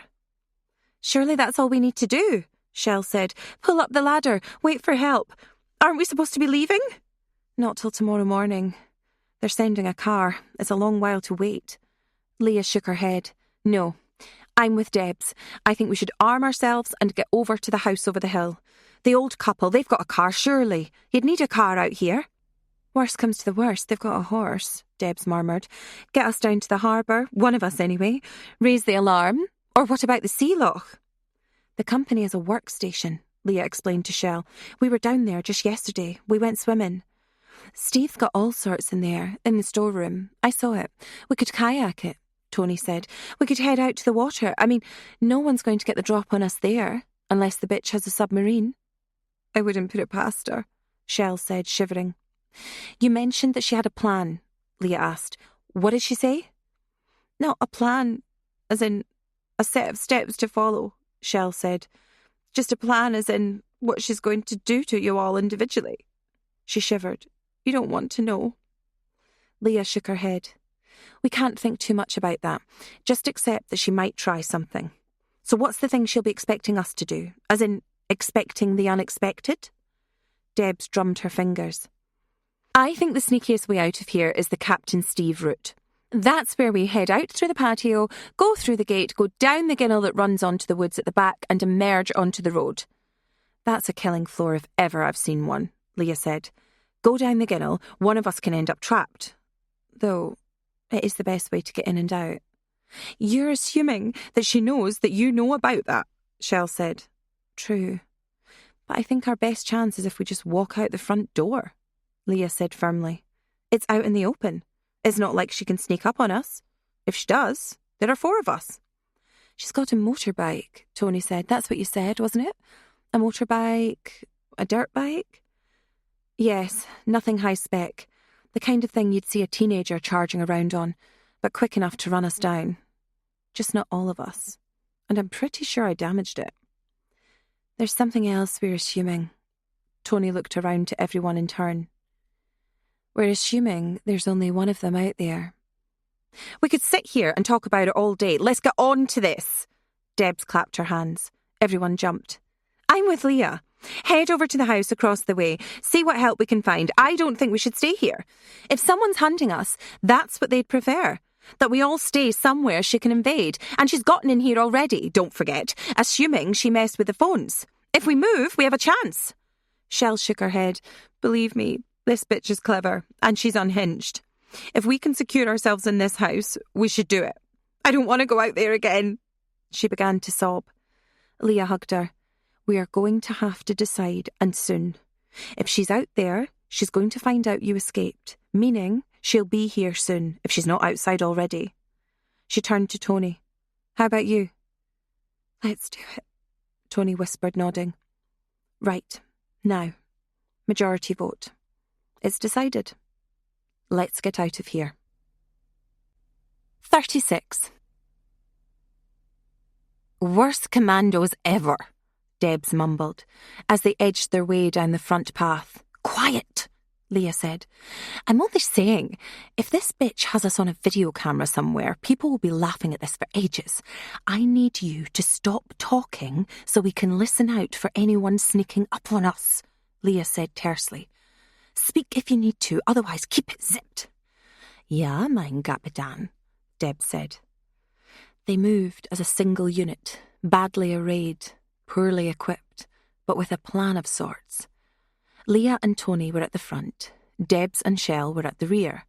They had a stock of knives with them, some from the block by the sink, some taken from the kitchen drawer. It wasn't quite the same as a set of hoplites advancing with their spears poking from beneath their shields, but it would have been difficult, indeed, for anyone to sneak up on them. Plan B, if Fiona Halfpenny should try something, split up in 4 directions and take their chances. The mid-afternoon sun had broken through, and though it still wasn't exactly warm, the rain had held off and the wind wasn't quite so sharp. Every sound set them on edge, every gust of wind, the distant call of the seabirds. Leah remembered her own words before they'd braved the chilling open space beyond the front door. She's planned out every single bit of this. We have to go against the grain wherever we can.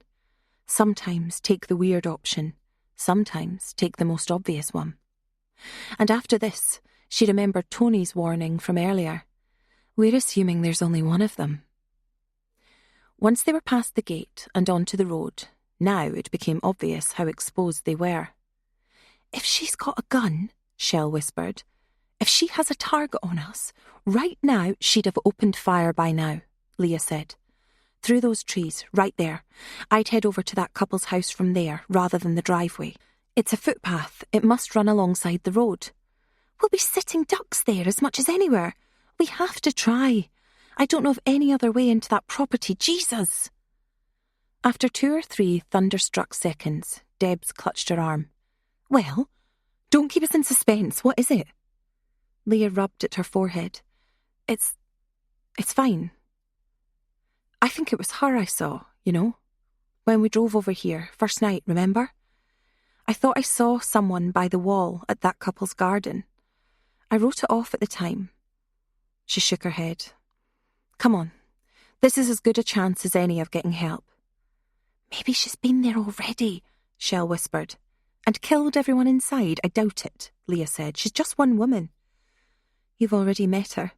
When she tried to run you over with a chainsaw in her hands, I was in her company for a few hours. She's capable, all right. She's capable of anything. And she crept into the house you were in without anyone noticing. Let's get in and see what's what. If there's no one here, I say we break in. Use the landline if there is one. If we set off an alarm, that's fine by us. See if there's bikes we can use. At least one of us can head off down the hill and get help from there. And what if there's nothing of any use at all? Debs asked. We'll go down on foot. Take the most awkward route. She's not taking a dirt bike down those trails and through the trees. Too steep for a start. Going on foot will be treacherous enough. Leah pushed through some loose ferns and branches at the entrance to the old couple's property. In full summer, she guessed this natural archway would be overgrown. Perhaps it would become a natural garland, with blooms of all colours waiting to explode across the green frieze. For now, though, it was winter bare and bleak. Leah took a deep breath and walked through, crouching low, looking this way and that as she emerged onto the shady wooded path. No one, and the pine trees beyond were surely too thin to conceal anyone. Let's do it on the double, Leah said. There were no arguments. Breathing heavily, they ran down the path, carpeted with pine needles, until they reached the fence that marked off the whitewashed little cottage. No sign of life, Deb said. I can't see through the windows for the glare, though. I don't think any lights are on. Leah squinted hard at the windows. There was nothing to suggest anyone was there. A narrow path ran round the side of the house towards a garden area, where the gentleman in question had seen fit to greet them in his Sunday best. OK, Leah said, wiping her palms on her trousers. Let's try knocking first. Best we keep an eye out. Debs and Tony, watch out on either side for anyone coming in. Shell, stay with me. Not sure I like being stuck on the outside here, where some maniac could come around and cut my throat. Tony's voice ululated on the final word, a querulous, aquiline sound. You don't have to hide around corners, just keep an eye open. You see anything, shout. Debs walked to the far left-hand side of the cottage wall, further than Leah would have been comfortable with. I'll take a look round here, scaredy cat. Best to check there's nothing waiting to jump out on us. A sudden sound halted them. A footstep on the pathway, just out of view. Then another. Everyone froze. Debs darted back several paces and passed the butcher knife from hand to hand before her. Come on then, bitch, she hissed. Why are you getting all shy now? The horse's head peeked around the corner, then it came forward snorting. Tony tittered. She covered her mouth. Then she laughed out loud. Leah tried to remember at any point when Tony had actually laughed out loud. Naturally, that was not the affected gibberings she'd emitted when Debs had been taking a pop at everyone. Now she laughed and kept on laughing at the top of her voice. Stop that, Leah hissed. When she got closer, she saw that something was badly wrong with Tony. Tears leaked down her face. She was actually properly hysterical. Sorry, but you have to admit, it's funny. Straight from the horse's mouth. Oh, Jesus. She was gone again, tears dripping off her face. Leah didn't hit her, but did grab her wrist. Never mind spooking the horses, you're spooking us all. Stop it, right? You're hurting me. Tony said it mid-laugh, but she got the message and calmed down. Leah let go of her wrist. Deb scratched the horse's nose. At least there's a friendly face. Here, boy. You know each other, Shell said incredulously. Oh yeah, I've been on this one. Day one. Derek, his name is. Is there anything on this island you haven't ridden? Shell said. Thing looks a bit agitated, Deb said, ignoring the barb. The horse snorted appreciatively. Reckon it's normal for a horse to be out loose around here. Let's keep our eyes open. Don't let it distract us, if you can't get rid of it. Leah knocked on the front door. There was a stained glass window, a minimalist effect of bright red and navy blue that reminded Leah of boiled sweeties.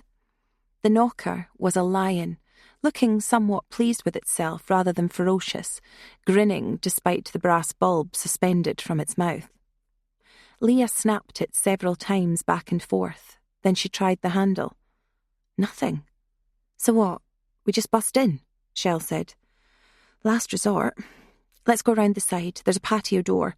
It might actually be easier to break the window.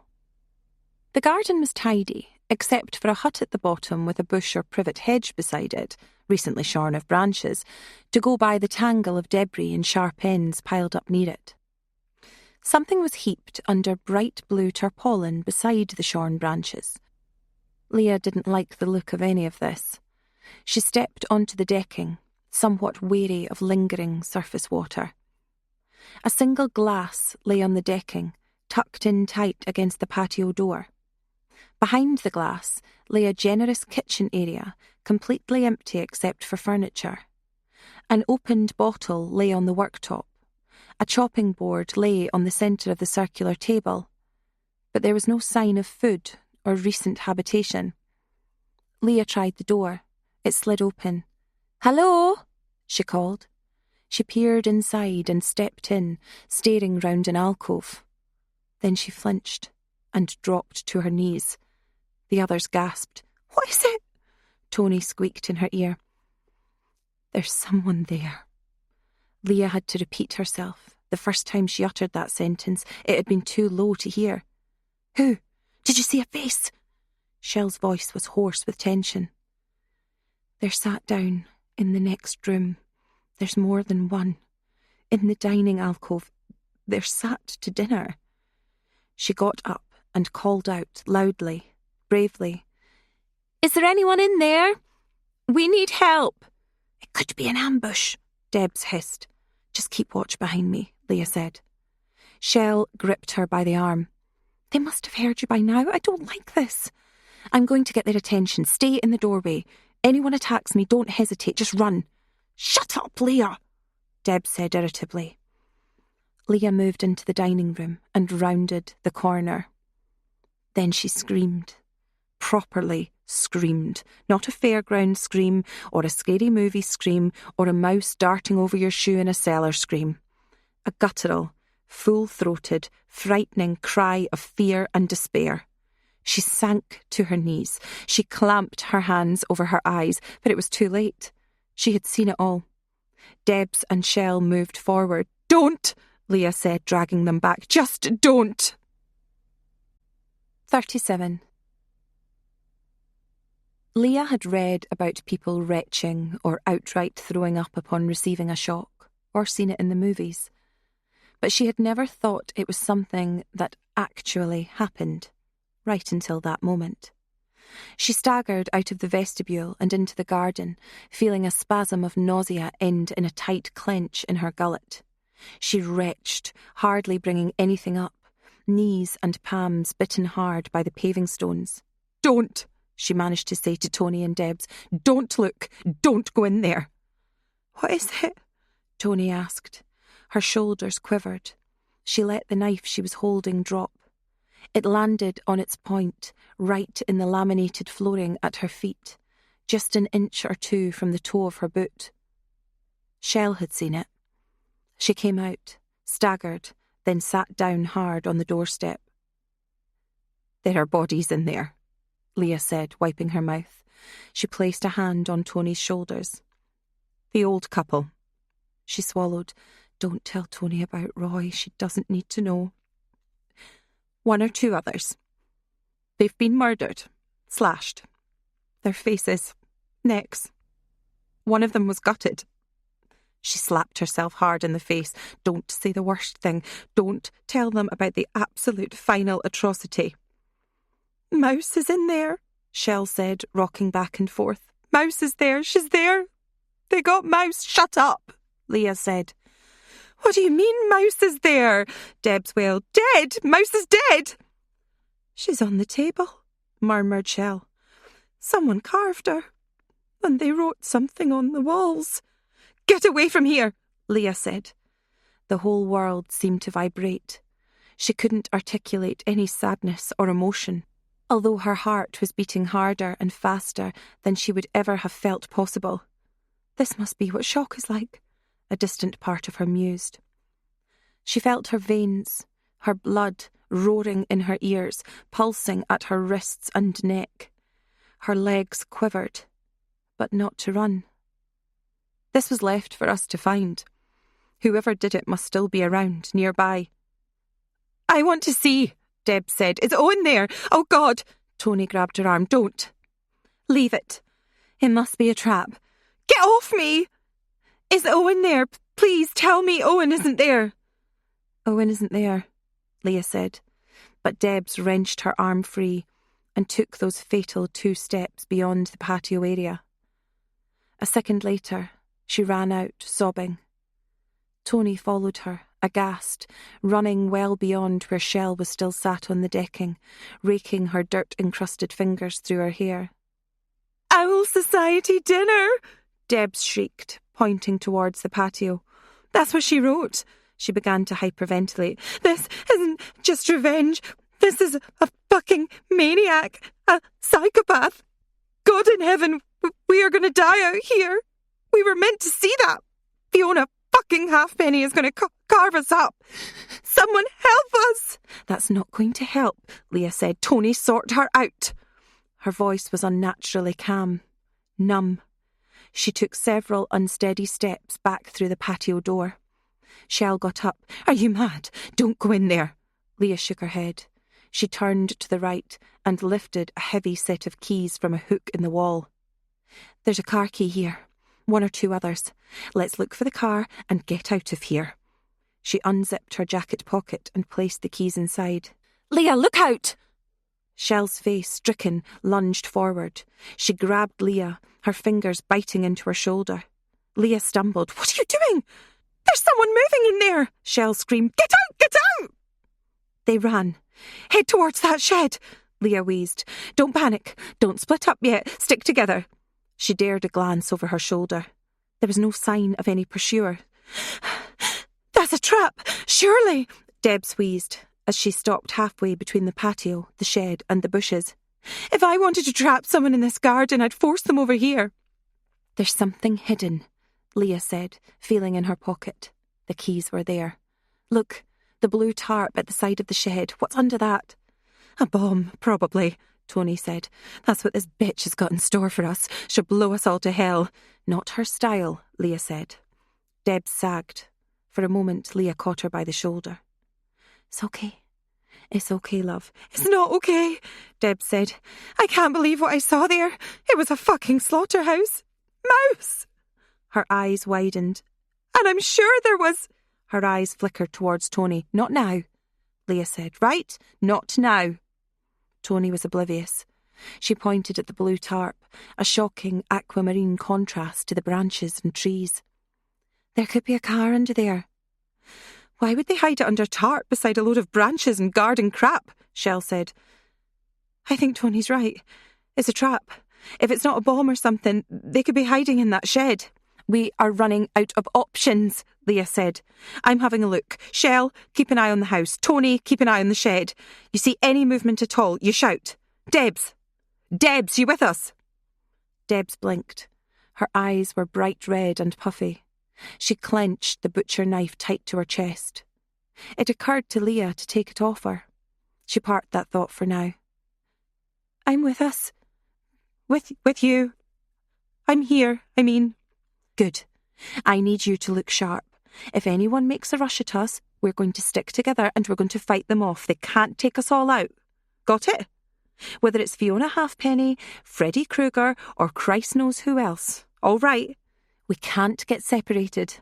If we're a team, we'll survive. Mummy Owl, Debs whispered.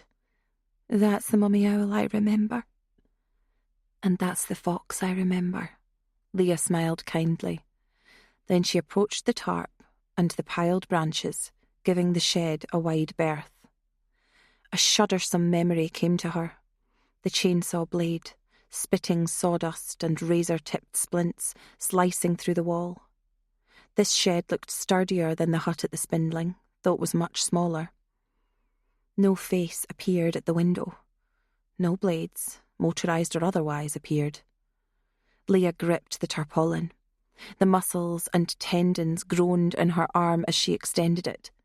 Her fist had been clenched and she hadn't realised it, every nerve poised to spring. Was she hiding under there? Waiting to fly out? It would mean I'm next. All she has to do is take me out and escape. Just one stab. faster than you can blink, and that's me out. And then there were 3. Leah pulled back some of the conifer branches and evergreen fronds. They spilled over, leaving a more obvious car shape underneath. "God's sake, Leah," Tony barked. "Don't piss about." Leah pulled the tarp. It came away easily. Shell gave a yelp. "That's my car. My car's under there. I had no idea what she did with it. I couldn't see it out at her house." Leah approached the side doors. Wouldn't put it past her. Would not be completely astonished here if the door should fly open. She pulled out the ring of keys. There were all sorts on the fob. Some of them were labelled with coloured stickers wrapped around the metal. One looked like a car key, but was bright yellow, with a single black stripe down the middle. Looked sporty. Be funny if there was a Ferrari somewhere about here. Banana yellow. And God help Fiona Halfpenny if she got in the way. "Any of these your keys?" Shell shook her head. Then she grimaced, nodding towards the 4x4. "Someone's bashed it up. Look at the headlights. The windscreen's smashed at one corner too." It was true. A single crystalline detonation stretched out from the driver's side corner, a lattice work of cracks that stretched all the way down to the opposite corner. The headlights had all been taken out, and the grille had also been stoved in. Dents and dings pocked the bodywork like bullet holes, and one of the side windows had been completely shattered. Leah could see the shards glistening on the seat inside. Leah peered in. There was no one inside the 4x4. She reached out for the passenger side door handle. "Leah!" Shell cried. Leah stiffened. "Be careful. Remember what Tony said." "Shell, don't say a word unless you see someone approaching us," Leah barked, anger surging.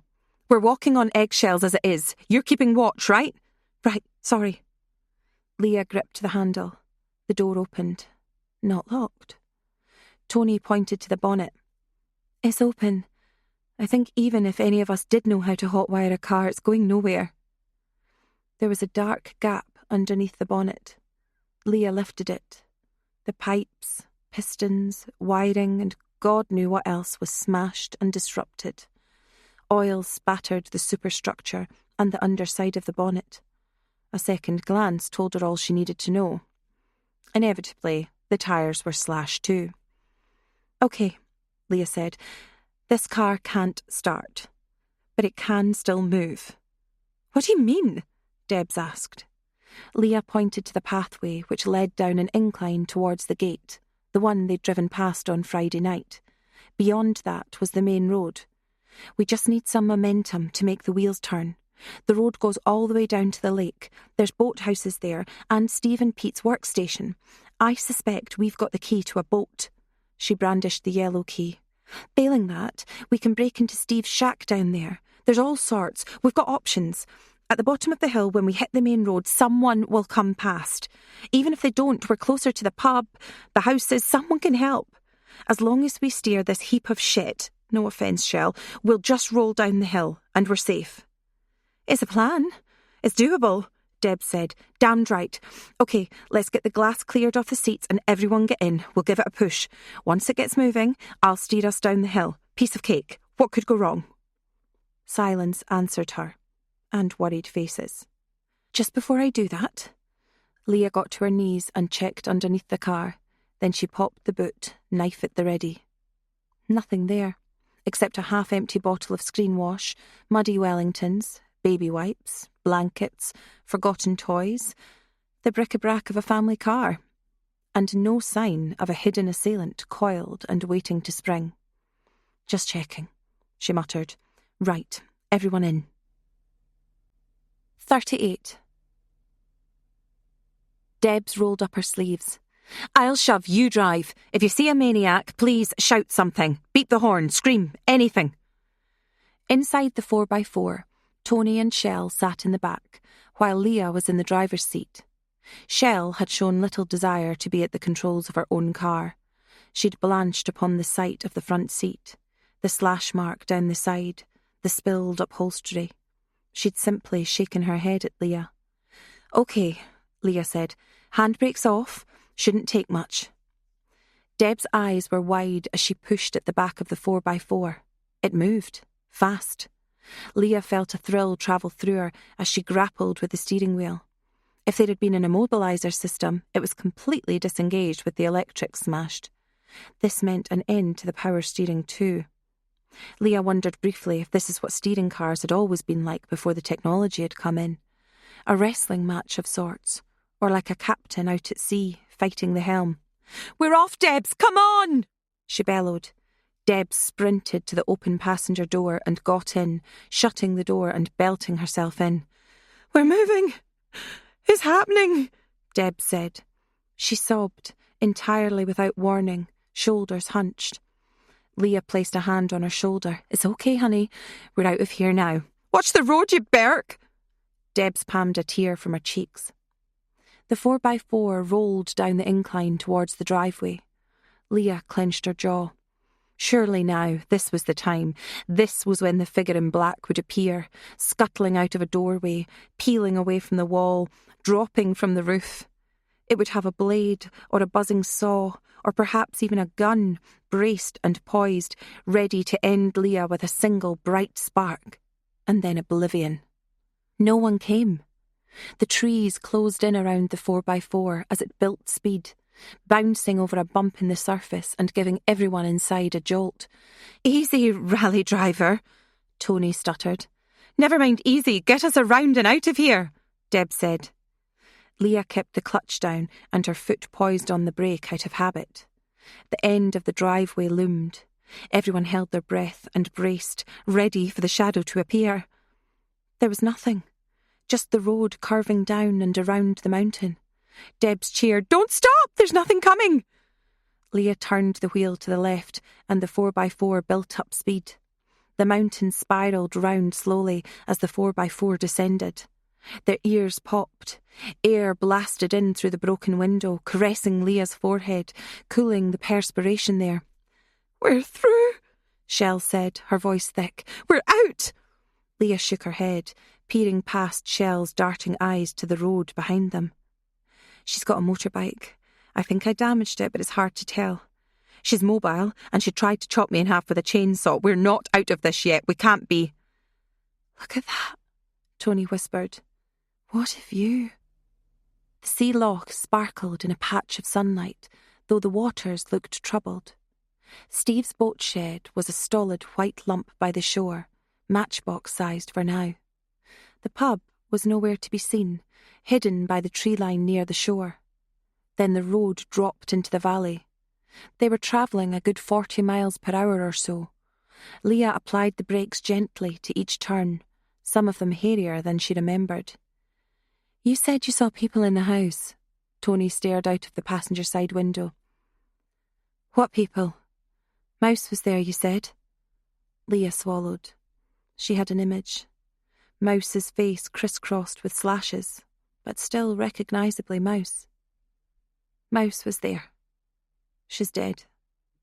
Tony covered her face with her hands. The sound she made was more of a wheeze than a recognisable cry. Had Leah ever heard Tony cry? "Poor Mouse. I can't believe it. Fucking maniac." "We can't think about Mouse now," Leah replied, her voice steady. "We've got to get out of here in one piece." "Leah? Was Owen there?" Debs pulled at Leah's trousers, a gesture the latter found inexplicably infuriating. "Steve was there, wasn't he? Anyone else?" Leah met her stare. "No, Owen wasn't there. It was Steve and the old couple. Their throats had been slashed." Tony started, as if she'd been jolted awake. "What about Roy?" "I didn't see Roy." "You sure? You don't sound sure Roy wasn't there." "I saw the bodies too," Shell said calmly. "Roy wasn't there," Leah said. "I'm sure of it." "There were more than 4 bodies there," Shell said. "You had a split second to look. We had to get out of there. We have to get off this island. There was no one recognisable." "Oh, you're such a clever clogs," Leah chided herself. "Lying off the top of your head, that's a good one. No one recognisable. Meaning his face was hardly recognisable after someone had carved it up. Is this right? How would you feel if it was John, and Debs wasn't telling you that your husband was lying there?" Leah felt a pang at the idea of John and David, miles away, and hopefully oblivious. Then she felt a quick blade of fear slide between her ribs. Was David far away? Fiona Halfpenny had lured the other halves over. Surely, making Shell contact Ewan, and then Owen and Roy coming over at the same time, making them part of the plan. Had Ewan come with Roy and Owen? Surely he would have got in touch if so. Surely he would have been there at the house with Owen and Roy. John wouldn't just have shown up. Surely. "Are you sure you didn't see Roy?" Tony asked. "I swear to God, if you're lying, I'm going to carve you up." Tony's face loomed large in the mirror. Leah flinched. The car lurched a little. "She said she didn't see Owen or Roy," Deb said. "You were telling the truth, weren't you, Leah? You were telling the truth, right?" "That's right. Owen and Roy will be at the pub. We'll find out in a minute." "So we're going to the pub?" Shell said. "Yeah, quickest way out of here." "Isn't that what she might be expecting?" Shell glanced over her shoulder, as if the motorbike might appear at any moment. "I think she might be done," Leah said, "probably making her escape. We should keep an eye out for a lone female. Any advantage she had on us was the element of surprise. It's gone now. She's going to struggle to sneak up on us. If she is, we're ready." Leah had allowed the car to roll free. It picked up speed as the road straightened out. The loch glittered through the trees. There were no other cars on the road, which still had enough of a decline to keep the 4x4 buckling and bumping on its own momentum. The signpost came up. There was the turn-off for the Lochside Marina. The Gaelic name pleasant to look at, impossible to pronounce. Straight on was the beach, with its sign for the inn. "Shit!" Shell cried. Leah almost bounced out of her seat in shock. "What? Turn! Turn! There's someone in the tree line. Where?" A finger stabbed out beside Leah's face. There! There! For God's sake, she's pointing it right at us!" "Pointing what? A gun!" Shell shrieked. She blundered over Leah's shoulder, forcing her against the door. Shell jerked the wheel. "Get off the road! She's got a shotgun! We can't! Get back, Shell!" The 4x4 shivered as it made a sharp turn down the left-hand exit. But the arc was too sharp, the speed too much, and the trees came close. "Get down!" Shell screamed. Leah ducked her head, wrenched the wheel to the right, and tore down the left-hand road towards the marina, the boathouse, the workstation. Debs placed her face down between her knees, as if braced for an air crash. No crash came. No roar. No sputter. No inkling of shotgun shells. Leah raised her head. The water was dead ahead. The road turned to the right, heading towards the marina. The water was grey, uninviting, the surface without form or character in the dull light. In the centre of the water was the diving platform, the scene of the almost ill-fated race. The place they'd been watched. The moment they should have realised they were in danger. Leah turned the car towards the shed. The 4x4 was still travelling at pace, lurching alarmingly over the uneven road. "Need to slow down, Leah," Deb said as the green double doors approached. Leah braked, but only a little. "Way too fast, Leah," Deb said. The green doors loomed, dead ahead. The 4x4 was still going too fast. "Leah, stop! What are you doing? Stop!" Deb shrieked. Leah did not stop. Someone, maybe Tony, screamed at the top of her voice. The 4x4 crashed into the green doors, then was still. 39. Tony broke the silence. "What are you playing at?" She rubbed her forehead, then punched Leah on the shoulder. Then once again, in Leah's ear, teeth clenched. "Are you trying to kill us? Shit! Is it you that's done all this?" Leah grabbed Tony's fist and held it. "Don't do that again." "An explanation would be good, though," Shell said, in more of a gargle than a voice. "It's not rocket science," Deb. This audiobook is a space of comfort, offered freely to keep you company. Take a break, listen to the music, and let your mind rest. Leading me to you. You're my sweet escape, my heart's desire. Fall into you, I feel the fire. We're a chemical explosion in the night. We're a beautiful sight. We're a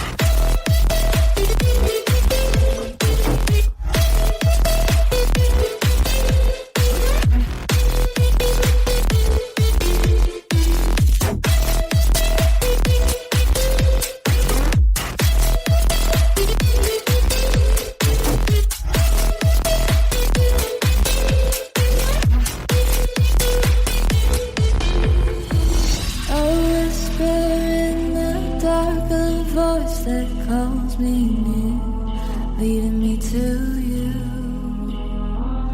leading me to you.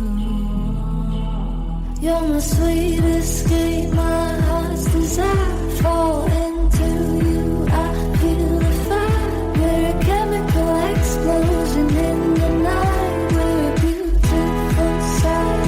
We're a beautiful sight. A beautiful sight. We're a beautiful sight. A beautiful sight. A whisper in the dark, a voice that calls me near, leading me to you, leading me to you, leading me to you.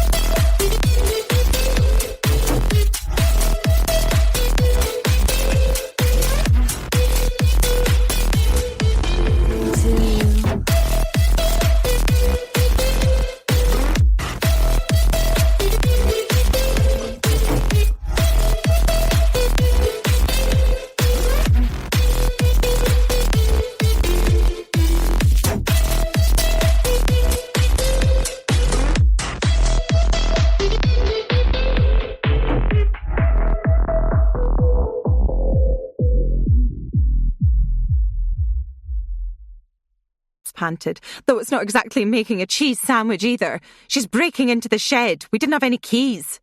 Ram raiding, to give it its technical term. Leah gave a tired smile and let go of Tony's fist, then cranked the handbrake. Always fancied doing that. Right, let's get in there and see if there's anything we can use. Well, you better do it quick, Shell said, out of breath. A cut on her forehead trickled blood onto her nose. There is someone out there. It looked like they had a shotgun. Looked like, Deb said. We were just about to home and dry and you go and spook the horses because it looked like someone out there had a shotgun on us. Are you kidding? Well, what else was I supposed to do? Shell shrieked. That's what I saw. Haven't you noticed? We're being stalked here. Unless this is the best TV prank show in history, we're being stalked. Someone kidnapped me and put a knife to my throat. The same person killed God knows how many people. Tony flapped her hands, as if trying to rid her fingertips of something nasty. I get the confusion, I really do, but we've got to get out of here. If there's someone on the road trying to kill us, they'll be here in any minute. No further discussions were needed. They piled out of the car. Leah had turned the wheel slightly just before impact, judging the angle perfectly. The doors to Steve's shed had flown open, leaving enough room for them to get in past the bulk of the 4x4. Leah flicked on a light. A riot of sports equipment appeared under the blinking bulb, a disturbing strobe effect that took a moment or two to settle. Shadows weaved and dodged the eye. Kayaks, paddles, and a row of ancient hiking boots in a rack confronted them. At the far end of the shed was a cartoon crocodile's head, carved from wood and painted bright green. The head was turned to one side from a faux trophy mount, and it winked as it grinned at them. Quickly, Tony hissed. She had taken up a position by the waterline, scanning the building and anyone who might approach. This isn't a shopping trip. Grab whatever you need and let's go. Leah said, I wouldn't want to get trapped in here either. There's no way out apart from the front doors. This'll do, Debs muttered. The archery target had been stored at the far wall. There were no arrows embedded, but it was the same one they'd been practicing on 24 hours before. She picked up the bow she'd used to win the tournament and slid it over one shoulder. The leather quiver, a novelty item that Debs had branded Robin Hood's jockstrap, had a glossy brown sheen in the dim light. It was filled with arrows. Debs hooked that over her other shoulder. This feels better, she said grimly. This is more like it. Knife's okay, but if that clown gives me something to shoot at, she's going to grow some feathers. How about those kayaks? Shell whispered. Maybe we can get out on the water. She pulled at some of the kayaks on the rack. Give me a hand with these, Leah, would you? You want to paddle out of here? Leah asked. Yeah. Didn't you mention it earlier? It's as good a plan as any. Anyone wants to shoot at a moving target out on the water, good luck to them. I was no good at the lesson, though, and you weren't here for it, in fact. Shell hesitated. How hard can it be? Water's calm, just keep your balance. Any problems, we stick together anyway. If one of us upends, then the other one puts us right. The smaller ones will do, I guess. Maybe the medium-sized one for Tony? Okay, let's go for it, and hope she doesn't have a speedboat. Leah paused. Shit. She probably will have a speedboat. Let's keep to the open water, Deb said. Paddle down to the far end of the island where there's people, get out, and then we just pop into the pub. Job done. They can't all be maniacs. Well, Deb's eyes lost focus for a moment. She was imagining the same thing Leah was. Everyone at the pub being a maniac didn't seem like a far-fetched idea at this moment. Hurry up! Tony yelled from outside. Framed in the stoved-open doors, in the sliver of the gap to the side of the 4x4, she was an anxious figure, arms folded, shifting her weight from foot to foot. Okay, let's do it, Leah said. There are 4 kayaks, let's drag them out. All 3 lifted a kayak and a paddle from the rack. Leah emerged first, heaving the orange hull onto the gritty surface. Right, I'll go back in and get one for you, Tony, once the others have... Tony was gone. There was only the shoreline, the lapping water, a faint breeze, and the cold sunshine. Tony! We're leaving, right now, what's going on? Someone grabbed her by the arm. Leah flinched and dropped the kayak and paddle. It was Deb's. Leah, we can't stay here, she whispered. Where'd she go? Leah said, panic rising. She was there 2 seconds ago. It doesn't matter where she went, Debs hissed, teeth gritted. She was like a startled rabbit. She's probably run off into the woods. We can't do anything about that. Let's get on the water and get out of here. The arm tightened. We can't just leave her. Tony! Debs clamped a hand over her mouth. Leah twisted away from her, then shoved her. Debs fell heavily, blinking. Shell emerged from the shed, scraping her kayak along the floor of the shed. Hey, I found something else. What's going on? Oh, for God's sake, we don't have time to fall out here. Tony! Leah yelled. Come on, we're leaving. Don't, said a small voice from the trees to the left of the shed. Tony? Tony's face appeared, low to the ground, next to one of the trees. She waved frantically. Down! Down! She hissed. On the ground now! She's here! She does have a gun, for God's sake! Then the first shot rang out. 40. They all flinched. Debs, already on the ground, turned to the right and laid herself flat, the arrows and the bow jutting from her back, an awkward sail. One of the kayaks spun, the orange hull erupting in orange shards and splinters. Shell blinked, staring at her arm. Blood slicked her wrist and dripped off her fingertips in thick, dark drops. Shot. I've been shot. She spoke in a whisper. Leah launched herself forward, taking Shell by the shoulder and pulling her behind the boot of the 4x4. As she did so, the gun boomed again, spiderwebbing the windows on the right-hand side. There was a clear ting of the bodywork being peppered. Shell blinked rapidly, clutching her arm. Blood oozed through her clenched fingers. Leah gripped her by the shoulder. It's okay, Shell said. Nothing major, nothing fatal. Just the old, the skin at the side. Look.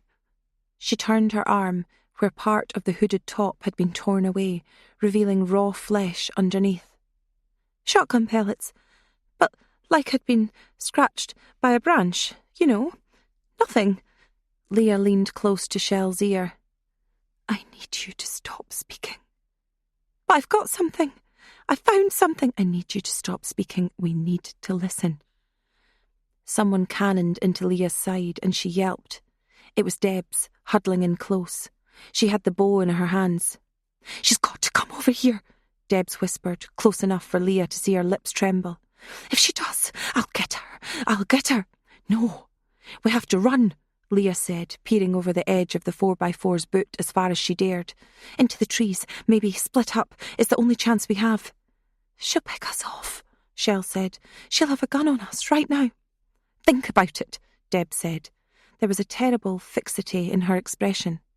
Deb's had gone into fight mode, whereas all Leah wanted to do was give in to the tremulous, cowardly urge to sprint, as far down the beach as she could, increasing the pace and the distance and getting away from whoever was out there. If she's shooting at us from that side, she's doing it from an angle, near the path we came down, probably from the trees. We can use the angle of the car and get out of here, head along the beach, or go to the trees where Tony is. If I can get a bead on her, it's game over. There's this other thing, Shell said, trying to speak without moving her lips. Leah noticed that all colour had fled from her cheeks. The only remnants of colour were the scabs and bruising left over from her earlier encounter with Fiona Halfpenny. I found this other thing. Shut up, Deb said. Listen to me. This is what we have to do.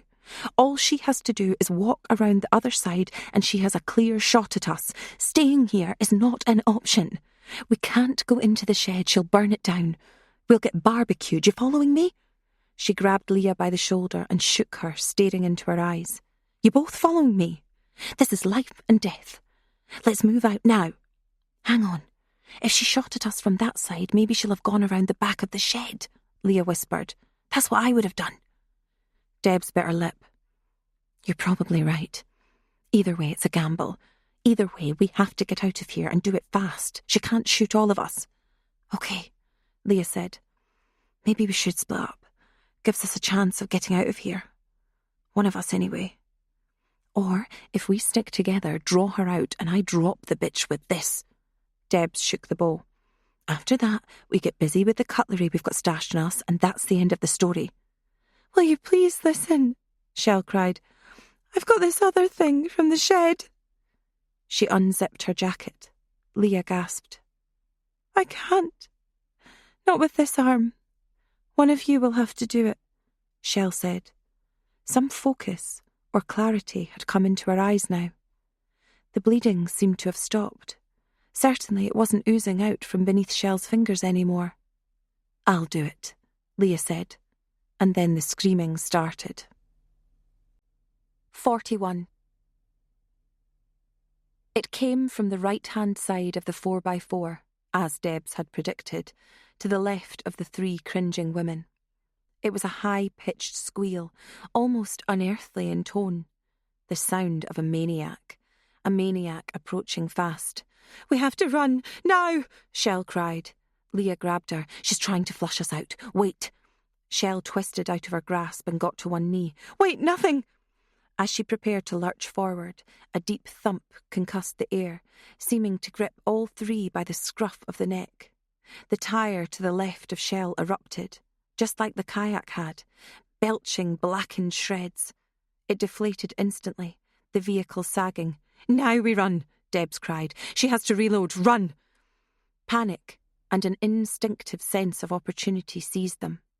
They ran in the opposite direction, Shell's arm swaying uselessly at her side, streaked with crimson, her hands red. The streaming devolved into giggles behind them. That's right, a voice croaked. That's it. Fast as you can, girls. Leah glanced over her shoulder. There was a suggestion of a figure running behind them, someone in a yellow coat. It darted into cover at the edge of the shed, close to the wrecked car. She wants us to run that way, Leah yelled, but it was too late.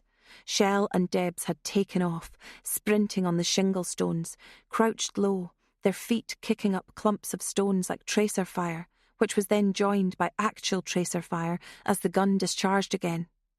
Leah felt a soft rain falling on her hair. It had been close enough for her to feel the air displaced as the shotgun pellets whizzed past her. That's it, the voice sneered behind her. You hesitate now, Mummy Owl. You wait a little second there. Let's get acquainted. Leah saw a flash of yellow over her shoulder.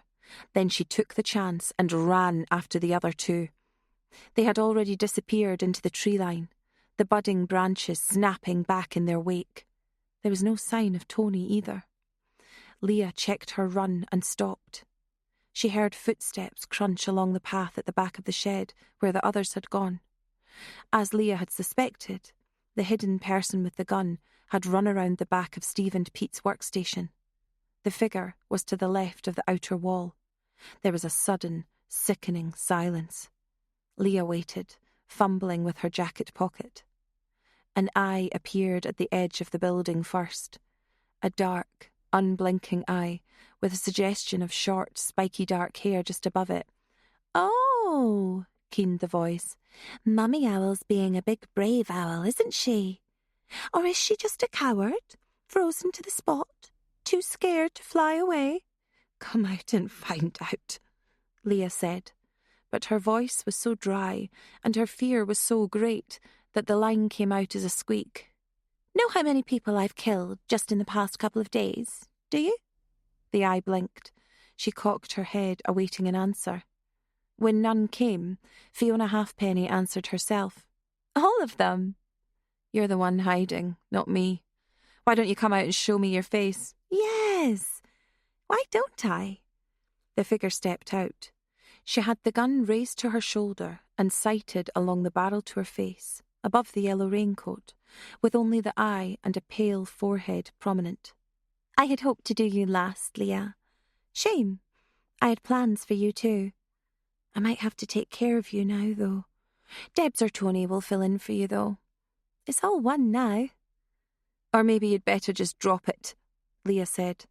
Her entire body was a quiver, her arms, hips, knees, and she had to clutch what she held in her right hand tightly to stop it from slipping out her hands. The thing Shell had passed to her from the workstation. The flare gun. Shell had loaded it, but hadn't thrown the safety catch. Leah did so now, dropping to her knees and aiming right at the woman holding the gun on her. Leah saw her mouth drop open, then the figure darted back into cover behind the shed. Leah ignored her. She pointed the flare gun into the air, grit her teeth, and fired. For a moment, she was sure it had exploded in her hand, that she would see a gushing stump on the end of her wrist. But the hiss told her that it had been a near-perfect shot, vertical and still travelling, a white scratch turning to flaring red, high overhead on the chilly blue. A sound that might have been screaming, might have been swearing, accompanied this. Leah threw the flare gun aside and ran, back around the 4x4, back onto the path, and then streaked into the trees. The gun fired once, in response.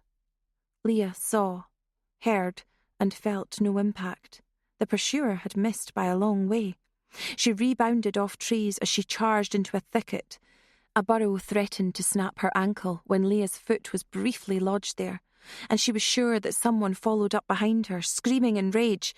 Or it could have been the wind, her blood, her pulse pounding somewhere just above her ears. Leah dodged and fainted, turning slowly but surely towards the road. The trees scrolled past her as she reached the path, converging and gathering and scattering in thin, naked rows. She was exposed, on the road, briefly, long enough to hear the buzzing sound. She flashed back to the chainsaw. Then she ran back into the tree line and crouched low. A motorbike. The same one Fiona Halfpenny had ridden at the spindling, though Leah couldn't be sure, crouched in tight behind the stout girth of an oak tree. The bike whizzed past. Leah traced it by sound, moving around the trunk of the tree so that she was forever out of sight. As the sound of the bike faded, she peered out in time to see a yellow flare disappearing up and around the road. Leah had a moment of pure relief, sunk on her haunches, and she sobbed. Her cheeks were already wet with tears she hadn't been aware she had shed during her moments of breathless panic. For a few blissful seconds, there was only the wind, stirring her hair, chilling her skin. Then came the sound of the plane. Leah saw it through a gap in the trees. The yellow and blue plane climbed overhead, heading out of the far edge of the loch, seemingly heading towards her, towards the flare. She got up and ran through the trees towards the shoreline. By the time she got through the woodland, far to the right of the workstation, she saw it coming in low and close, maybe 400 yards away. It was close enough to make out the serial number on the side. Leah leapt up and down on the shore, crossing her arms, hope to die, and then throwing her arms out again and again. A ludicrous TV workout there on the shingle beach. "Please, please come in," she screamed. The plane came past. The wings didn't dip like in the war movies, but it came around again, banking sharply. "They've seen me," she whispered. "They've seen me and they're coming." The plane rose sharply and made another pass. This time it was lower still. And then, yes, it was landing. The water rose in plumes as the plane touched down gracefully, the loch surging in pure white in its sudden wake. The plane headed towards a jetty, maybe 300 yards away. Leah wiped the tears from her eyes and began to run. "It's over. Thank God it's over." 42. The sun broke through as Leah ran along the shoreline, illuminating the sea loch in a beautiful dark, almost regal blue, still disturbed by the impact of the plane. The Nordic colour scheme of the Skiandoo's airplane's fuselage was perfect in front of the craggy hillsides to the north, gleaming in the light. Pete, the pilot, was in front. He waved. "Hey, you all right?" "My friends," she tried to say, choking as if she had run through a dust cloud. "They're here. They must have seen." She collapsed before she got to the jetty where the plane was tied up. Peter sprinted over, his face pinched tight. "Leah, they're here. It's all right, love. Step on over. They're here. It's fine." She saw the stones on the beach fly away from his shoes. His hand was heavy on her shoulder. She clung to him like a child spotting its mother at nursery. "There's a maniac. She killed people. She's here, somewhere, on a bike." He pulled her to her feet. "Come on, they're all in the plane. They ran out the trees when I landed. I followed the flare. Was that you? One of the lasses said you had a flare out of the workstation. I was coming in for the overlap." He guided her over to the plane. Faces at the window. Deb's, and Shell, and Tony, all crying. Tony clattering the window as if she was a teeny bopper catching sight of her idol.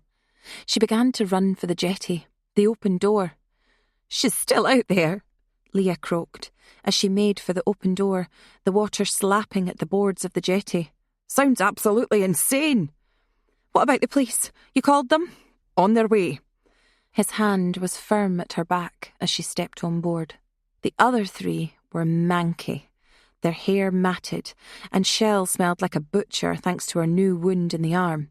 But they all hugged close, sobbing when Leah got inside the cabin. "Thought she'd got you," Tony moaned in her ear. "We were sure she'd shot you." "She bottled it," Leah mumbled through a curtain of Tony's hair. "Saw the flare gun and got spooked. I didn't shoot her with it, though. Made sure I got the shot away. Got help." Pete closed the door, his face set. He peered out the window for a second. "Best we get going. You said she had a shotgun. What did she look like?" "Hard to say," Leah said. "Short, spiky hair, I think. She had a gun on me. I was focused more on that." "She's mental," Shell wheezed. She still hugged Leah far too close.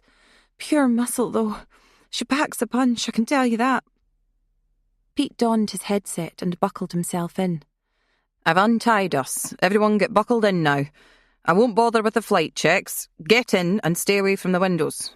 Oh, I'll need you to put the bow and arrow and the knives in front. Turbulence. Deadly weapons. I'll have to store them. Leave them by my seat. I'll get us in the air in a minute." The propellers began to turn. Pete guided the plane away from the jetty as the four women buckled themselves in. Leah stared hard at the waving trees, washed in the bright sunshine.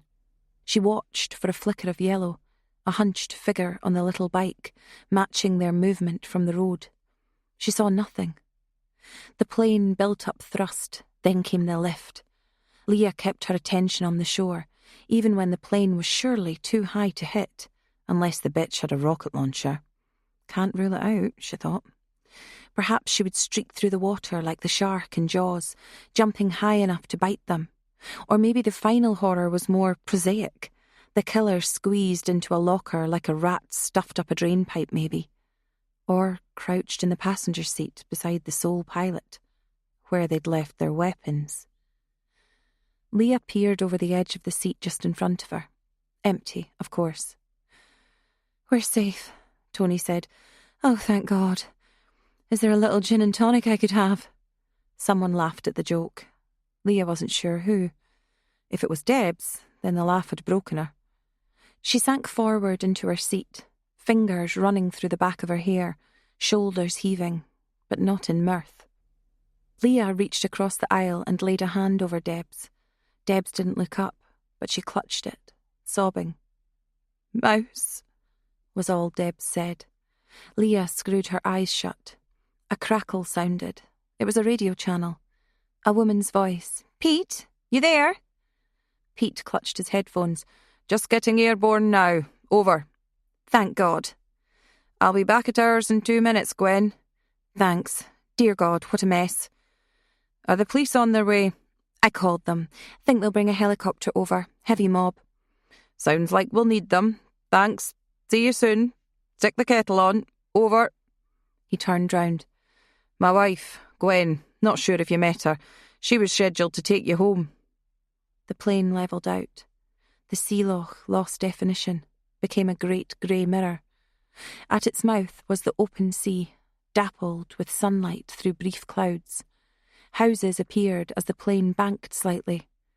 Leah remembered someone saying, "The north end has all the houses on it." Maybe it was Steve. "Steve's dead," Leah said. Pete's face registered surprise. He turned to her, briefly, then shook his head. "Later," he said. "Talk about this later." He brought the plane down. The water below grew more distinct. They were maybe 50 feet or so from the water. Uncomfortably low, Leah thought. Then the radio pinged again. "Pete, this is Harry at the petrol station. What's going on up there? I saw a flare. Over."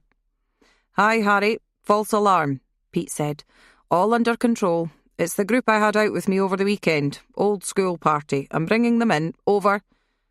"We all good?" "Over. All good. Over and out." Tony leaned over and tapped Pete on the shoulder. "What was that? False alarm, did you say? There's no false alarm." Pete sighed, pulled off his headset.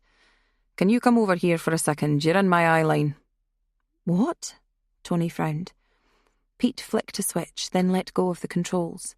The aircraft continued on its path, skimming low over the surface of the water, but on a flat plane. Then Pete swung his legs over the seat and grabbed Tony by the neck. Leah reacted first, getting out of her seat. She hesitated when Pete glared at her. His other hand groped for the door. A flick, a simple twist, and the air blasted in, drowning out her screams. "You're very talented," Pete sneered. "Let's see if you can fly." Tony couldn't. Leah grabbed out for Tony's outstretched hand, missed, then had a glimpse of her face, mouth gaping, screaming. Pete hurled her out, kicking her as she tried to grip the edge of the door. Leah saw her drop, a pinwheeling figure, then finally landing, the water erupting around her.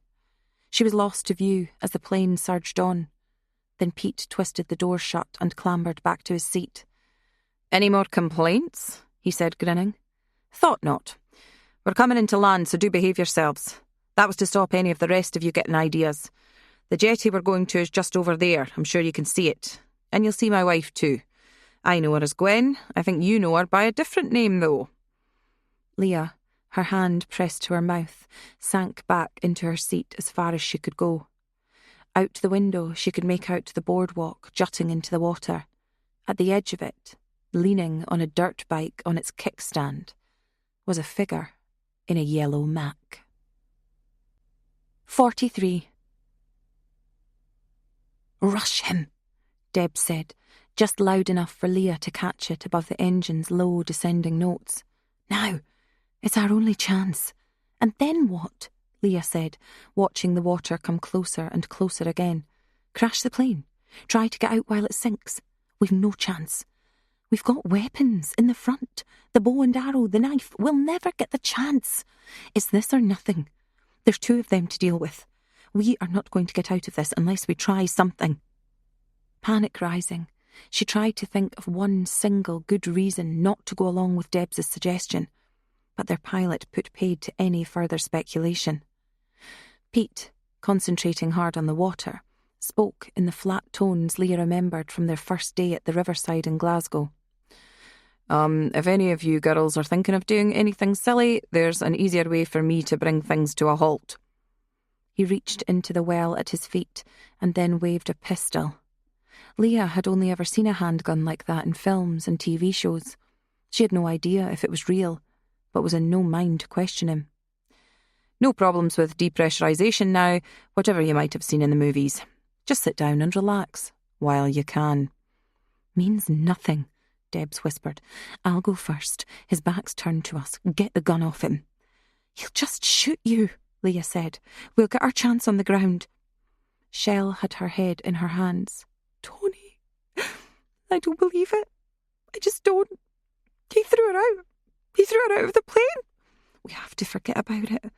Leah placed her hand on Shell's back. We'll have to take our chance when it comes. She cried out, surprised, as the water kissed the underside of the plane. A flicker of yellow as the plane came to a stop, and Pete guided the plane towards the jetty, where the bright candle flame figure was already busying herself with ropes. Pete rose from his seat, eyes twinkling with amusement. Out your seats when I say. Slowly, hands up. Any sudden moves and it's a sudden ending. More sudden than Tony's. The gun turned towards Leah. She flinched. You first. What are you called again? Mrs. Owl? Yeah, you. Up. Hands up, I said. Pete opened the door, and Leah shivered in the sudden influx of the colder air. The person they'd known as Gwen looked up and grinned. The side of her face was swollen and purple, from the crash, Leah supposed. Well, hello there, Fiona Halfpenny yelled at the top of her voice. Come on down and give us a hug, Leah. Leah hesitated. Pete shoved her, and she stumbled down the stairs, landing in a heap on the planking. It swayed at her feet. She got onto her hands and knees and looked up into the twin barrels of a shotgun. Gwen smiled. Here, Leah saw the resemblance. At last. The wide eyes, a downward angle where the brows met. Grace and poise, Leah, grace and poise. That's what you're best at. Now you and the other 2 bitches walk towards that shack, just over there. Do it slowly, or you die. 44. The place of execution had a desk, a closed laptop computer, a Scottish colourist's calendar scored and asterisked with thick black marker pen, and several chairs. One of the windows looked out onto the plain, still gleaming and dripping, and the choppy waters.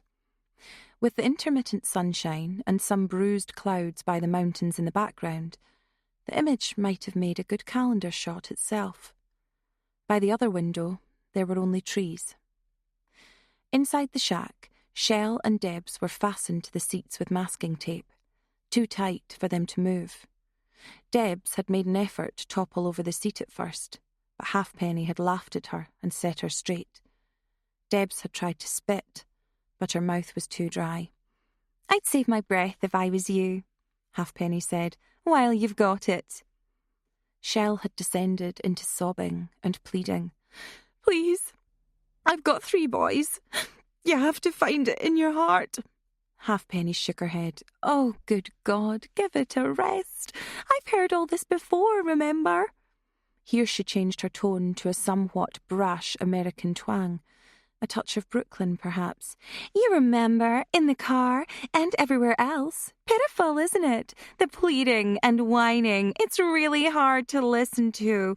But it's fascinating how they plead, all the same. All of them. Even the tough nuts.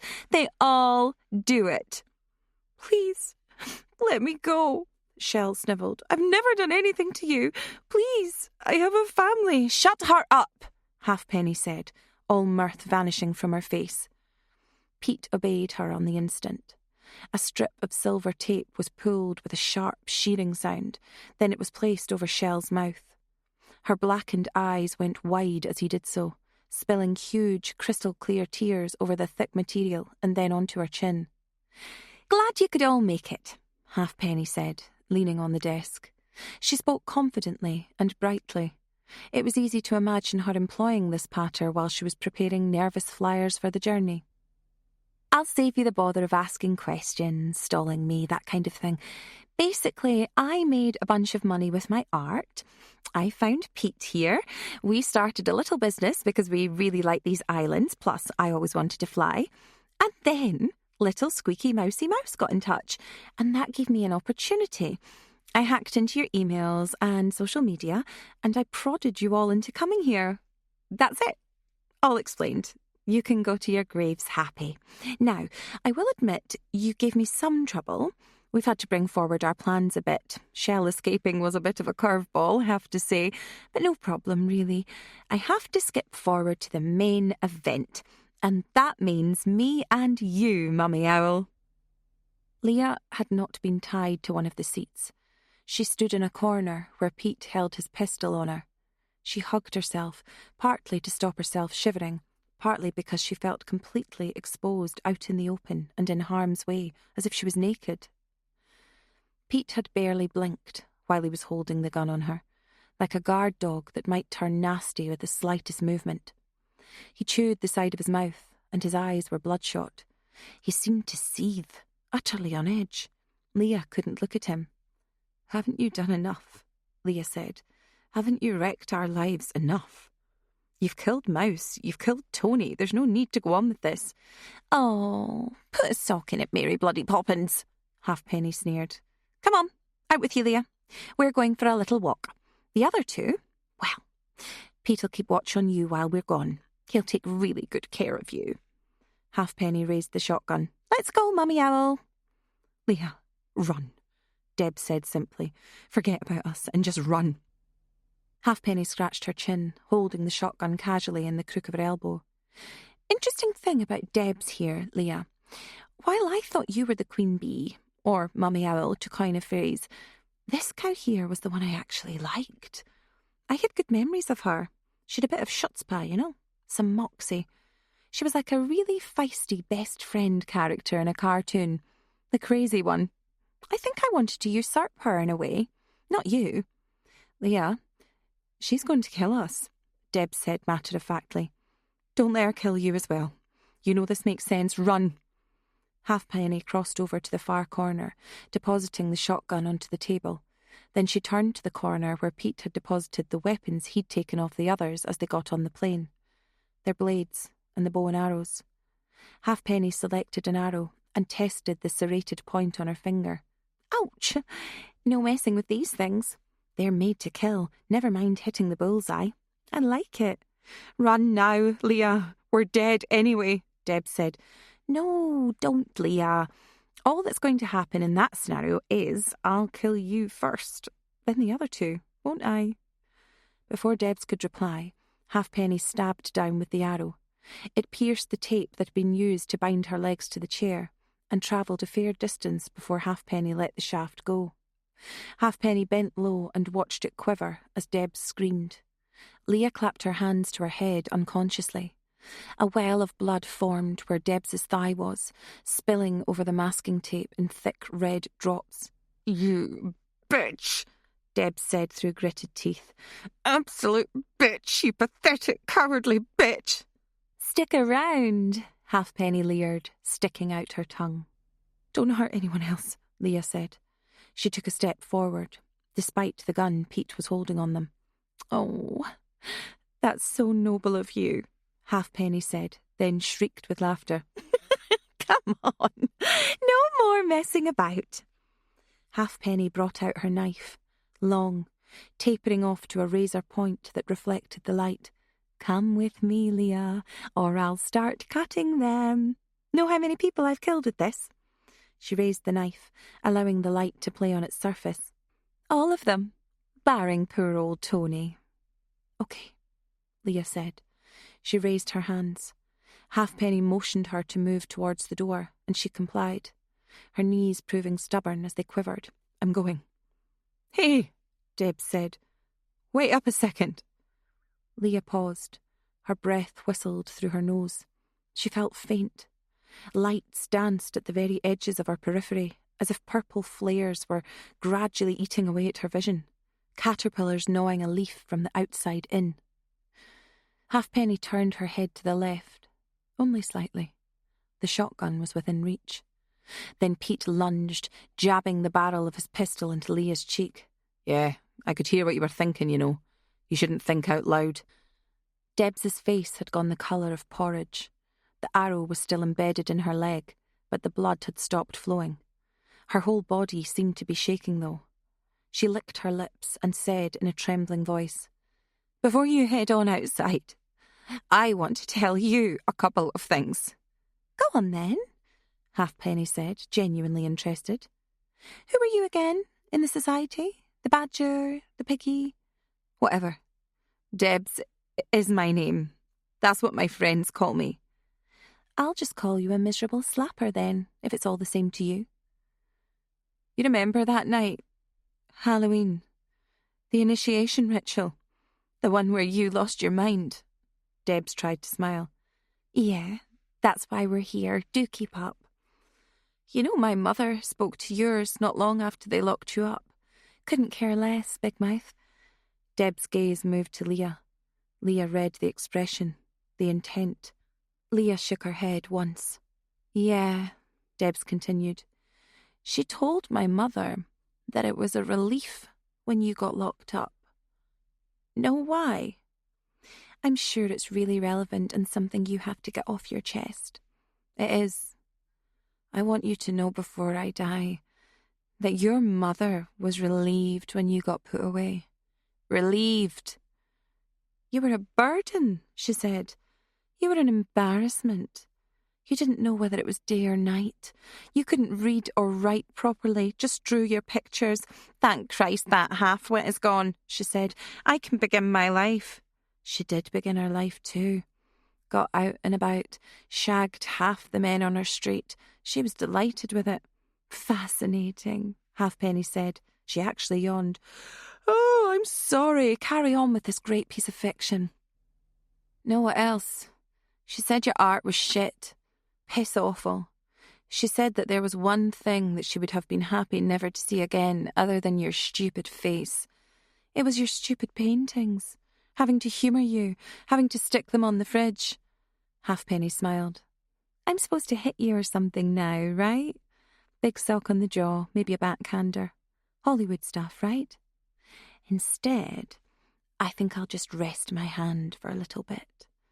She opened her free hand as if she was a conjurer, showing an honest empty sleeve, then rested the meat of her palm on the quivering flight of the arrow stuck in Debs's leg. Then she leaned down hard. Debs threw her head back and gritted her teeth. She intended to repress the scream but could not altogether succeed. A fresh trickle of blood edged down the masked strips of masking tape as she cried out. Halfpenny moved the arrow this way and that, utterly expressionless. Then she stood up abruptly. Debs's head went limp for a moment, and her eyes grew dull, her breathing shallow. Halfpenny brightened up. "Just something to think about, action girl, while we're away. Right, Shell, you okay where you are?" Shell's eyes were streaming tears. She clamped her eyes shut while Halfpenny addressed her, unwilling to countenance the scene before her. Halfpenny shrieked laughter at her own joke. "Right, out we go." She handed Pete the shotgun, then slipped in behind Leah. Leah gasped as the knife prodded her lower back, right in the base of her spine. "Now, open the door," Halfpenny said brightly. "Let's you and me step out." 45. "Down towards the water, please," Halfpenny said, "away from the plane." The razor tip prodded Leah in the back. This time it pierced the skin, and Leah cried out, "I'm going," she said. "You don't need to do that." "Just reminding you I'm still there," Halfpenny said. "Come on, nice and steady now. You won't do anything I don't like, will you? Just keep parallel to the shore. We're going over towards that pier. You see it? It's going to be extended, you know, turned into a wharf. Tour boats can berth there." "You think you're going to be running a tour?" Leah said. Halfpenny paused. No, absolutely not. We'll be in jail for this, no doubt about it. I might blame Pete for it. It's not out of the question. People will automatically blame the man. Score on for the patriarchy. I've made some preparations, but you've got to be realistic when it comes to slaughtering people, haven't you? Well, would you look at that scenery? This is a great place to die, you have to admit. Leah's throat constricted. She could think of nothing to say. The worst thing? It was now a beautiful day. For the first time, under the sunshine, Leah didn't feel chilly. There were intimations of summer on the early spring glow, a warm caress on the cheek. Leah thought about David and John, that she might not ever see them again, that she might not ever get to hug her boy anew, hold him close. They might never snuggle up under their blanket again, watching the cartoons. No more Christmases. She tried not to sob. Her lips and chin wobbled, but she made no sound. Oh, incidentally, Halfpenny continued, I wasn't going to kill you earlier on with the chainsaw. I wanted to push things forward a bit, make you run back to your buddies, so it worked out all right in the end. Things did get complicated with the husbands showing up, I have to admit. That threw me. Was John there? Leah dared to turn and look. Fiona Halfpenny grinned.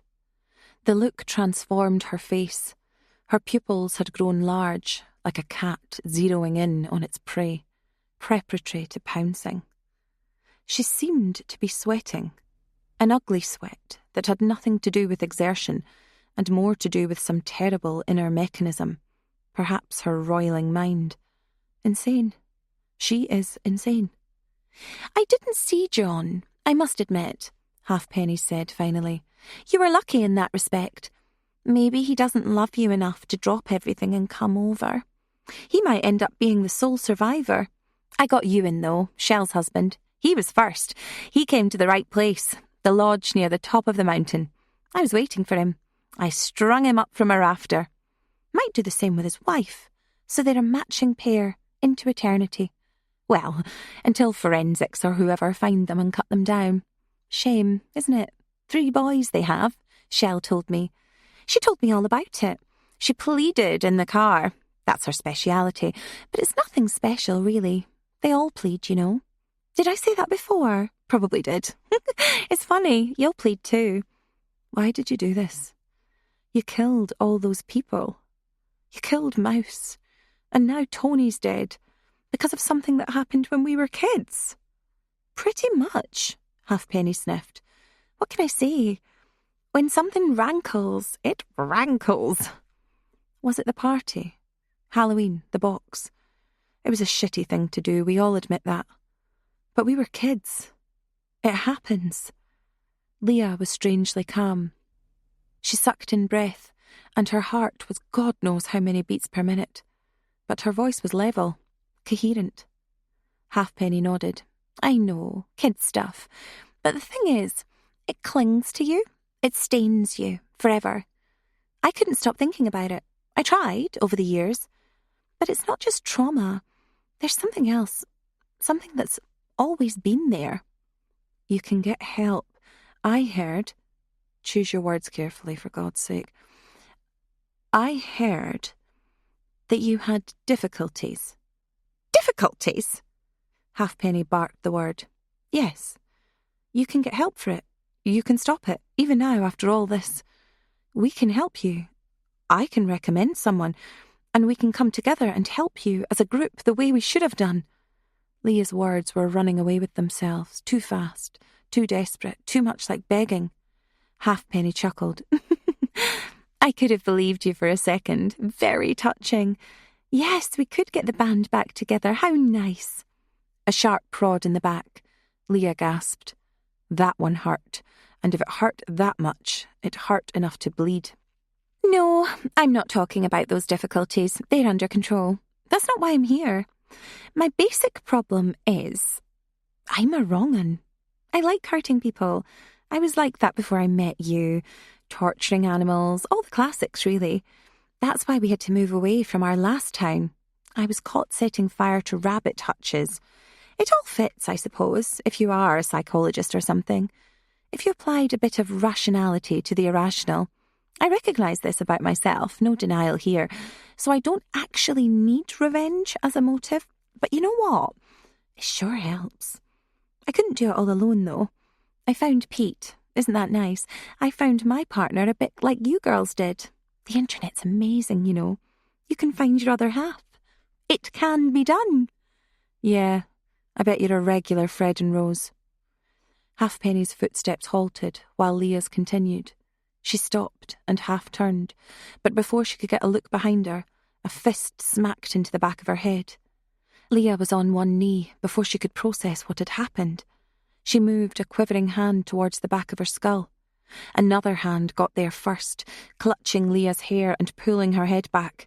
Leah couldn't see the blade, but she felt it against her neck, where her pulse jitterbugged under the skin, just the merest touch. No more cheek, Leah, Halfpenny hissed at her ear. That's mild compared to what's going to happen. Then she let go. Leah got to her feet, feeling her head throb and swell where she'd been punched. Don't do that to me again, she said. She mustered the courage to say it, but she couldn't quite muster the courage to face Halfpenny. As she was before, on the outset, her nemesis remained a blurred figure in yellow, as if viewed behind a veil of water. Not that being a basket case hasn't been good for me. I turned it into art. Did you like the portrait instantly? What? The portrait, Halfpenny said in a sing-song voice that was as frightening as it was uncanny. That's a picture, dum-dum. The owl. That's you. The one in the Holt. Lovely, Leah murmured. Halfpenny kicked her in the backside hard. You're a shit liar. Move. I'll tell you when to stop. Yeah, as I was saying, I tried to put it all into art, conquer the demons, that sort of stuff. Didn't work.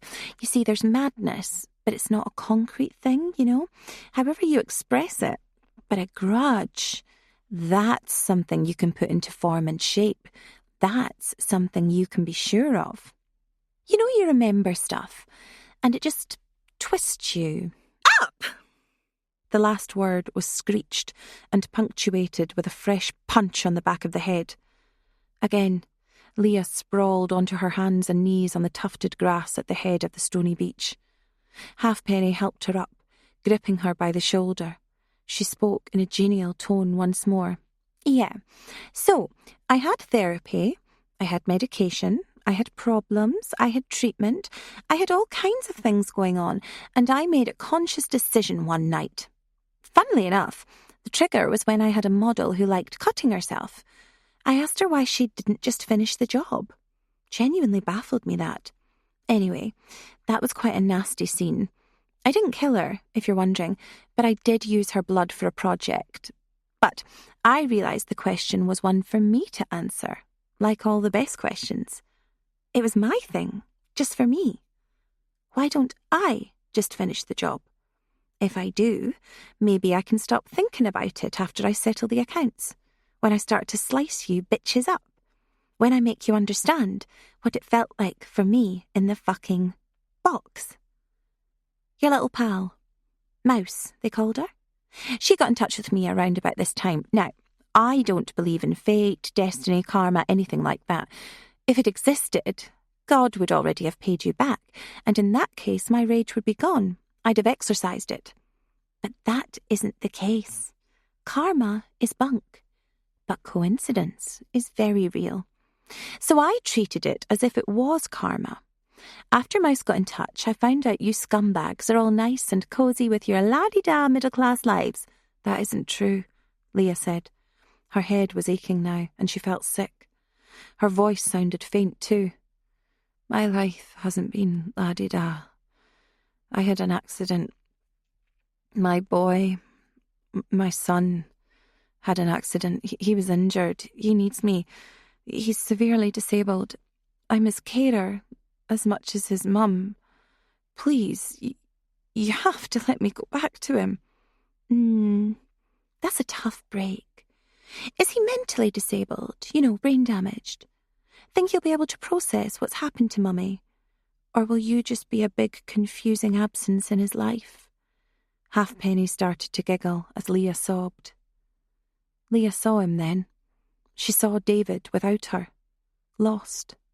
His father, despite his calm nature and his skilled hands, struggling without his wife there to guide the boy. She saw his every issue overcome so far. The chair, the sign language, the nappies and the washing. The knowledge that when he reached adulthood he would need the same, reversing itself. And she loved him, every atom of him. She needed him, and he needed her. This could not be the end. You can't do that. You can't do that to me. I have to help my son. I can't leave him alone. Halfpenny's laughter grew shrill, her tone mocking. Can't I? Bitch, I've just carved up. How many is it? I forget. I've already heard this from Mouse. She pleaded too. She pleaded for her little one. Don't speak. Just don't fucking speak. Leah blocked her ears with her fingers. Never mind all that, Halfpenny said brightly. This is all about you. Here we are, on the pier. There's our boat, the finish line. That's where you and me will sort things out, Mummy Owl.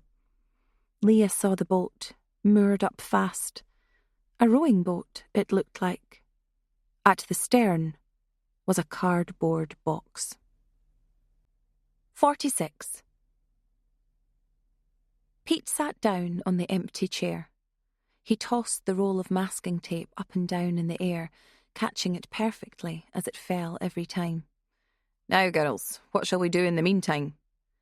If I was you, I'd worry about the cops showing up anyway, Deb said.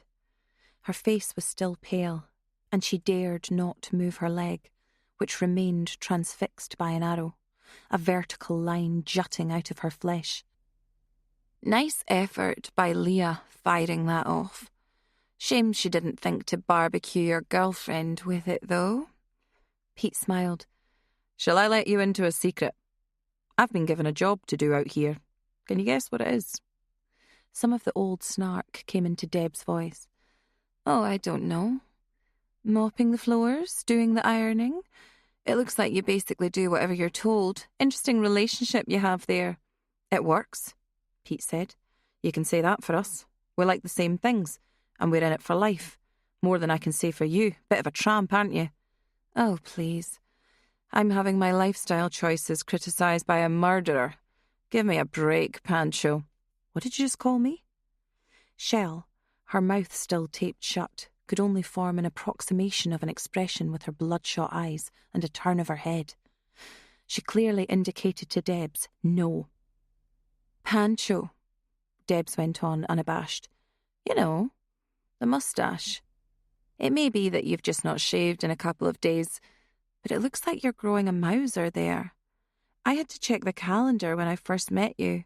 Thought it was Movember or something, but no, it's a choice.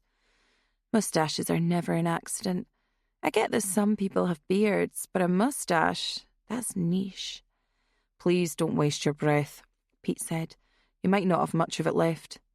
Tell me, what's the plan after you kill us? I mean, there's a very narrow window between us all going missing and the cops getting involved. Every single bit of evidence is going to point to you. What's your plan? We've got one. That's all you need to know. Whatever it is, it's going to fail. You know that. Debs paused. If you got out of here right now, on the plane, you could get away with it. Pin it on her. We'd even back you up. Just give us a chance. Let us get away.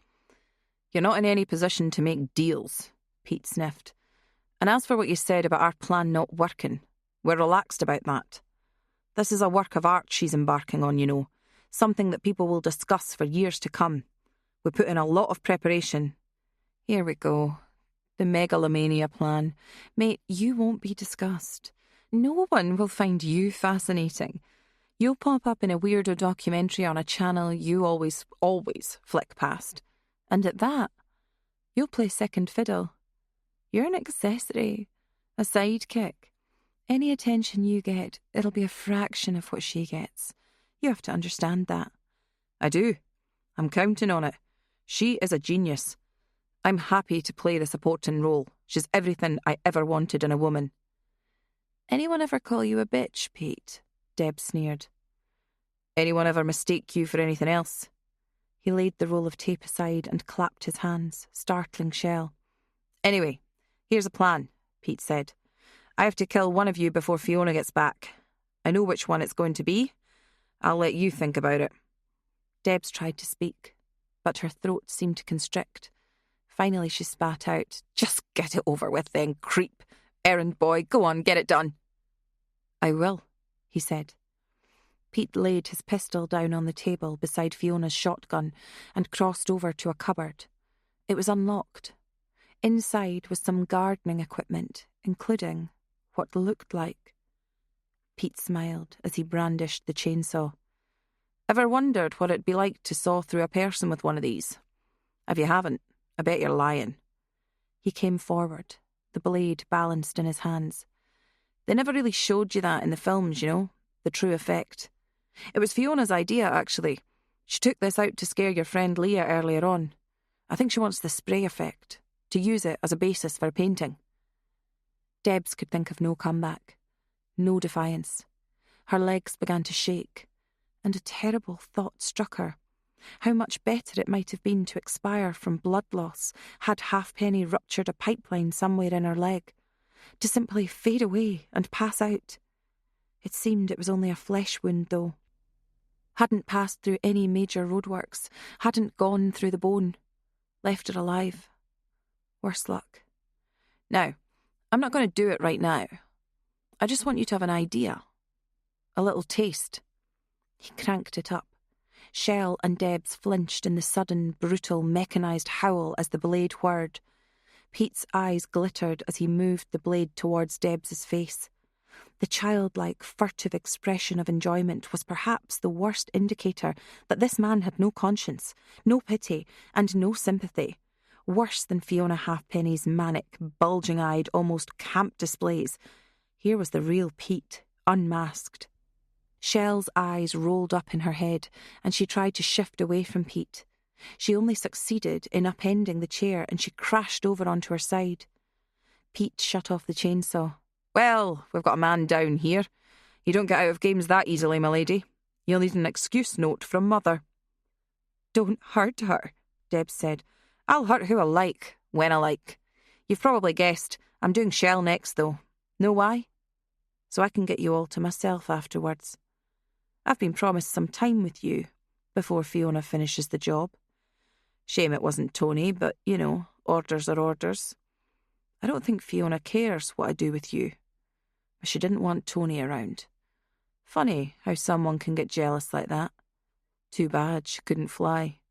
Not much of an owl society, was it? She can't fly, Deb said.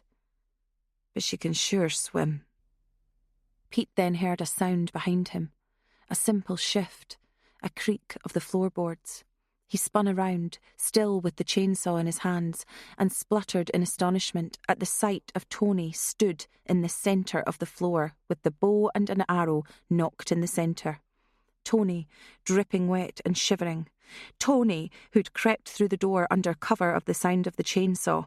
Tony, still alive despite hitting the water at a height of 50 feet. Tony, who'd grabbed the one weapon she was able to use with confidence. Beautiful Tony.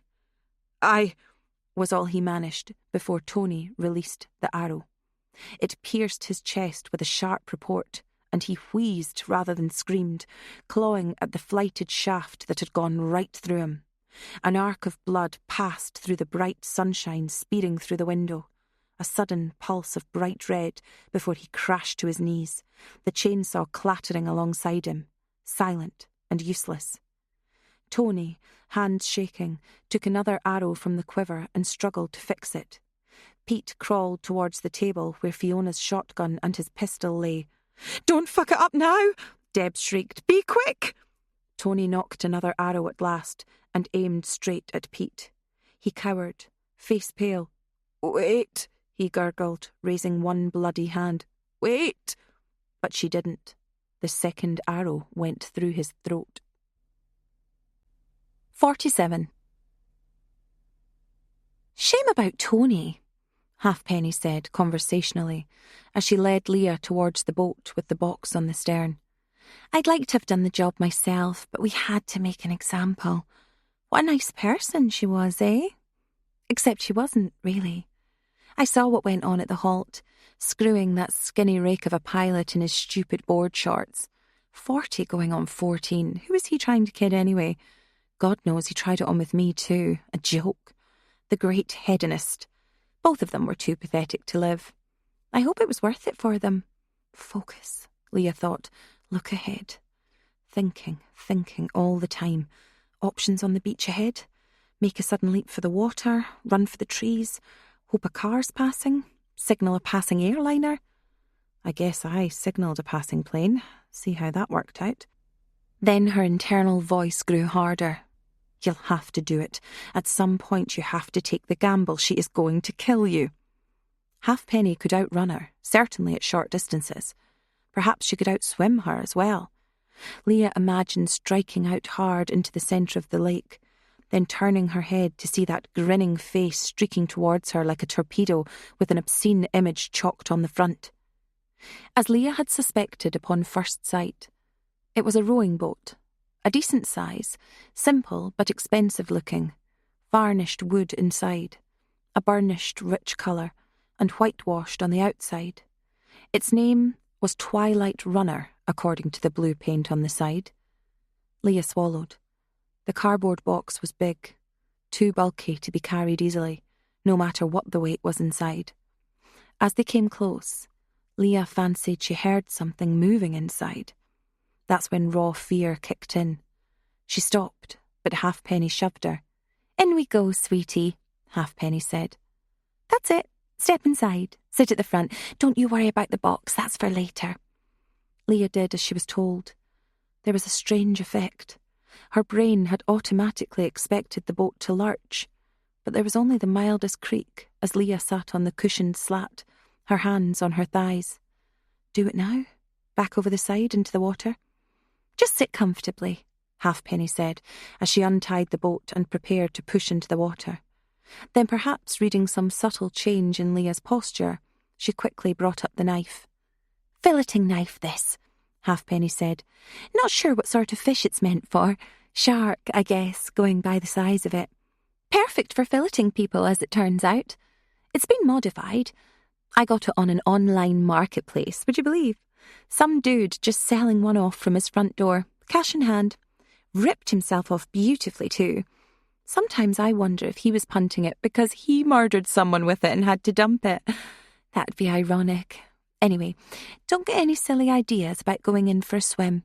Even if you did, I don't fancy your chances. You had a bit of a turn out on the water yesterday, didn't you? I thought I was going to have to run in to save you, so I could execute you later. Did you go into cold shock? Cramp, Leah said. Well, there you go. Be a pity if you just dived in and drowned. That'd be so disappointing. Anticlimax, they call it. Halfpenny pushed at the pier, and the boat moved out into the water. Then they were afloat, and Halfpenny leapt in the seat facing Leah. The cardboard box was behind her. Something shifted inside. Leah's stomach traced its movements, her guts twisting. Dear God, what's she got in there for me? Is it alive? Grab the oars, Leah. You're rowing. Where? Out in the middle, the deep blue sea. Leah did what she was told. She hadn't handled oars since she was a teenager, and grappled with them awkwardly before settling into a rhythm of sorts. Her chest twinged along the lateral lines of her ribs, and she gritted her teeth against the pain. Had she cracked them? In trying to muffle her cries, Leah focused on David. A barely controlled grief and sorrow began to cloud everything, even her immediate peril. David. Would she see him again? How would he react when he was told Mummy wouldn't be coming home? Put a stop to it. Take a chance. Be ready. Not too good at this, are you? Halfpenny sneered. The rowing machine at some hoity-toity gym isn't quite the same as the real thing. This is not one of your talents, Mummy Owl. Leah pulled harder, feeling a nasty twinge in her lower back. The shore withdrew fast, and the motion made her slightly nauseous. Leah glanced over her shoulder to make sure she was heading in the right direction. She was slightly off course, tracking parallel to the shore. She altered it by using one of the oars to straighten up. Then she had her idea, and her pulse quickened. Halfpenny suddenly jammed the knife into the wooden slat in front of her. "Let's go through some of your other options," she said conversationally. "Apart from diving over the side, the next best guess is to rock the boat." "Ah, I can tell by that reaction that this was either your exact plan or you hadn't thought about it at all. Either way, I'll punch you through with the knife before you can get enough of a sway going to knock me overboard. Or knock me off balance enough for you to steal the knife, so I wouldn't bother with that. After that, you'll probably be thinking that you'll get a fair chance when we get to the middle of the loch. But the same applies. If you end up in the water, you won't be swimming underneath it for too long. Then I'll spear you like a nice fat tuna. So you're sort of out of options, really." "Best to go along with it," Leah said. "Yeah, best you do." Halfpenny nodded and grinned. "You're clever, so clever, as well as good-looking, as well as being great at sports and passing your little tests and exams and flirting with the boys and having them all fall in love with you and having all the friends. Not daft like me. Except the daft one has the knife." "You've got me," Leah said, hands down. "So what's the story with the box?" "I'm glad you asked. I thought this one up especially for you, Leah. The other ones won't get the star treatment, but you will." Again, the scraping inside. There was something alive inside the box, and maybe more than one thing. She knew what they were before Halfpenny spoke. "Good old mouse. We had a really good deep conversation going on email. I almost forgot that I was supposed to hate her too. She told me so much about you guys. We spoke about the Halloween trick, but I made out that I had a good sense of humour about it now. So much easier to do these things by email. I don't know if I could have said that in person. Anyway, I asked Mouse what her scariest thing would be. She said sharks, which I can't really work with, though it might have been interesting to get her out in the water. And then I asked what yours were. You know, what you might have written on the piece of paper for the demon. Was she lying? We're about to find out." Leah could picture them. How many would there be? Pink tails, twitching noses, the horrible, all-too-human-seeming hands. They're inside another box in here. They'd have gnawed out of this box in about 2 minutes otherwise. See, this is my plan for you, Leah. This might be a comfort, might not. I want you to live. I want someone to get out of this. I'm not saying I want you to be unharmed, but I do want you still breathing. I want to see how you'll handle having done to you what was done to me.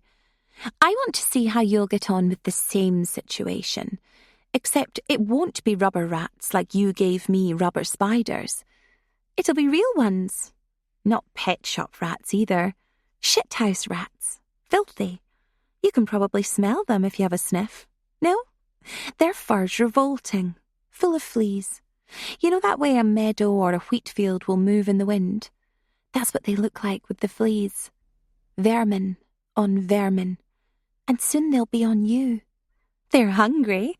A few of them have been in the trap a few days. Surprised they didn't eat each other. In fact, I'll be surprised if they don't eat you. Scream if it gets too uncomfortable, won't you? I am not getting in that box. You are, Halfpenny said, nodding eagerly. She retrieved her knife. You so are. And you're going to do it now. You're absolutely right about that. Remember what I said about the tricks now?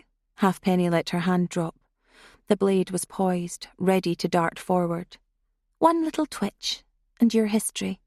This is a big moment. The time I had you in my absolute power. I want you to remember it. I'm going to cherish it. You almost sound convinced.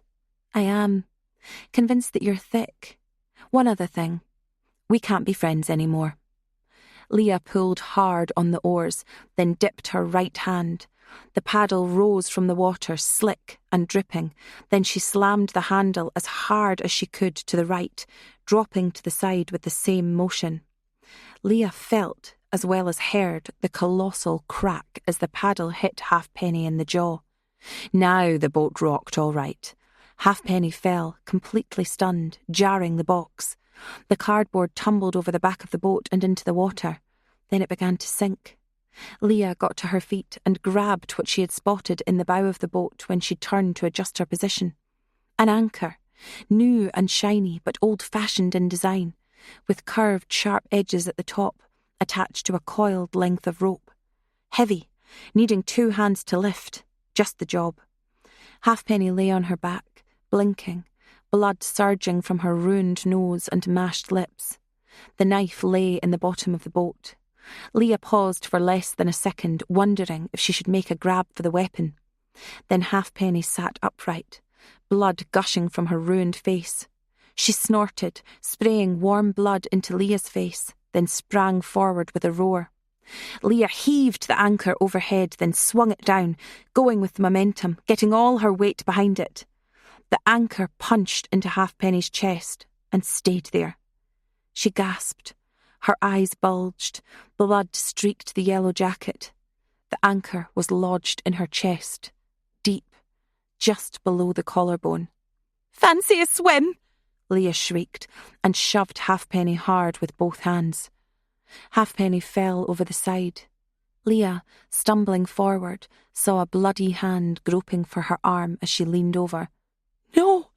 was all she managed to gasp, before they both plunged into the freezing water. 48. Leah struggled to get free, but Halfpenny's grip on her was absolute. The anchor dragged them into the freezing black water, the line taut beside her. Fiona Halfpenny's face was a smudge in the dark.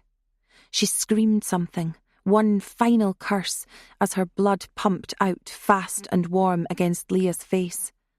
Leah brought her knees up. She grabbed the line, and Halfpenny's grip slipped off her. Then Leah kicked out hard at the pale face, like an unearthly flame in the darkness. It disappeared, dragged into the depths by the sinking anchor. Leah clawed at the line, but it slithered out of her hands. She couldn't move. She choked, lungs filled with water. Cold shock. She could only float, lying on her back, but the surface and the light were no closer. Spears of light began to streak across her vision. After all this, no! She thought of David, his smile, his brightening expression when she came into the room. That was all she could do. Then the hand grabbed her, hard. Bubbles escaped, precious air. Surely not Fiona Halfpenny, somehow freed, an unkillable revenant. Leah was dragged to the surface, whooping, coughing, a hand striking her back once, then once again. "Got you, you Berk," Tony gasped. 49. John was actually wringing his hands when Leah spotted him making his way through a throng of high-vis vests. Tall, troubled, his glasses threatening to tip off the end of his nose, the same as any other time, really. She called out to him, and he ran. "My hero," Leah said into his neck, "just in the nick of time." And she began to laugh. She knew the laugh was all wrong, wrong place, wrong time, wrong pitch. He sat beside her on a huge stone placed on the beach, probably to stop boy racers tearing up and down the shale and shingle, as much as any sense of public amenity. He held her tight and let it descend into sobs. "David," she said finally, "tell me. They say he's fine, but I need to know from you. Is David all right?" "With my parents. He's absolutely fine," John said. "We're going to get you home soon." "I'd be dead if it wasn't for Tony. God knows how she survived. She came back for us." "That's for later," John said. Out on the sea loch, the police launch had berthed alongside the empty rowing boat. They were hauling up the line at the anchor, and Leah thought, in a curiously cold and clear way, this is when the anchor is pulled up, and it's empty, and she's still out there somewhere. This is when it happens. But the anchor was still snagged on something. A burst of yellow appeared, with limp arms inside it, and a lolling head. John turned her head away. Don't look at it. Why not? Leah sniffed. I want to be sure she's not coming back. She had rats, you know. Rats. Rats in a box for me. Leah did turn her head away, though, and stared at the others. Shell had been taken away. Something in her blank stare had frightened Leah. Someone turned the lights off, she thought. Will Shell ever come back? Have they told her about Ewan? Leah heard that voice again. I strung him up from a rafter. Someone howled. Leah turned to see Deb sitting on the beach, stupefied, while a police officer placed a hand on her shoulder. She began to sob, her whole body convulsing, her head in her hands. Owen. They must have got Owen too. I missed the boat, John said absently. I missed the sailing the others got. I was held up in traffic. I might have made it if I'd rushed, but David didn't want me to go. Said he didn't want to be left alone, so I stayed. Thank God he did. David had saved him, stopped him from coming over, from becoming a victim. Maybe he'd saved her too. In her most extreme moments of danger, when death was close enough to touch, thinking of David had given her the clarity and strength to go on, and the very idea of him would give her everything she needed from now on. On the shore, Tony moved with the same poise she always had. Like Leah, she'd been given a change of clothes, but was covered in a blanket. Her face was blank, like Shell's. She sank down on her haunches and placed a hand on Deb's shoulder. Just a minute, Leah said, extricating herself from John. I'll be back in a second. Got something to do here. Just wait a minute. Leah cast off the blanket and joined Tony and Deb's. They held each other tight. Thank you for listening to The Hunted by P.R. Black, read by Paula Masterton, produced by PRL Studio for Saga Egmont. Egmont is a charitable foundation that donates €13 million to vulnerable children and young adults every year. We are working hard to ensure as many children as possible get invaluable access to education and social resources. Thanks for helping us make a difference. To find out more, please visit our website www.egmont.com.